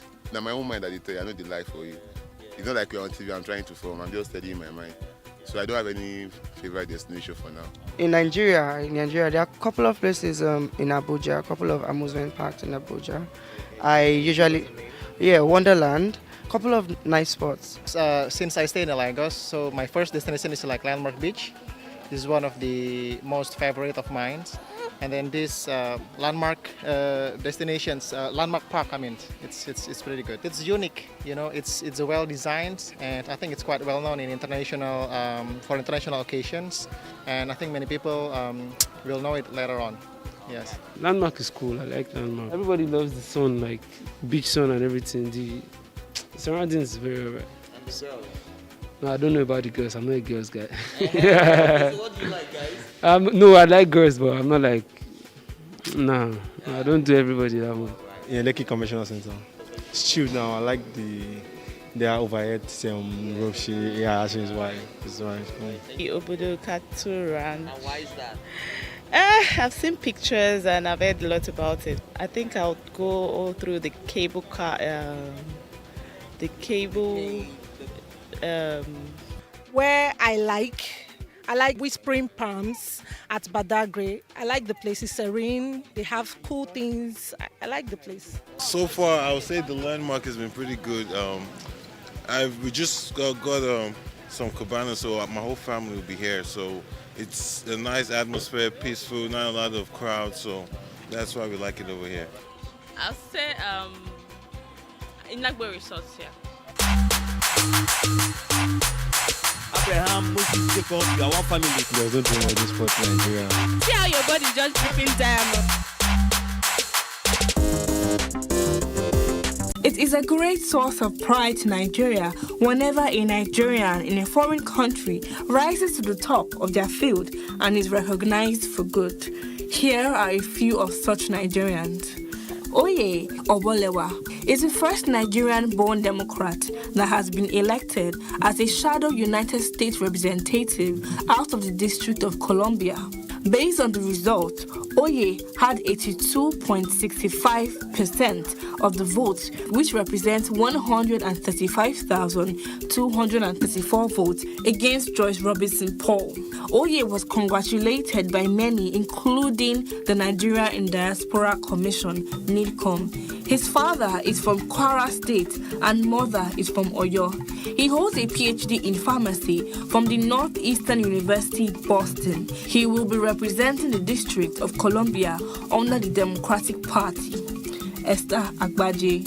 Born to immigrant parents, Esther has been elected into the Minnesota House of Representatives in the recently completed United States general election.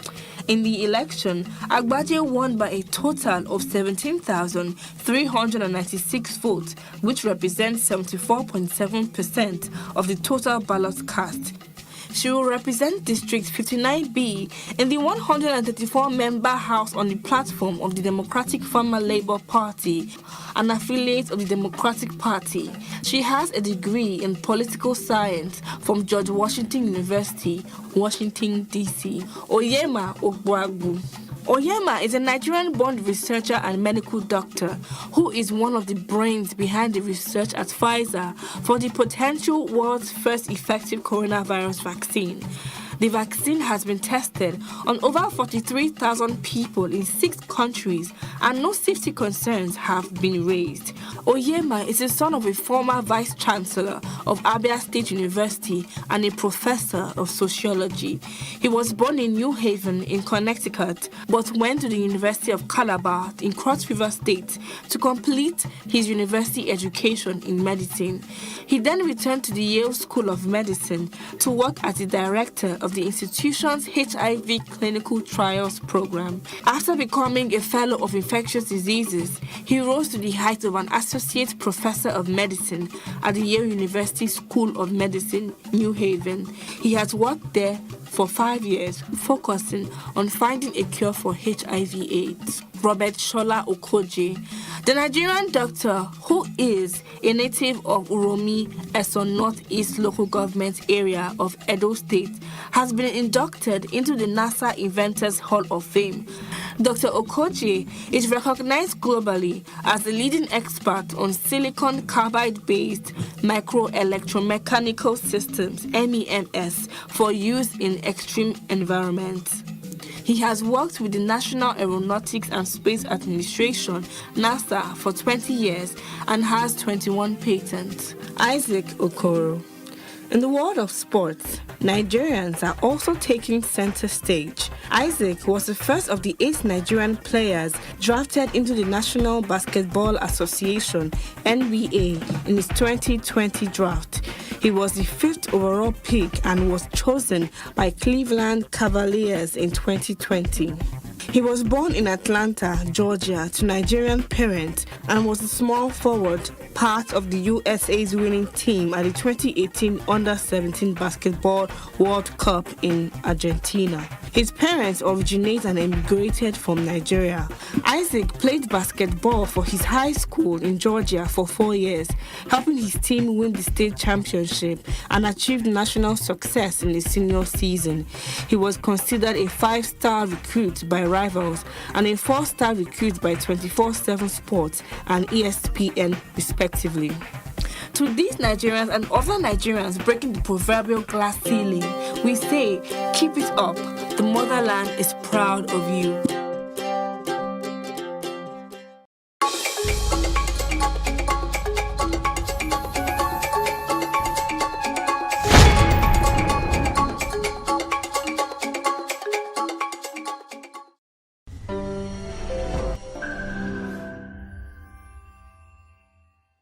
Welcome to One on One. My guest on the program is Sergeant Bassey Osagie. Sergeant Bassey Osagie attended York University, Toronto, Canada, and graduated with a bachelor's degree in business administration in 1999. Bassey joined the Toronto Police Service in June 1998 as a court officer assigned to the Ontario Superior Court as a member of the security team for judges, Crown prosecutors, prisoners, and members of the public. He was hired as a police recruit in December 2000 and graduated from the Ontario Police College in April 2001. He was later elevated to 4th class police constable in May 2001 and then 1st class police constable in 2004.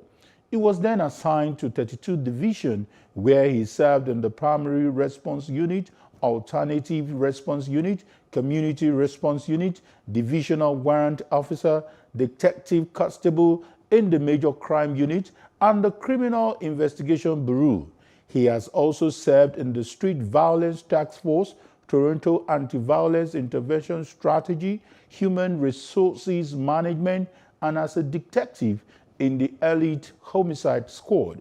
He was promoted to the rank of Sergeant Detective in 2011, making him the highest-ranking Nigerian-born police officer with the Toronto Police Service. He is a recipient of the 2015 Black History Month Community Award. He is also a seasoned expert in community policing with over 20 years of policing experience in different areas.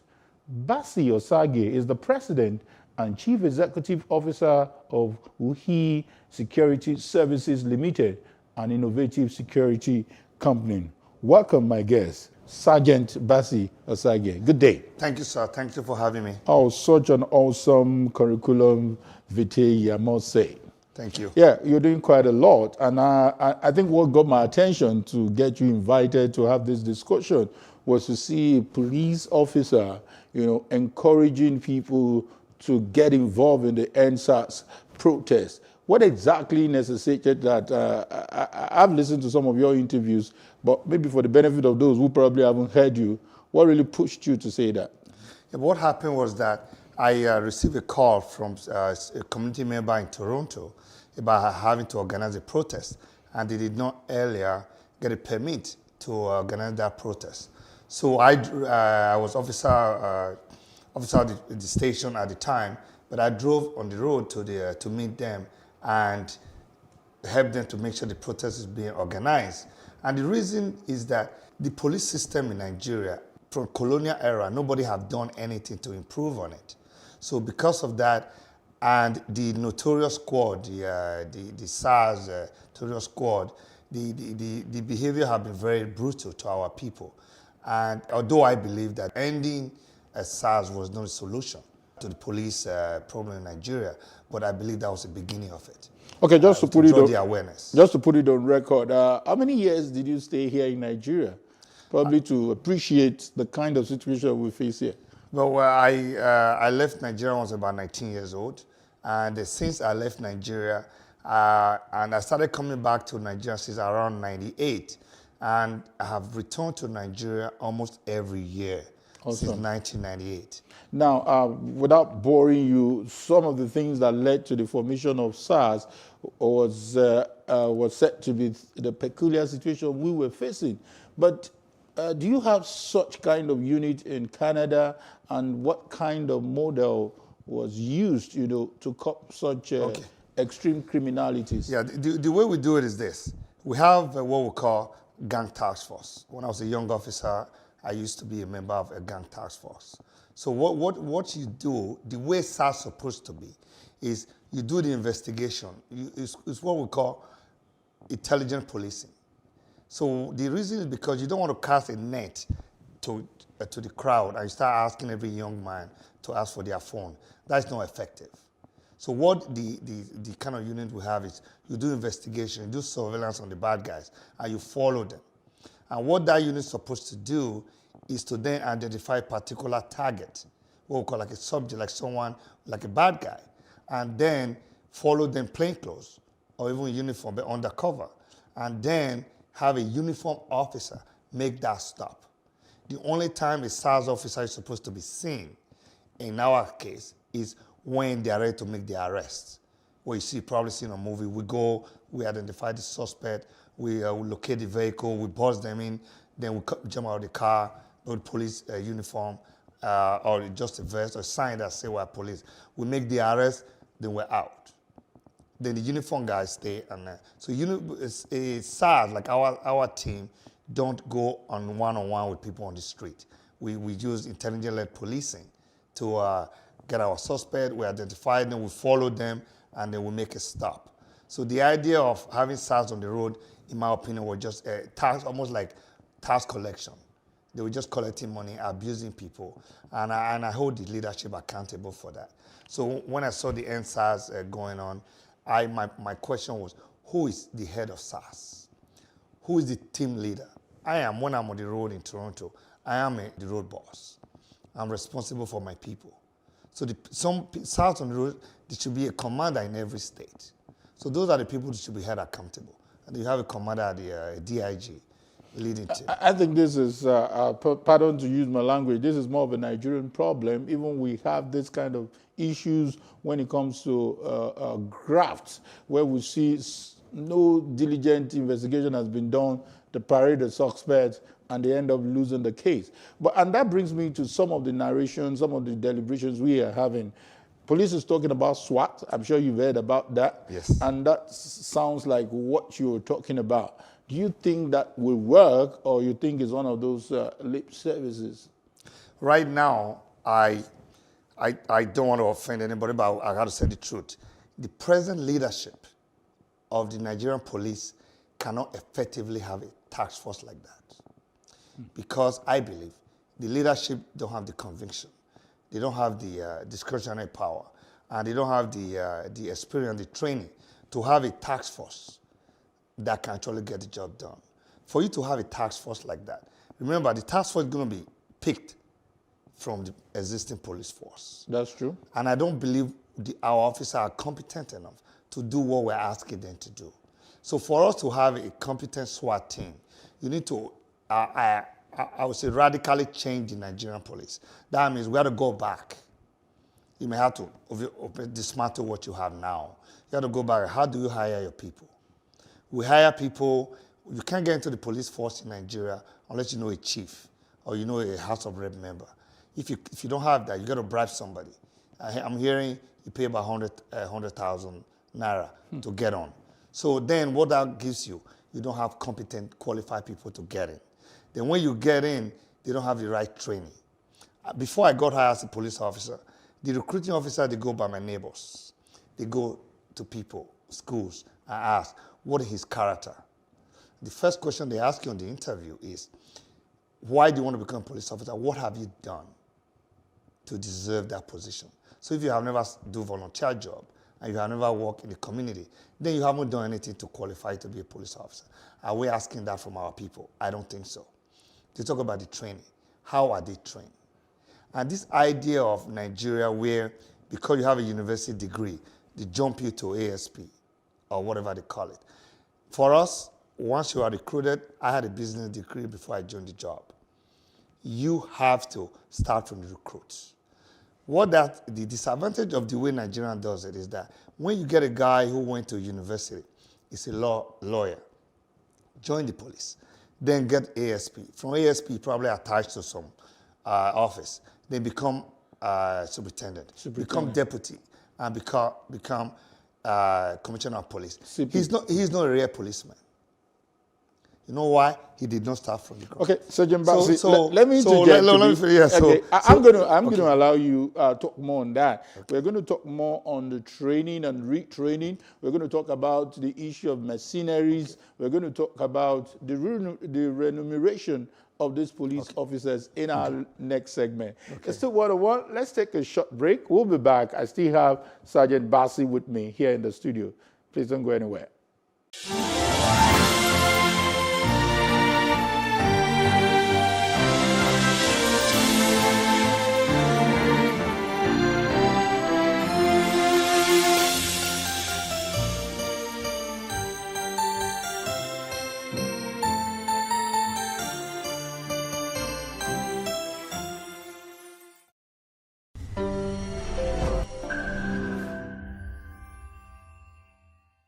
Welcome back. It's still 101. I have Sergeant Bassi, who is a detective with the Canadian Police, and he's been talking to us about the police force in Nigeria, how they can be trained and retrained so that we can have a better police reform. Yeah, you were just talking about the kind of training that you expect, and I was shocked to hear that we have to go straight to the head for us to make headway.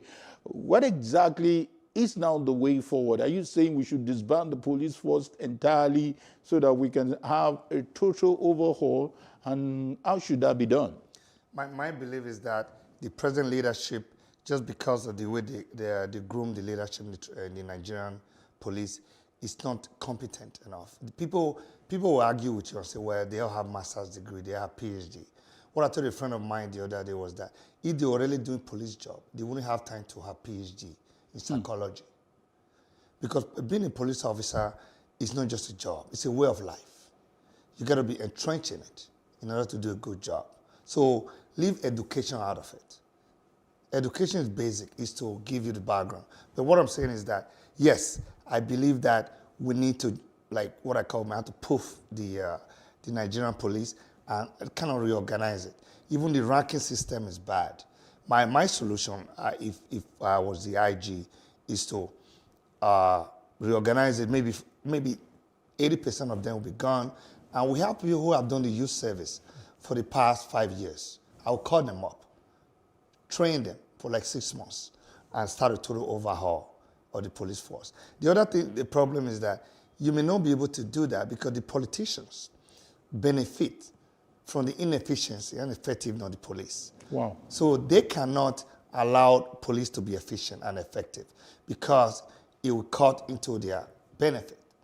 So that is why it's like you are asking a thief to help you look for your money. Someone stole your money. It's like that because the politicians will benefit from the bad system. Because if you have a police service that's like Toronto, that means there cannot be questions.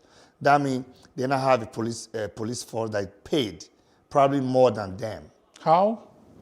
You mean that it's possible for policemen to be paid more than the politician? Yes. That sounds quite unusual. Our chief of police make more than our mayor, and our mayor of the city of Toronto have control over billions of dollars. But the chief of police make more. Someone of my rank make more than a councillor. So that is one of the ways to hold police back, because once police start making the same money and you promote them, then they have control, have discretions.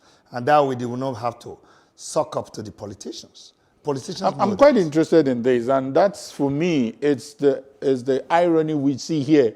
The police force that is being fought for in this protest have ended up turning against the protesters because they feel the reform that is being asked for, I don't understand their psyche for them not to support the protesters. And the politicians seem, like you said, gaining from this. So how do you give them this orientation to know that they deserve more than the politicians that they protect? Because this is over. And don't also forget, we have an average of 300,000 police officers across the country. Yeah, but the numbers is not the problem because we also have the population. So the thing is that police have been dismantled. They don't have the moral values for themselves. It's not there. They are not dedicated. And people don't have faith in them. So they are frustrated.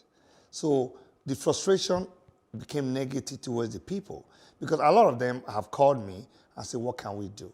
So what I tell them is that police have to know their job in protest. A lot of these officers don't know. Your job as a police officer is a complete neutrality in a protest.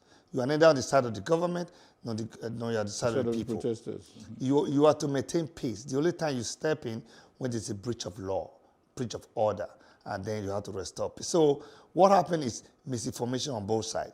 The police are helpless. They're under the control of the politicians. One, like we talk about, the pay. Police officer get assigned to a governor.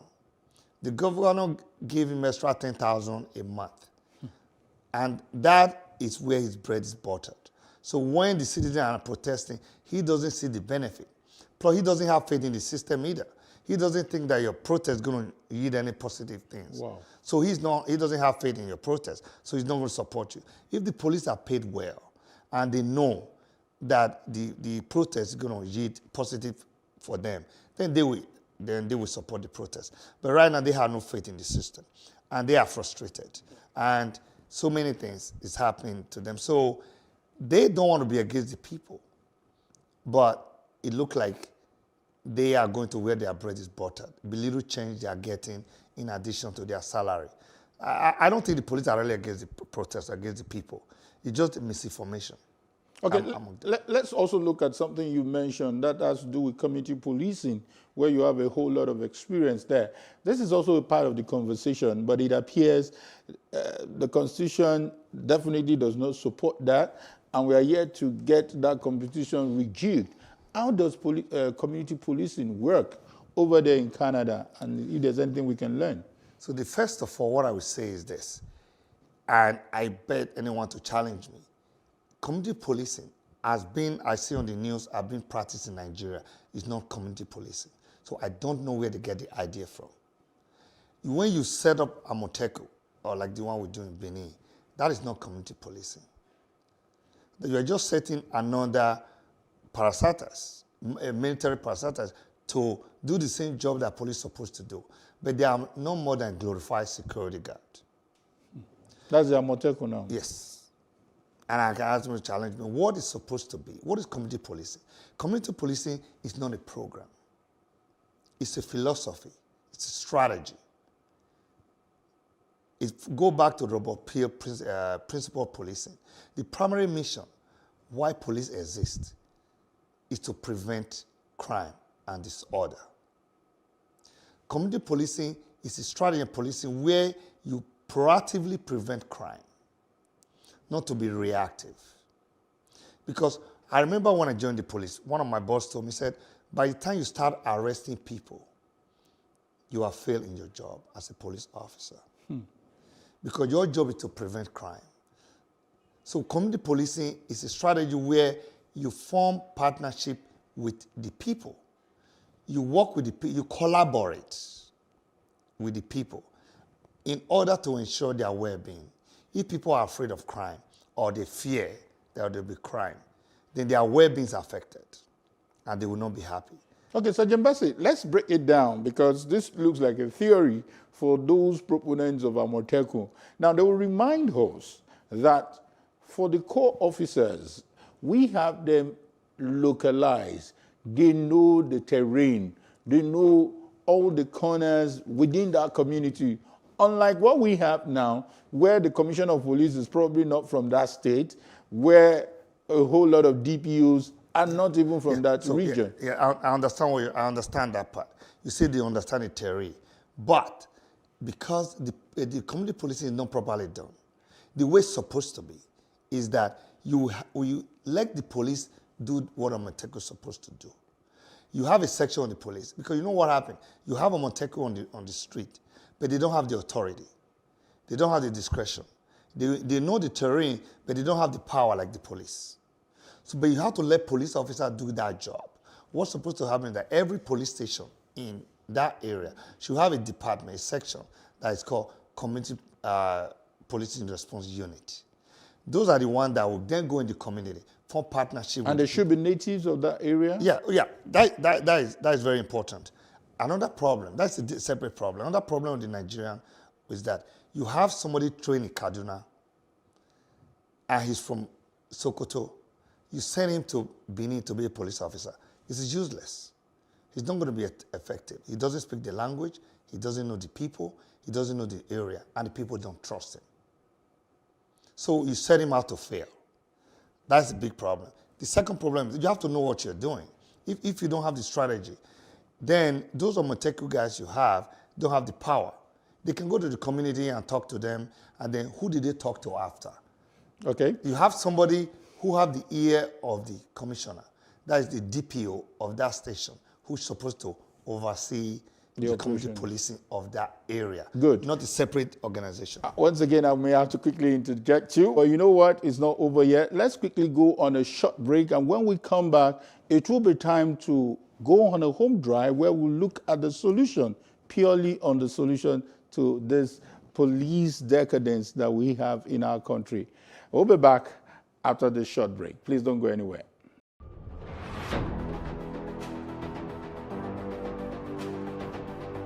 A lot of the jobs that exist today will not exist in the next 10 years. 10 years. When I see people today shouting, we're not too young to run, we are ready to run. Ready to run to where?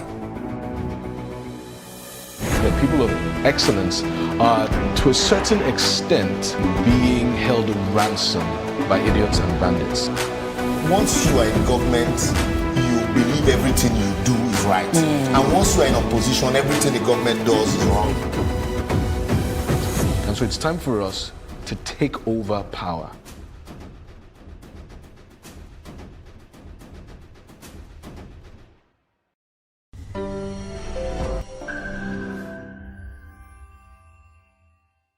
Welcome back. It's still 101, and I have Sergeant Bassey all the way from Canada, but he's currently here in Nigeria to see how we can get it right in our policing system. But let me take you a bit away from police and look at security generally. Now, there is a conversation ongoing, and that has to do with deployment of mercenaries. Let's have mercenaries help us solve the problem of insurgency. What is your opinion on this? Some believe that our problem should be solved internally rather than going out. When you say mercenary, you mean bringing people from abroad to do it? Depending on the context. Some said you can even get some mercenaries within the country. For me, by the time you go into bringing mercenary in, you have almost admitted that you have failed. And the army or the police are the legal authority, not the mercenary. If the people with legal authority to maintain peace cannot maintain peace, then mercenary is going to do it. Then you're going to fail. But isn't that the reality? That is the reality on ground. But what the government should be thinking is how to improve on their military training or the equipment they need to have. But that is a bigger issue, because what the military is going on in the military is the same thing that's going on with the police. Our military officers, they are dedicated, they're good, and they mean well, but they don't get paid well. They don't have the necessary equipment, and they don't have faith in the system anymore. So they cannot get the job done. So what needs to be done is, just like the police, the head, obviously they are not competent. The thing is that we glorify injustice. And when the head cannot get a job, you replace them. If you cannot get an expert, we have Nigerians who are colonel, major generals in US military, in Canadian military. Why don't we invite them to look into our system? And then that way help us run the organization, because they will be able to have the trust from the US. US will not trust, or Canada will not trust our military officer, because they don't trust their information will be safe with them. So because of that, you need to have some of us who are probably from abroad, who is trusted, who will not betray the trust, who have integrity. I'm not saying our people don't have integrity. I don't know those military officers. But the best way to do is to have the military go on. If you have to hire outsiders, you may have to request the US Army or the Canadian Army. Mercenaries are not going to be able to do it because they don't understand it. They're just going to cause more havoc. Our people will not accept them. Even what happened after they leave? What after they leave? What's our plan? That brings me to the next question: the issue of either knowledge transfer by way of training. Let's take some of our officers out there and let them train them, or let's have those people come down. But over time, we've heard reports of, instead of allowing junior officers to go for this training, these senior officers get to go for the training just for their pecuniary gain of extra codes and the rest. So how do we correct this menace? That's part of the problem. I have been involved where people call me and say this, they want to train in the Nigerian, in the Toronto police. Can you help us? First question I ask, who is coming for the training? It doesn't make sense you want to train a SWAT team. You cannot send a commissioner to train a SWAT team. You need to send the team lead. That's the constable who's going to be leading the team, or a sergeant. That's who you send to get the training. Or when you bring them. So in a Nigerian situation, sending them abroad to train is too risky. The first thing, they're not going to send the right people. And if you send the junior guys, they will go, they won't return. So the best thing to do is to bring the training here. To do it, or you can sublet it. Like our situation is like an emergency situation. So there's no room for training. What should happen? Maybe you get services of the US, Canada to help you do the bombardment or the like the raid of this military pockets or the Boko Haram pocket. Get the raid going. It's a special weapon unit. Get it subdued. Then you can take in our people that are now trained by foreign police or foreign military to go in and then what we call community mobilization, because you have to then mobilize the people to support the people that are moving in. Our people is not going to trust mercenaries. They don't even trust our police. So, but we need to go there, let police start building their integrity.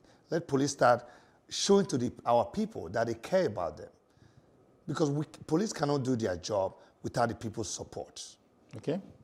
And one other thing that is very, very paramount in these whole engagements is the issue of remuneration. In clear terms, I know, I am not being pessimistic, Nigerians can hardly pay what Canadian government is paying their police officers.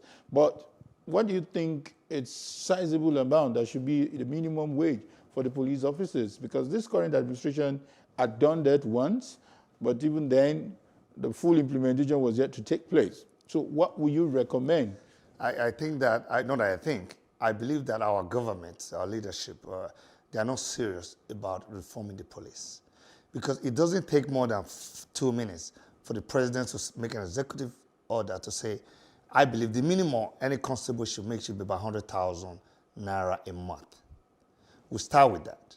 And then you progress. There should be no way why a House of Rep member should make more than a commissioner of police.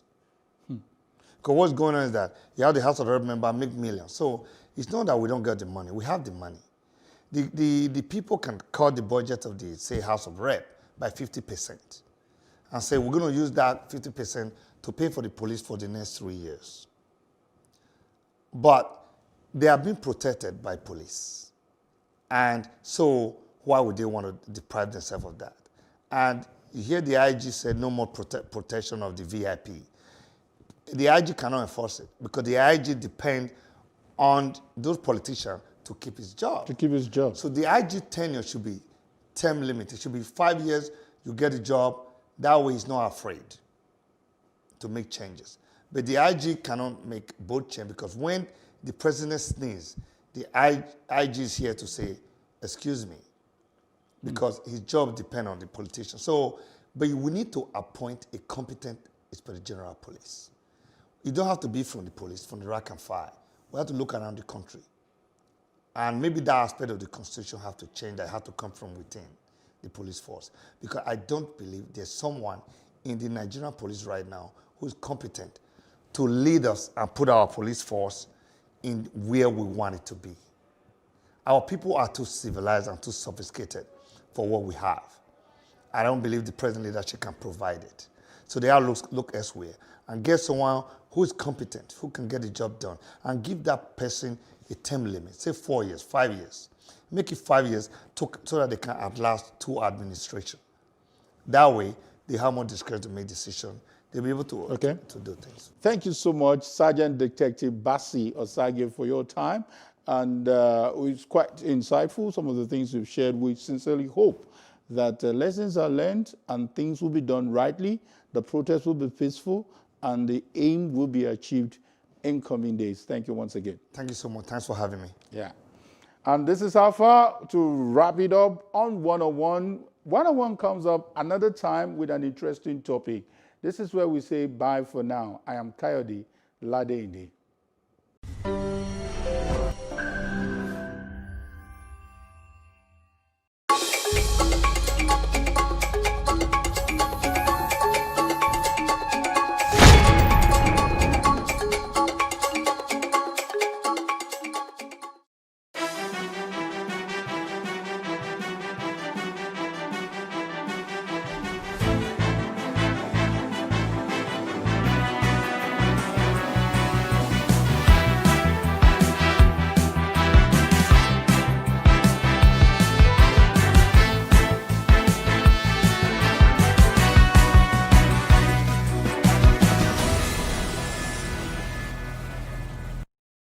Hello and welcome to What Are You Saying?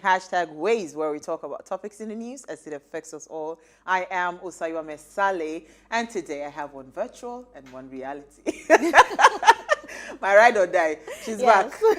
Yes, we die here. How are you, Issy? I'm very well, thank you. You had a lot of things to do yesterday. How was it? You could say that again, but the first thing I want to say is this, I love Lagos without traffic. How you say no? Hey, I could do everything that I had to do without having to, I wasn't traumatized by the traffic that, we went through last week. So it was a beautiful thing It was for a me. good it was a good running around. I think everybody should just plan anything they want to do in Lagos. Plan it towards during this this time. period. Yeah. Exactly. Plan it towards But I this also time. want to say hello to my let's talk to Maury first. Maury first, yes. Maury, how bring you Maury in doing? first. Go Maury, go Maury. Maury finally did makeup for us. Praise the Lord. Like we actually screamed yay. Yeah. I feel fabulous. It's been fabulous. How are you guys? You guys always look so nice. I think there's something about the light in studio.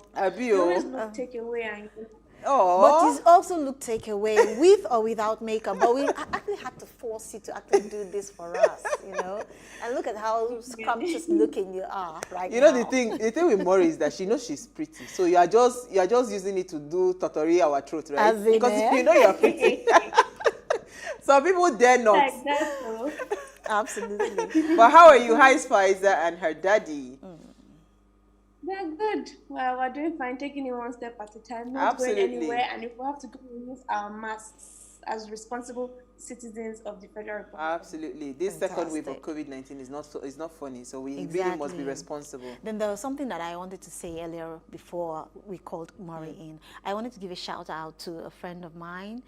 His his triplets, they are actually 5 years old today. Wow. You can say that again. What's his name? His name is Johnny Zidu, and his wife's name is Sharon, and they're based in North America. Wow. And the child's name, he has 2 sons and 1 daughter. Ooh. The daughter's name is Heavenly Joy. Wow. Then he has Judah. And, wow. And I call him Nathan.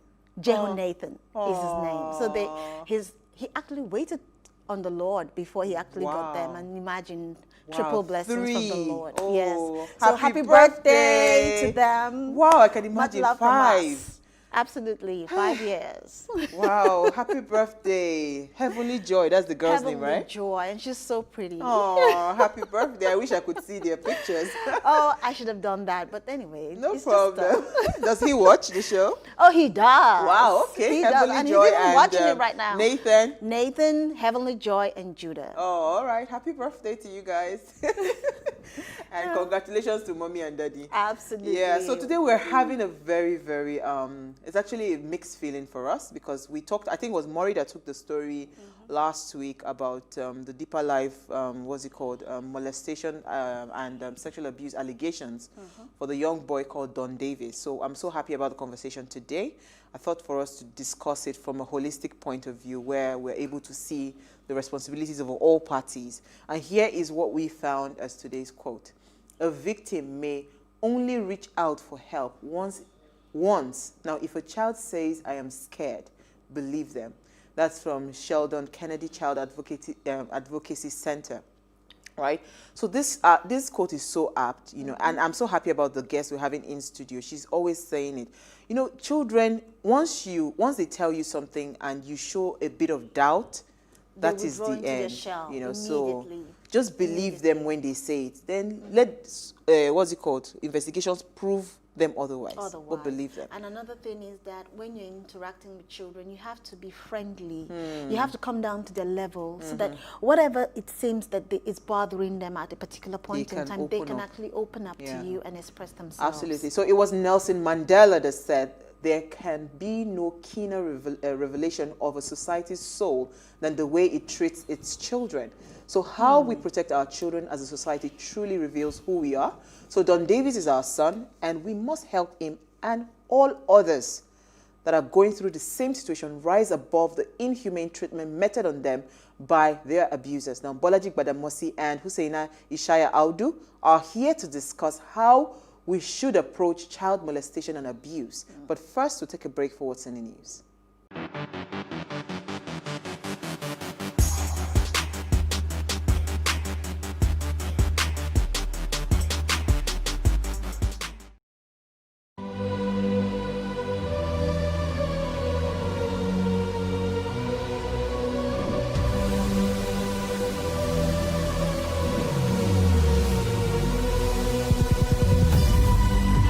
What we do not understand, we will stigmatize. What you can see is the remaining of the tanker that exploded. The suspect equally confessed.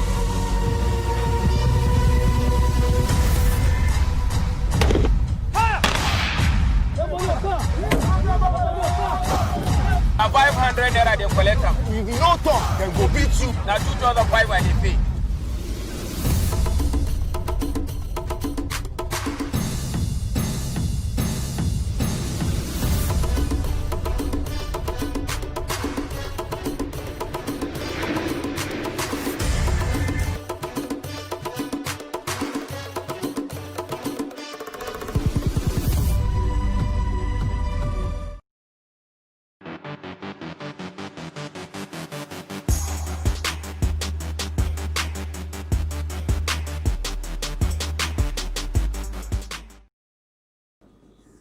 Thanks for staying with us. Now we'll just go straight into what we found in the news. Isi, I'm going to start with you.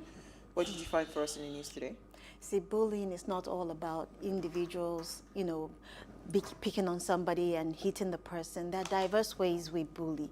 And bullying can be cyber, can be physical, can be in diverse ways, even emotional. So in this case, I have a DJ. His name is Nonso Temisan Ajufo. And he is a DJ. He says that, I don't know if you got the story about an individual. His name is Justin Ugg, that was actually accused of sexually abusing or raping a girl. And they actually found out that he was supposed to be outside the country at the time this girl actually accused him of the alleged rape. Now, this case is what the DJ, the disc jockey, is talking about. He says that any woman who decides to frame a man for rape is going to get the same treatment, deserves the fate, whatever fate she deserves, she gets as a rapist.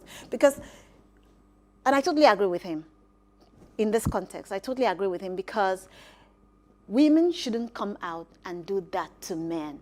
That is another form of bullying. Is another form of, you know, you can destroy somebody. You can destroy somebody's career with things like that. Why would she do something like that in the first place? So, I totally agree with Omoni Oboli. She said that if you come after her sons, she would definitely hunt you down with everything she has. So I totally agree with her. No mother would want a situation whereby her child is accused of false rape. So my son, I always say to my son, because he was saying that in their school now, they're bringing so many new rules and regulation that in fact, if you hold a girl by her shoulder, it will be considered sexual molestation and sexual harassment, blah, blah, blah. He was just telling me, and I told him, I said, see, in Nigeria that you are in, right, it is even saner.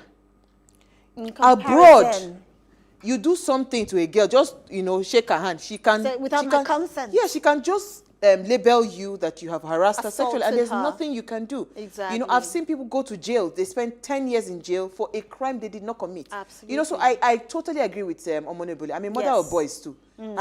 How can you, it's the worst thing ever you can ever do to anybody. Absolutely. Right? Accuse the person wrongly for something that they did not do. I've forgotten the case of something, this happened in the US, a basketballer who actually was accused of rape, and his career was destroyed. He had to go to jail, and he was brought out of jail after they discovered that he was innocent of whatever crime was subjected. And now imagine what the girl said. The girl said, I didn't mean to. How could you say that? For how many years he was in jail? I mean, the girl will go back on TV, but God knows what I will do to that. She will go back and serve the same punishment. We'll go to jail together. After I'm done with what I've done to her, she will go to jail together. Maury. Maury, so what did you find for us in the news? Okay, so Governor Babajide Sanwo-Olu has asked graduates under the Lagos State Graduate Internship Program to prove themselves at their various places of internship. He said they should not be content with the monthly 40,000 naira stipends that will be given to them by the state government throughout the duration of their internship. Basically, he's just saying that people should, they should work hard. They shouldn't be complacent or just be okay with where they are. Just basically passing motivational messages. And me, the major reason why I'm sharing this is because I'm glad that they are paying the interns above, even though it's a little bit the minimum wage, and because it's also some sort of encouragement to, encourage youth to reach, higher for the sky. So I like stuff like that, and that's why I'm excited to share on the news today. I agree with Fantastic. you. That's I a agree. nice one as well, because and another thing is this, I said 10 years ago, what was available 10 years ago is not available, wasn't what we have today wasn't available 10 years ago. Imagine if people that had graduated and they had so much foresight, they knew what they wanted out of life, and they had so much zeal and zest to do something, and they were so creative as well, and they got an opportunity that they have the opportunity they have today 10 years ago. Imagine what they would have done. Yeah, absolutely. So totally the interns should actually go out of their ways to do something better. All right, so mine is also on our governor. They've passed, the Lagos State Assembly passes the 1.6 trillion naira 2021 budget.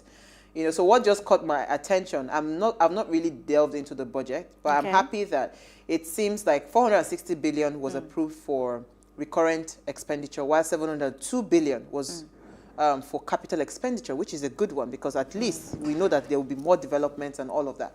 And they said that the 2021 budget is tagged Budget of Rekindled Hope. What was that other governor's own budget? I can't remember that very funny name.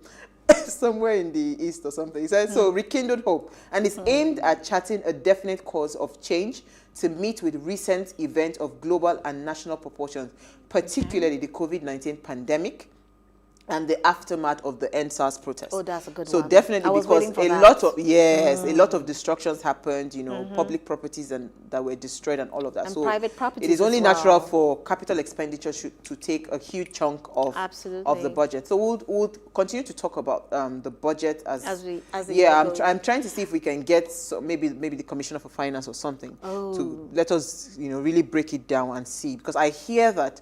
I have not seen the full breakdown, but I hear that the budget for education is actually good. Oh, that's a good one. Yeah, I hear that because of the COVID-19 pandemic, we don't know what 2021 is bringing for us. So, it's going to be likely that we might actually need to move all our learning resources online. So they would have to get more things invested in technology that can muster, especially for the public schools. Yeah, that's what I'm saying. That can gather the population of the students that we have in public schools. And another thing is that it's not all the children that are in public schools that have access to. That's the thing. So that's another thing. They will have to find a way to bring them into the solutions to it. Absolutely. All right, so that's all we can take on What's in the News. We'll see you after the break to discuss handling child abuse. Stay with us. We'll be right back.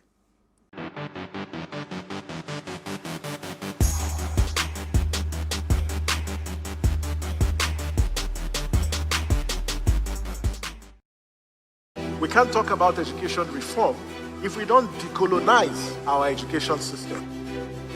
What we do not understand, we will stigmatize. Because it's just cultural. And I think it's just human nature.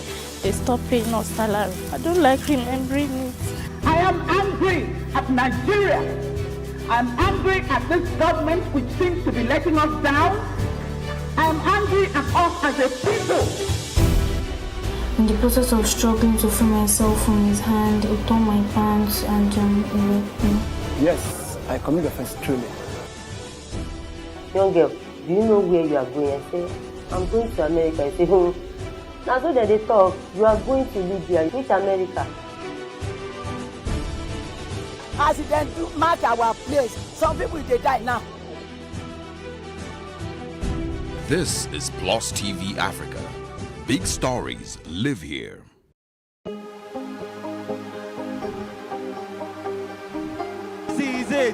for upcoming artists to blow in Nigeria.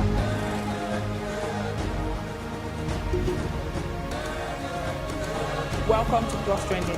I am Buki November, your host, saying thank you for joining us on today's episode. Welcome back. It's tea time on Plus TV Africa. Practice makes perfect. I'm not perfect yet, but I'm a lot better than I used to be. He's a king. He's entitled to marry 100 if he wants to.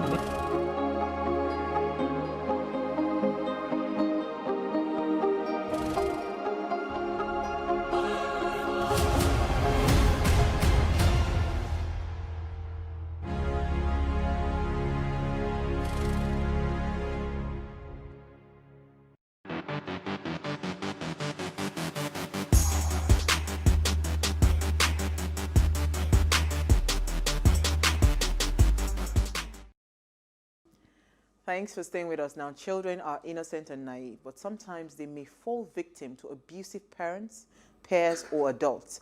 A child suffering from child abuse or living through a traumatic childhood can be dangerous. Child abuse is a very serious and recurrently occurring problem in our society. The impact of abuse on any child cannot be measured, as some may never rise above that trauma. So what is the role of the parents, the government, the school, and professionals in handling and preventing child abuse? That's the question today. Now let us hear what you have to say. Remember, you can join this conversation. Tweet at us at WayShowAfrica1 with the hashtag WayShow, or send us an SMS or WhatsApp to 081-803-84663. So Isi and Maury, I'm going to come to you in like 2 minutes. Let's, just quickly thrash this. What do you think the role of okay, so you are an educator. Yes. As a school, what do you think when there are allegations of child molestation or child abuse? What do you think, how do you think the school should handle things like that? Now, that is, it has come in different ways. For example, the role of the housemaster, the role of the teacher, the role of the principal is also going to play in this aspect. Then the role of the students who actually participated in molesting the child is another one. So you have to start with each of them and, break it down from one level to the other. Now, another thing we also have to take into cognizance is the role of the parents of the molesters or those alleged molesters. Yeah, but so that's why the school is supposed to look into it, and first things first, should castigate or do some sort of correctional measures to not that you'll be shifting the blame. No, you don't shift. No. You don't shift the blame. Number one, you don't shift the blame. Number two, you have to tackle it from the basis, and you have to apologize to the parent. Because schools are so quick to disassociate themselves to say, "Oh no, this is not me." But let me hear Maury. Yes. Maury, what do you think? As a parent, what do you think the role of parents should be, and the role of also society, right? When it comes to child molestation, do you think we are helping, to solve the problems, or we are even contributing to that? Well, I've not been a mom for a very long time, and for too long rather, but I know what it entails dealing with kids, because I've raised like maybe 5 of my cousins and nieces, and I know that kids always find a way to express themselves, even the most timid child. Now I feel like the generation of our parents are different from the generation from my generation, which is a good thing, because I feel like we're more like awoken, we know what is going on out there. Right? So where I'm coming to is kids always communicate, even the most timid child, from saying I don't want to, like when you start to force a child to greet somebody, I feel like there's already a behavioral pattern. When you say greet uncle, if the child says no, leave the child alone. But because of respect, what is the uncle going to say? I'm spoiling his brother's child. But if you watch it, there's a reason why this child does not want to greet uncle. I'm not saying it's really uncle has abused the child. It could be something else, but we need to pay more attention to the child. Kids. Yes, they don't necessarily have to open their mouth. Some children don't talk much. Some children talk more than the other. So you just have to understand how best does your child communicate? Do you understand? Absolutely. So for little things, yeah. So the role of the parent here is watching your children, understanding them, and understanding how best they communicate. You know, to be able to help them efficiently. Absolutely. All right, so I'm going to bring in our guest, right? Bolaji Gbadamosi is the founder, Child Body Safety NG, an organization that is involved in abuse prevention education. They help schools and child-oriented institutions to implement child protection policies in their organizations. She also serves as the executive director at Child Body Safety and Abuse Prevention Initiative, a non-governmental organization focused on creating awareness in children's health and well-being. I'm going to bring in our second guest in a minute, but I just wanted to hear the initial thoughts of Bolaji. Maybe we'll take a video first, right? So people would understand why we're even talking about this. You know, let's watch this video from the current case that is, you know, currently online. Yes. When you go to eat, what does he do to you? He start saying, "Where's my food?" And he will not say, "Go and wear your container. You're wearing sandal, that's not the view." When I come back, I will not sit down, food has finished. And when food finishes, do you complain that there's no food for you to eat? Yes. What do they say when you complain? It's not just food for them to give it. They said no. So, as we speak now, till I pick you now, you have not eaten. You have not eaten, eh? And when you talk, they will say they will wound you. You shouldn't tell your parents. Because you were weak in your class, they took you to senior classes, Abi? And what does the seniors do to you? Talk. Don't be afraid, you're at home. All the threats can't work now, you're at home. They remove my boxers. You not say, did I put my boxers? They remove it. And I tell them to give me all the seniors to just force me. I want to see him. I had a terrible dream. They refused. After much, they brought him out. He wasn't looking this worst. It's not easy to muzzle one out together after COVID and send a child to school only for the child to return as a skeleton. Look at all his bones. Look at all his bones. This is a chubby striker. Here is the boy the first day he went to Deeper Life High School. And here is him now. Anytime you don't see me update you on anything, understand that they have taken my phone from me. We got a call from the PAMSEC saying that we should come with Don Davis to the Commissioner for Education's office. On getting to the Commissioner of Education's office, before everybody, the Commissioner for Education turned to me and said, "Why did I go on live broadcast and go and say she went to see Don Davis around 11? Do I know that what that has done to her office?" I said, "Madam, I will not allow you to intimidate me." So anytime I watch this video, I'm really, really emotional.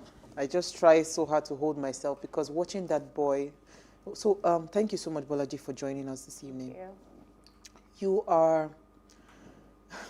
How do we even start with something like this? What do we do? I mean, watching that video over again, it's heartbreaking. And I want to thank the mother because she has done what a lot of mothers have not been able to do for years. And they've suppressed voices. Schools, just in the mind of, I want to protect my child, a lot of people have suppressed their pains and it's not going anywhere. So when I saw that and her outrage, I was sad and at the same time happy. She's become like a mouthpiece for millions of mothers and mothers-to-be, that this cannot go unheard, you know. And for me, I have to discredit the school. If I'm giving you a wholesome child and you're giving me back a malnutritioned one, then there's something wrong. That is not the first time this is happening, but because she is the mother that will not keep quiet. You can imagine if she had kept quiet, that would have gone unnoticed. And a lot, I mean, this has been happening for years. They'll just blame it on the fact that, oh, it's his first time in boarding house. Yes. Because this is what we see all the time. Yes.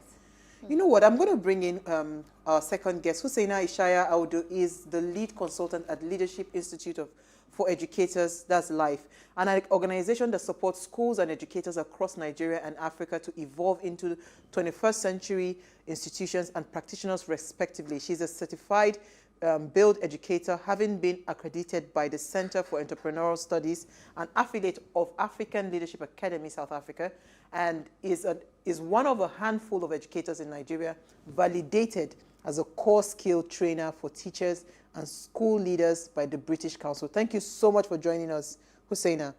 Thank you for having me. Thank you, Hussaina, for I just wanted to hear your own initial thoughts as well. As an educationist, right, you are in the educational sphere, right? When things like this happen, right, how should even a school approach this kind of situation? Can you please permit me to backtrack a bit and let me begin with some definitions. So first of all, I'd like to define child abuse. You know, there are different kinds of abuse. There's physical abuse, emotional abuse, sexual abuse, and also neglect.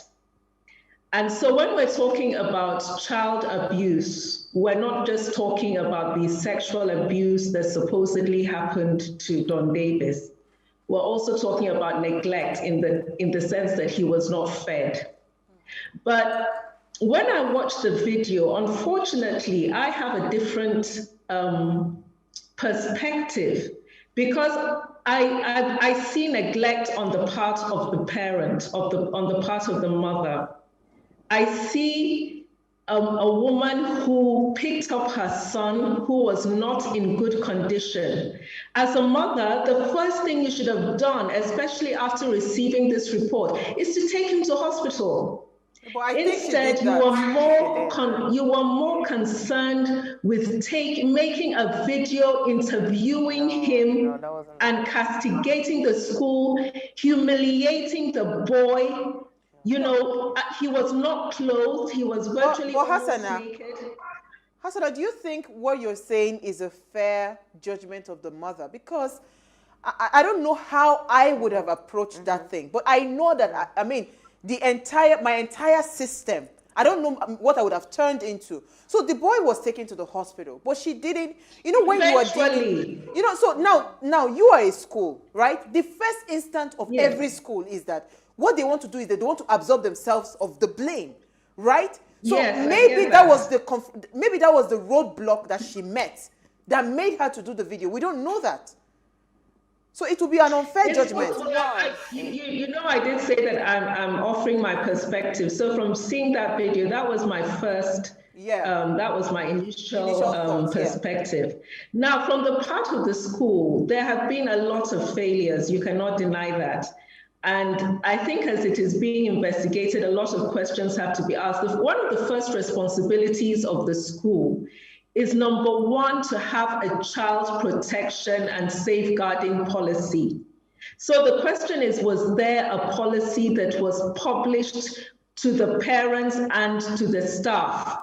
There has to be some sort of, even at the recruitment process, when you're recruiting your staff, there must be an investigation. There must be some kind of, you know, you have to find out whether your staff have any record that would disqualify them from functioning as teachers or house parents. Was there any of that done?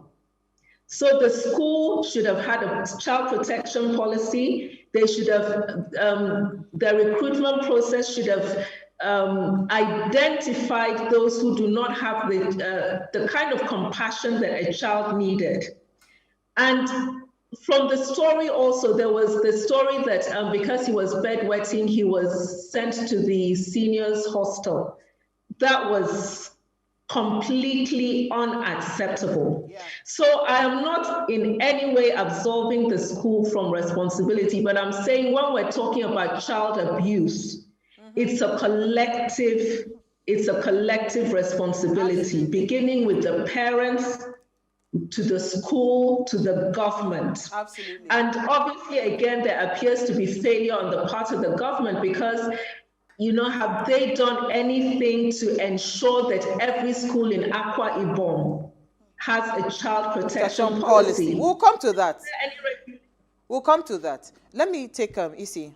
Then I'll come to Maury. There is something. That was spoken. It's a saying. It says, "What we don't repeat, what we don't repair, we repeat." Actually, saw it in your handle. Oh yeah. Now, this is so apt in this case. Yeah. If we do not treat it or resolve it immediately, it will happen again and again. And these individuals can get away with it, or the schools will also get away with it. So as a professional in what you do, basically, what is your take on this?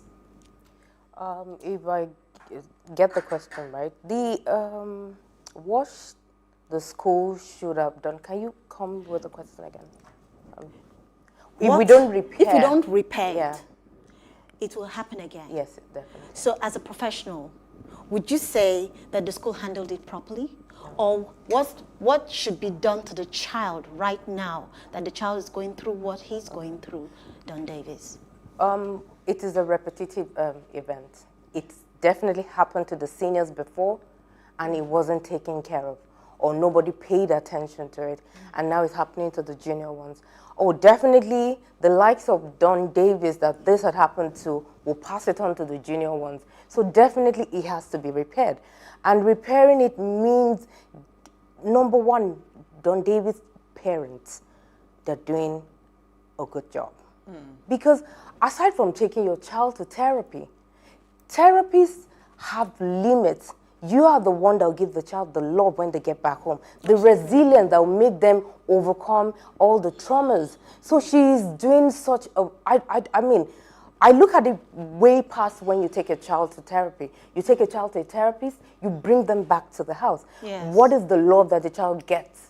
So right in school, first of all, I would say that the school failed the child.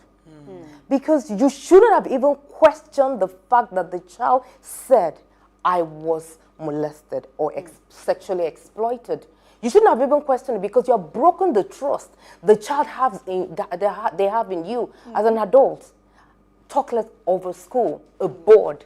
So you made the parent feel like the child was lying. So you can imagine if the mother did not stand her ground, it would have been a case of, I will go and treat my child at home and let me leave them. Worst thing, she will take the child out of school. But she's doing this for the next generation. She's doing this for the next junior, the year 7, year 8, year 9, year 10, that these people, and we can't take it. It's a cycle. Abuse is a cycle. Something happened and nobody got it right. And the children felt this was done to me. It's just like bullying, This was done to me. So if it's not repaired, it cannot be fixed. Those children that were involved in the molestation or the sexual exploitation, they need, and their family need to be attended to as well. Because everyone is saying, my son cannot do this. The fact that a boy comes out, first of all, the school should have believed the child.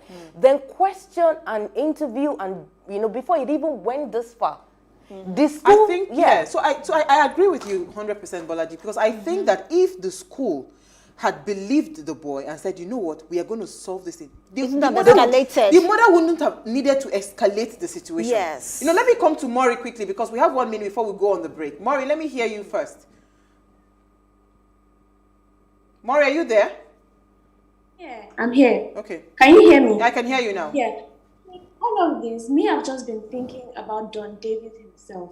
Because men that we see, I don't know whether to say men of this generation, but men in their 20s, in their 30s, a lot of behavioral pattern that they exhibit is as a result of what happened to them as a child. So I just want to know, Bolaji, if Don Davis can ever come out of this. Because the things that his mom said was done to him, like you mistakenly carry Pfizer in the wrong way, and I already want to bite your throat. Yeah. So I can just imagine, the things that they did to the boy, and I just want to know, can he ever come out from this situation? Yeah. Oh yeah. Yeah. Go ahead. Yes, he can. Like the saying goes, love conquereth all things. And that is why I am appreciating what the mom is doing. She's building a resilience in the child on how to, like, let me give an example of something. My daughter, something happened to my daughter. And the teacher didn't realize that I was on the other side of the video, and she was calling her fat. Like, what have you been eating? You are so fat. When you get to school, I don't think the door will. And that broke me. I didn't stop there. I didn't stop there, and I made sure right in front of my daughter, because I want my daughter to believe that I will always be there for her. Yeah. Right in front of my daughter, I told the teacher, you shouldn't be doing this to children. This is breaking some children that will never speak up. Psychologically. You know, psychologically, these children go back in and, you know, they stay in front of the mirror and start evaluating things. You know, things that is not supposed to be. So, for the question she asked, of course, he will get over it with the kind of treatment, and the mom needs to make him see a mental health expert. And the mental health expert has to be very good in child trauma. It's not just everybody that can treat child sexual abuse or any abuse that's happening in a child. They must ensure that they find out about the mental health practitioner or therapist. He or she has treated the cases of abuse, and what is the what is the result that came out of it? You know, they need to investigate who they're taking him to. But his mom is doing the job but she needs to know how to treat the behavior that happens, because something will trigger something in the boy, and the mom might not be there at that particular time. They need to make him understand that this will happen. What if it's a court case?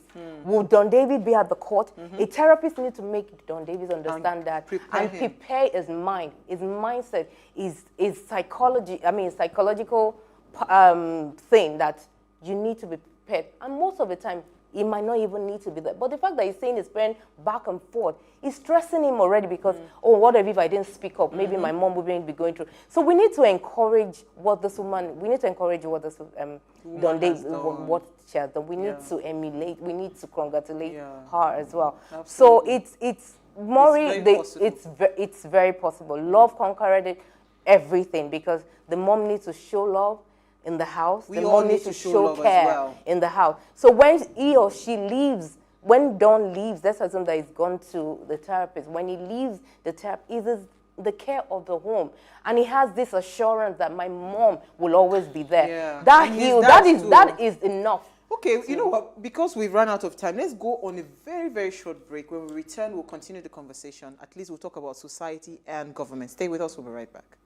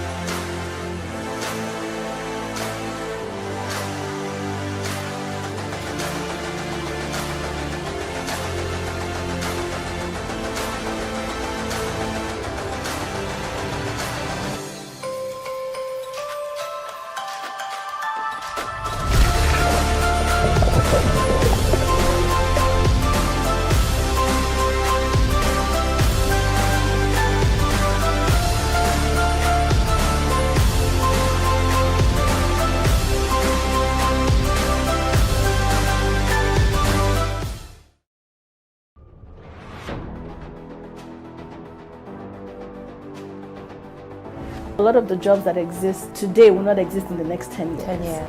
When I see people today shouting, we're not too young to run, we are ready to run. Ready to run to where? The people of excellence are, to a certain extent, being held ransom by idiots and bandits. Once you are in government, you believe everything you do is right. And once you are in opposition, everything the government does is wrong. And so it's time for us to take over power.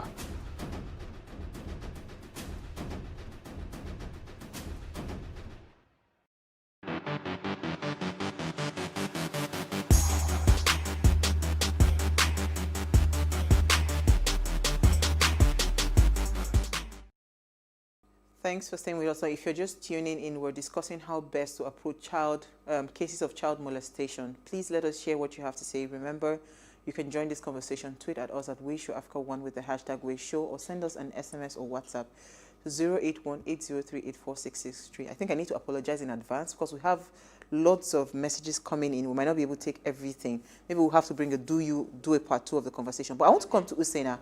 Usaina, you talked about policies, right?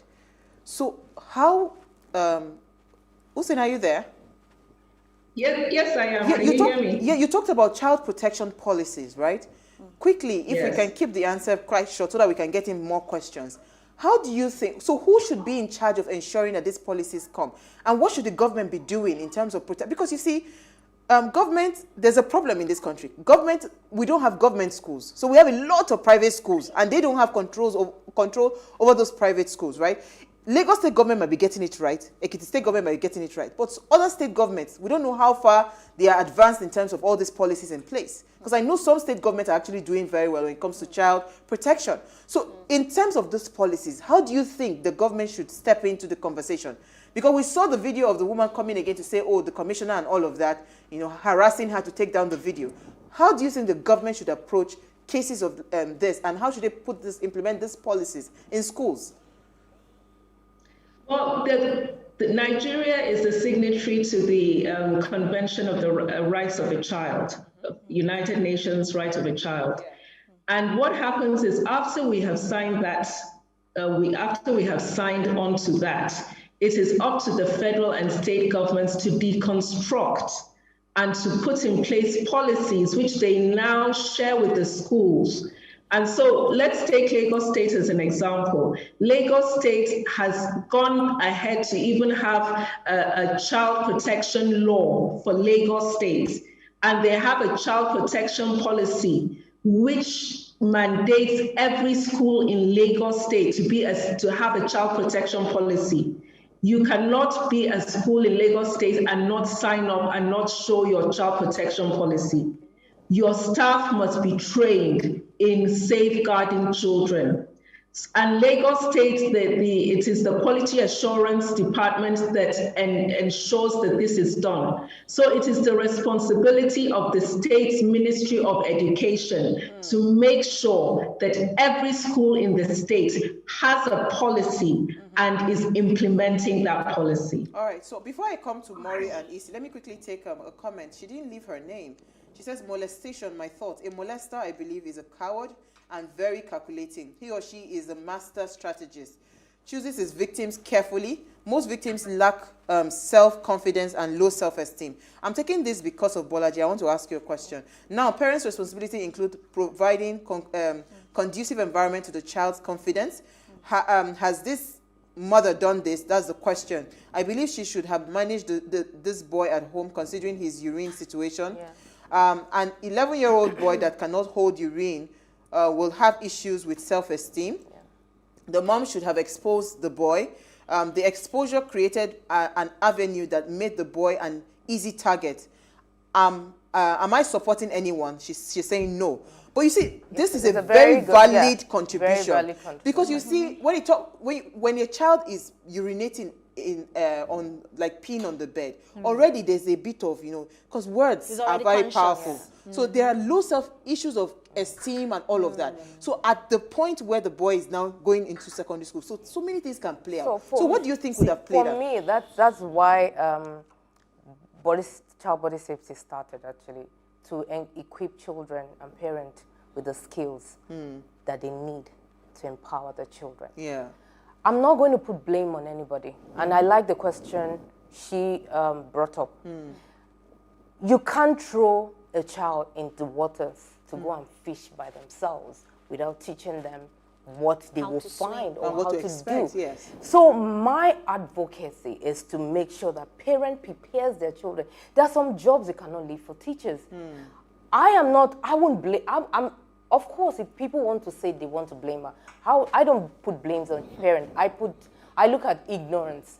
that probably she's just ignorant. But this platform like Waze is just to tell a lot of parents that you need to teach your children scenarios, unfortunate scenarios, and tell them what to do at that point in time. And that's why, you know, we preach this at Child Birth and we bring in children to equip them with the skills that when you face unsafe situations, what do? That is somewhere, somehow, the mom haven't equipped the child enough. And I'm rightly supporting what the lady has said, because and parents need to be aware that there's a lot of things you need to let your parents, you need to give them bad scenarios, good scenarios, and give them example. Oh, this happened to me when I was in school. This happened to your cousin when this happened to someone. Now that Don Davis' case is out, this is a very good avenue for all parents to use Don Davis' case. For a lot of parents that say, I don't know what to tell my children. I don't know how to talk to my children about abuse or anything. This is a perfect time to bring Don Davis' case, because the woman... I've done that too. I started watching them down because they're in boarding house. Yeah, because this is a perfect time for parents to use this opportunity to talk. Don't come and say, I do not know what to tell my child. So what you're saying literally is that school should provide safe environment, fine. But parents need to equip their children. They need the skills. So are the parents themselves equipped, Bolaji? That's the question. So let me tell you something about that thing. Let me give you an example, and that's the example. Whenever I have a parent forum, you have a business. Before you started Waze, right? You did a lot of research. You have a business. Before you pick up your office or your store or your workshop, you find out if that place is okay enough, customer-wise. Is it exposing my product? Is it giving me you do your visibility study. So why is it so difficult that when it comes to our children, we don't do enough research for our kids? Oh, my kid is going to a secondary school. What is stopping you to Google, what do I need to teach this child? Google is everywhere. If anybody comes in and telling you that I want to teach you something, you will find it on Google. So if we are intentional enough and deliberate, when our kids are going out there, even when they are in our house, we should be able to teach them what is outside the door. We should be able to tell them there are unsafe situations. There are friends that will behave like friends, but they will teach you to do something else. What do you do in so we call it if situation. If this happened, what would you do? So these are things that parents need to be teaching them. So for me, that question that lady asked is so vital. It's so important that every parent... How well did the mother prepare the boy? Yeah. She didn't. I will counter that. Why will I counter that? Because there have been cases where we as parents, we try to groom our children, and because we have to work and at the same time send them to school, we come back home pretty late and we still have to bond with our children. It's not like back in the days when we have parents who were at home and they were doing the key thing is this. Communicating with your child is one thing. Another thing is having time to sit down with your child. That's another thing. But it's not all parents that will look at it from that perspective. Now, most parents feel that they have so much on their plate. I think this and because they have so much on their plate, they do not have that time to actually sit down and have that assessment with their children. They feel that the school should do everything for the child. Now, I'm coming somewhere. I'm going somewhere, please. Now, another thing is this, that the parent, the mother of Deborah Okeze, I think she has done a fantastic job. Oh, yes, basically, she has trained her child and she sent the child. Look at the child. She said this child was a talkative. This child used to talk. Had they put the fear of God in you before? If you find yourself in an environment that the place is very harsh, the terrain is tough, you will not be able to. She has done and they had 4... Did you go to a boarding school? Yes, I did. Now, good. A tough one. Now, imagine you being thrown to a senior secondary class. You were just in JSS 1. Okay. You can't cope. You see, because we're running out of time, let me get Mori. Isi is really...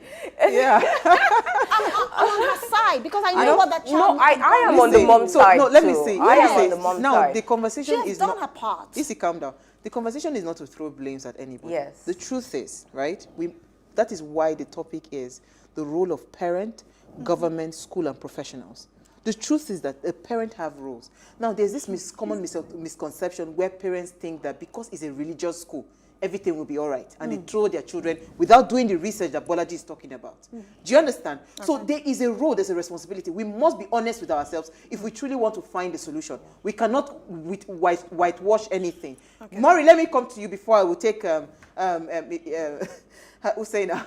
Maury, let me come to you. Yeah, I'm here.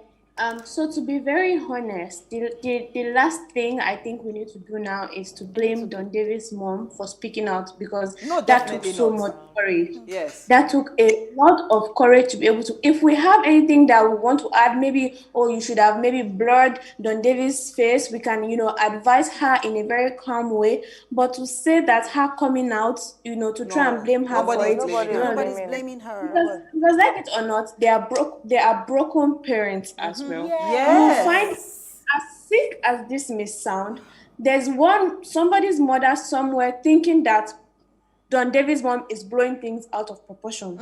She has her own kids and she's saying it serves Don Davis right. They're just helping him to prepare for the future. There are people who are sick like that. So I think that what needs to be put in place is an external body that can help children. I don't know how to put this together, but I think it goes beyond parents. It goes beyond, school. I feel like there should be like an external body. I don't know, maybe like an extracurricular activity, the way we have brownies, boys have something that is named confidence, where you would teach children to just know what is right and what is wrong, and when somebody is trying to take an advantage of them. Because at the end of the day, parents are only human beings and they can only try. And like I said, we also have broken parents who don't know how to parent. Absolutely. Husseina, do you want to comment? Yeah, we're going to take some comments, but Husseina, she just wants to comment. Because we actually ran out of time. Just in 1 minute. Yes, what I'm going to say, and I'm just going to round up by saying that I'm glad you spoke about the role of parents, government, schools, and professionals, because the truth is everybody has, every stakeholder has a duty of care. Exactly. And one of the duties of cares and one of the role of the parents is, as the earlier speaker has said, to do a thorough investigation. What questions did you ask the school?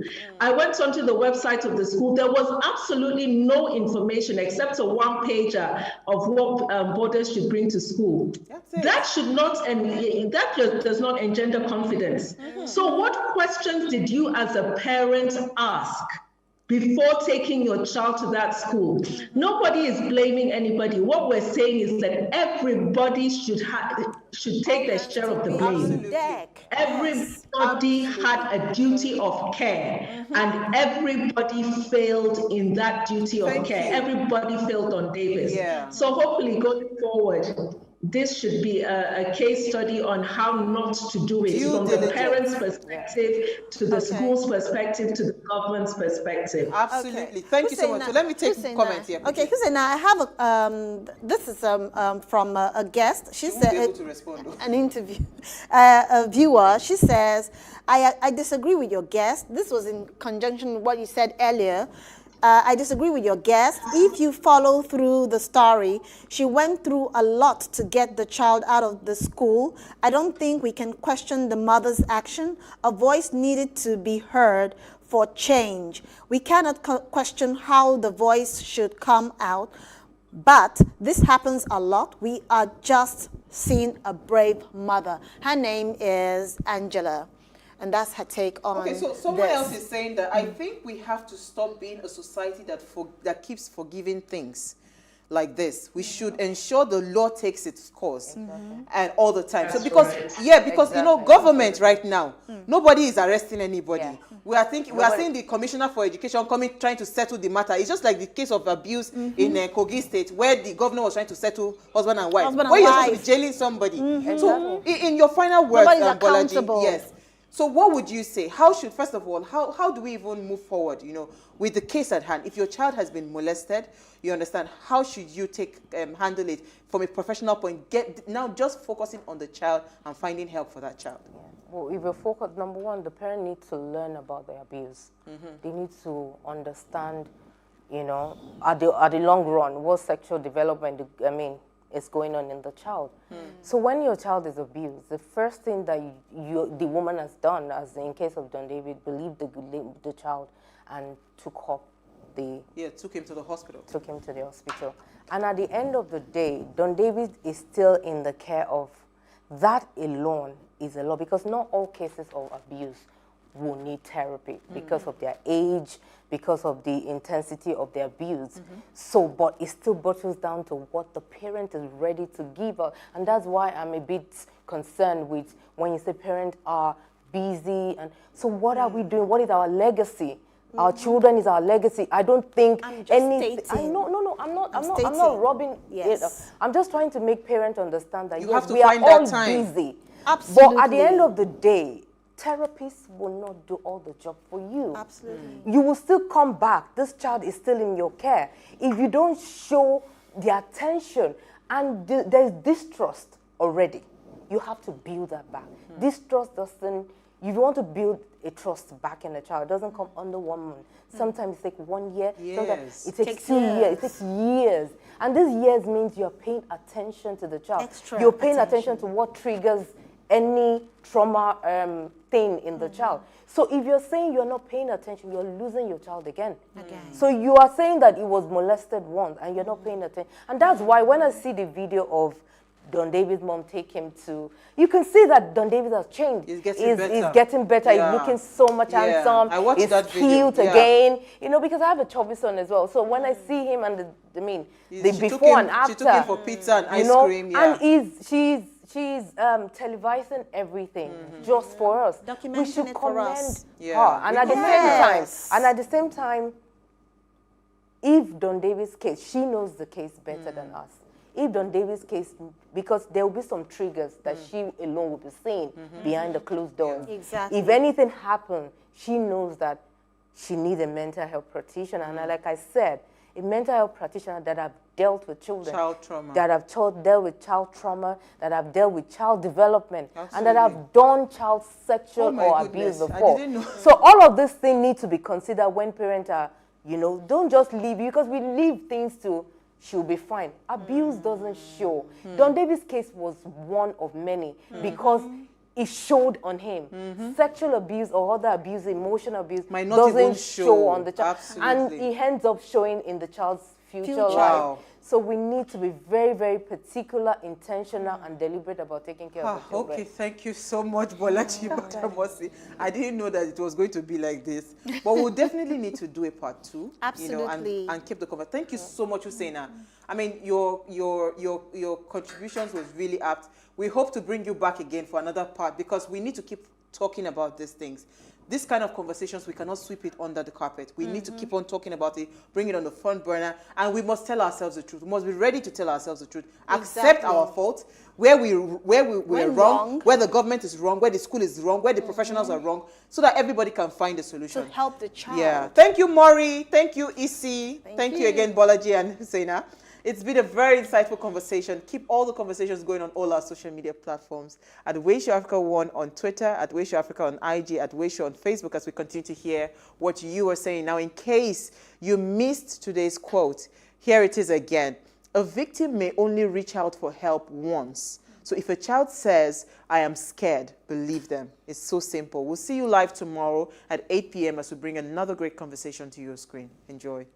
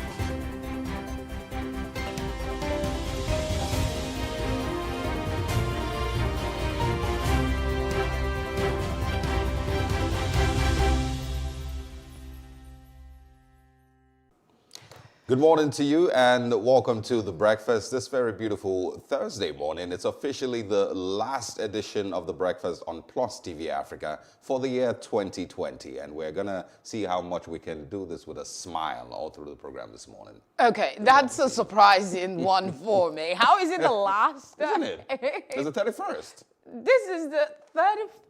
Oh, yes. Oh, my Good morning, gosh. Felicity. See how time just flies away. Good morning. Good morning to you, and thank you for joining us. And good morning to you as well, even though we've said that behind the cameras. You're welcome to another rich package of The Breakfast. As always, the usual segments are there. We'll be talking about what happened today in history. We'll be starting with the coup.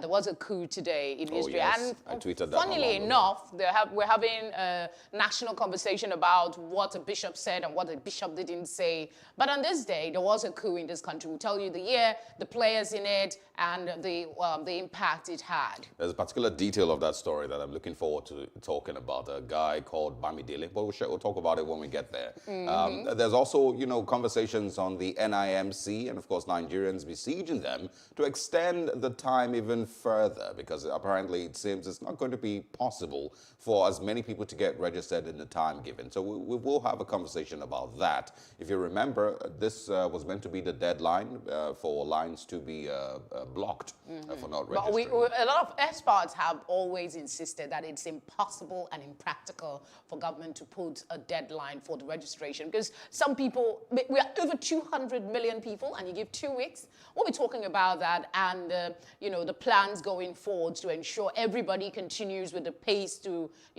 get registered and have their national ID card. We'll also be talking about the way our economy can be managed. That conversation is up and we have a very strong hand, a man who wears many caps, but for today, he'll be standing in as investment banker and an analyst. And also the miracle state that seems to have broken all the, whatever you can describe it with regards COVID-19.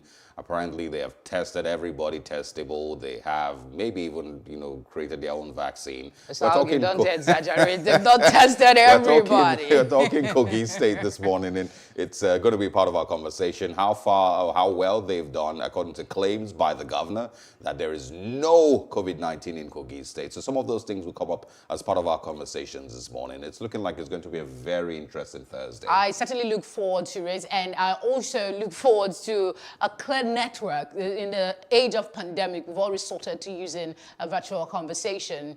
We just, fingers crossed, that we won't have any challenges with the network today. Sit back, relax. We have Mr. Architect. Let me say that because he wears many caps as well. Ezekiel Iyatok will be joining us for the newspaper review after this break. Don't go away.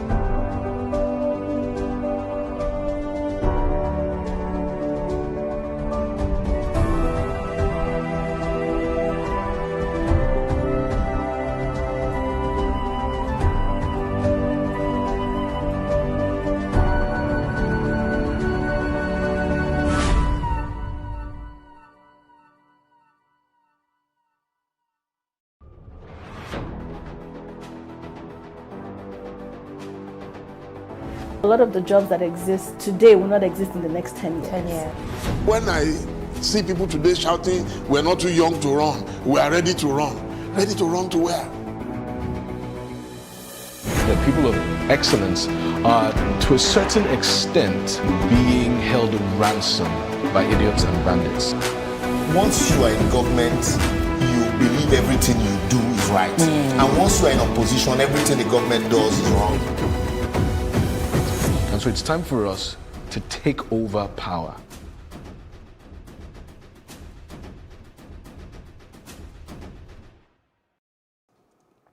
What are the papers saying this morning? We'll be taking a look at that right about now. And we have a guest to help us understand what's beyond the headline. I'm talking about architect Ezekiel Iyatuk. He'll be joining us today in his capacity as a public affairs analyst. Thank you very much for joining us. Thanks for having me. Pleasure to be with you. Good to see you again. Thanks for wrapping up the year for us and Newspaper Review. We're kicking off with the Nigerian Tribune this morning. One funny story I can already see there is about a sex party, and it says... Why did you leave the headline to go look at it? It says over there, police arrest organizers of Kaduna's sex party. Ah! Oh my God. Over 10 million children in Nigeria. 6 others may face acute malnutrition in 2021. UNICEF warns. And also how Femi Odekunle battled COVID-19 for 12 days before his death. We also have on the Tribune this morning, why North opposed first motion for independence, and that's from Yakasai. Terrorism, 299 killed in 6 years. Chibok community cries out. Current state of the nation, that's the major story you can find there.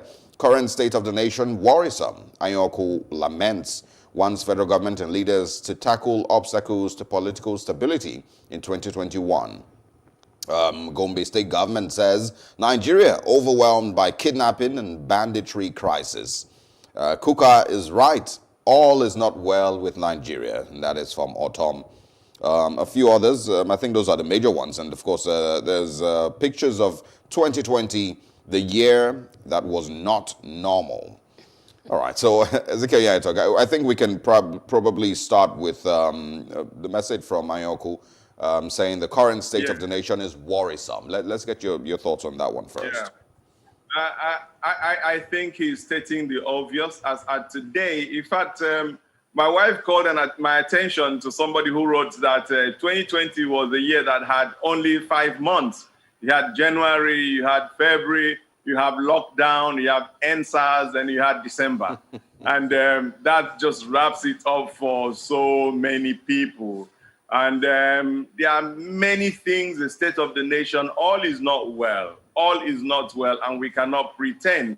So when the elder statesman, Mr. Anyoku, makes that statement, I think he's just stating the obvious. And that brings me to the issue that has been on the front burner for quite some weeks now, which has to do with Father Kuka's, now Bishop Kuka's statement. And sometimes it beats my imagination that what is so obvious, people at a time like this will leave the substance and chase the shadow. And like has been said by so many time and time again, Bishop Kuka happens to be one Nigerian. That I think that this government could have handled this issue in a much more diplomatic manner, because a man told me something, and he said, may the man who is always believed never lie against you. That his father told him, may the man who is always believed never lie against you. Father Kuka has seasoned himself in the minds of Nigerians as one man that has integrity, as one man that speaks truth to power over the decades, not even years, over the decades. So when he speaks, and this is what he does every year, whether it was Jonathan's time, whether it is this time, so I think that we would have done ourselves better good by saying, well, these are issues that confront us. These are issues we are interrogating. These are issues we are looking into. And this government use these issues very seriously, and we are going to do everything humanly possible to address these issues. We're already doing this, and not to attack the man. The more you want to attack the man, the more you discredit yourself. Okay, So let's the way I think about jump to other papers now. We'll start with The Punch. The screamer there is, experts warn about consequences of low testing. States abandon enforcement. There are a couple of writers to that story that amplifies the message that experts are giving. Late detection of COVID-19, low testing rate, increased risk of death. That's virologist. We've had one here on a couple of occasions to talk about that as well. On the front page, there is a picture that might seem curious. There is another story here. Consumers will get refund for meter payment, says NEC. Kuka, advocate of democracy, issues raised glaring. Jermaine, that's PFN. External reserves rise. End December at $35.35 billion. Let's go to the bottom now. I'm suspecting that has to do with the National Identity Card. Exactly. Applicants at the National Identity Management Commission office in Alausa, Lagos. No social distancing, apparently. Just underneath it, you'll see the headlines. Kaduna aborts publicized sex party. Police apprehend organizers. Customs men kill Ogun motorcyclist while pursuing smugglers. We secured the EFCC story, read already from the previous paper. And then we have Ohaneze fixes President General's election for January 10. There's been some issues with that. And then this story, for some reason, has been, joining at me. What's the word now? Just clipping away at me. Jilted lover's suicide. Police allege foul play, launch probe. I don't know, since I saw that story, I can't wait to finish up and go read the details of it. Over to you now, Mr. Iyatuk. Okay, if you look at the headline, experts warn about consequences of low testing, states abandon and forth. In my adult life, one of the greatest contradictions that I've had to contend with is this issue of COVID-19. I really can't understand what is going on. And the picture in the front page of The Punch that we are looking at now tells the whole story. Exactly what does the government believe about COVID-19? That's really my biggest challenge. It started with, when this whole thing came up, is it that the federal government did not really believe in it when we went to Edo State? And the government, I use that word instructively, and the government threw all caution to the wind and allowed this jamboree called campaigning, which was absolutely unnecessary. If anything, it was the best time for INEC to redefine electioneering in Nigeria, for us to go into town hall meetings, to go into one-on-one meetings, but they allowed that frittering of our public resources, that speaking loud and saying nothing, that jamboree to continue. And people say, if this is going on, it means that COVID-19 is really not there. This is government. Now, when the second wave comes up, what do we have again? The same government wants to take on something absolutely important, the national identity number. Absolutely important, inevitable. But the timing gives me concern again. Look at the front page of the picture.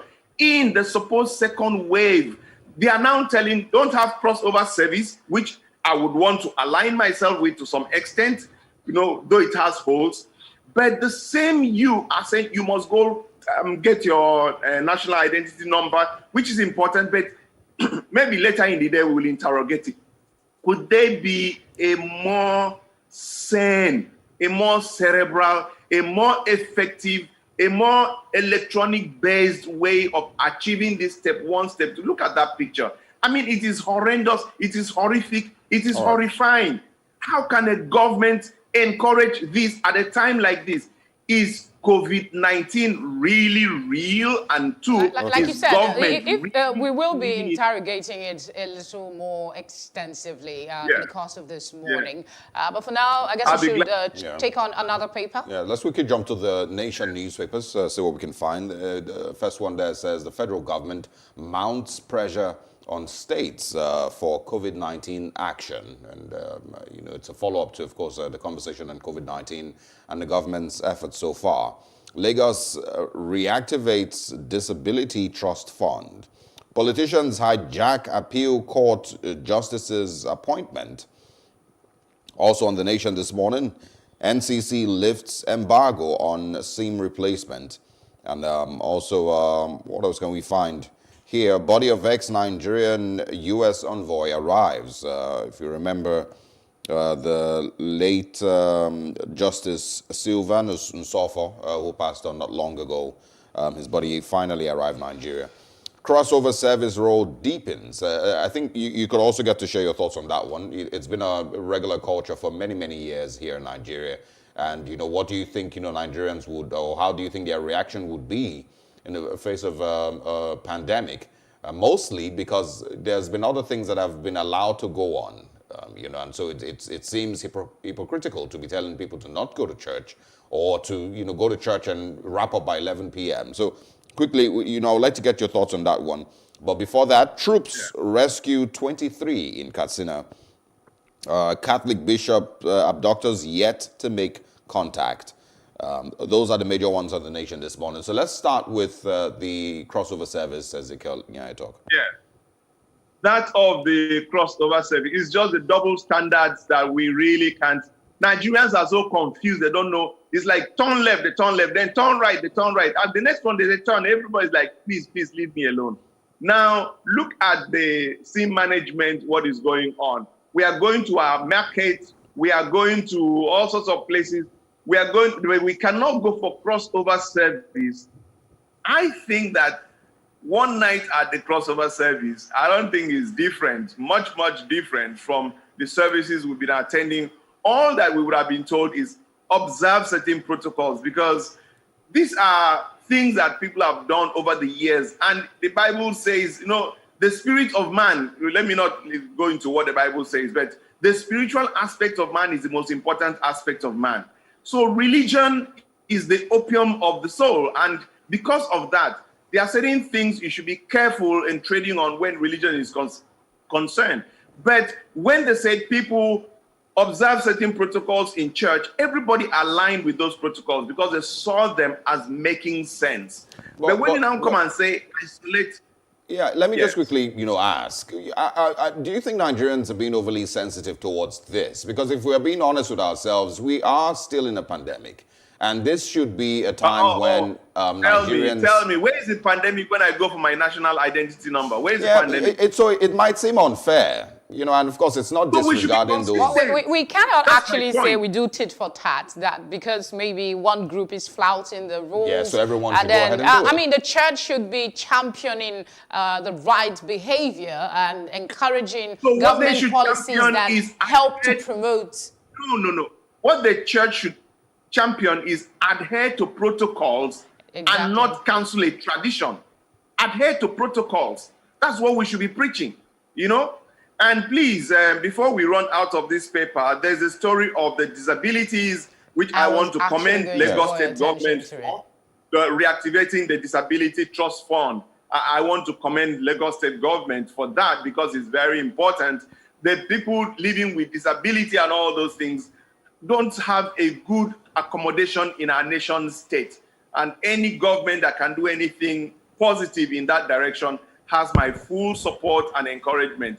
And please, next to it is a very, very important, worrisome piece, which is politicians hijack appeal court justices' appointment. I think this should really, really, really worry the nation. And politicians, the moment they interfere with justice process, they've killed this country. And whoever, sorry to say that, Mr. President and I don't know about the Attorney General, but the head of the judiciary should please do everything humanly possible to shield the judiciary from the politicians. the moment that we lose confidence in the judiciary, we have become a failed state. So this is a very important piece of information that the whole nation particularly should hold two people, the CJN and the President of the Federal Republic of Nigeria. Politicians must never interfere with the appointment of appointments within the judiciary.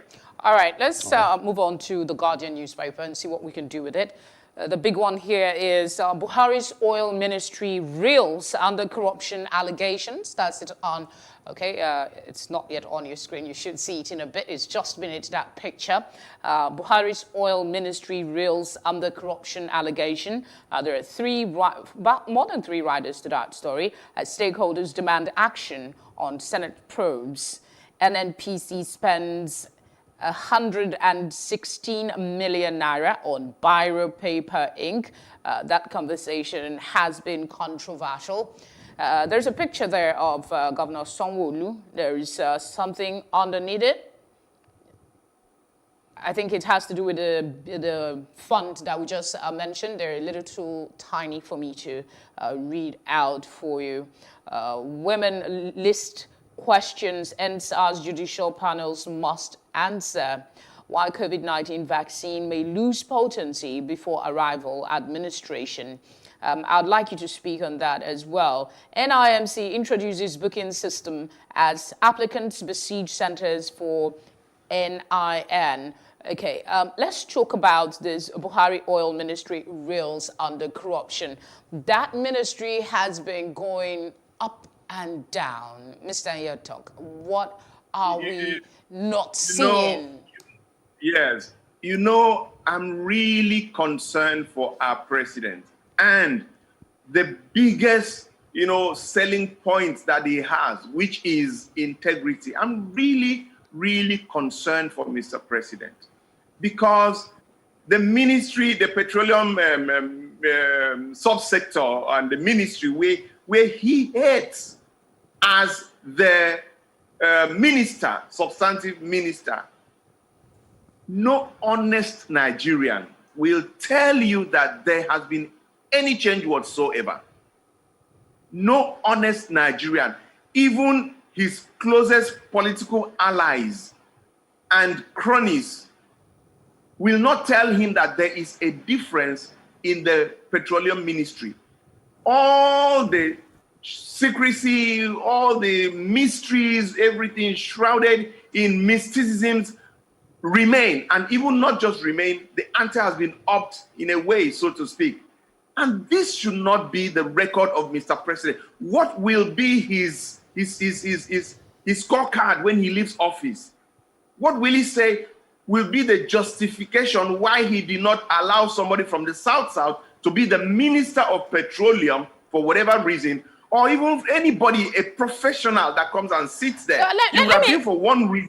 Let me interject and just ask you about that subtitle there. NNPC spends 116 million naira on Biro Paper and Ink. Shouldn't that conversation be amplified under an administration that, lauds an anti-corruption fight? Shouldn't there be an explanation given to Nigerians? Because it seems that story is riding down, as most stories seem to do in Nigeria. After the initial brouhaha, it just goes away.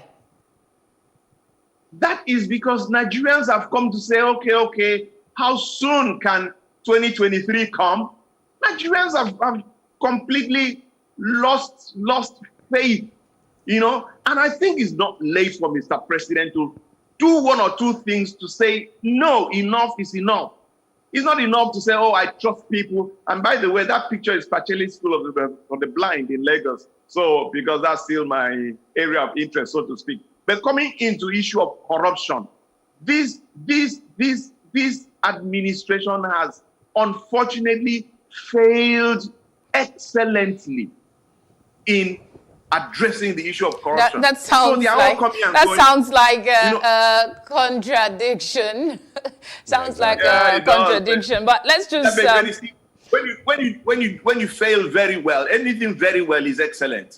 Okay, I want to wrap things up there. Though we just have one headline to highlight: 2020 in review, events that shaped Nigerian politics. You might want to go catch that up from the Business Day newspaper. But time is up, so we say thank you very much, as always, to you for joining us and for everyone that watched.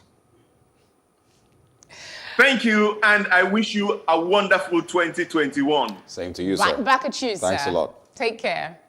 I'll see you in a bit. He's not gone yet. All right, we will go on a break, and when we come back, we will be looking at today in history.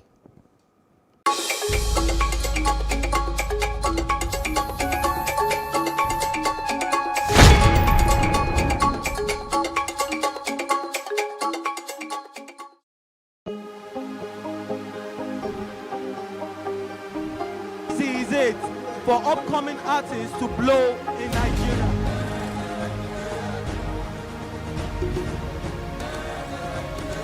Welcome to Plus Trending. I am Buki November, your host, saying thank you for joining us on today's episode. Welcome back. It's tea time on Plus TV Africa. Practice makes perfect. I'm not perfect yet, but I'm a lot better than I used to be. He's a king. He's entitled to marry 100 if he wants to.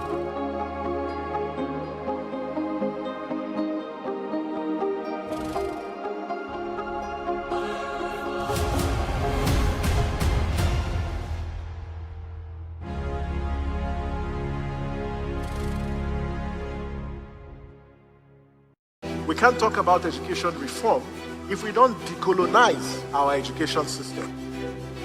What we do not understand, we will stigmatize.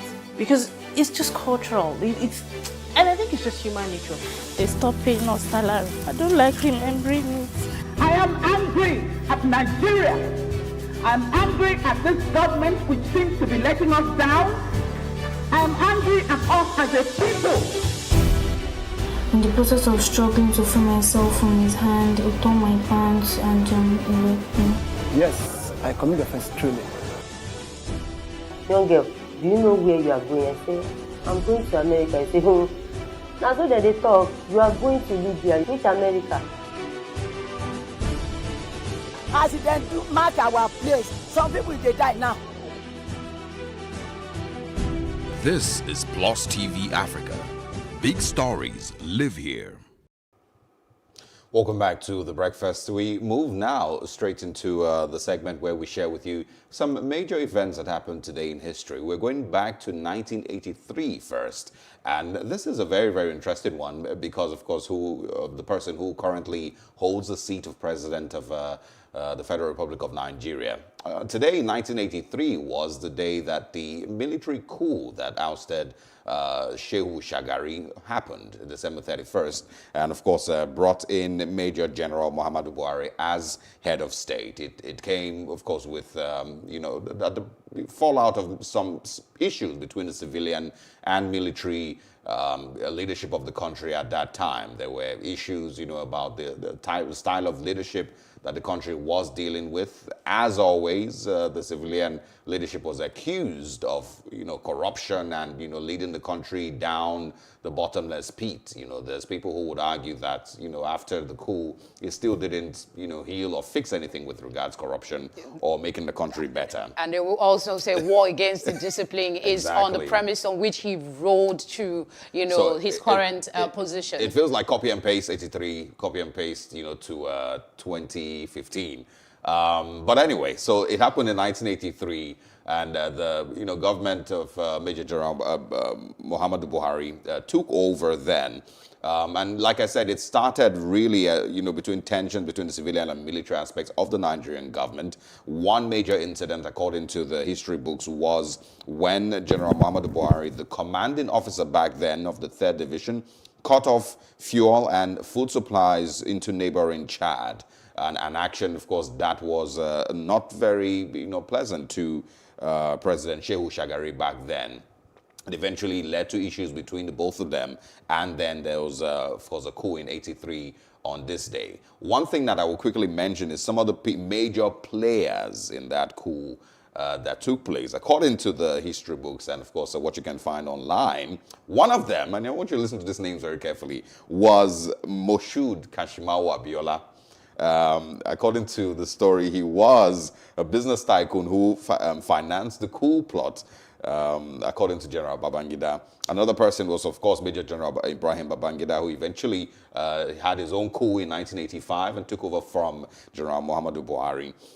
Brigadier General Ibrahim Bako, the brigade commander, Brigadier Sani Abacha, who eventually, of course, came into play. So this is interesting because these names eventually still came into history as major players in Nigeria's political story. It's also fair to note that this was the 5th coup since we got democracy, and it wasn't funny for a lot of persons. Another thing, like we cited earlier, the war against indiscipline. In his New Year's speech after the coup, he talked about the general moral decay in the society and said he was going to come out to ensure that we go back to being a disciplined society. So a lot of the conversation when he came back, all the times that he came back to become a civilian president, was on that war against indiscipline. And I would like to take a look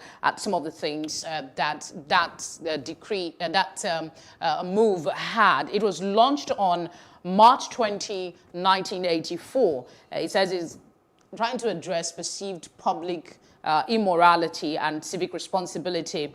Some of the things that came up from that: any student over the age of 17 caught cheating on an exam would get 21 years in prison.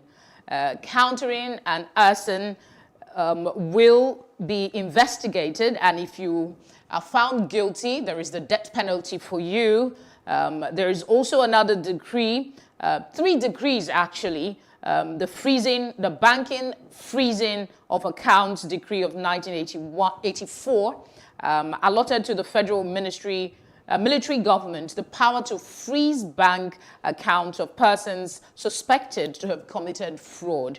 Another one was the Recovery of Public Property Special Military Tribunal decree. It's permitted the government to investigate assets of public individuals. So it goes on. The Exchange Control Anti-Sabotage decree stated penalties for violators of foreign exchange. Decree 20 on illegal ship bunk. They just went on and on. As at that time, Nigeria's first Nobel laureate, Wole Soyinka, wrote a piece in 2007 where he outlined the crimes of Buhari. Now, I would also want to mention that ahead of the 2015 general election, Buhari responded to his human rights because there was a lot of allegation of human rights violation during his military regime. And the criticism, his response to it was that if he was re-elected, he will respect the fundamental human rights of all Nigerians. He promised that in 2015. But the big question in 2020, this is the last day, so I'll make sure I remembered. This is the last day of the year 2020. How well has he kept that promise from all that has happened in this country? One thing, I would also, speak on is the fact that every, a large percentage of coups that, take place always have about the same excuse and the same reason, that they're trying to clean up the system. There's so much corruption going on. There's so much mismanagement of government going on. And they take over government and in many, many, occasions, do about the same thing or even perform worse than the government that they ousted, and made those claims against. In 1985, it was about the same thing that Ibrahim Babangida, claimed when he eventually took over government. I was going to mention about a guy called General Bamidele, who was given information about the coup. He mentioned it to Major General Muhammadu Buhari back then, and Buhari had him arrested. Apologies. He had word that there was going to be a coup against Shehu Shagari. Told Buhari. Buhari had him arrested, locked up for 2 weeks until the coup was done and everything was settled. And then he brought him out. And then, when he heard about the next coup in 85, he kept quiet because of his experience from the previous one. And then he eventually was executed for it, for not speaking. Wow. In 2010, there is a sad one. New Year's Eve bombing in Abuja.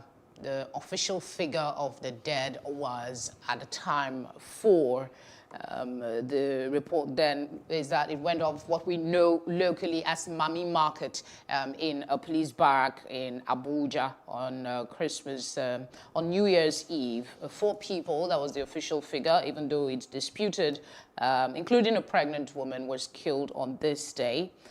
26 others were arrested. These figures I'm giving to you were from the then Defense Minister Adetokunbo Kayode. All of the dead were civilians, as well as those that were injured. Like I said, there remained an argument about the actual number of people that died. The attack was the second in Abuja in 3 months and was the first near a barrack in the country since the return to democracy in 1999. A similar attack in Jos, just on Christmas Eve, 3 bombs exploded in that area. For me, something I would like to also highlight today on Today in History for the bomb blast that took lives while others were preparing to pass over to the year 2011. There's a phrase in the reportage from, I think, a foreign media that I'd like to highlight. It said, death toll remains contentious in Nigeria as politicians often inflate or shrink tolls to suit their aspiration. And of that quote, it still happens today, unfortunately. Playing politics with the lives. figures of people that die or that are harmed is used to play politics, and it brings again the question of the value of human lives in this country, and again wraps it to the earlier comment about the coup and the promise from the then military head of state, who is now a president, that he will respect human rights. We've known that there are checkered aspects to his alleged response to human rights in this country. We know that people have been incarcerated, even though they committed crimes, but he has flouted several court orders. Our military is unhappy when they are called out on issues. So many things don't seem right. So I think the one thing I'd like to advocate today on Today in History is that we should not play politics with the figure of those who have died. They're loved ones, they're people who cared for this human being that would like to at least acknowledge that they lived in this earth, on this earth rather, than just dismiss them without care for those who they loved. The most recent one, of course, is Garba Shehu claiming it was just 10 people who were abducted in Kankara. If you remember, he eventually then had to apologize and say that, it was the information that he had back then. But it's very similar to what you're saying.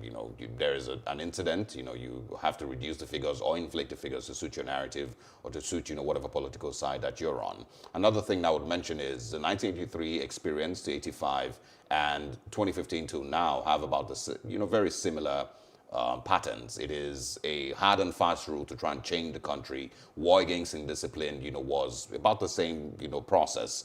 Oh, we need, these things done. So yes, let's bring these decree this, decree that, all of them. Don't stay on the queue. Hammer, cane, everything. You force everybody in line. And, I felt, that by now, the government or, people around, the president today would have realized that you don't change a country that way. You don't force a country to change. You don't use decrees and ordering the CBN to not release money. The change begins with you. We wrap it up for Today in History on that note, and we go on a short breather. You could go grab a cup of tea or a glass of water. When we come back, we'll be talking about the economy. Just doesn't seem like there is some light at the end of the tunnel, but we will be looking more at solutions other than the problems. Stay with us.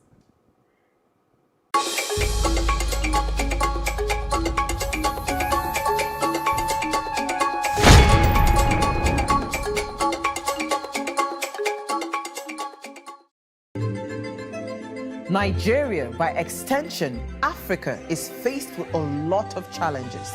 The growing youth population with little engagement, that is a ticking time bomb. We are a blessed people with diverse culture and highly cerebral minds who have a lot to say. And yes, we are talking. It is important we drive the right conversation that informs, inspires, influences thoughts and action. If we say there's beauty in our diversity, then let us embrace our diverse culture. We must continue to courageously be the voice of transformation, as we are the hope for the future. Yesterday's conversations shape today.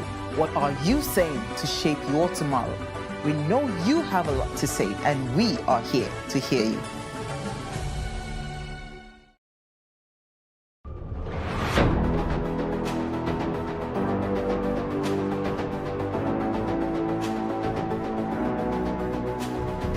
First point of accountability is asking questions. Hello and welcome to Plus Sports and Plus TV Africa. I am Udoka Njoko. Hi everyone, welcome to Plus Training.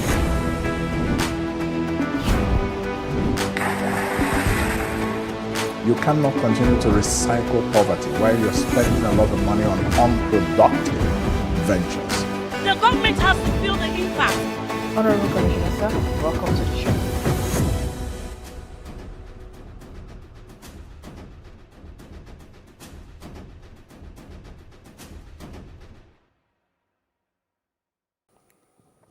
Welcome back to The Breakfast. Moving away from Today in History, we are now going to be talking about the economy and, of course, comments made by former President Olusegun Obasanjo and Professor Pat Utomi and a few others, saying that the current administration's strategies in fixing our economy may be wrong. We, of course, will be speaking this morning with Dr. Nemeka Obiariri, an investment banker, to quickly share his thoughts with us on on their comments and what he really feels the current administration is doing right or wrong with regard to our economy. Dr. Nemeka, thank you. Good morning. Thanks for joining us. Thanks for having me. All right, first question. Do you share similar sentiment or you hold a contrary opinion? I share similar sentiment 110%. Why? Okay. To be honest, my heart bleeds because this country is one country that is a paradise that has been turned into a jungle, and a jungle that can be rehabilitated to become a paradise if we do the right things. Currently, we are teetering on the precipice. And unless we retrace our steps and do the right things, we will continue to go down the hill. I will give you an example. This government came into power and mounted diversification, and all those stuff. Firstly, they said that they were going to go into agriculture to ensure that we go back to what used to be the mainstay of Nigerian economy between 1960 and 1965, when we ran a very beautiful republic, the First Republic. And of course, that republic was hinged on fiscal responsibility, regional autonomy, resource control, and some of the governance principles that enabled the regions to grow at their own paces. Now, I want to ask us a simple question. A country blessed with 64 million hectares of arable land, 110 million employable adults active and willing to work, but yet the policies and programs are not being in place to engage them.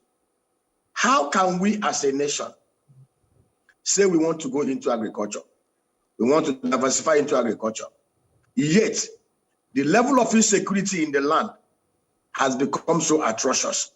In the Northwest, North Central, and Northeast, we are supposedly the food baskets of Nigeria. Farmers can no longer go to their farms unless they bribe bandits. We are all witnesses to about 43 farmers that were beheaded. Because they went to the farm to harvest their crops. Let me quickly jump in here. Some of the things that you've mentioned, unfortunately, of course, have slowed down the moves by the government to fix the economy. Security, for example, and the challenges that we have with it, obviously, of course, is one of the biggest reasons why our economy might be slow. But the moves that the government has made so far, they of course continued, and even recently the government, the president once again said Nigerians should go back to agriculture. Do you think in any way that their efforts have been in any way fruitful? Unfortunately, of course, the insecurity challenges and COVID-19 and whatnot has maybe slowed it down. Do you think they've put in some effort, but it maybe just hasn't worked out the way we expected? let me tell you this. When we talk about government, we pay so much attention to the federal government without looking at the other tiers of government. Yes, agriculture should have been the mainstay, should have been our focus, because it's a low-hanging fruit with low technology. But I want to tell you, there has been a serious disconnect between the monetary policy and the fiscal policy side of this sector. Recently, I'll give you an example. The Central Bank of Nigeria, I must commend Godwin Emefiele, has been at the forefront of providing funding for the agri sector. But the fiscal side, especially the states, have not towed along to do what we're supposed to do. The Central Bank of Nigeria, 3 years ago, came up with a plan to revive the palm oil sector. Remember, in 1964, Nigeria controlled 45% of the global palm oil market. We saw crude oil and we abandoned that sector. If we had continued in that trajectory, control that market till now, by now we'll have been exporting over $36 billion worth of crude palm oil. Dr. Obiari, just like Malaysia and Indonesia. Let me interject, because the more this conversation is progressing, the more I'm thinking, is it a problem of strategy or implementation? Because if you look at it, you said yourself that the government looks to agriculture, but there are challenges with implementation because of insecurity. Government has also said that they should not be seen as the primary source of investment. We should be looking more to private sector investment. They've come up with, reform programs, which I will be mentioning a few in the course of this conversation. The question remains, is it about strategy or implementation? Because the headline says that the government is adopting the wrong strategy. Let's take it from there first. We are on the same page. It's one thing to mount policies and programs. It's another thing to pursue it. I'm just trying to illustrate an example of where government has how they failed in this regard. The central bank has provided 32 billion naira as palm intervention fund. And the central bank governor was even gracious enough to invite 11 governors of the South, South, and Southeast. And said, okay, come, let's partner together. Of course, the private sector is supposed to drive it. But you forgot also that the private sector has some level of limitations. We've talked about insecurity. What of the issue of the Land Use Act? The only way the strategy is for us to adopt a private-public partnership arrangement. And the public-private partnership arrangement is being hindered because of the fiscal deformities, the inability of the state governors and even the local government chairmen to key into this. I want to give you a practical illustration. Nigeria today has a deficit of about 1.4 million metric tons of the palm oil. To cover that gap, we will have to cultivate new 400,000 hectares of the Tenera or Super G species. The central bank governor met with the 11 guys, okay, you are the palm belt. Can we provide about 100,000 hectares of land that we can cultivate between 2020 to 2025? But as I talk to you today, call up any of the governors and ask them what private-public partnership frameworks have they put in place to identify palm operators within that sector to drive that industry. And I tell you, if they had adopted, like they say, it's a strategy, we want to do palm, we want to do agriculture. But what programs, what specific public-private partnership arrangement are they putting in place to drive it? If the governors had keyed into what Emefiele wanted to do, by now, we will have cultivated at least 50,000 hectares. I will give you an example of all this we do. 50,000 hectares cultivated within that period Emefiele had a meeting with them. By 2024, we'll have been producing about 1.8 million tons of fresh fruit bunches that will have enabled us to have about 300 cottage industries that will process them. That will have created about 500,000 jobs. But as I talk to you today, there is no one single state in the South, South, and Southeast that have connected with what is being done at the federal level. And do you know why? Because of the fiscal irresponsibility that we have in Nigeria, based on the 1999 Constitution, that have made everybody to depend on the center. People do not care how they can develop their state. Every month, they will gather in Abuja to share money from the crude oil revenue that comes in from the Niger Delta.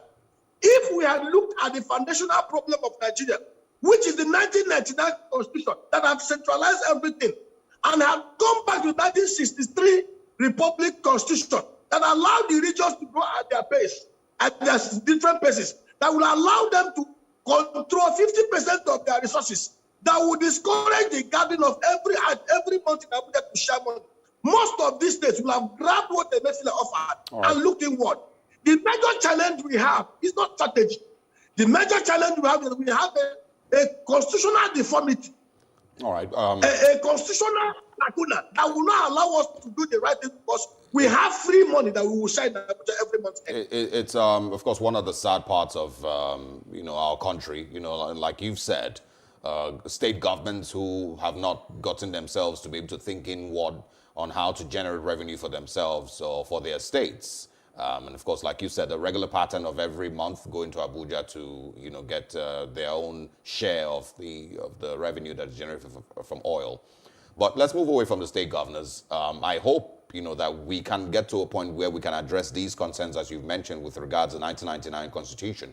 But I want us to look now at our policies on importation, banning of certain goods, our foreign exchange policy also, and how that may also have either helped or done more damage to our economy, and the strategies to build our economy. The buying of certain commodities in Nigeria, especially those that require low technology to produce, like toothpicks and all those stuff, this is a very good strategy. But the challenge is when you ban those products, what import substitution program have you put in place to ensure that those products are produced here? I will give you an example. Soya beans oil, which is a very common oil that are used by most manufacturing firms that are into margarine and all those stuff. Most of them imported from China. Soya beans oil, Nigeria is one of the biggest importers of soya beans, can easily be processed in Nigeria. In fact, most of the fabrication machines that are used to process soya beans oil into soya beans oil are produced here, manufactured in Aba and Onitsha. Now, the question is, if we have banned these projects, if we have banned these products, what programs have we put in place to ensure that we produce them in Nigeria here to cover that gap? The second one is the issue of, we have been talking about issue of smuggling. The custom DG did something that is very, very commendable. He has sent a proposal to the National Assembly to reduce tariff on imported cars and equipment to 5%. That is very, very commendable. Nigeria is supposed to be the transshipment hub of West Africa. If this is done, most of the things that are smuggled through Togo, through Benin Republic, there will no longer be incentive for them to be shipped to Benin Republic and the Togo.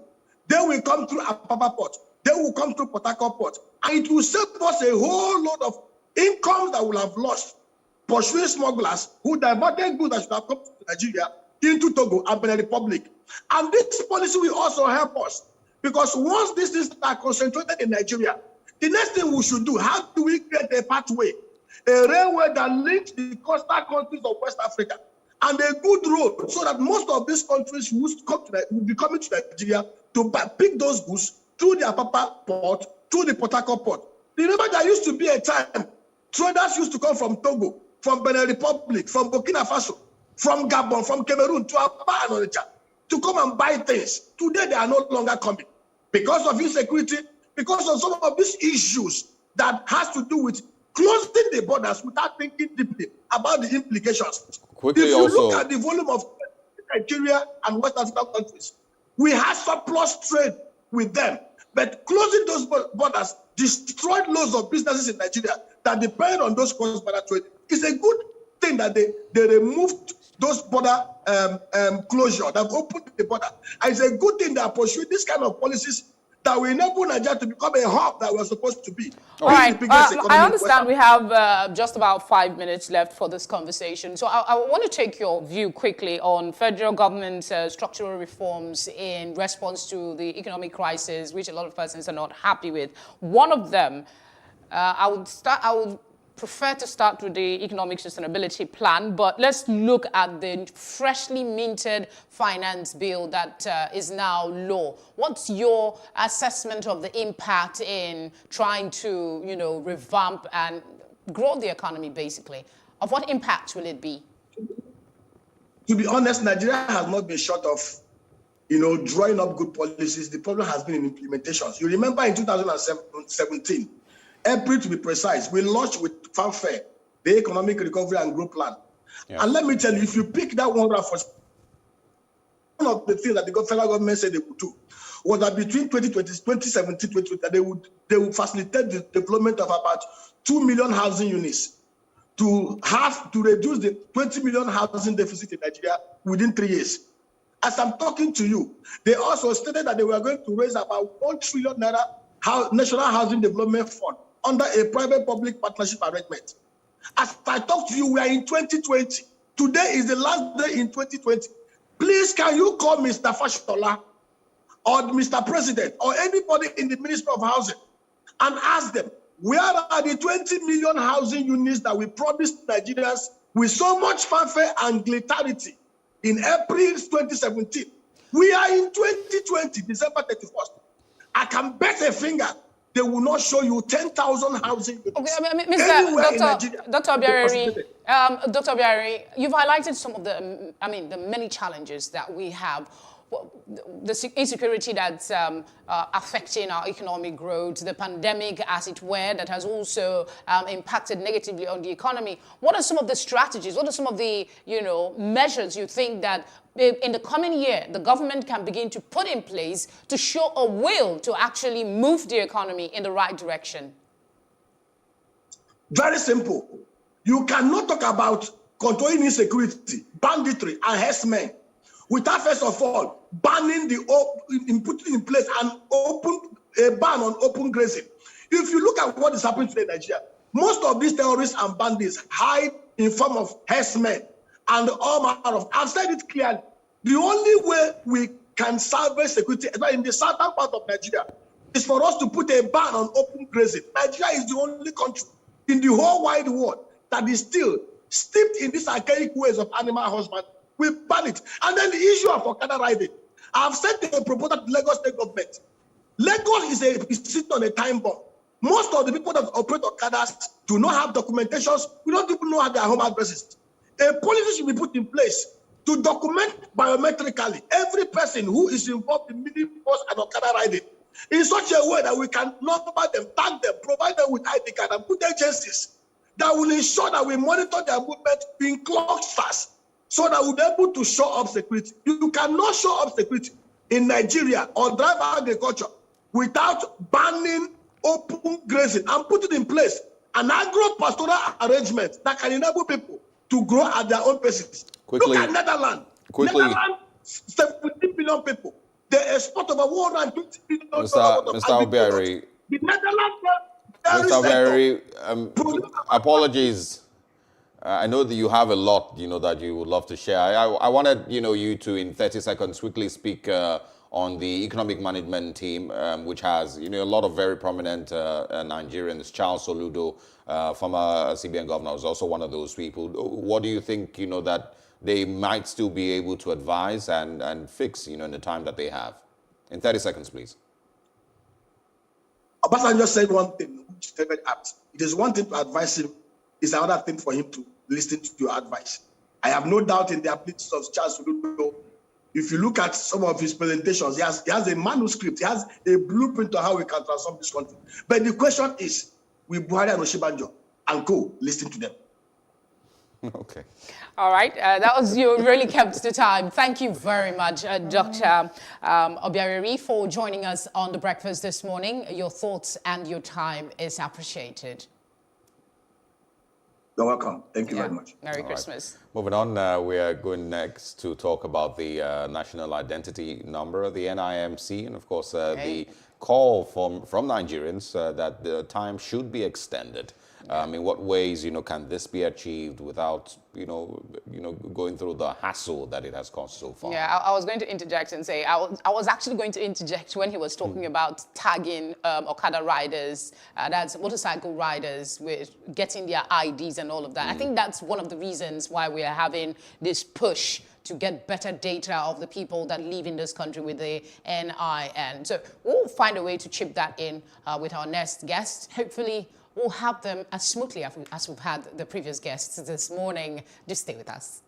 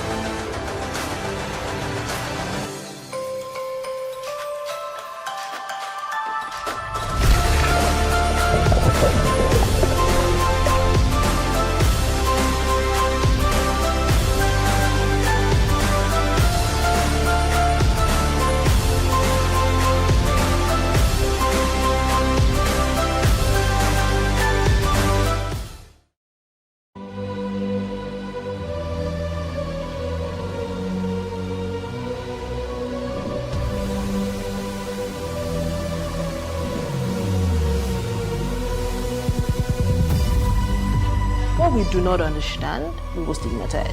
What you can see is the remaining of the tanker that exploded. The suspect equally confessed.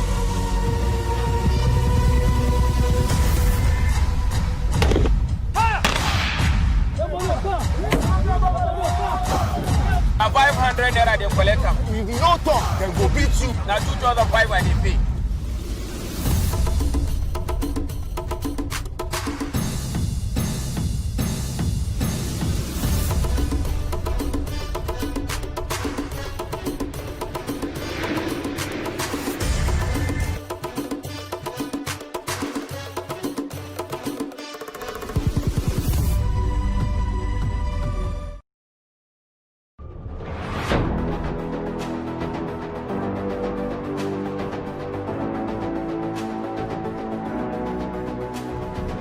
First point of accountability is asking questions. Hello and welcome to Plus Sports and Plus TV Africa. I am Udoka Njoko. Hi everyone, welcome to Plus Training.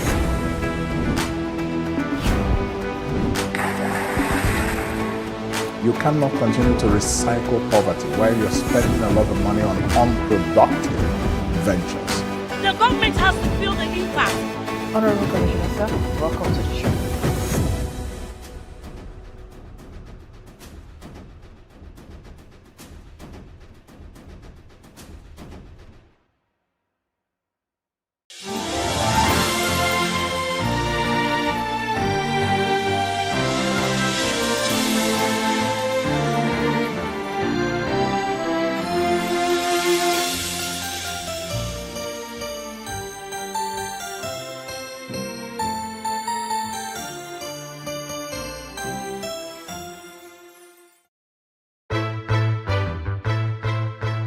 Many thanks for joining us on News on the Hour on Plus TV Africa.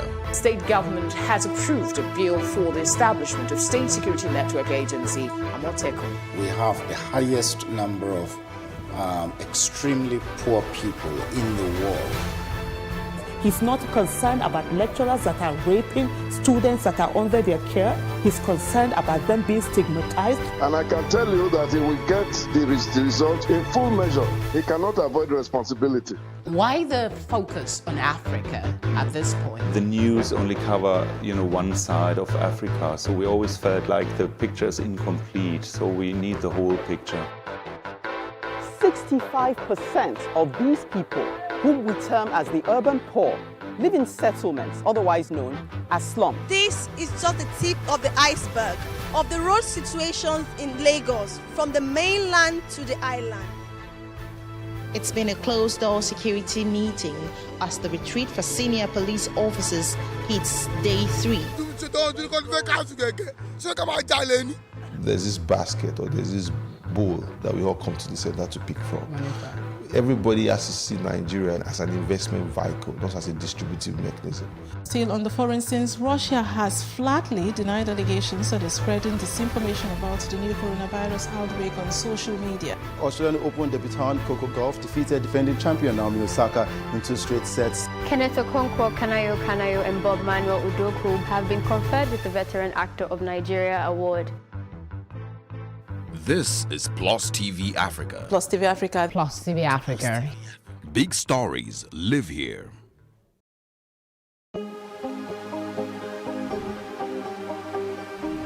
This is it for upcoming artists to blow in Nigeria.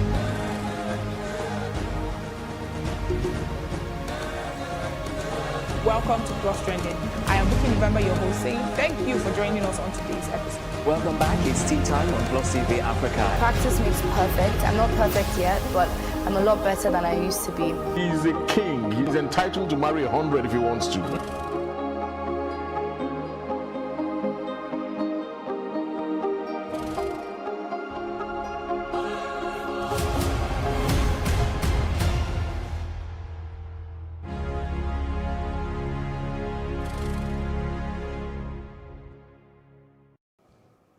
Thank you for staying with us. We're still here on The Breakfast. We're not done serving. This time, we want to talk about the national identity number. There's been a whole lot of, issues around it. The most recent is the besieging of NIMC offices across the country with people wanting to register. They don't have their numbers. There was a picture on the Punch newspaper earlier this morning that Mr. Iyatuk wasn't happy about. There were no social distancing. The crowd was massive. There doesn't seem to be any control. Now, the Commission has come up with some new guidelines. We'll be talking about that. The agitation for the extension of the time for registration is also up for conversation this morning. We have rejoining us on The Breakfast is architect Ezekiel Iyatuk, who joins us in this capacity as a public affairs analyst. We're also joined by the Director of Public Affairs, NCC, Dr. Ike Adinde.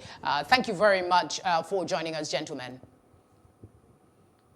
Thanks for having us. All right. I'm going to kick off with Dr. Adinde now, of course, the Director of Public Affairs with the NCC. I want you to, first of all, speak on, of course, everyone had expected that this wasn't going to be possible to get Nigerians, that many Nigerians registered with, such little time. So I want your thoughts on the decision to extend the deadline and, how much more time is needed or is possible that will be given to ensure that, everybody gets registered. Thank you very much. If you recall, about a week ago, I had an interview with your team on SIM, and I did say earlier that there is a minimum force that daily of the implementation of the direct, and the report is available to the minister and the experience will continue to monitor this. And we saw from the very first that was issued necessary, given the reality, had to issue the new direct and then the debt.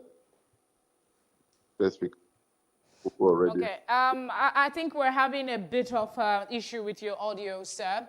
We'll come back to you in a bit. Let's welcome again architect Ezekiel Iyatuk. Your thoughts on the requests from Nigerians for an extension of the time of registration, not within a time frame, but some are of the opinion that it should be done indefinitely. On the flip side of that is the concern that it might make people go back to the lackadaisical behavior that prompted these deadlines in the first instance. Yeah. When you are an administrator, the first challenge that you must contend with is understanding the people that you administer over. It's not rocket science how Nigerians operate. We are still getting wind of the military mentality of everything being done here and now. And number two, except something touches us personally, we find it difficult to adjust to it. So what NIMC has done is an amazing, extremely effective strategy, understanding that people will block your phone lines now if you do not have it registered. And that touches Nigerians immediately. Wow, my phone line, no way, I've got to go register. So they rush. But unfortunately, we are in a period where you cannot afford that luxury. So the question is, number one, is it necessary? It's absolutely necessary. Absolutely necessary. It is inevitable, we need it. Number two, do we have an option, an alternative to people getting crowded at a time like this? That at a time like this is the password, is the watchword. My answer is yes.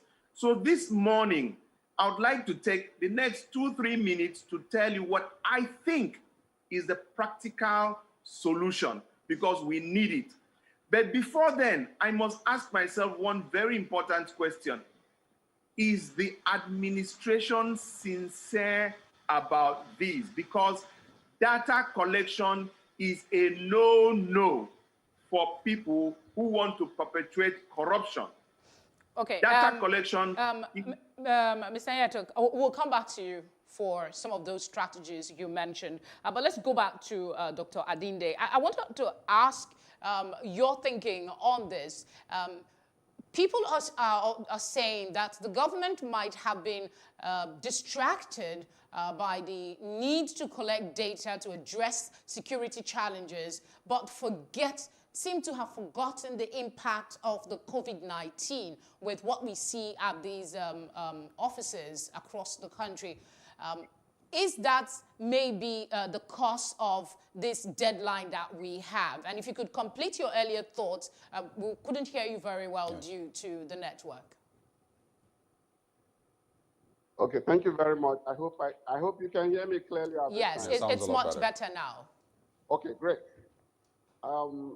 I would like to say right away that as Nigerians, we have a responsibility to also align ourselves with government policies, especially when we understand the ramifications of that policy in terms of the objective of the policy.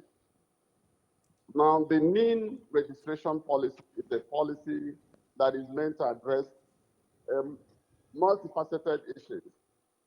And the question of the timing is what keeps coming up to the front burner. Nobody really is questioning the objective as much as the timing. The challenge we face today is because we are concerned about the impact of the registration with regard to the number of persons who are going to be queuing at the various centers, especially with regard to COVID-19.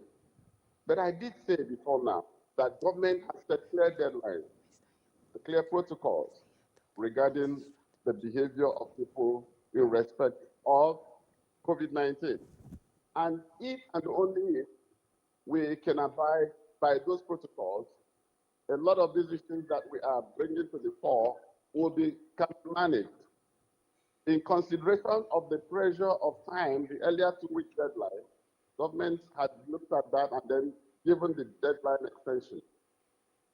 There is, in my opinion, no need for people to overcrowd the centers.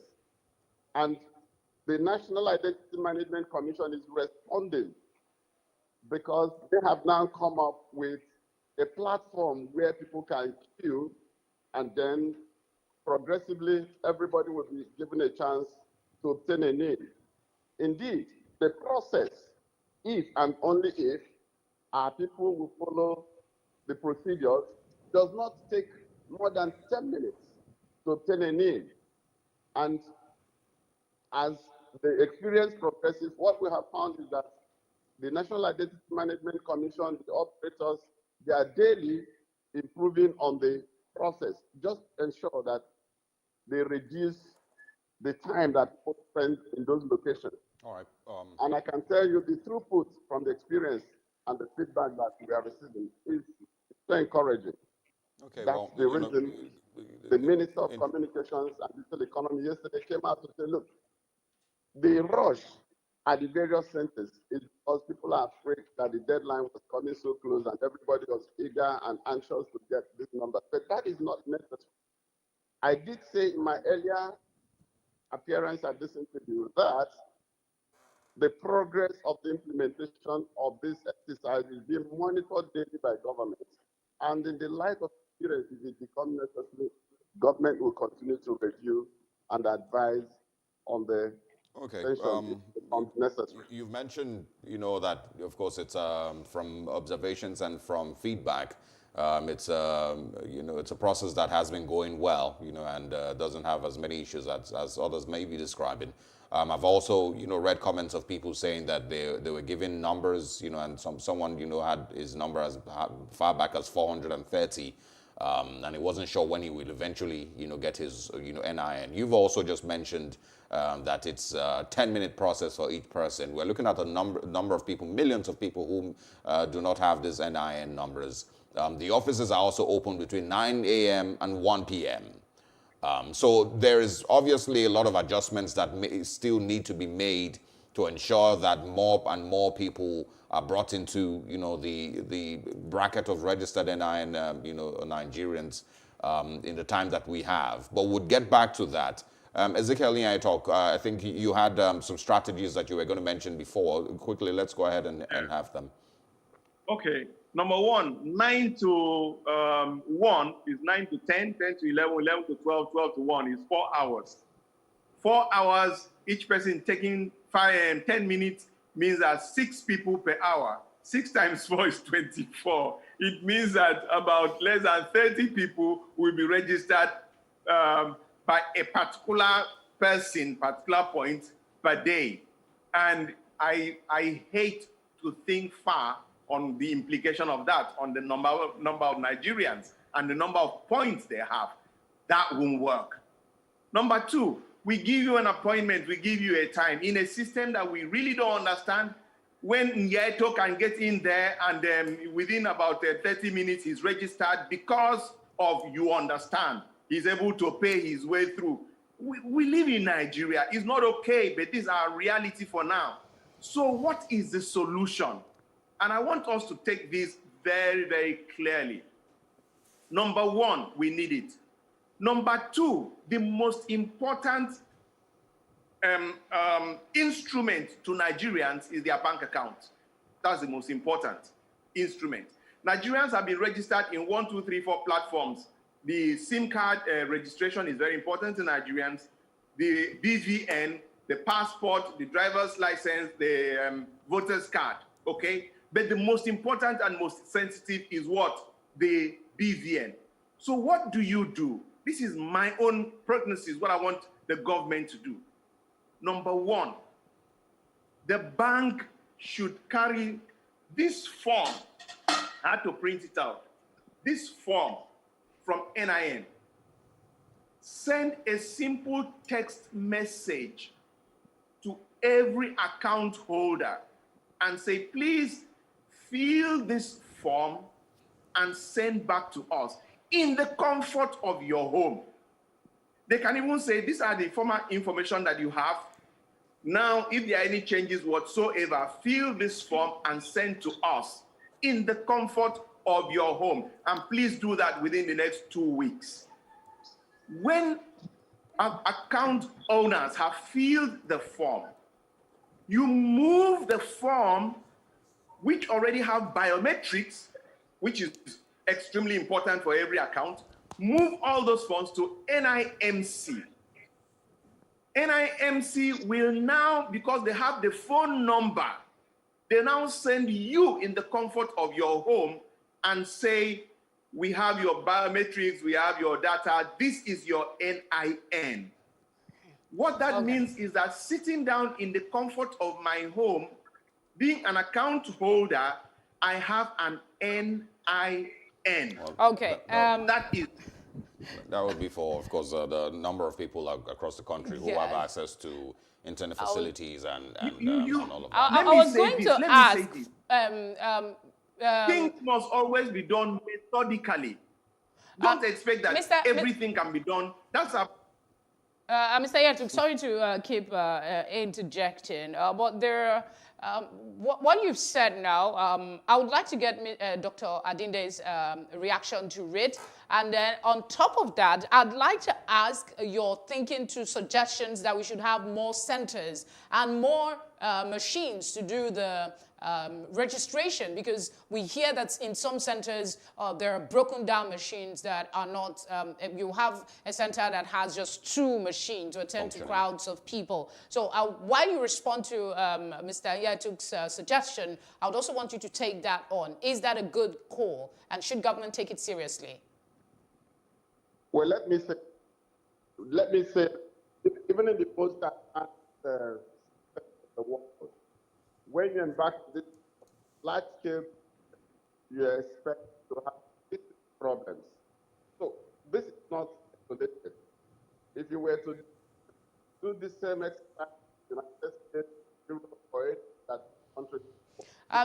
Doctor, can you move your position a bit? The line is cracking up. Hello? Okay, go ahead. Let's see if it will be better. So I am saying we must give the project management experience to this kind of, at inception, expect to be challenging. And so that's what I'll get Okay, we will have to come back to you, sir. The line is a bit hazy. You warned us about it, but we'll come back to you in a bit. Let's go back to Mr. Yaituk. I want you to take on the suggestion for expanding the centers and having more machines. Listen, why is it so difficult for us to think? Start from what costs government zero amount of money, absolute zero. In 2 weeks, government can say, all our bank accounts, we have verified them. There has been a reconciliation. We have uploaded 50 million people. That is stage one. It has cost them nothing. Stage two is we now say, these numbers that are sent to you, please send your numbers to INEC. INEC creates a platform that all the people that have their NIN, they send them to INEC, okay? And INEC now has the same biometrics, the same details as the bank, as NIM, which is the clearinghouse. Now, if you don't have, please, can you fill this form? And let's take the month of January. There is a snag that I already see. Sorry, I want to ask you still on what you're saying. I'm not moving away from it. You're saying people have multiple accounts. Are you recommending the BVN or the account numbers? No, you have BVN links up everything. Okay. Yes. That's why I started with the bank. Your BVN, once you fill the forms, every bank, it reconciles. So every account owner is verified. For the month of January, they are moved into the NIMC platform. NIMC generates your NIM, they send it to you. The month of January is digital. While we watch the pandemic, how it goes and try to contain, that is the month of January. We go into the month of February. While this is so, we are also sensitizing people and saying, if you don't have, because there are people who don't have, the centers that are already available, go there, because somebody like myself that have a bank account, I have international passport, I have driver's license, I have all these things, I'm still going to join Udofia on the queue, and I don't need to do that. I don't need to disturb Udofia, and there are so many millions of us. All right, let's try Dr. Adinde again. We'll come back to you to conclude your thoughts, sir. Let's try Dr. Adinde again and see if the line will be better. So how can you hear us? I can hear you very clearly. Okay, go ahead. Well, it is important to note that the BVN factor, which is a very important platform that most Nigerians have today, but let's not forget something. Not all of us own bank accounts. However, there is a process that is currently underway to harmonize the BVN with the NIN. Okay. However, I remember that the number of persons who have BVN pales in comparison to the mobile phone subscriber base in the country. So, even with the BVN, not every Nigerian will have a chance to have a NIN.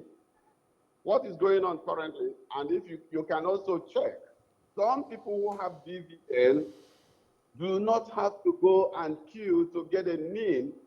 In most cases, the BVN is already being linked to the NIN, provided it is the same phone number with which you registered your BVN. So if you use *346# on that phone, you're likely to get a message that supports the provision of your NIN. And I want this to go out to the public as much as possible. Many of the Nigerian citizens who already have BVN do not have a need to go and queue for the name because the BVN is already being harmonized with the name, just as the gentleman who spoke before me stated. This is being done, but the process is incremental. It's not going to happen overnight. Dr. Adinde, what are your quick thoughts, because we're out of time, what are your quick thoughts on ways that we can still improve on this process? Maybe making it, more digital and having less people at the NIMC office. Is there ways that, you've also thought that we can improve on this process? Yes, definitely there are ways. Today, technology is an enabler. Technology makes our process easier. As we can see, within a space of 24 or 48 hours, most of the operators were able to deploy shortcodes that allowed those who already have their names to link their phone numbers. And as we progress, there are going to be more technology solutions to actually ease the challenges that our people are going through currently. I can say that and beat my chest with that. We've seen efficiency across all the mobile networks in terms of how you can link your name if you do already have name. Because at the beginning, a lot of people feared that it was going to be a cumbersome process. But simply from your mobile handset, all you need to do is supply the short code, and then you're able to link your name seamlessly without stress. And I think we'd like to see improvements in this process as we go forward. And that we need to be patient with the operators and the government. Thank you. All right. Back to you, Mr. Yaitok. Yes. Please quote me and note it. What we've done, we'll get back to it. You want to have, NIM wants to have one set of information for every Nigerian. When I registered, those harmonizing your NIM with the BVN is not okay. It's not okay. The banks should send these forms to us to verify, update our information. We sit in our house so that there are some questions here that were not when I opened my account. But they want to have all this information as one database, same for every Nigerian. It's so easy. The bank sends this form to us, link it and send it back to us. Okay, I think you've reiterated that. I'd like you to talk about other strategies as quickly as you can because we're almost out of time. Yes, in 1 second. The other strategy is once they have that first set of people, NIM is sent to all of us that have BVN. That's number one. All of us that have BVN also have, let's say, technologically for January that is done. Then, for others that do not have a bank account, they have driver's license. So what do? If you have this NIM, you send it to your driver's license, they update it so that both the driver's license, all these will have the same. International now, passport also. there are those who don't have any account, anything. All right, but I guess we will have to interrupt you again, sir. We're out of time. We just give Dr. Adinde a final 20 seconds for concluding thoughts on we didn't actually hear your take very well, or maybe I missed it, on the extension, the request by Nigerians that the time be extended. Yes, I think that there's one important point, and that is the fact that we are all agreed that this is an important project, and that the objectives are laudable, and that we have to support the government to ensure it gets done. I did say that the Ministry of Communications and Digital Economy is on top of this. The NCC, working with other stakeholders, are daily monitoring the experience of our people in the course of the implementation of this exercise. Okay. And from the reviews that come back to government, if it becomes necessary, yes, of course, government will consider an extension. All right. All right. Thank you very much. Dr. Ike Adinde, Director of Public Affairs at the Nigerian Communications Commission, and architect Ezekiel Yaitok, for both sharing your time with us on the last day of 2020. And looking forward to having another conversation with you too. Good morning. See you in 2021. Yes, indeed. We look forward to it. I think that though he was diplomatic about it, I think government will indeed consider an extension because it will be almost impossible to get the number of Nigerians. And although Mr. Yato talked about, driver's license, there are people who don't have either. They don't have driver's license. They don't have any form of identification. There's a lot of Nigerians. I've met a few of them, and I'm like, how do you go about it? Some of them don't even have bank accounts, So these people also needs to be captured. There has to be There's a lot of Nigerians that basically just exist and are alive. They're not a part of They are just surviving on a daily basis. They don't have bank accounts, those people have to be international considered. passports, voters card, they don't have anything. They basically just exist. And I don't know how we're going to get those people in. We must. They are Nigerians and they're entitled to their rights. Absolutely. We'll take a break now. When we come back, we'll be going to the controversial Kogi State. I don't know if that's the right word because they have been at loggerheads with the NCDC on the issue of COVID-19.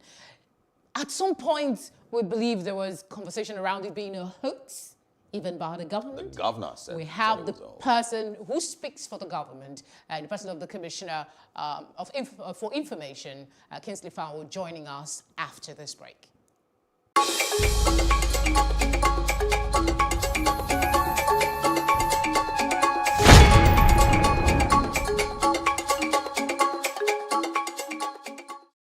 We can't talk about education reform if we don't decolonize our education system.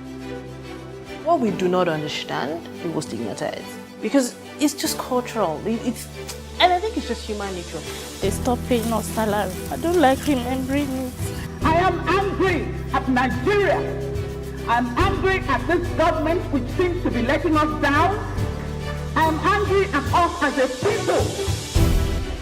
In the process of struggling to free myself from his hand, he tore my pants and he raped me. Yes, I committed offense truly. Young girl, do you know where you are going? I say, I'm going to America. I say, now so that they talk, you are going to Libya. Which America? As it then mark our place, some people they die now. This is Plus TV Africa. Big stories live here. Welcome back to The Breakfast. We're moving straight into a discussion on Kogi State, where, of course, we've been following information from there and their own COVID-19 updates. There has been talk about no positive COVID-19 in Kogi State. Earlier, of course, was statements about COVID-19 being a hoax. And now we're going to be talking this morning about the idea of mass testing going on in Kogi State and how far they've come, if it is true or not. The NCDC doesn't agree. Kogi State government has different opinions. We've invited the Commissioner for Information in Kogi State, Kingsley Fowle, to join us and share his thoughts with us from there. Good morning. Thank you for your time. Thank you for joining us. Thank you very much. Good morning. All right. Your governor is in the news as saying there is widespread testing in Kogi State and that no one has been infected. But there seems to be a contradiction here because the NCDC says that as of December 12th, data shows that there's only been 425 tests done, samples taken, out of a population of over 3 million. Could you give us some clarity, please? First, I would want NCDC to tell us on a national scale how many people they have tested in Nigeria compared to the population of Nigeria. That is where we are to start the conversation from. Also, when you look at the strategies being deployed by the NCDC, you will see why their so-called fight against the spread of COVID-19 is not yielding so much results. NCDC cannot determine how we manage our health here. We've done very well in Kogi State in terms of health management. We did well with Lassa fever. We did well with COVID-19. We did well with a lot of other a lot of other epidemics in the past. So we are managing our issues locally. I just needed clarification. And that's why we are having the kind of result that we are having in the state. I'm actually looking for clarification. I'm actually looking for clarification on the aspect of mass testing. If you're mass testing and you only have on record 425 people, is it that the state has its own record of these figure that is not made available? Because when you hear the word mass testing,